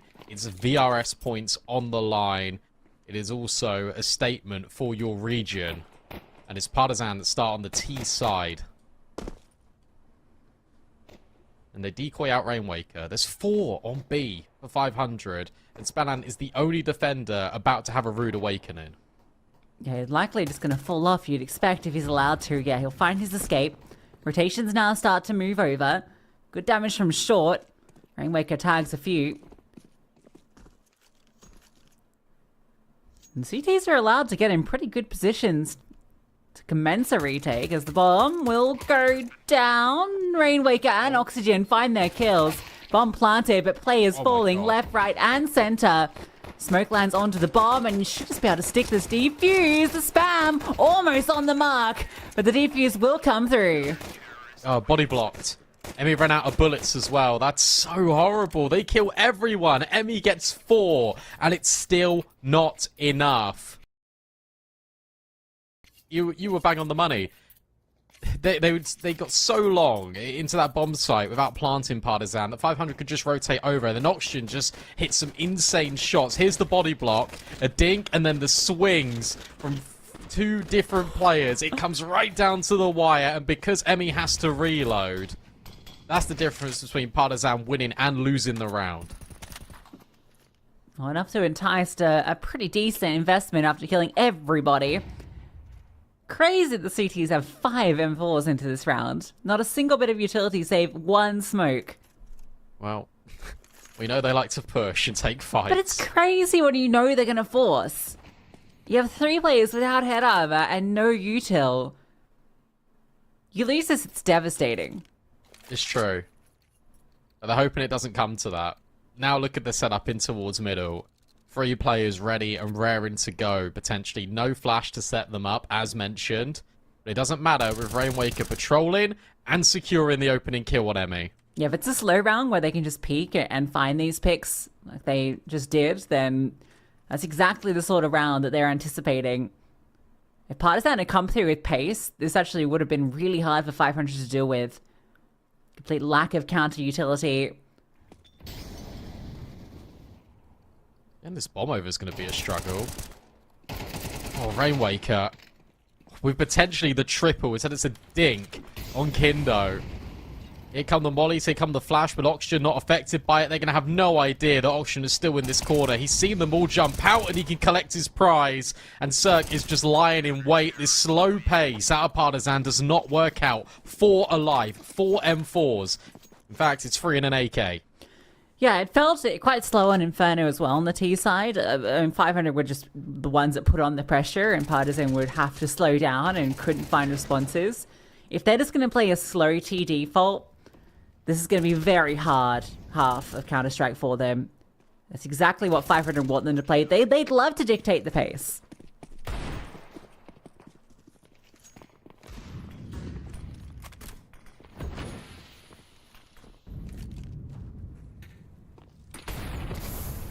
He's beaten the molly. Oh. 1 damage, but more importantly, the audio. Chips is already taking claim in towards top middle. Emmy now dealt with. Emmy's consistently been the first player falling in these rounds, and Chips now claims his prize. This has been a blistering start for 500. One in which you expect, but one in which is finding success continuously. Now, we talked about Cirque kind of being a player that there's a lot that hinges on in this map. I think Ships is definitely the other one you put in that equation, not just in general, but in the scope of this series. Those 2 players have been struggling a lot throughout. Ships, definitely had a better showing on Inferno, but on Anubis was being punished a lot. And considering all the stock that's been placed in him this year thus far, nice from Spalan, you're anticipating that Mirage is the sort of map that he can really show off his individual form. Not enough money to get armor and an AWP as well for Kindo. I mean, this is effectively your bonus. Pretty nice bonus to have, isn't it, for 500? All the rifles, all the util. Zerk can get an AWP into the next round.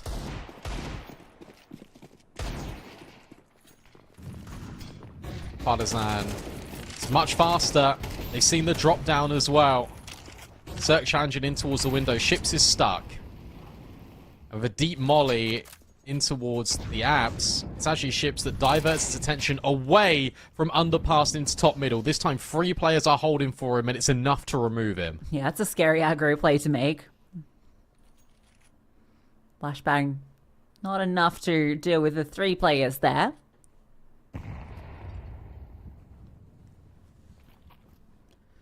So an opening kill found for Partisan. Now, they're still fighting top. Yeah, Spelland's turn. Rainwake is spamming from short. Yeah, Dragon anticipating another player could be hanging out here. So they get a free kill back. Oh, sorry, a second kill, sorry. And now, if they decide to push in towards B, they might lose a couple of players here. There are 2 CTs that are looking at this window. They don't extend any further. Very patient. But they could just walk straight into a stack. Oh no. Oh, yeah, they're going to. 30 seconds with no other map control. You have to go in towards B here.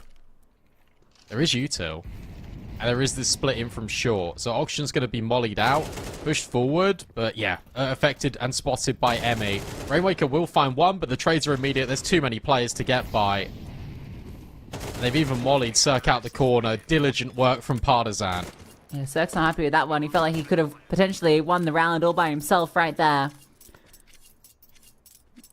Tucked in, trying to play as if he's not here. You've just killed 2 players on B. You know, is there really going to be a third? But Partisan, diligent. Throw the flames forward. So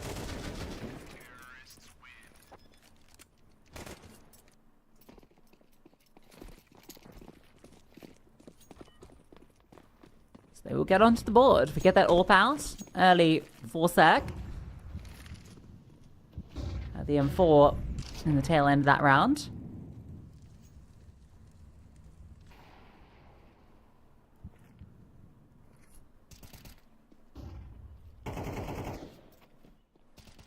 Again, looking for these 1v1s. Collins denied space early.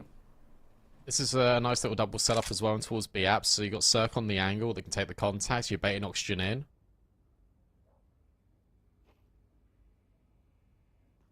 Oh. Ladden's made it through. Rainwaker's now in ladder. And we're in a familiar scenario where the bomb's making its way forward. The only map control you've got is B app, so you need to get past this wombo combo of AWP and then MP9. Even further utility affecting Dragon.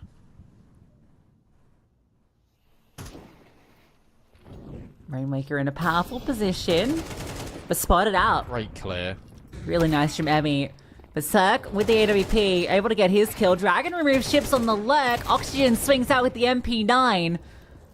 What looked like a great setup from 500 has been picked apart. Is Cirque ready for a play this close? I don't think so. Emmy's on his site. Cirque has no idea. But it might not matter. He's honed in on this short angle. Finally the swings comes, but it's too late. And Collins, yeah, he'll get onto the bomb site. Bomb to be committed, so he won't have anywhere to go. Spelland. Oh, actually, Collins gets around that corner, but his days are numbered.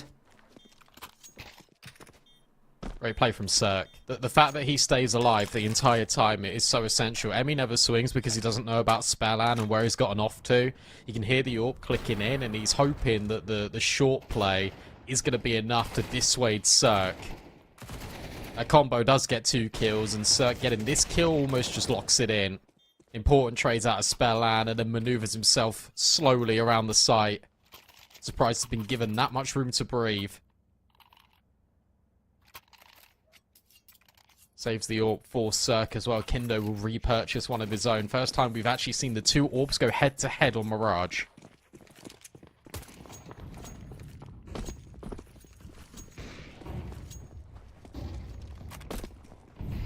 Fast up into short by Rainwaker, ready for Dragon. He really tried to scale as quickly as possible into that position.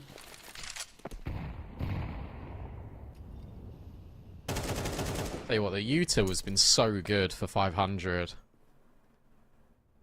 A risk is being taken. Out ramp goes Collins. A lot of the A bomb site now vulnerable. Spellland split between two divisions of responsibility, but gets rid of Collins instantly. And this is going to hinder progression because the bomb was going to come over. It still might commit. But rotations will be here thick and fast for 500. Yeah, it's like Inferno. 500 have been so good at calling the right stack every single time. Ships is pushed all the way through B. Gets rid of the mid portion of this aggression. And now you're stuck in between Ramp and Palace. And no one else is going to peek. You can just wait for the bomb.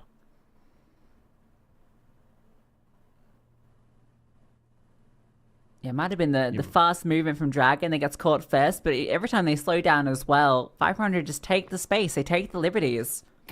They're so punishing. Now you got to save, and you know where the AWP is. 5 versus 2. The money's not quite there, not quite established for 500. Wouldn't hate one player maybe just going to go Surge. Oxygen should be that guy, but instead he's so far removed that you're going to get away with this if you're Partisan. But if this is the exciting play where you're saving an AWP and an AK in a round that you've lost, that there is trouble on the horizon. And it was these quick plays, the contact pushes out A that were catching Ents off guard. And then this time it is just Spellland watching both jungle and the walkout, and he gets rewarded.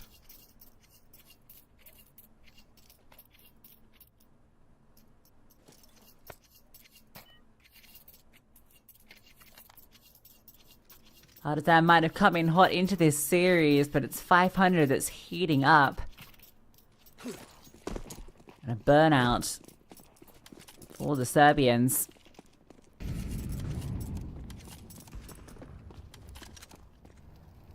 This round's a bit of an odd mix of weaponry.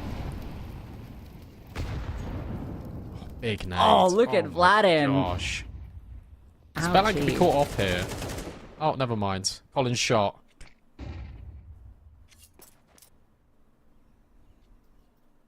This is so brutal.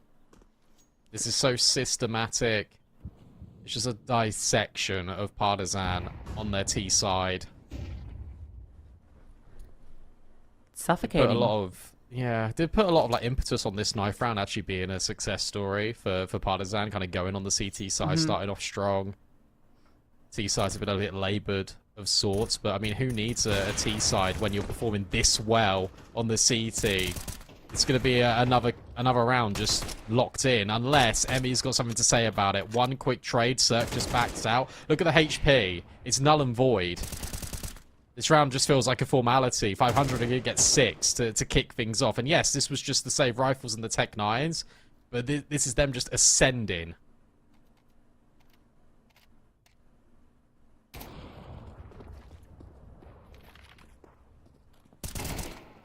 Picked apart. Tried to get that AWP involved earlier. Ramp was never given an inch. Just utility in the face. They look elsewhere, and there's players there too. Just a single kill to be accounted for.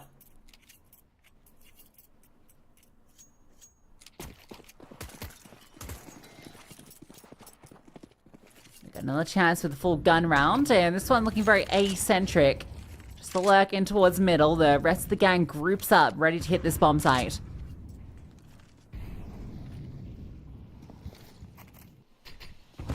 Notice out. Only one player on the site itself, and Cirque comes around the perfect time. Picks off Collins. Finally, they do remove Spellland, tucked in towards Ninja. I like this boost on towards the stairs. But Cirque was holding for the Emmy lurk, and Ships catches the players. They are low, but Cirque is still being a nuisance. They're rotating from CT, but it's Cirque over the top of the stairs. He is now taking over this game, and 500 are running away with the grand final. Yeah, there's that monster that we know Cirque can be. First kill, he's basically full blind. Presence of mind to anticipate this push through after the sound cue from the boost up, and then this is just beautiful with the Tech 9. He was denied his highlight moment earlier on Inferno. Well, that's one to add to the reel.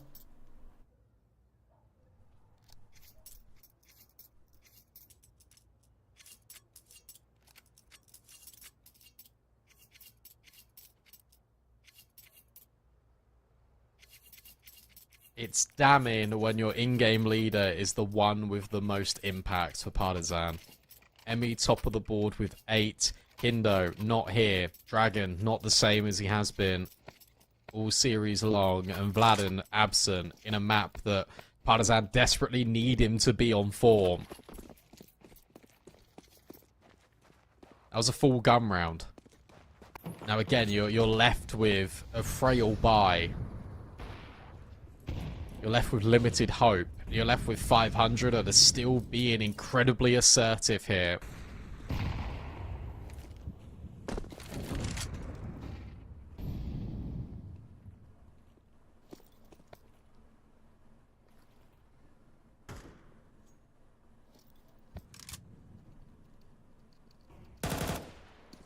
Punish onto Rainwaker. That's what they've been looking for. They know how much he's been jiggling down this short side. They don't allow that re-swing from Cirque, but he is hanging out with that AWP. He really wants to stick around for the fight. Moving Rainwaker now potentially opens up pathway to a lesser defended B side. Now Ships comes in, but can maybe walk underpass. Oxygen well-timed smoke. Will that hold the progression? No, they're just going to walk through it. Oh, the flashbang will catch Oxygen off. Ships is going for a really quick flank around the world. Good catch from Dragon. You got to be ready for Ships. Vladen is holding for it. Great Molotov onto the bomb plant. Look at the damage it did to Collins. But Vladen does anticipate Ships.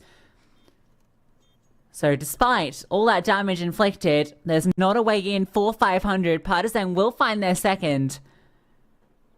A crucial double kill from Dragon, who was the guy that opened up so many of their rounds in the series against Ents, was a big part of their T-side success. Finally gets a chance to flex that here. Really good round as well. The fact that you are punishing that over-aggression, you know exactly what you want to do. Emmy just says, let's walk through this smoke. Flashbang on my cue. Flashbang perfect to get rid of Oxygen. Force him off the angle. And the presence of mind.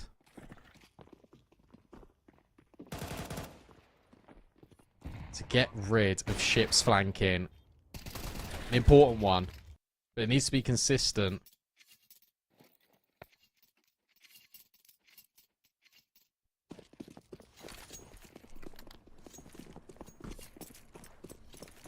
Still a chance for recovery on this T-side. Remember, 500's T-side was lacking earlier. And a nice way to open it. Massive. Ships wants the AWP. Spellam now gets curious over towards ramp. Same time, Oxygen just on the balcony. Lies in wait. Doesn't really get too aggressive. Ships is going to come over. It's going to be a different sort of a bait and switch, but it's still the same outcome. Oxygen being baited in, and Ships has got the AWP. Yeah, Partisan decide they don't really want to go this direction. 5v4 with plenty of time on the clock. They don't want to make the mistake of walking into a stacked bomb site once again. They haven't really wasted any utility, though. Like, 500, they've just used one smoke now for Palace, but they've still got incendiaries. There's a couple of nades they can use to disrupt the bomb plant. I like this staging in towards middle. Kindo looking to get really aggro. And Vladen still holding. Flashbang, good. And Oxygen will profit off it.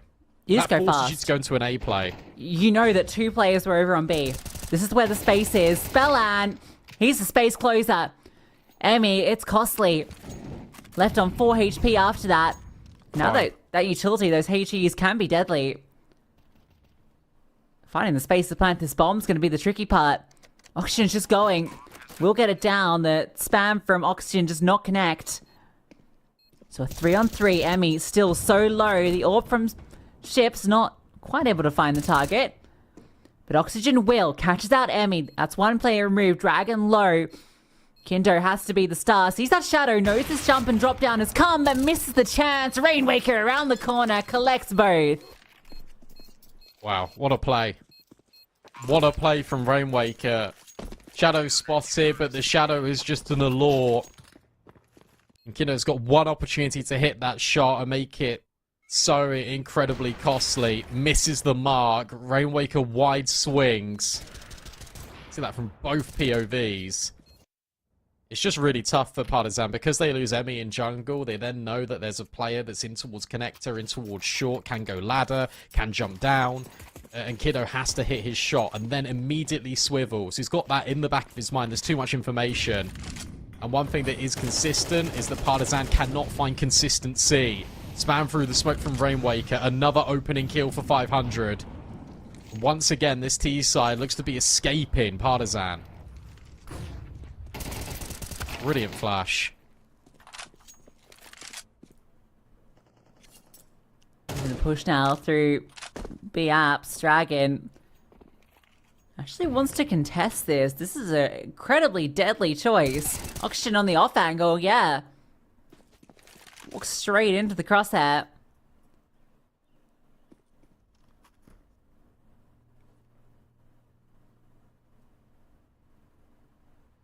It's crazy, this entire T-half, we have not just seen an A execute.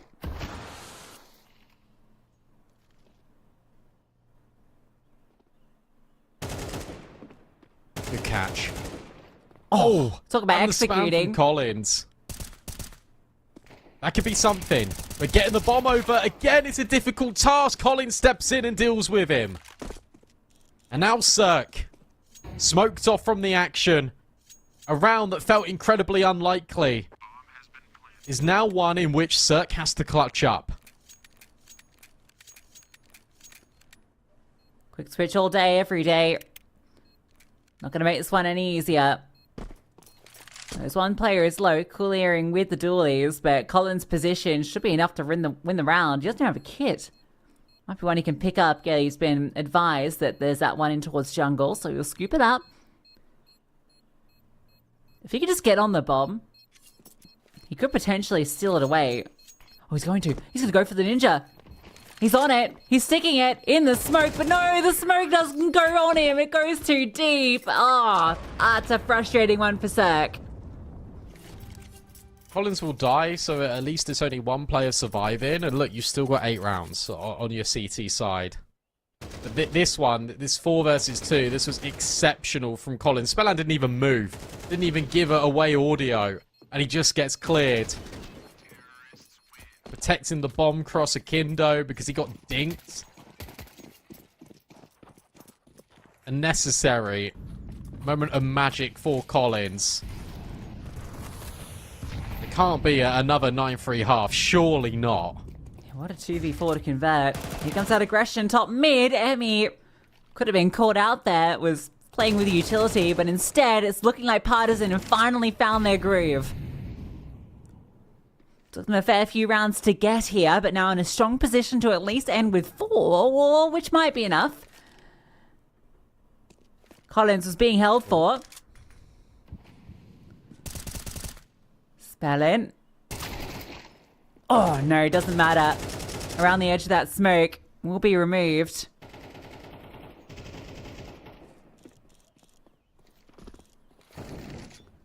Both players are present, but picked apart. It will be that 4th for Partisan. Yeah, shout out Collins. Back-to-back, multi-kills, back-to-back. Just delivering the damage on towards 500, carving out this opportunity for a breakdown in communication for 500 because Cirque thinks Palace is protected. It isn't. And it's a free kill for Collins. It gives him space to breathe. MEC Spellan is in towards default and triple. And that just sets up Collins, who uses this lurk smoke to full advantage. That's something. That's a bit of hope. Can that be a catalyst for change? Or are 500 about to run away with this? Great emphasis always placed on pistols in MR12. Great attention to detail with Partisan and how good they've been in pistol rounds.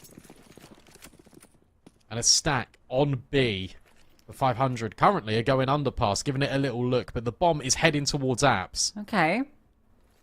So they'll have two players. They're actually walked into short. So if they push towards top middle, they will be out of position. Timing look good. 1 for 1. That's a lot of info. Push continues towards top middle. Might be misinfo. Yeah, Because when you feels see it. 2 players under it, it feels like it's going to be an A-Rap through Con. You come out through Ramp and Palace. Vladen needs to stay alive. That's the most important priority. Cirque is bobbing and weaving away from the short bullets. And that enough is enabled Rainwaker to get 1, and Cirque strikes. 2 on 4 for Collins and Dragon. Put into a 1. Oh, sorry, on 3. And on 0. Both of them caught out on their respective pushes through. Cirque, another critical multi-kill for him. He's definitely come alive here on Mirage. It's funny because it's Vladen that's the one that's supposed to stay alive, but it's Cirque that does, in from short. And he ducks and dives past. Gives the distraction for Rainwaker. And sure, Rainwaker falls to Emmy, and then Cirque just pops his head out. Easy trade.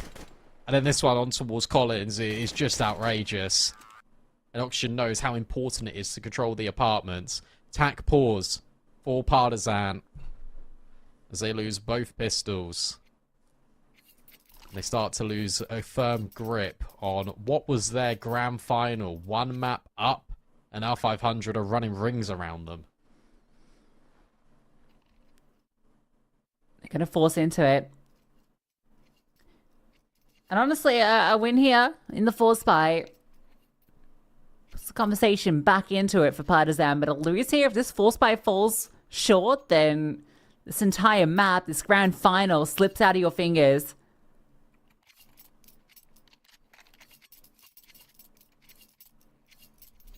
A lot will be hinging on what these weapons can do.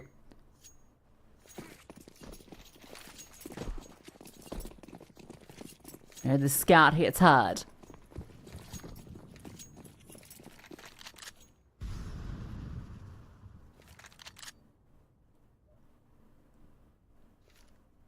Gonna run it back. They hear the drop down and they just start to go.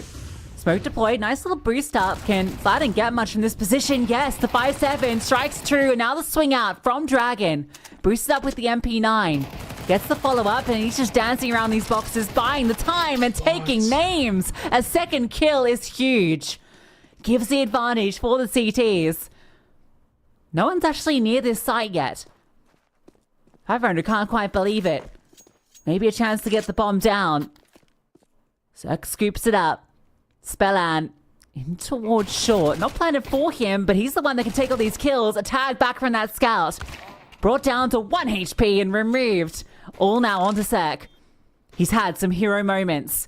Can he break the backs of Partisan? Not anticipating where they're coming from, but that's a nice swivel. And now he knows where this scout was seen. That short play coming through. He hears that jump around, and Cirque is lightning fast. Another highlight moment. Incredible. And Cirque even jumped apps before. He always had that in the back of his mind. Is he going to come from apartments? If he has come from apartments, he has to jump down to see me. He will get the audio cue. So maneuvering his way in towards market is still an off angle to hold for the doors. And it's smoked off, so it gives him a little bit of guise. But I mean, these shots are just so precise. From a position in which Partisan felt like they were going to steal that round away. It's one that gets strapped right back and taken right from under them. It's Dragon on a hero rifle. It's Desperation Station. And it's Emmy with a P250 traded immediately. And the stack on B, where 500 have gone so continuously, is no more. And has to be relocated towards A. You gotta feel that Cirque clutch has just broken Partisan completely. Gonna be 11-4. I don't even think it's worth hanging out here for exits. Maybe it's worth going for. The clock's ticking, there's not a kit. Do you really have a chance here? Maybe. Dragon's found another.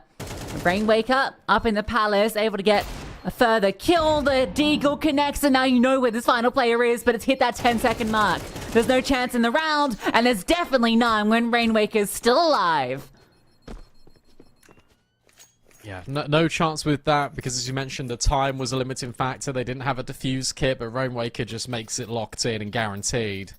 It gets really close. There's some nice shots that have been hit, but again, the round just can't be stolen away. And you're entering very, very dangerous waters now if you're Partisan. If Kindo's AWP doesn't show up, if the riflers of Dragon, of Vladen, where has Vladen been? Non-existent. And now 500, they're going to keep going for these fast plays. They're going to keep making you feel nervous, uncertain. An early smoke goes deep in towards the apartments. In fact, it's just going to be a grenade. This could be really well timed from Vladen. But they dodge it. They're pushing the issue. Oxygen jumping over everything. Flashbangs are exceptional. Vladen needs to hold on. Vladen needs a multi-kill, and he will get one. Oh, and the third. Runs out of bullets, swaps to the AK, and even deals with Cirque. There he is. Right when Partisan need him the most, and this time, surely this time, the in-game leader of 500 cannot recuperate around from this. He knows the position of two of these players. But finding the third is going to be exceptionally tricky. Isolating these kills into 1v1s and borderline impossible. He creeps closer. Emmy gets the jump and the notice, but it's Kindo in from the window. Shout out Vladen, a quad kill to keep Partisan in it. Yeah, what a hold for Vladen. Loses his short support, and he only has an MP9. Still gets 3 kills with it, and then upgrades. An AK scavenge from a corpse to get a further kill. Check this out. What a sequence. A very quiet map thus far. The MVP of our series earlier. And this is the reason why, able to come through in these clutch moments. You can see him setting up for the whole ace. A lifeline given over.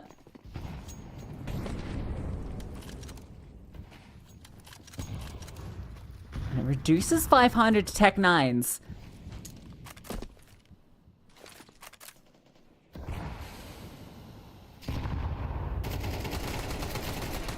Oh, but that's a catch. Ships has found Collins. Vladen to be tested once more on this B-bomb site. And that one ship's kill has brought the rotation away. Dragon will find him. And now the contact will come through. So it's Vladen and Dragon again to try and hold B. Yeah, at least for Dragon catching that, he can come support Vladen. 500 pause just to make the CTs feel a little nervous. But now the hit will come through. Dragon has gotten a little worried, so Vladen is isolated and hard cleared by Oxygen. Not going to get away with the multi-kill in 2 back-to-back rounds, and Dragon only good for the 1. The Tech 9s have broken through. You gotta save. I don't think you can go for this at all. Emmy will give it a look, but yeah, Kindo just rooted in towards CT spawn. You gotta keep hold of the AWP. And it's this decision from Ships. It's the confusion he creates, even though Dragon is able to grab that kill. He's still doubting it. He thinks, well, maybe there's a second one. Maybe there's a third one. Vladen alone, hard checked. The players on the site do not do enough because Dragon is so flustered. That's been the game plan of 500 this entire series long, and it is working. Cirque gets confirmation. AWP is saving. They are 1 round away from being the champions. 1 round away from winning this series. And look at the money in which Partisan are working with. It's dire straits. Such a classic example of what life as the Bianca is like. You have that 1 round when they come to you and you put up the amazing multi-kill, you win the round solo, and then the next time they come, you die and the round's done. Such a diametric opposition to how that position plays out. You're the hero, and you're the breaking point. And it's straight into A, looking to deal the killing blow. Oxygen opens it up with Emmy removed. There's no one else on site. Collins is in towards the connector, and they extend to try and push through, and that's a critical mistake. And he's not stopping. You forgot who you were dealing with. Collins has been a superstar for Partisan today. Rainwaker and Ships. 2 on 4 to try and close the series. close the grand final right here, right now. Collins is low, so we'll go over the top and give up that first frag. But with Kindo finding ships, Rainwaker has nothing he can do in Sandwich, no escape route. And so a 6th round will be found. Yeah, they thought as soon as they got that kill that the damage was done. They could take Connector quite freely, but Collins arrives and again saves Partisan in a big way. The idea of that deep jungle smoke is to give the leverage for Auction and Spellland to get in, but this 3rd kill on Cirque just guarantees things. Kindo patient with his timing, and Rainwaker easily identified.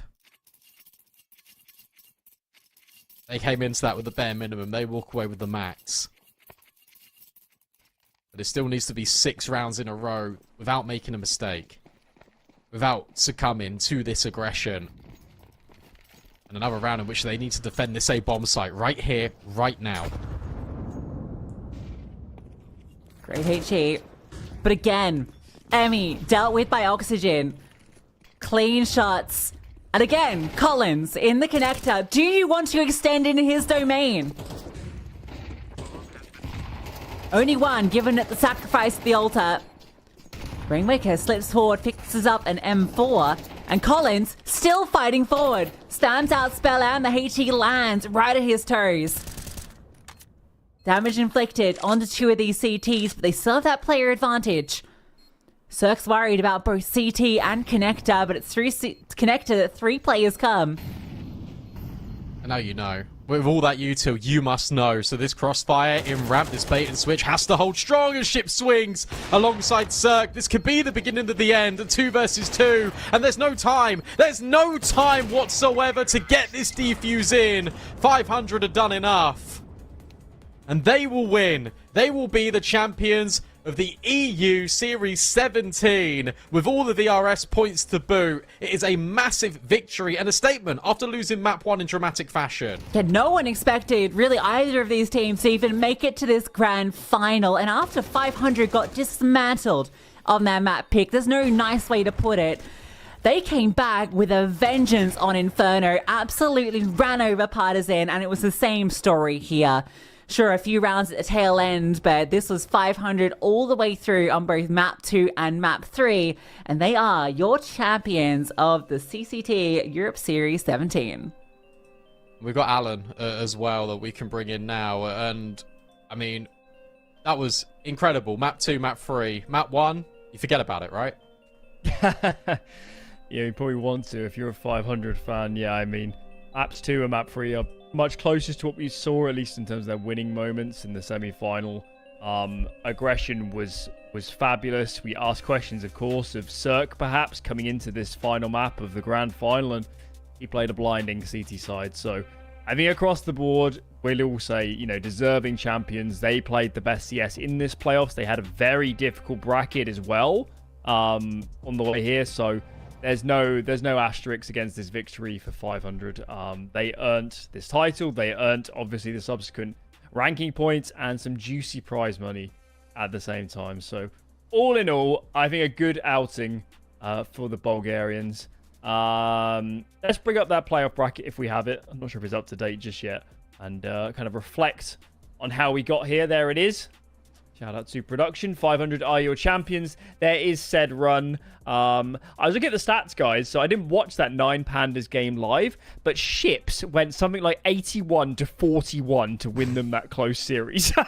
And the rest of his team was pretty equal. So I know 500 won the tournament, but they almost went out in the round of 16. That would have made for a very different bracket, wouldn't it? I think that's been the story with almost every one of these games, right? Same against Beta, and then for Partisan on their run versus Ents. And, you know, for all you can say about 500's run being pretty tough on the way, you got to give massive props to Partisan to manage to take down Fnatic and Nexus in such dominant fashion, beat out Ents, who you would argue are the favorite team on that side of the bracket, and then to take the first map in this grand final. It's a real credit to what this organization is putting forward for Serbian CS, and they should be very proud, even if they're going to be a little bit sad about how this one closed out. Yeah, absolutely. I mean, obviously, you want to win a grand final, but versus our expectations, Brandon, people would have picked against them potentially in every single round of the playoffs. I did. Partisan, they still made the final. Yeah, they did. And look, they gained a bunch along the way. Not only the prize money, but also just the VRS points. Like, this skyrocketed them. And it's now puts them in the conversation for future events. And the more that they play, the more that they'll be invited to playoffs of this caliber. It means that less best of threes to play, but with still all the more on the line for them. So, I mean, I'm very impressed with them. I'm impressed with 500, and now 500 are just on the cusp, similar to Partisan, of receiving these big invites. Yeah, I think Partisan ends up higher than 500 as a result of this event, which is hilarious considering the outcome. That's mad. That's mad, but that's the world we live in now, Lucy. It's all a bit hard to keep up with. We'll have to get used to it. Let's talk through some of those individuals. For 500, we've chosen to highlight Rainwaker for this series in particular as our player of the match. He was brilliant throughout. Of course, other players had their moments, but Rainwaker, someone who obviously didn't have the best time overseas. There's no doubt, guys, that this player plays his best Counter-Strike in Bulgarian teams.